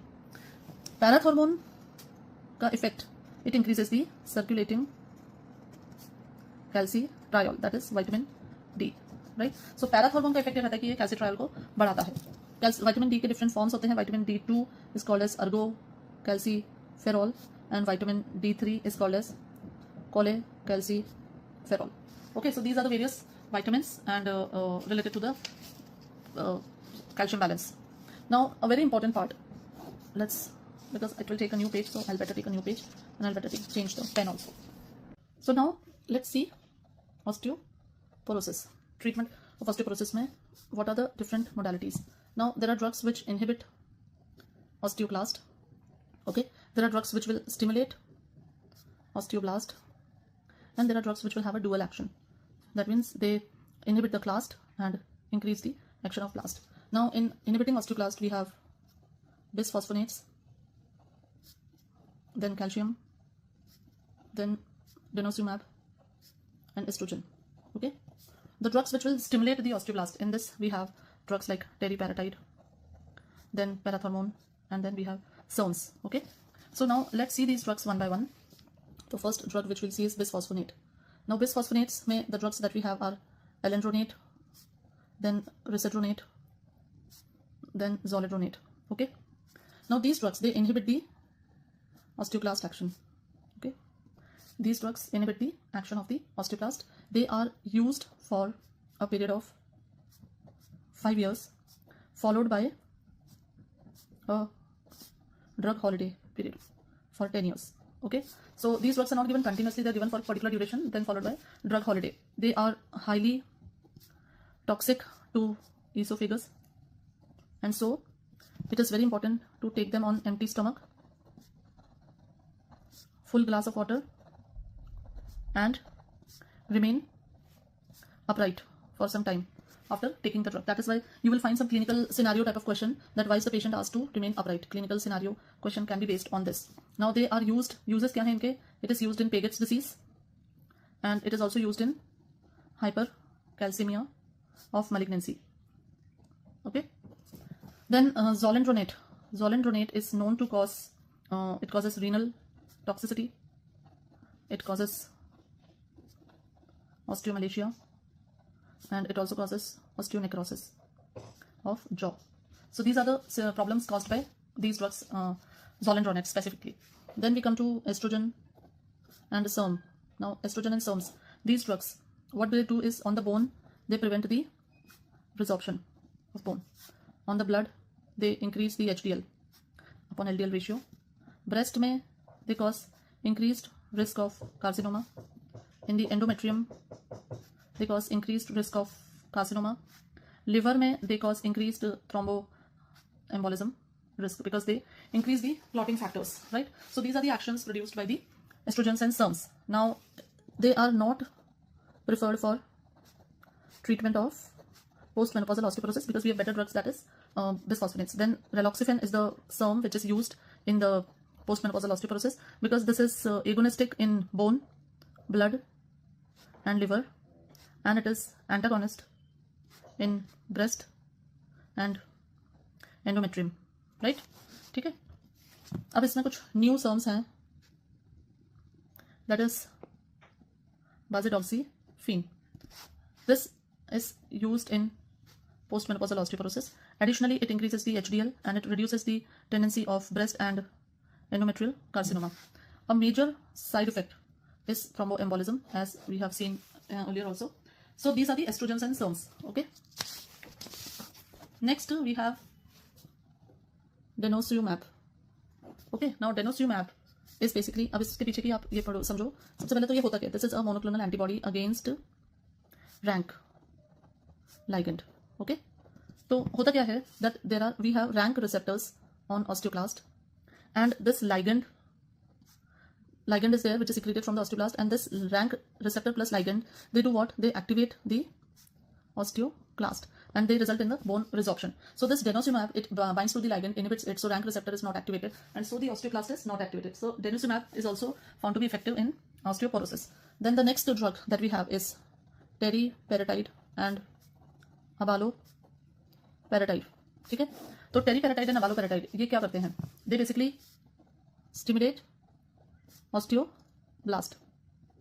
Okay, now when this is a recombinant parathormone, so when recombinant parathormone is given in low pulsatile doses, then it actually stimulates the bone formation. Because see, parathormone क्या करेगा? Parathormone bone resorption कराता है. It causes increased osteoclastic activity, but according to the osteoclastic activity, it also causes osteoid formation, osteoid deposition, and causes bone formation. So the overall effect is bone formation of parathormone. So when we give teriparatide in low pulsatile doses, this is important. Low pulsatile mein it will stimulate bone formation. If you give in excess dose, then it will cause resorption of the bone. Okay, so it has to be given in low pulsatile format. So the teriparatide is given by subcutaneous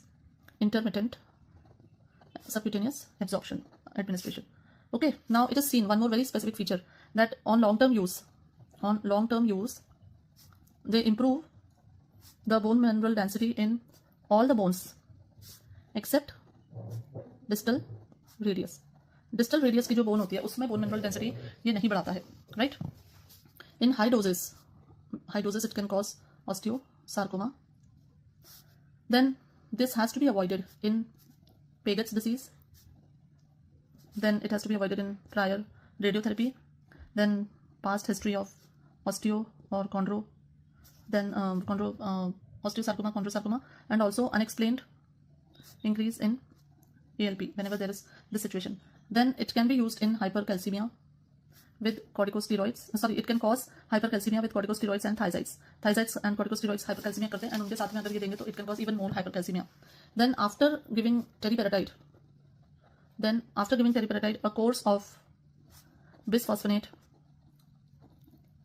is always considered, right? What are the adverse effects? Adverse effects में आता है nephrolithiasis, and it also increases the serum uric acid. So this is about the teriparatide. Another parathormone, it reduces the calcium secretion in milk, saliva and lens, and because of that it can result in cataract, hypoparathyroidism. So hypoparathyroidism can cause cataract also. Okay, so this was about the parathormone. Now there are some more drugs in the same, some new drugs which are asked. So the first drug that we'll talk about is romosozumab. Okay, romosozumab is a monoclonal antibody against sclerostin, and this is given by subcutaneous route. इसके dual mechanism होता है. What is the dual mechanism? As it is a monoclonal antibody against sclerostin, so it inhibits osteoclast and it stimulates osteoblast. Then there is a drug called as sincalcate. सिनाकैल्सिट. Now सिनाकैल्सिट is actually calcium sensitive receptor. There's a calcium sensitive receptor and ये उसका agonist होता है. So this is present on the parathyroid gland. Now this calcium sensitive receptor, when it is secreted, when it is stimulated, when calcium is when CSR is stimulated, then it reduces parathormone, because this is an indicative of increased calcium. And when calcium sensitive receptor is inhibited, then there is an increased PTH. And why? Because this indicates that there is decreased calcium. So this is cinacalcate, is basically a calcimimetic drug, and it grows and attaches to this calcium sensitive receptor, and thus it reduces PTH secretion. Okay, now the first use, it is used in secondary hyperparathyroidism. Second, it is used in patients with hypercalcemia with parathyroid carcinoma. Okay, then cinacalcate की ही तरह एक और drug होती है एटीकैल्सिटाइड. Now एटीकैल्सिटाइड is a new calcium sensitive receptor agonist, right? It is used IV in secondary hyperparathyroidism with chronic kidney disease and patients on hemodialysis. So eticalcitide is a CSR agonist which is used intravenously in patients of secondary hyperparathyroidism with CKD and on hemodialysis. So this is the profile of patients on which eticalcitide is used. Then there is a new substance which is strontium granulate. Now this strontium granulate decreases the bone resorption and increases the bone formation. Okay, what it does is it basically incorporates into hydroxy apatite crystals, replacing the calcium, right? So this drug basically can be used in osteoporosis. Then the last drug in this category, we just need to discuss, calcium is life-saving in hyperkalemia, in very severe hyperkalemia, when the potassium is more than 7 milliequivalent per liter. It is used IV in tetany. Calcium gluconate is given here. What is given? Calcium gluconate. Then calcium IV, it is given in black widow spider toxin. Also given in magnesium toxicity, right? Then thiazides are given to reduce the renal stones, as they reduce the calcium excretion. So thiazides are maintaining like that. Then there is a compound which is called as calcitonin and salcalcitonin. Now these drugs, they are hypocalcemic. They are secreted from the parafollicular C cells of thyroid. They reduce the resorption of bone, and they are used in osteoporosis by nasal route. So this is about calcium and calcitonin, salcalcitonin. Okay, now next we'll take the gonadal hormones. Now starting with the last part of endocrinology, that is gonadal hormones. Now in this gonadal hormones, we are going to discuss about estrogen, then we have progesterone, and we will be discussing about androgens also. Okay, these are the principal gonadal hormones. Now let's start with the estrogens. So estrogens the naturally occurring estrogen is called as estradiol. This is the principal gonadal estrogen hormone that is being secreted from the ovaries, and it is circulating in our system. The other ones are estrone and estriol, right? Now these are all natural, and natural estrogens hote hain, they are ineffective because of high first pass metabolism. Okay, so that is why we need to give drugs which are based on them, analogs. Then estrogens, they also undergo enterohepatic circulation, so they also can cause hepatic adenoma, and they also can cause thromboembolism. Okay, now let us see the effect of the hormones on various aspects of our body. So here, this is estrogen, this is progesterone. Now on the menstrual cycle, you will see that estrogen has mainly proliferative response, while progesterone has got a secretory response. Then on lipids, estrogens, they reduce LDL and they increase HDL, right? In this, they increase LDL and they decrease HDL. They also increase triglycerides. Then glucose they impair the glucose tolerance, while progesterone increases the insulin release. On fluid balance in our body, estrogens cause retention of sodium and water, and progesterone causes decreased sodium ion reabsorption. Then if we talk about thromboembolism, then estrogens, they increase the risk of thromboembolism because they increase the factors. Progesterone does not have any effect on thromboembolism. On breast cancer, on various cancers. So breast cancer, both of them have an increased risk. On endometrial cancer, or what we call as uterine cancer, estrogens increase but progesterones decrease the risk. On bone, estrogen decrease the resorption. Okay? Progesterone does not have any effect. On bile lithogenicity, estrogen increase this tendency. Okay, so now coming to the uses. What are the various uses of estrogen? So it is used as OCP, as a component of OCP. It was earlier also used as a component of HRT. And in HRT, progesterone is added to increase. Progesterone is added to decrease the risk of endometrial cancer, because estrogen can increase the risk, progesterone decreases. They are also used in dysfunctional uterine bleeding or abnormal uterine bleeding. Now let us see what are the adverse effects of estrogen. So estrogen, if they are given in a young stage, they can result in feminization, closure of epiphysis, gynecomastia in males, decreased libido. They can also cause migraine, increased risk of cancer, and increased risk of gallstones, right? They cause diabetes, fluid retention. Then they also increase the risk of hepatic adenoma, right? Thromboembolism, polylithiasis. So these are all the side effects. Then they can increase the risk of vaginal adenocarcinoma in female offspring of mothers who have taken diethyl stilbestrol. Then rifampicin, which is a component of ATT, antitubercular therapy, reduces the action of estrogens, and in a way they also reduce the action of OCPs. This we also have seen in the drug interactions, right? Now moving forward, there is a term which is called as SERMs. Okay, now SERMs are basically selective estrogen receptor modulator. They are agonist on some and antagonist on some other tissues, right? So इसमें जो हमारे पास drugs हैं in SERMs, we have the first drug, that is clomiphene. Now clomiphene, we all know it is basically a pure antagonist, and so it basically reduces the feedback inhibition of GnRH and results in increased secretion of gonadotropin release hormone, which results in increased FSH and increased LH, which results in ovulation. And so this is used in the treatment of infertility. So clomiphene is the drug which is used in infertility. It is a SERM. Then other drugs that we have are tamoxifen. So tamoxifen, we all know it is used in because it has got antagonist activity in the breast and it has got agonist activity in the bone, uterus, right? So it is used in breast carcinoma. ठीक है? So that is tamoxifen. Tamoxifen के बाद उसके दूसरी दवाइयाँ हैं डोलॉक्सिफिन and टोरेमिफिन. ठीक है?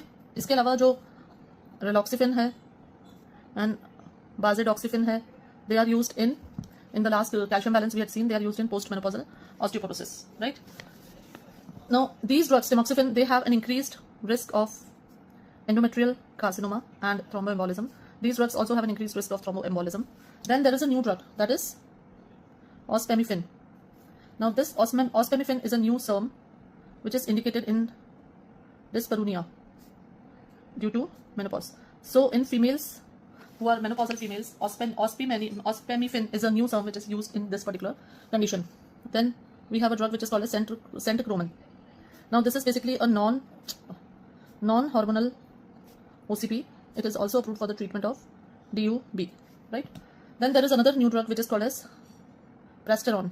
Prasterone is an inactive steroid which is converted to estrogens and androgens, right? And it is indicated for treatment of dyspareunia due to vulvovaginal atrophy. So this is prasterone, right? Then there is a drug. Now SERMs थे, अब है SERD, that is selective estrogen receptor down regulator. इसमें जो दवाई आती है उसका नाम है fulvestrant, and this is the first FDA approved pure antagonist, and it is used in hormone positive metastatic breast cancer that has progressed despite anti-estrogen therapy. This is also effective in tamoxifen resistant breast cancer. Okay, so this is SERD, which is used in breast cancer. Then there is another drug that is called as STEAR, that is selective tissue estrogen activity regulator, and the drug which we study in this is tebolone. Tibolone is actually also called as designer HRT. And what does it do? It prevents vasomotor symptoms and osteoporosis in menopause. So this is the action of tibolone, right? So that is, tibolone is actually a steer. अब आगे बढ़ते हैं तो next अपन इसमें आते हैं. We have drugs which are aromatase inhibitors. ठीक है, aromatase inhibitors की बात अपन करते हैं. तो aromatase inhibitors दो जनरेशन होती हैं, first generation and second generation. First generation में the drug that we study is aminoglutethimide. Now second generation में there are two type of drugs. One is steroidal irreversible and then we have non-steroidal reversible. Okay, now steroidal irreversible में the drugs that we have are letrozole, anastrozole, fedrozole and vorozole. In non-steroidal irreversible we have exemestane and formistine. So this is the classification of aromatase inhibitors, and these are again drugs which are used in prostatic carcinoma, in breast cancer, and they are found to be very effective. Aromatase, if you remember, aromatase is also the enzyme which inhibits the conversion of aromatase converts testosterone to estrogen. So that enzyme is also aromatase, right? Next we have progestins. Now progestins में देखो, progestins या progesterones, they are secreted basically endogenously by the corpus luteum. Right. Now first generation होते हैं, इसमें आते हैं नॉरहेथिंड्रोन, लाइनेस्टेरॉल. ठीक है. देन सेकेंड जनरेशन में आता है norgestrel, levonorgestrel. Then third generation में आता है desogestrel, norgestrel and gestodene. And then we also have a fourth generation in which we have nomegestrol and dospirinon, which is a minor aldosterone antagonist also. Now these progesterones, where are they used? What are their uses? They're again used as part of OCPs. They're also part of HRT. They're also used in dysfunctional uterine bleeding. Then there is a term which is जैसे sperm था ऐसे ही sperm है, that is selective progesterone receptor modulator. In this we have the drug which is mifepristone. Now mifepristone is a pure progesterone antagonist, right? So it is used in medical abortion. So there is a dose 600 milligram of mifepristone plus oral misoprostol, which is prostaglandin F2 alpha, which is 400 microgram. So this dose is found to be effective in MTP, medical abortion. Okay, so this is basically mifepristone. Also has anti-glucocorticoid action, and it is also having androgen receptor blocker action. Okay, single 600 milligram is an effective emergency contraceptive also. Okay, then since it is anti-glucocorticoid, it is also can be used in Cushing's syndrome. Then next drug which we have is that is onapristone, right? Now this onapristone is a pure progesterone antagonist. Then we have a drug ulipristal. Ulipristal is a partial agonist on progesterone receptor. It does not block the glucocorticoid receptor, right? It can be used as an emergency contraceptive at a dose of 30 milligram, and that has to be taken within 120 hours of unprotected intercourse. Then there is another drug, asprinil. This is an investigational sperm and it is under testing for progesterone sensitive myoma. Okay, so these are some more progesterone, anti-progesterone drugs, right?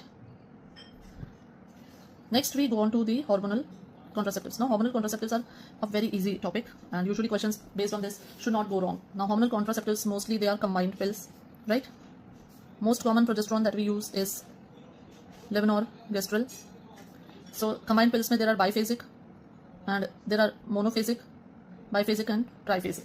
So these are the pills, and we also have some mini pills. Then these mini pills, they basically cause the cervical mucus thickening. Then we have emergency contraceptives. They basically inhibit the implantation. Parenteral use भी दिया जाता है in females. having a contraindication to estrogens. तो इसमें जो depot preparations होती हैं which are given either subcutaneous implants or intramuscular implants. So they give prolonged depot preparations are there, and what are they? We have Norplant and Capranol, which are given as subcutaneous, and we have DMPA and Nepen, which are intramuscular. Some side effects, if I talk about the side effects, adverse effects, then OCPs can increase migraine. With breakthrough bleeding is seen with the progesterone only pills, right? Then they can cause weight gain, venous thromboembolism, stroke. These conditions are increased. All the side effects of estrogens, cholestatic jaundice, gallstones, lithiasis, gallstones, liver, hepatic adenomas, they all are increased with OCP use. There's also an increased chances of breast cancer and reduced endometrial and reduced ovarian cancer, right? Now in OCPs, what are the non-contraceptive uses of OCPs? What are the non-contraceptive uses? Then we have ovarian cyst, benign breast disease, ectopic pregnancy, endometriosis, fibroids, then iron deficiency anemia, then any neoplasia can be used like endometrial or colon cancer. So these are some non-contraceptive uses of OCPs. The next thing that we discuss is androgens.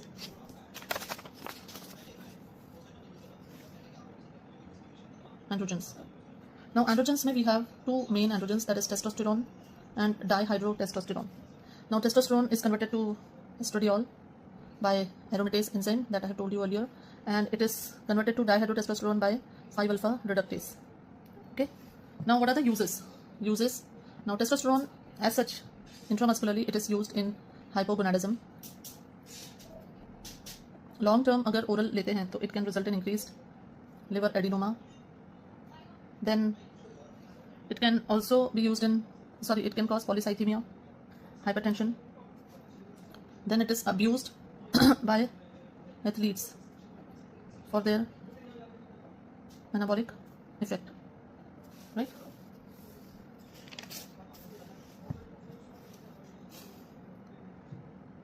Testosterone stimulate growth, and side effects are hirsutism, atherosclerosis, right? They can also cause cholestatic jaundice and peleosis hepatica. Androgens are contraindicated in pregnancy. Now there is a drug called as danazol. Okay.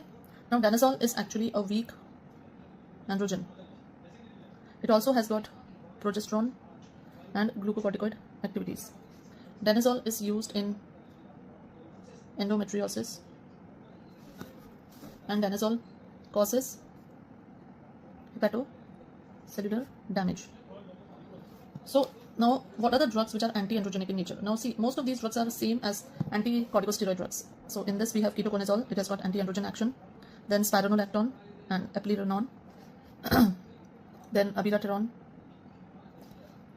Then we have 5-alpha reductase inhibitors, which is finasteride and dutasteride. And these drugs we had also discussed when we were discussing with the drugs which are used in BPH. So these drugs, they are used in prostate carcinoma.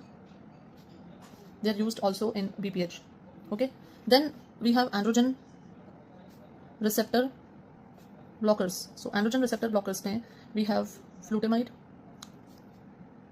bicalutamide, and nilutamide. Right? These are the drugs which are androgen receptor blocker, and they also can be used in the same. Flutamide is also known to cause gynecomastia. Right? So these are the drugs which are anti-androgen in nature. Next, and the last portion in this is oxytocin. We have discussed vasopressin earlier. So the hormones of posterior pituitary, which consist of oxytocin and vasopressin. Oxytocin is remaining. Oxytocin secreted from posterior pituitary, right? And it causes contraction of upper segment of the uterus and relaxation of lower segment of the uterus. Okay, now oxytocin is associated with milk ejection reflex. It is used to potentiate normal labor and also used in PPH as an alternative to methyl ergometrin and misoprostol. Okay, adverse drug reaction caused by this can be rupture of uterus. Rupture of uterus is usually seen with methyl ergometrin because it causes very severe contractions, so they are not to be used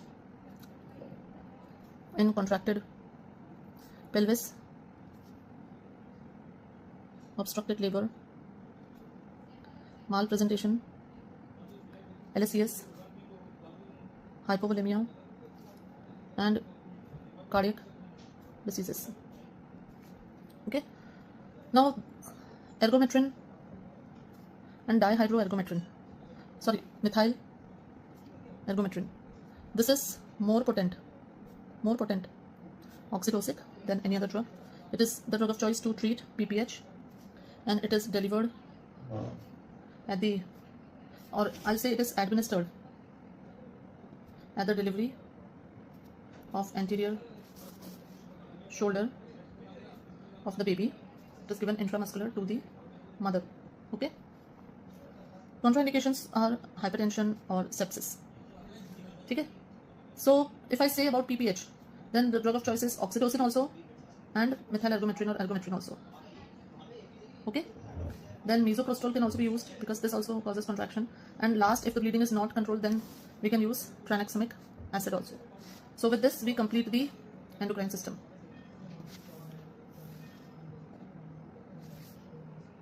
Okay, so students, now today we are going to discuss the cardiovascular system. Now cardiovascular system I am going to take in two parts, part 1 and part 2. Part 1 is going to comprise of the treatment of CHF and hypertension, and part 2 is going to comprise of angina and MI, and then arrhythmias and also dyslipidemia.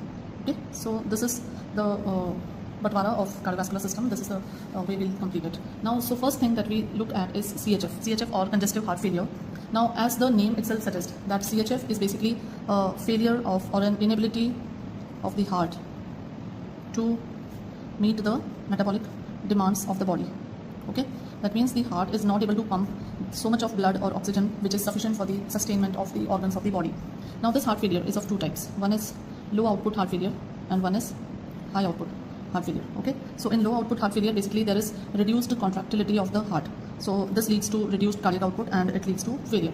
In high output, it is seen that the demands are high demands of the body, so even after raised cardiac output, in this raised cardiac output, still the heart is not able to manage the requirements. And what are those conditions? Those can be severe anemia, then thyrotoxicosis, thiamine deficiency. So these are certain conditions which are called as high output failure. Okay, now there's one more classification, and that is acute decompensated heart failure, and one is chronic compensated. Okay, now this is just to understand the pathophysiology of heart failure. Okay, now in acute decompensated heart failure, basically it is the condition when the heart is not able to pump the blood, so not able to pump the blood, and as a result this particular condition is amenable to treatment with positive inotropes. Okay, so positive inotropic drugs can be effective in this condition. Now what happens is the compensatory mechanisms of body has its own compensatory mechanisms. Now what are they? Compensatory mechanism ये होता है कि there is an increased sympathetic activity. So this increased sympathetic activity will result in stimulation of beta 1 receptors which are present on the heart, and which will result in increased cardiac output. Right? So now increased beta receptor action will increase the cardiac output, but this is going to be short-lived. It is, in the short run, it is going to lead to compensation of the heart failure. Increased sympathetic activity will also increase alpha 1 receptor, which will cause vasoconstriction, and this will result in also increased TPA and increased blood pressure. Then there's also increased activity of beta 1 receptor. Through beta 1 there is an increased secretion of renin angiotensin.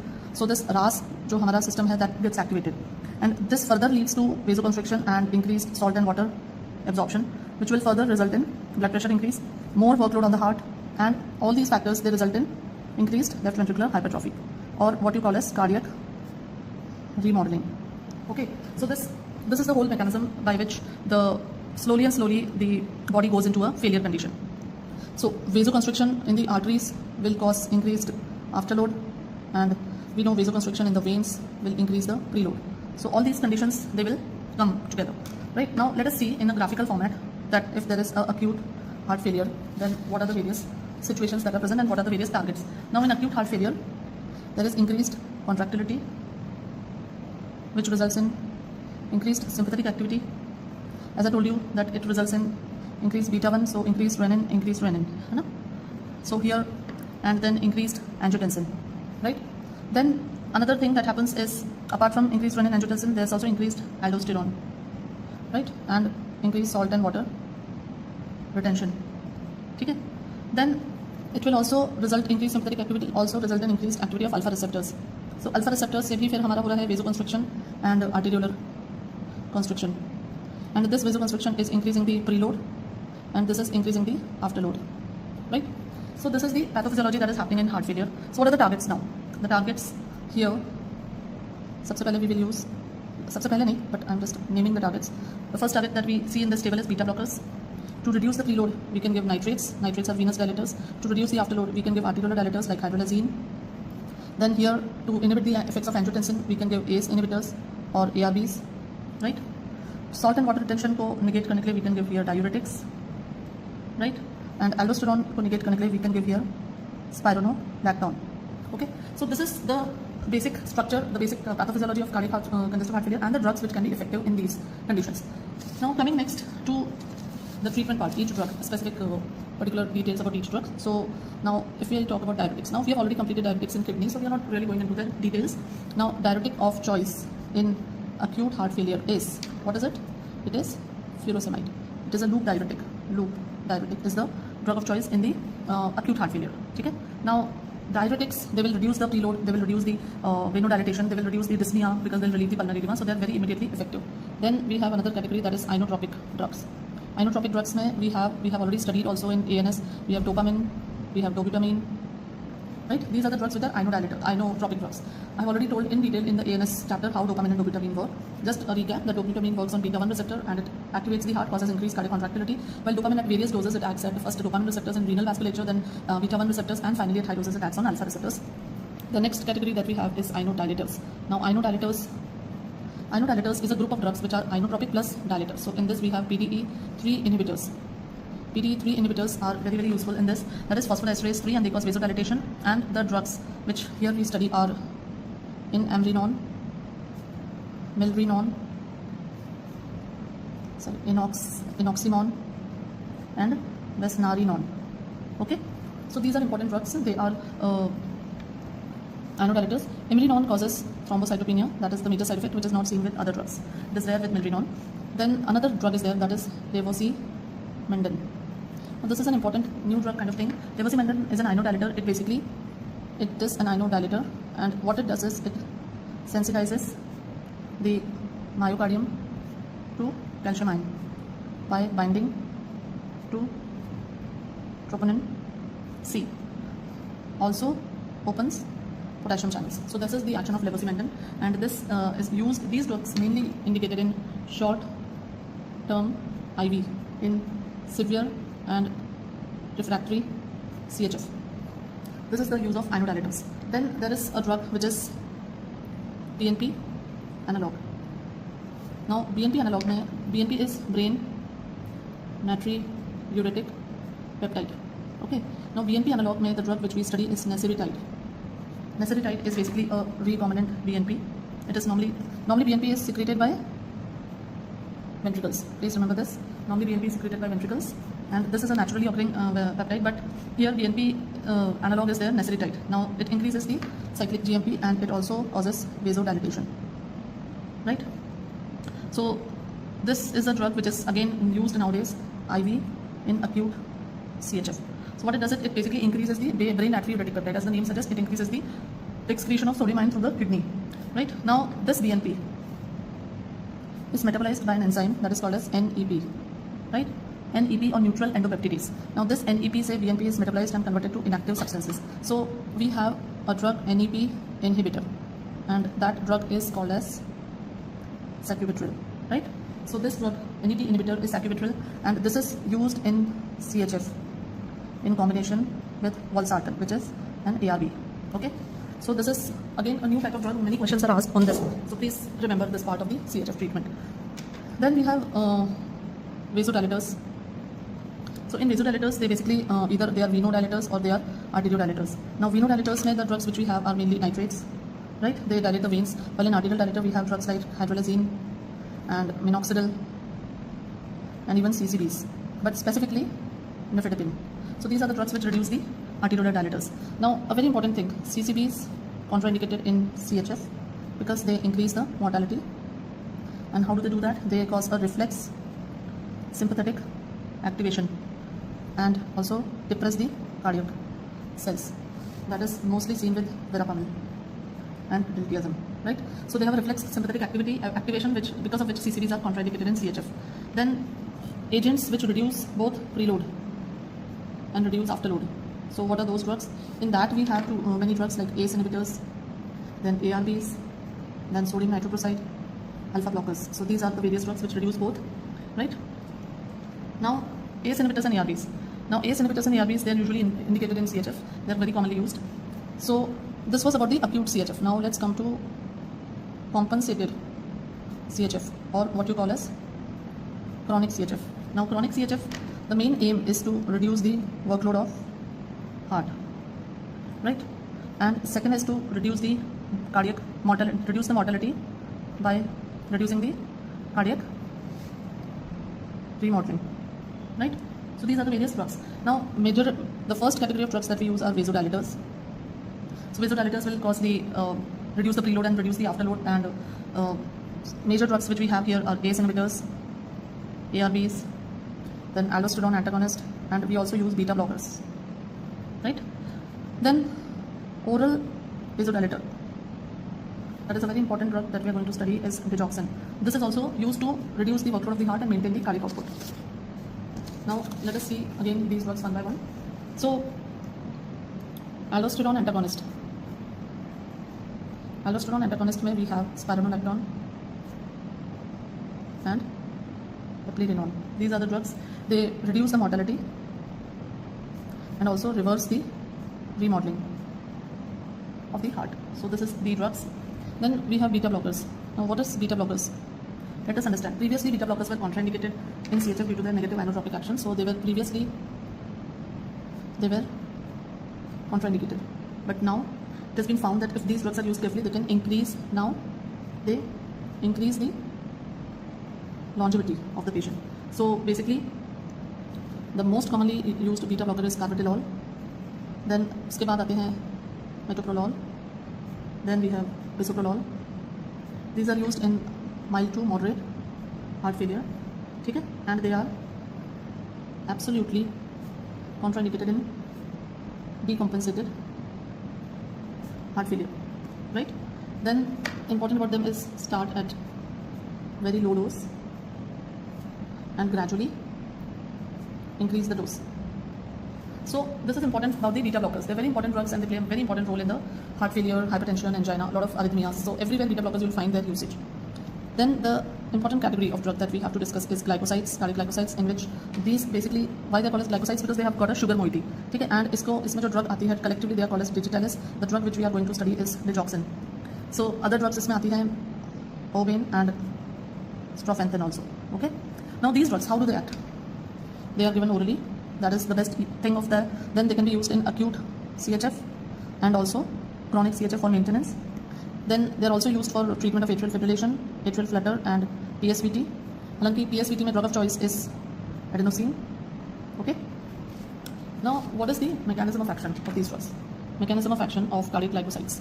They are basically inhibitors of sodium, potassium, ATPase of myocardial fibers. So for better understanding, I'll make the diagram also. So like this is the myocardial cell.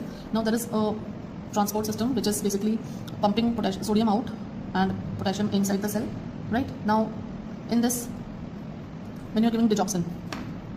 So digoxin you are giving, and this binds to this particular receptor here. So it will inhibit this pump. Now inhibition of this pump will increase sodium ion inside. Increase in sodium ion will further reduce the pumping of this pump, which is sodium calcium pump. So this is inhibited, so there will be increased calcium also inside the cell. The calcium, because we already have a lot of sodium, so we are not requiring any sodium from outside, so we are not sending any calcium outside. So increased calcium, this calcium goes and settles down in the sarcoplasmic reticulum. Okay. Now there are L-type calcium channels. So whenever calcium comes inside the cell during normal depolarization process, then this calcium will come and it will stimulate this collected calcium. So this calcium, it will be released and it will increase the contraction. So overall increased or strong contractions will happen by the digoxin. So this is the process. It inhibits the sodium potassium ATPase pump and increase the contraction of the myocardial fiber, right? So this is the main action of digoxin. Understand this. Now again, please understand the relation with potassium also. Digoxin is inhibiting this pump. So there is, as a result, no sodium is now going out. That means no potassium is also coming inside. So what does it cause? It causes raised extracellular potassium. So digoxin causes hyperkalemia, right? Now if you will, digoxin ultimately it is causing hyperkalemia also, because it is keeping the potassium out. If there is more potassium outside, then it can reverse the action of digoxin. So that is also there. And when there is less potassium, so hypokalemia here, so there is no sodium to come inside. Hypokalemia will increase the toxicity of digoxin. This is also there, right? And even hyperkalemia will increase the attachment binding of the cardiac glycosides to this enzyme. So hypokalemia का एक बहुत importance होता है, it increases the toxicity, right? Now in atrial fibrillation, what is it doing? It is causing increased refractoriness of AV nodal pathway. So by this action, it is reducing the atrial fibrillation. Okay. Now produces this. Now digitalis also has a vagomimetic effect, so it also decreases the AV conduction. So you will see that vagomimetic effect के कारण it causes bradycardia during digitalis therapy. Then in atrial flutter, it is difficult to control the ventricular rate. So digitalis, what does it do? Digitalis converts atrial flutter to atrial fibrillation, and then it controls the ventricular rate. Okay? So this is the effect of digitalis in the arrhythmias, right? So if I talk about the effects of digitalis on the heart, if I try to summarize effect of digitalis on heart, अगर हम उनको समझना चाहें कि digitalis actually heart में क्या क्या कर रहा है, तो एक तो ये कर रहा है increased force of contraction, okay, then it is causing reduced heart rate, then it is reducing the AV conduction. These are the three, मोटे मोटे तौर पे these are the three actions which are done by heart, done by digitalis on heart. What are the ECG changes that we see? The ECG changes that we see is increased PR interval, inversion of T wave, shortened QT interval, and depression of ST segment, right? So in ECG, these are the changes which are seen. Coming to the toxicity. Now, what are the toxicities of digitalis? Toxicity of digitalis is a very favorite question of examiners, so you should remember what are the various toxicities. The earliest toxicity is nausea, vomiting. Most common toxicity is nausea, vomiting. Then most common cardiac toxicity is arrhythmia, and most common arrhythmia is ventricular bigeminy, right? Most characteristic arrhythmia is non-paroxysmal supraventricular tachycardia. Then other toxicities, gynecomastia, then it also causes xanthophobia. Okay, so these are the various toxicities. Now, how do you treat? What is the treatment of toxicities? Various digitalis toxicities. So treatment, now see, mild digitalis toxicity can be treated with potassium. Okay, it basically what it decreases the binding of digoxin to the sodium potassium ATPase. If you increase potassium outside in the extracellular space, then it will reduce the binding of digoxin, right? But in severe digitalis toxicity, potassium is. So talking about treatment of toxicities, in mild we can give potassium, but in severe potassium is contraindicated because there is excess of potassium in the ECF, right? So it is contraindicated. Then if there is ventricular arrhythmias caused by digitoxin, then drug of choice which is given for the treatment is lignocaine, right? If there is atrial tachyarrhythmias, then we give beta blockers is administered. If there is AV block, then we give atropine. Okay, and for very severe toxicity, then we give digibind, which is basically digoxin antibody. Okay, so these are the various toxicities caused by digitalis and their treatments.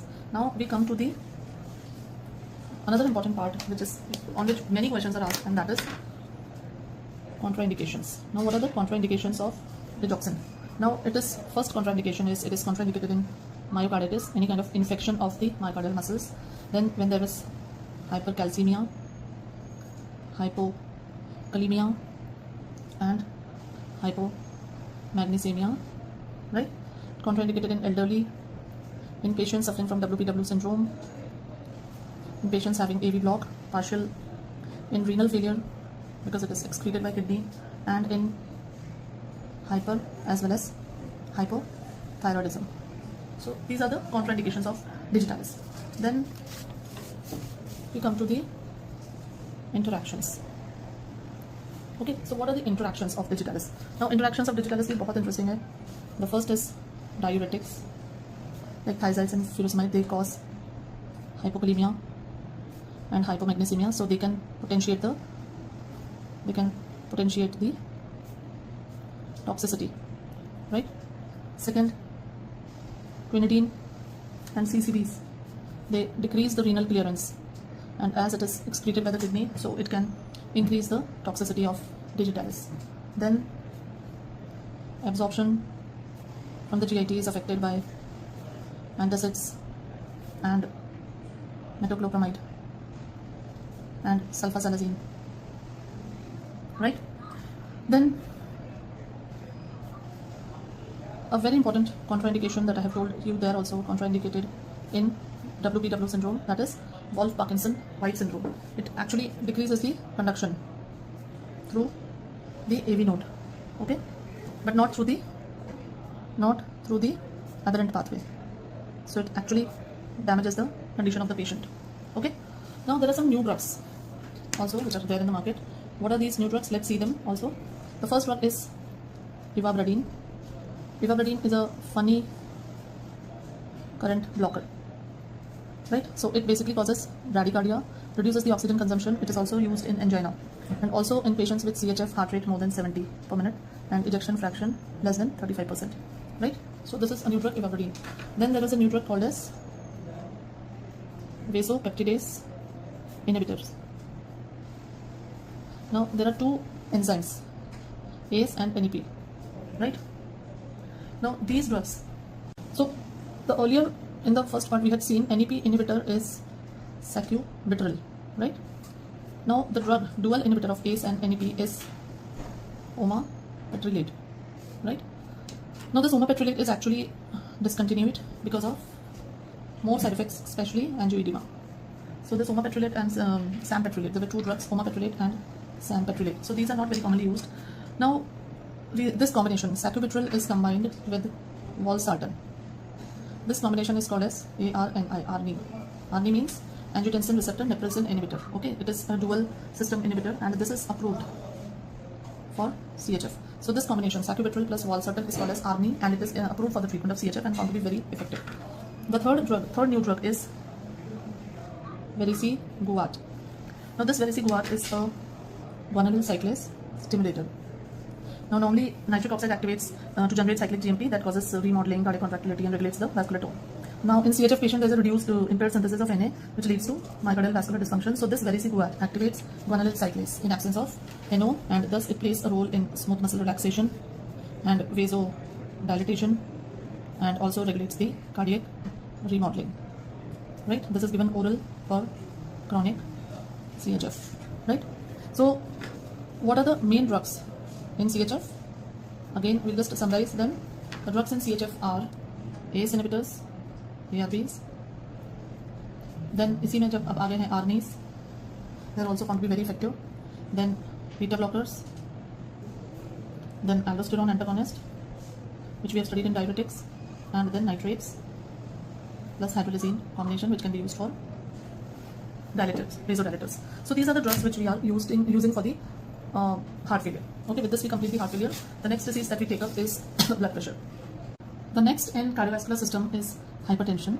Now, hypertension as per the GNC 8 guidelines, hypertension is said to be when the blood pressure is more than 140/90, right? That more than 140/90 becomes stage 1 and more than 160/100 becomes stage 2 hypertension. Okay? While American Society for Hypertension, it says that a blood pressure more than 139 and 89, that is stage 1, and stage 2 is more than 140/90. Sorry, stage 1 is 130 to 139 upon 80 to 89. This is stage 1 according to the American Society for Hypertension. Okay. Now, anyways, this is the hypertension. So what are the drugs that basically play a major role in controlling the hypertension? The first category that we have is thiazides. The second, as per GNC guidelines, also thiazides is the first line. Then we have ACE inhibitors or ARBs. Then third, we have CCBs. And in the fourth category, then we have, after this, we have other drugs, right? Maybe beta blockers or other drugs. So the first, this is the order in which the antihypertensives have to be prescribed. So सबसे पहले चूंकि we are talking about thiazides, so let's see, this belongs to the category of diuretics. Okay, now thiazides in acute heart failure, you saw that it was loop diuretics because there we wanted an immediate action, but in hypertension the drug of choice is thiazides. Okay, so the thiazides are the ones which are used. Now we know the mechanism of action, we've already studied them. They cause a loss in sodium and water that leads to decreased cardiac output and ultimately decrease in the TPR also. Then thiazides to be used in low doses only, because when you increase the dose, then the side effects increase and the action doesn't increase, right? Then in this specific features, there is a thiazide which is called as indapamide. Indapamide is effective as an antihypertensive at doses which are lower than those required for the, so is required at lower doses for antihypertensive effect. Okay, then loop diuretics not indicated in mild to moderate hypertension.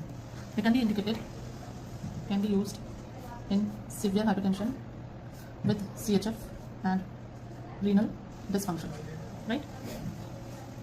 Then there is a drug endocrinolone.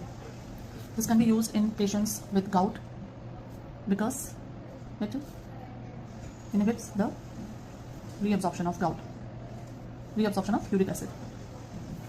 Then potassium sparing diuretics. This is potassium sparing diuretics used to reduce the risk of hypokalemia with loop diuretics, loop and thiazide diuretics, right? So in diuretics, these are the drugs mainly.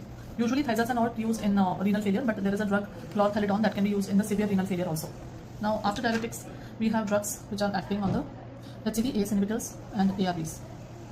Now ACE inhibitors and ARBs, we know very well that they are basically acting on the RAS, that is renin angiotensin aldosterone system. We know that RAS is basically, so there is renin is secreted from the JG cells of the kidney and it is secreted in response to beta 1 receptor. And this renin converts angiotensin 1, angiotensinogen to angiotensin, right? And angiotensin 1 is converted to 2 by ACE enzyme. Now they act on 82 receptors. These act on the 82 receptors. 82 receptors पे action करके फिर there is a release of aldosterone, and this also causes vasoconstriction. This causes salt and water retention.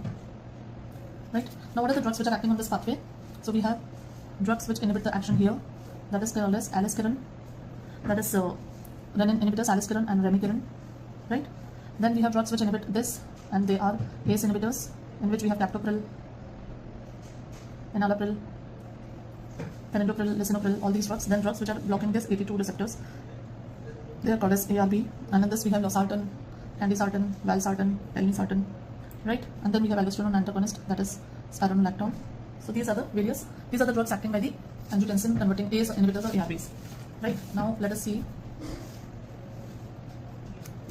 आगे चलते हैं. तो पहले हम बात करते हैं ACE inhibitors की. So इनके specific features की बात करते हैं. तो the first specific feature is that they increase bradykinin and so they cause dry cough. So one side effect is this.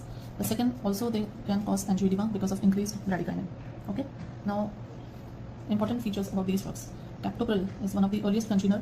Now this captopril, it is basically less potent has fast onset and short duration of action and less absorption in GLP.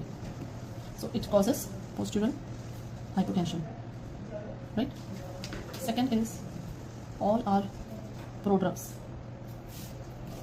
All are prodrugs except captopril and lisinopril.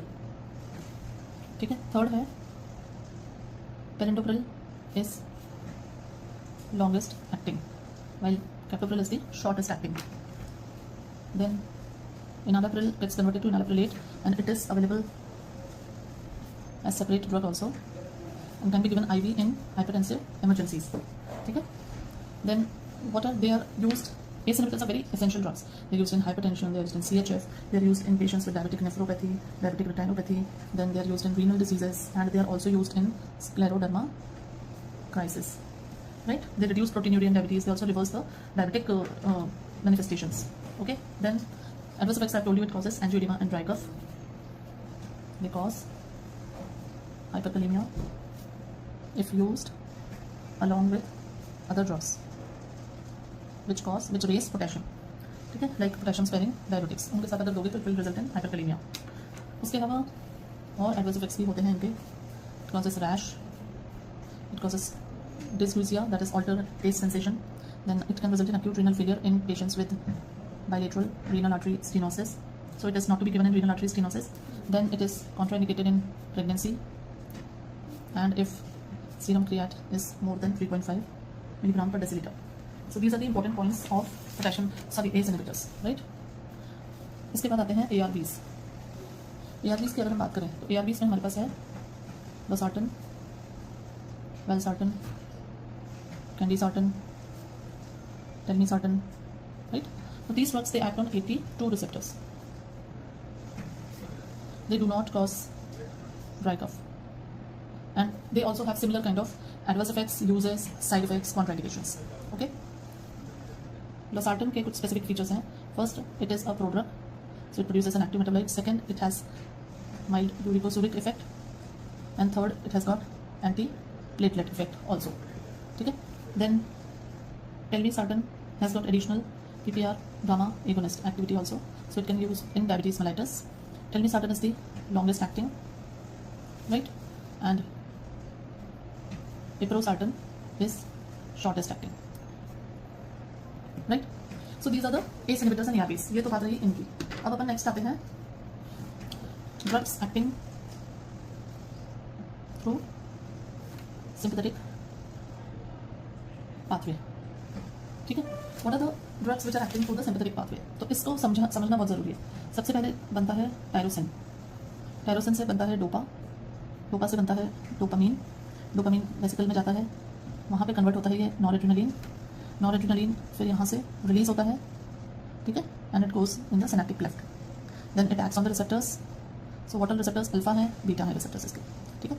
सो अब यहाँ पे tyrosine, यहाँ पे जो drug है, this is knee tyrosine.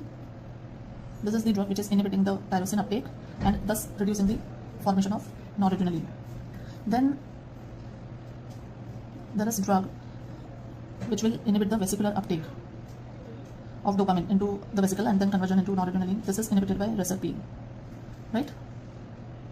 उसके बाद आती हैं रिलीज इनहिबिटर्स. रिलीज इनहिबिटर कौन करा रहा है? ग्वेनाथेडीन. हालांकि ये जो पूरा फ्लो चार्ट है ये हमने ANS में पढ़ा हुआ है जब हम सिंथेसिस ऑफ नॉरेड्रेनालिन कर रहे थे, राइट? रिलीज यहाँ पे करा रहा है, ग्वेनाथेडीन इनहिबिट कर रहा है. देन यहाँ पे हमारे पास है अल्फा ब्लॉकर्स, यहाँ पे हमारे पास है beta blockers. Then we also have ganglion blockers. Okay, then there is alpha 1 alpha 2 blockers हो गए यहाँ पे, बीटा 1 बीटा 2, तो बीटा 1 बीटा 2 blockers यहाँ पे हो गए. ठीक है. सो इस तरीके से अब इन दवाइयों को एक एक करके लेट्स सी. तो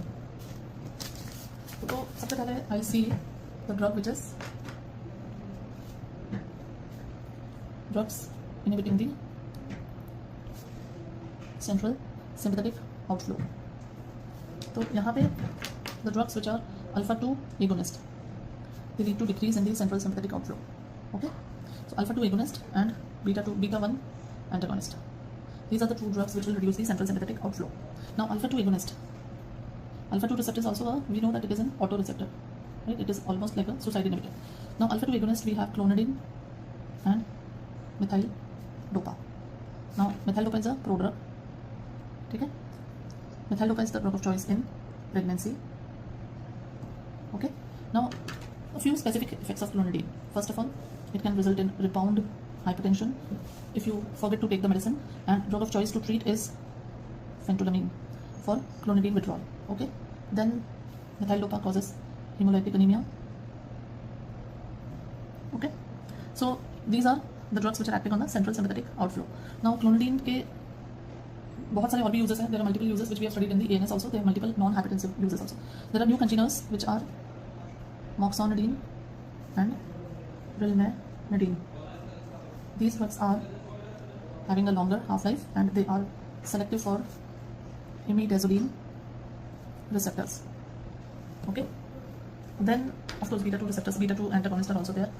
So these are the drugs clonidine and methyl dopa. As I told you, methyl dopa is also used in pregnancy. Then second category, let's see, they are ganglion blockers. Now ganglion blockers which inhibit the NN receptor, and इसमें हमारे पास दो drugs हैं, trimethophan and hexamethonium. Now hexamethonium is also, they are used as antidote for nicotine poisoning, and they are used with sodium nitroprusside for hypertensive emergency in aortic dissection. Okay, so this is something important point that you should remember.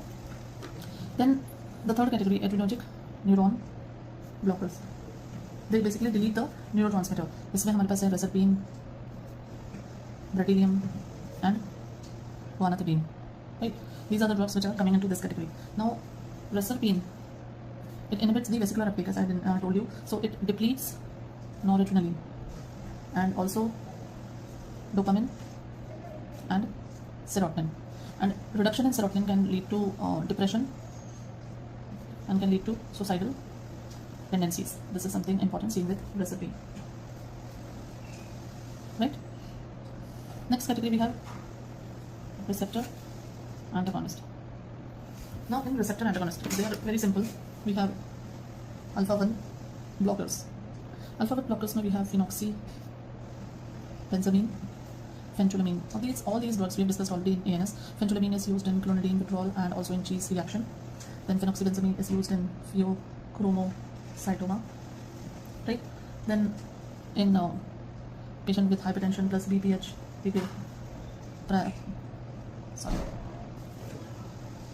prazosin, roxazocin and tamsulosin. Right? So these are all alpha blockers. Next we come to beta blockers. Now beta blockers. Beta blockers में हमारे पास जो drugs होते हैं, we have beta, पहले तो होते हैं non-selective, then we have beta 1 selective, and then we have combined alpha and beta. So this also we have completed in ANS. Beta blockers cause lowering of blood pressure. This is a very important question, and even for the students who are in second MBBS, this is a very common question which is asked: how do beta blockers cause lowering of blood pressure? So they basically inhibit the beta 1 receptor mediated cardiac output. Second, decrease the renin. So renin mediated whole RAS is also inhibited. Third is inhibit the central and peripheral sympathetic outflow.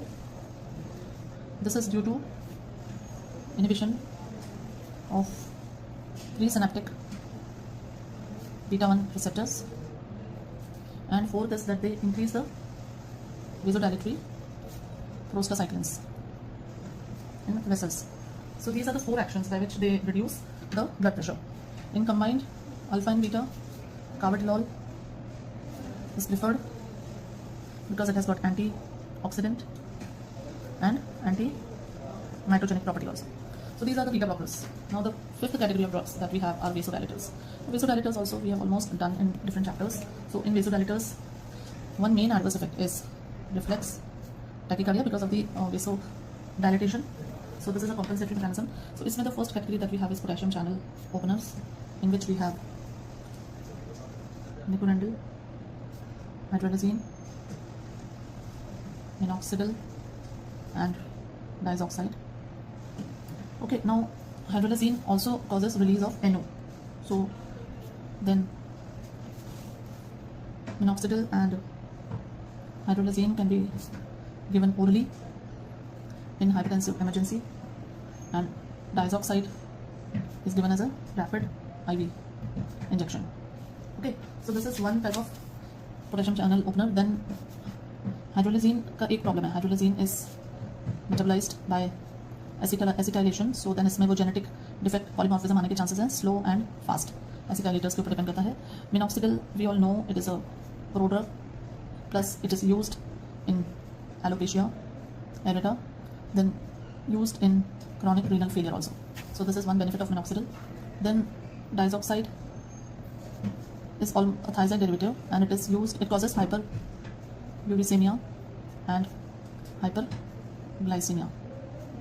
So it inhibits the insulin release, so it is used in insulinoma also.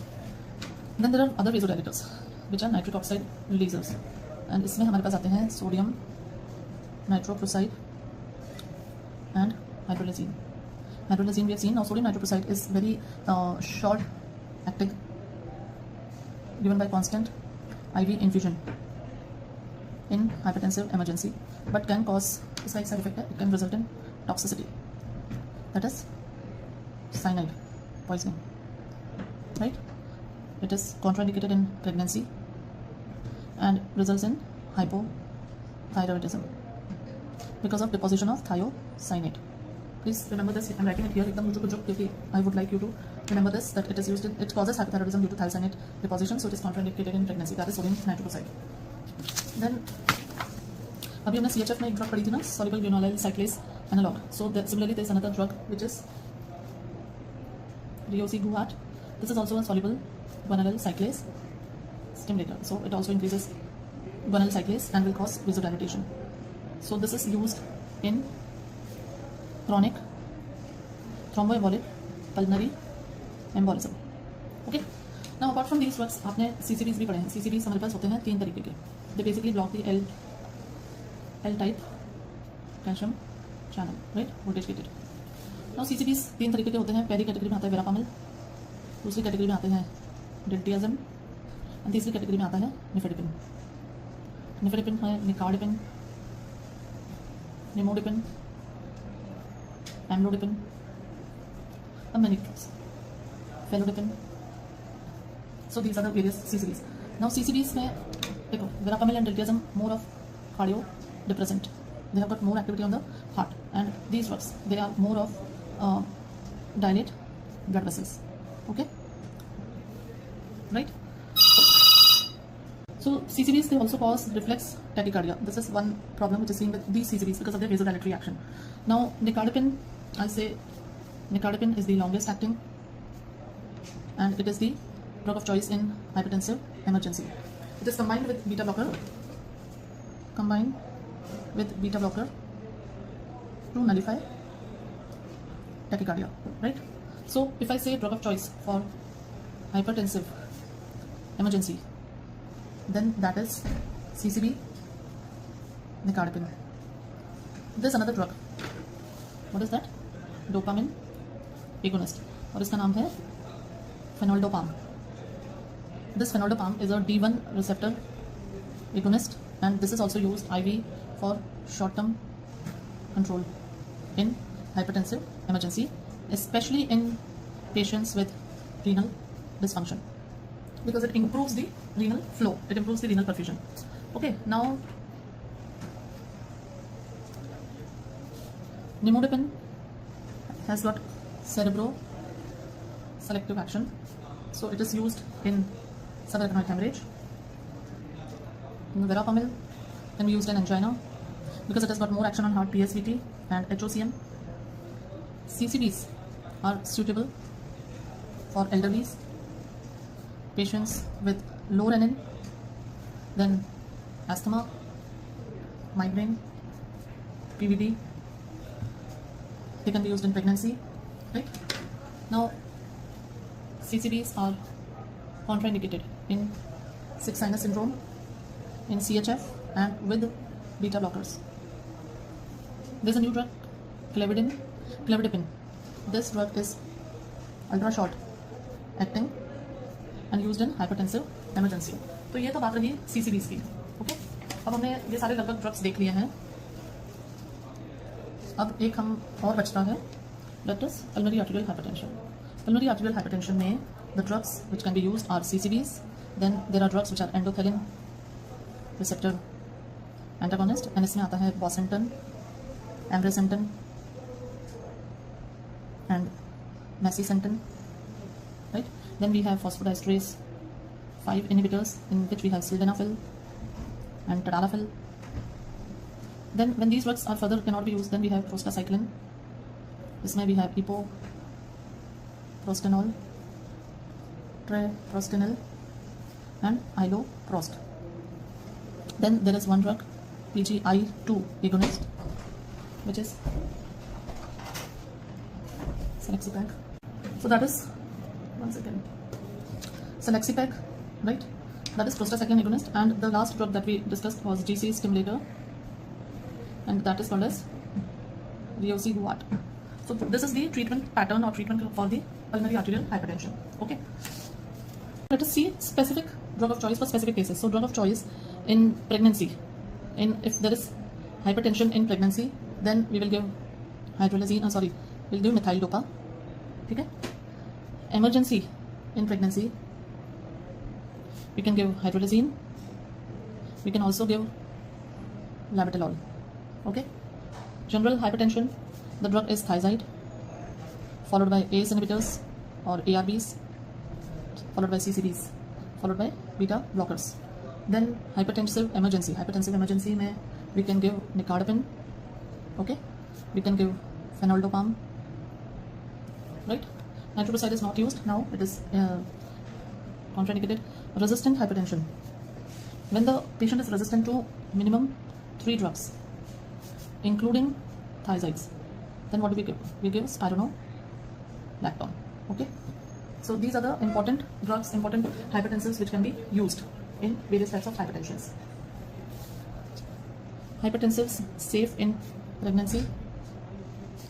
We have methyl dopa, hydrolazine. Then we can give CCBs. We can give labetalol. Contraindicated होते हैं ACE inhibitors and ARBs. Right? Now let us see various type of hypertensive emergencies which are secondary to some other reasons. So what are the drugs which can be used? Like aortic dissection. So aortic dissection में we use nicardipine. Acute coronary syndrome, heart attack, give nitroglycerin. Pulmonary edema, give nitroglycerin. Then encephalopathies, you can give nicardipine. In hypertensive emergency with acute renal failure, give phenoldopam. In pheochromocytoma, you give phentolamine. Okay. So these are the drugs which are given in various kind of hypertensive emergencies.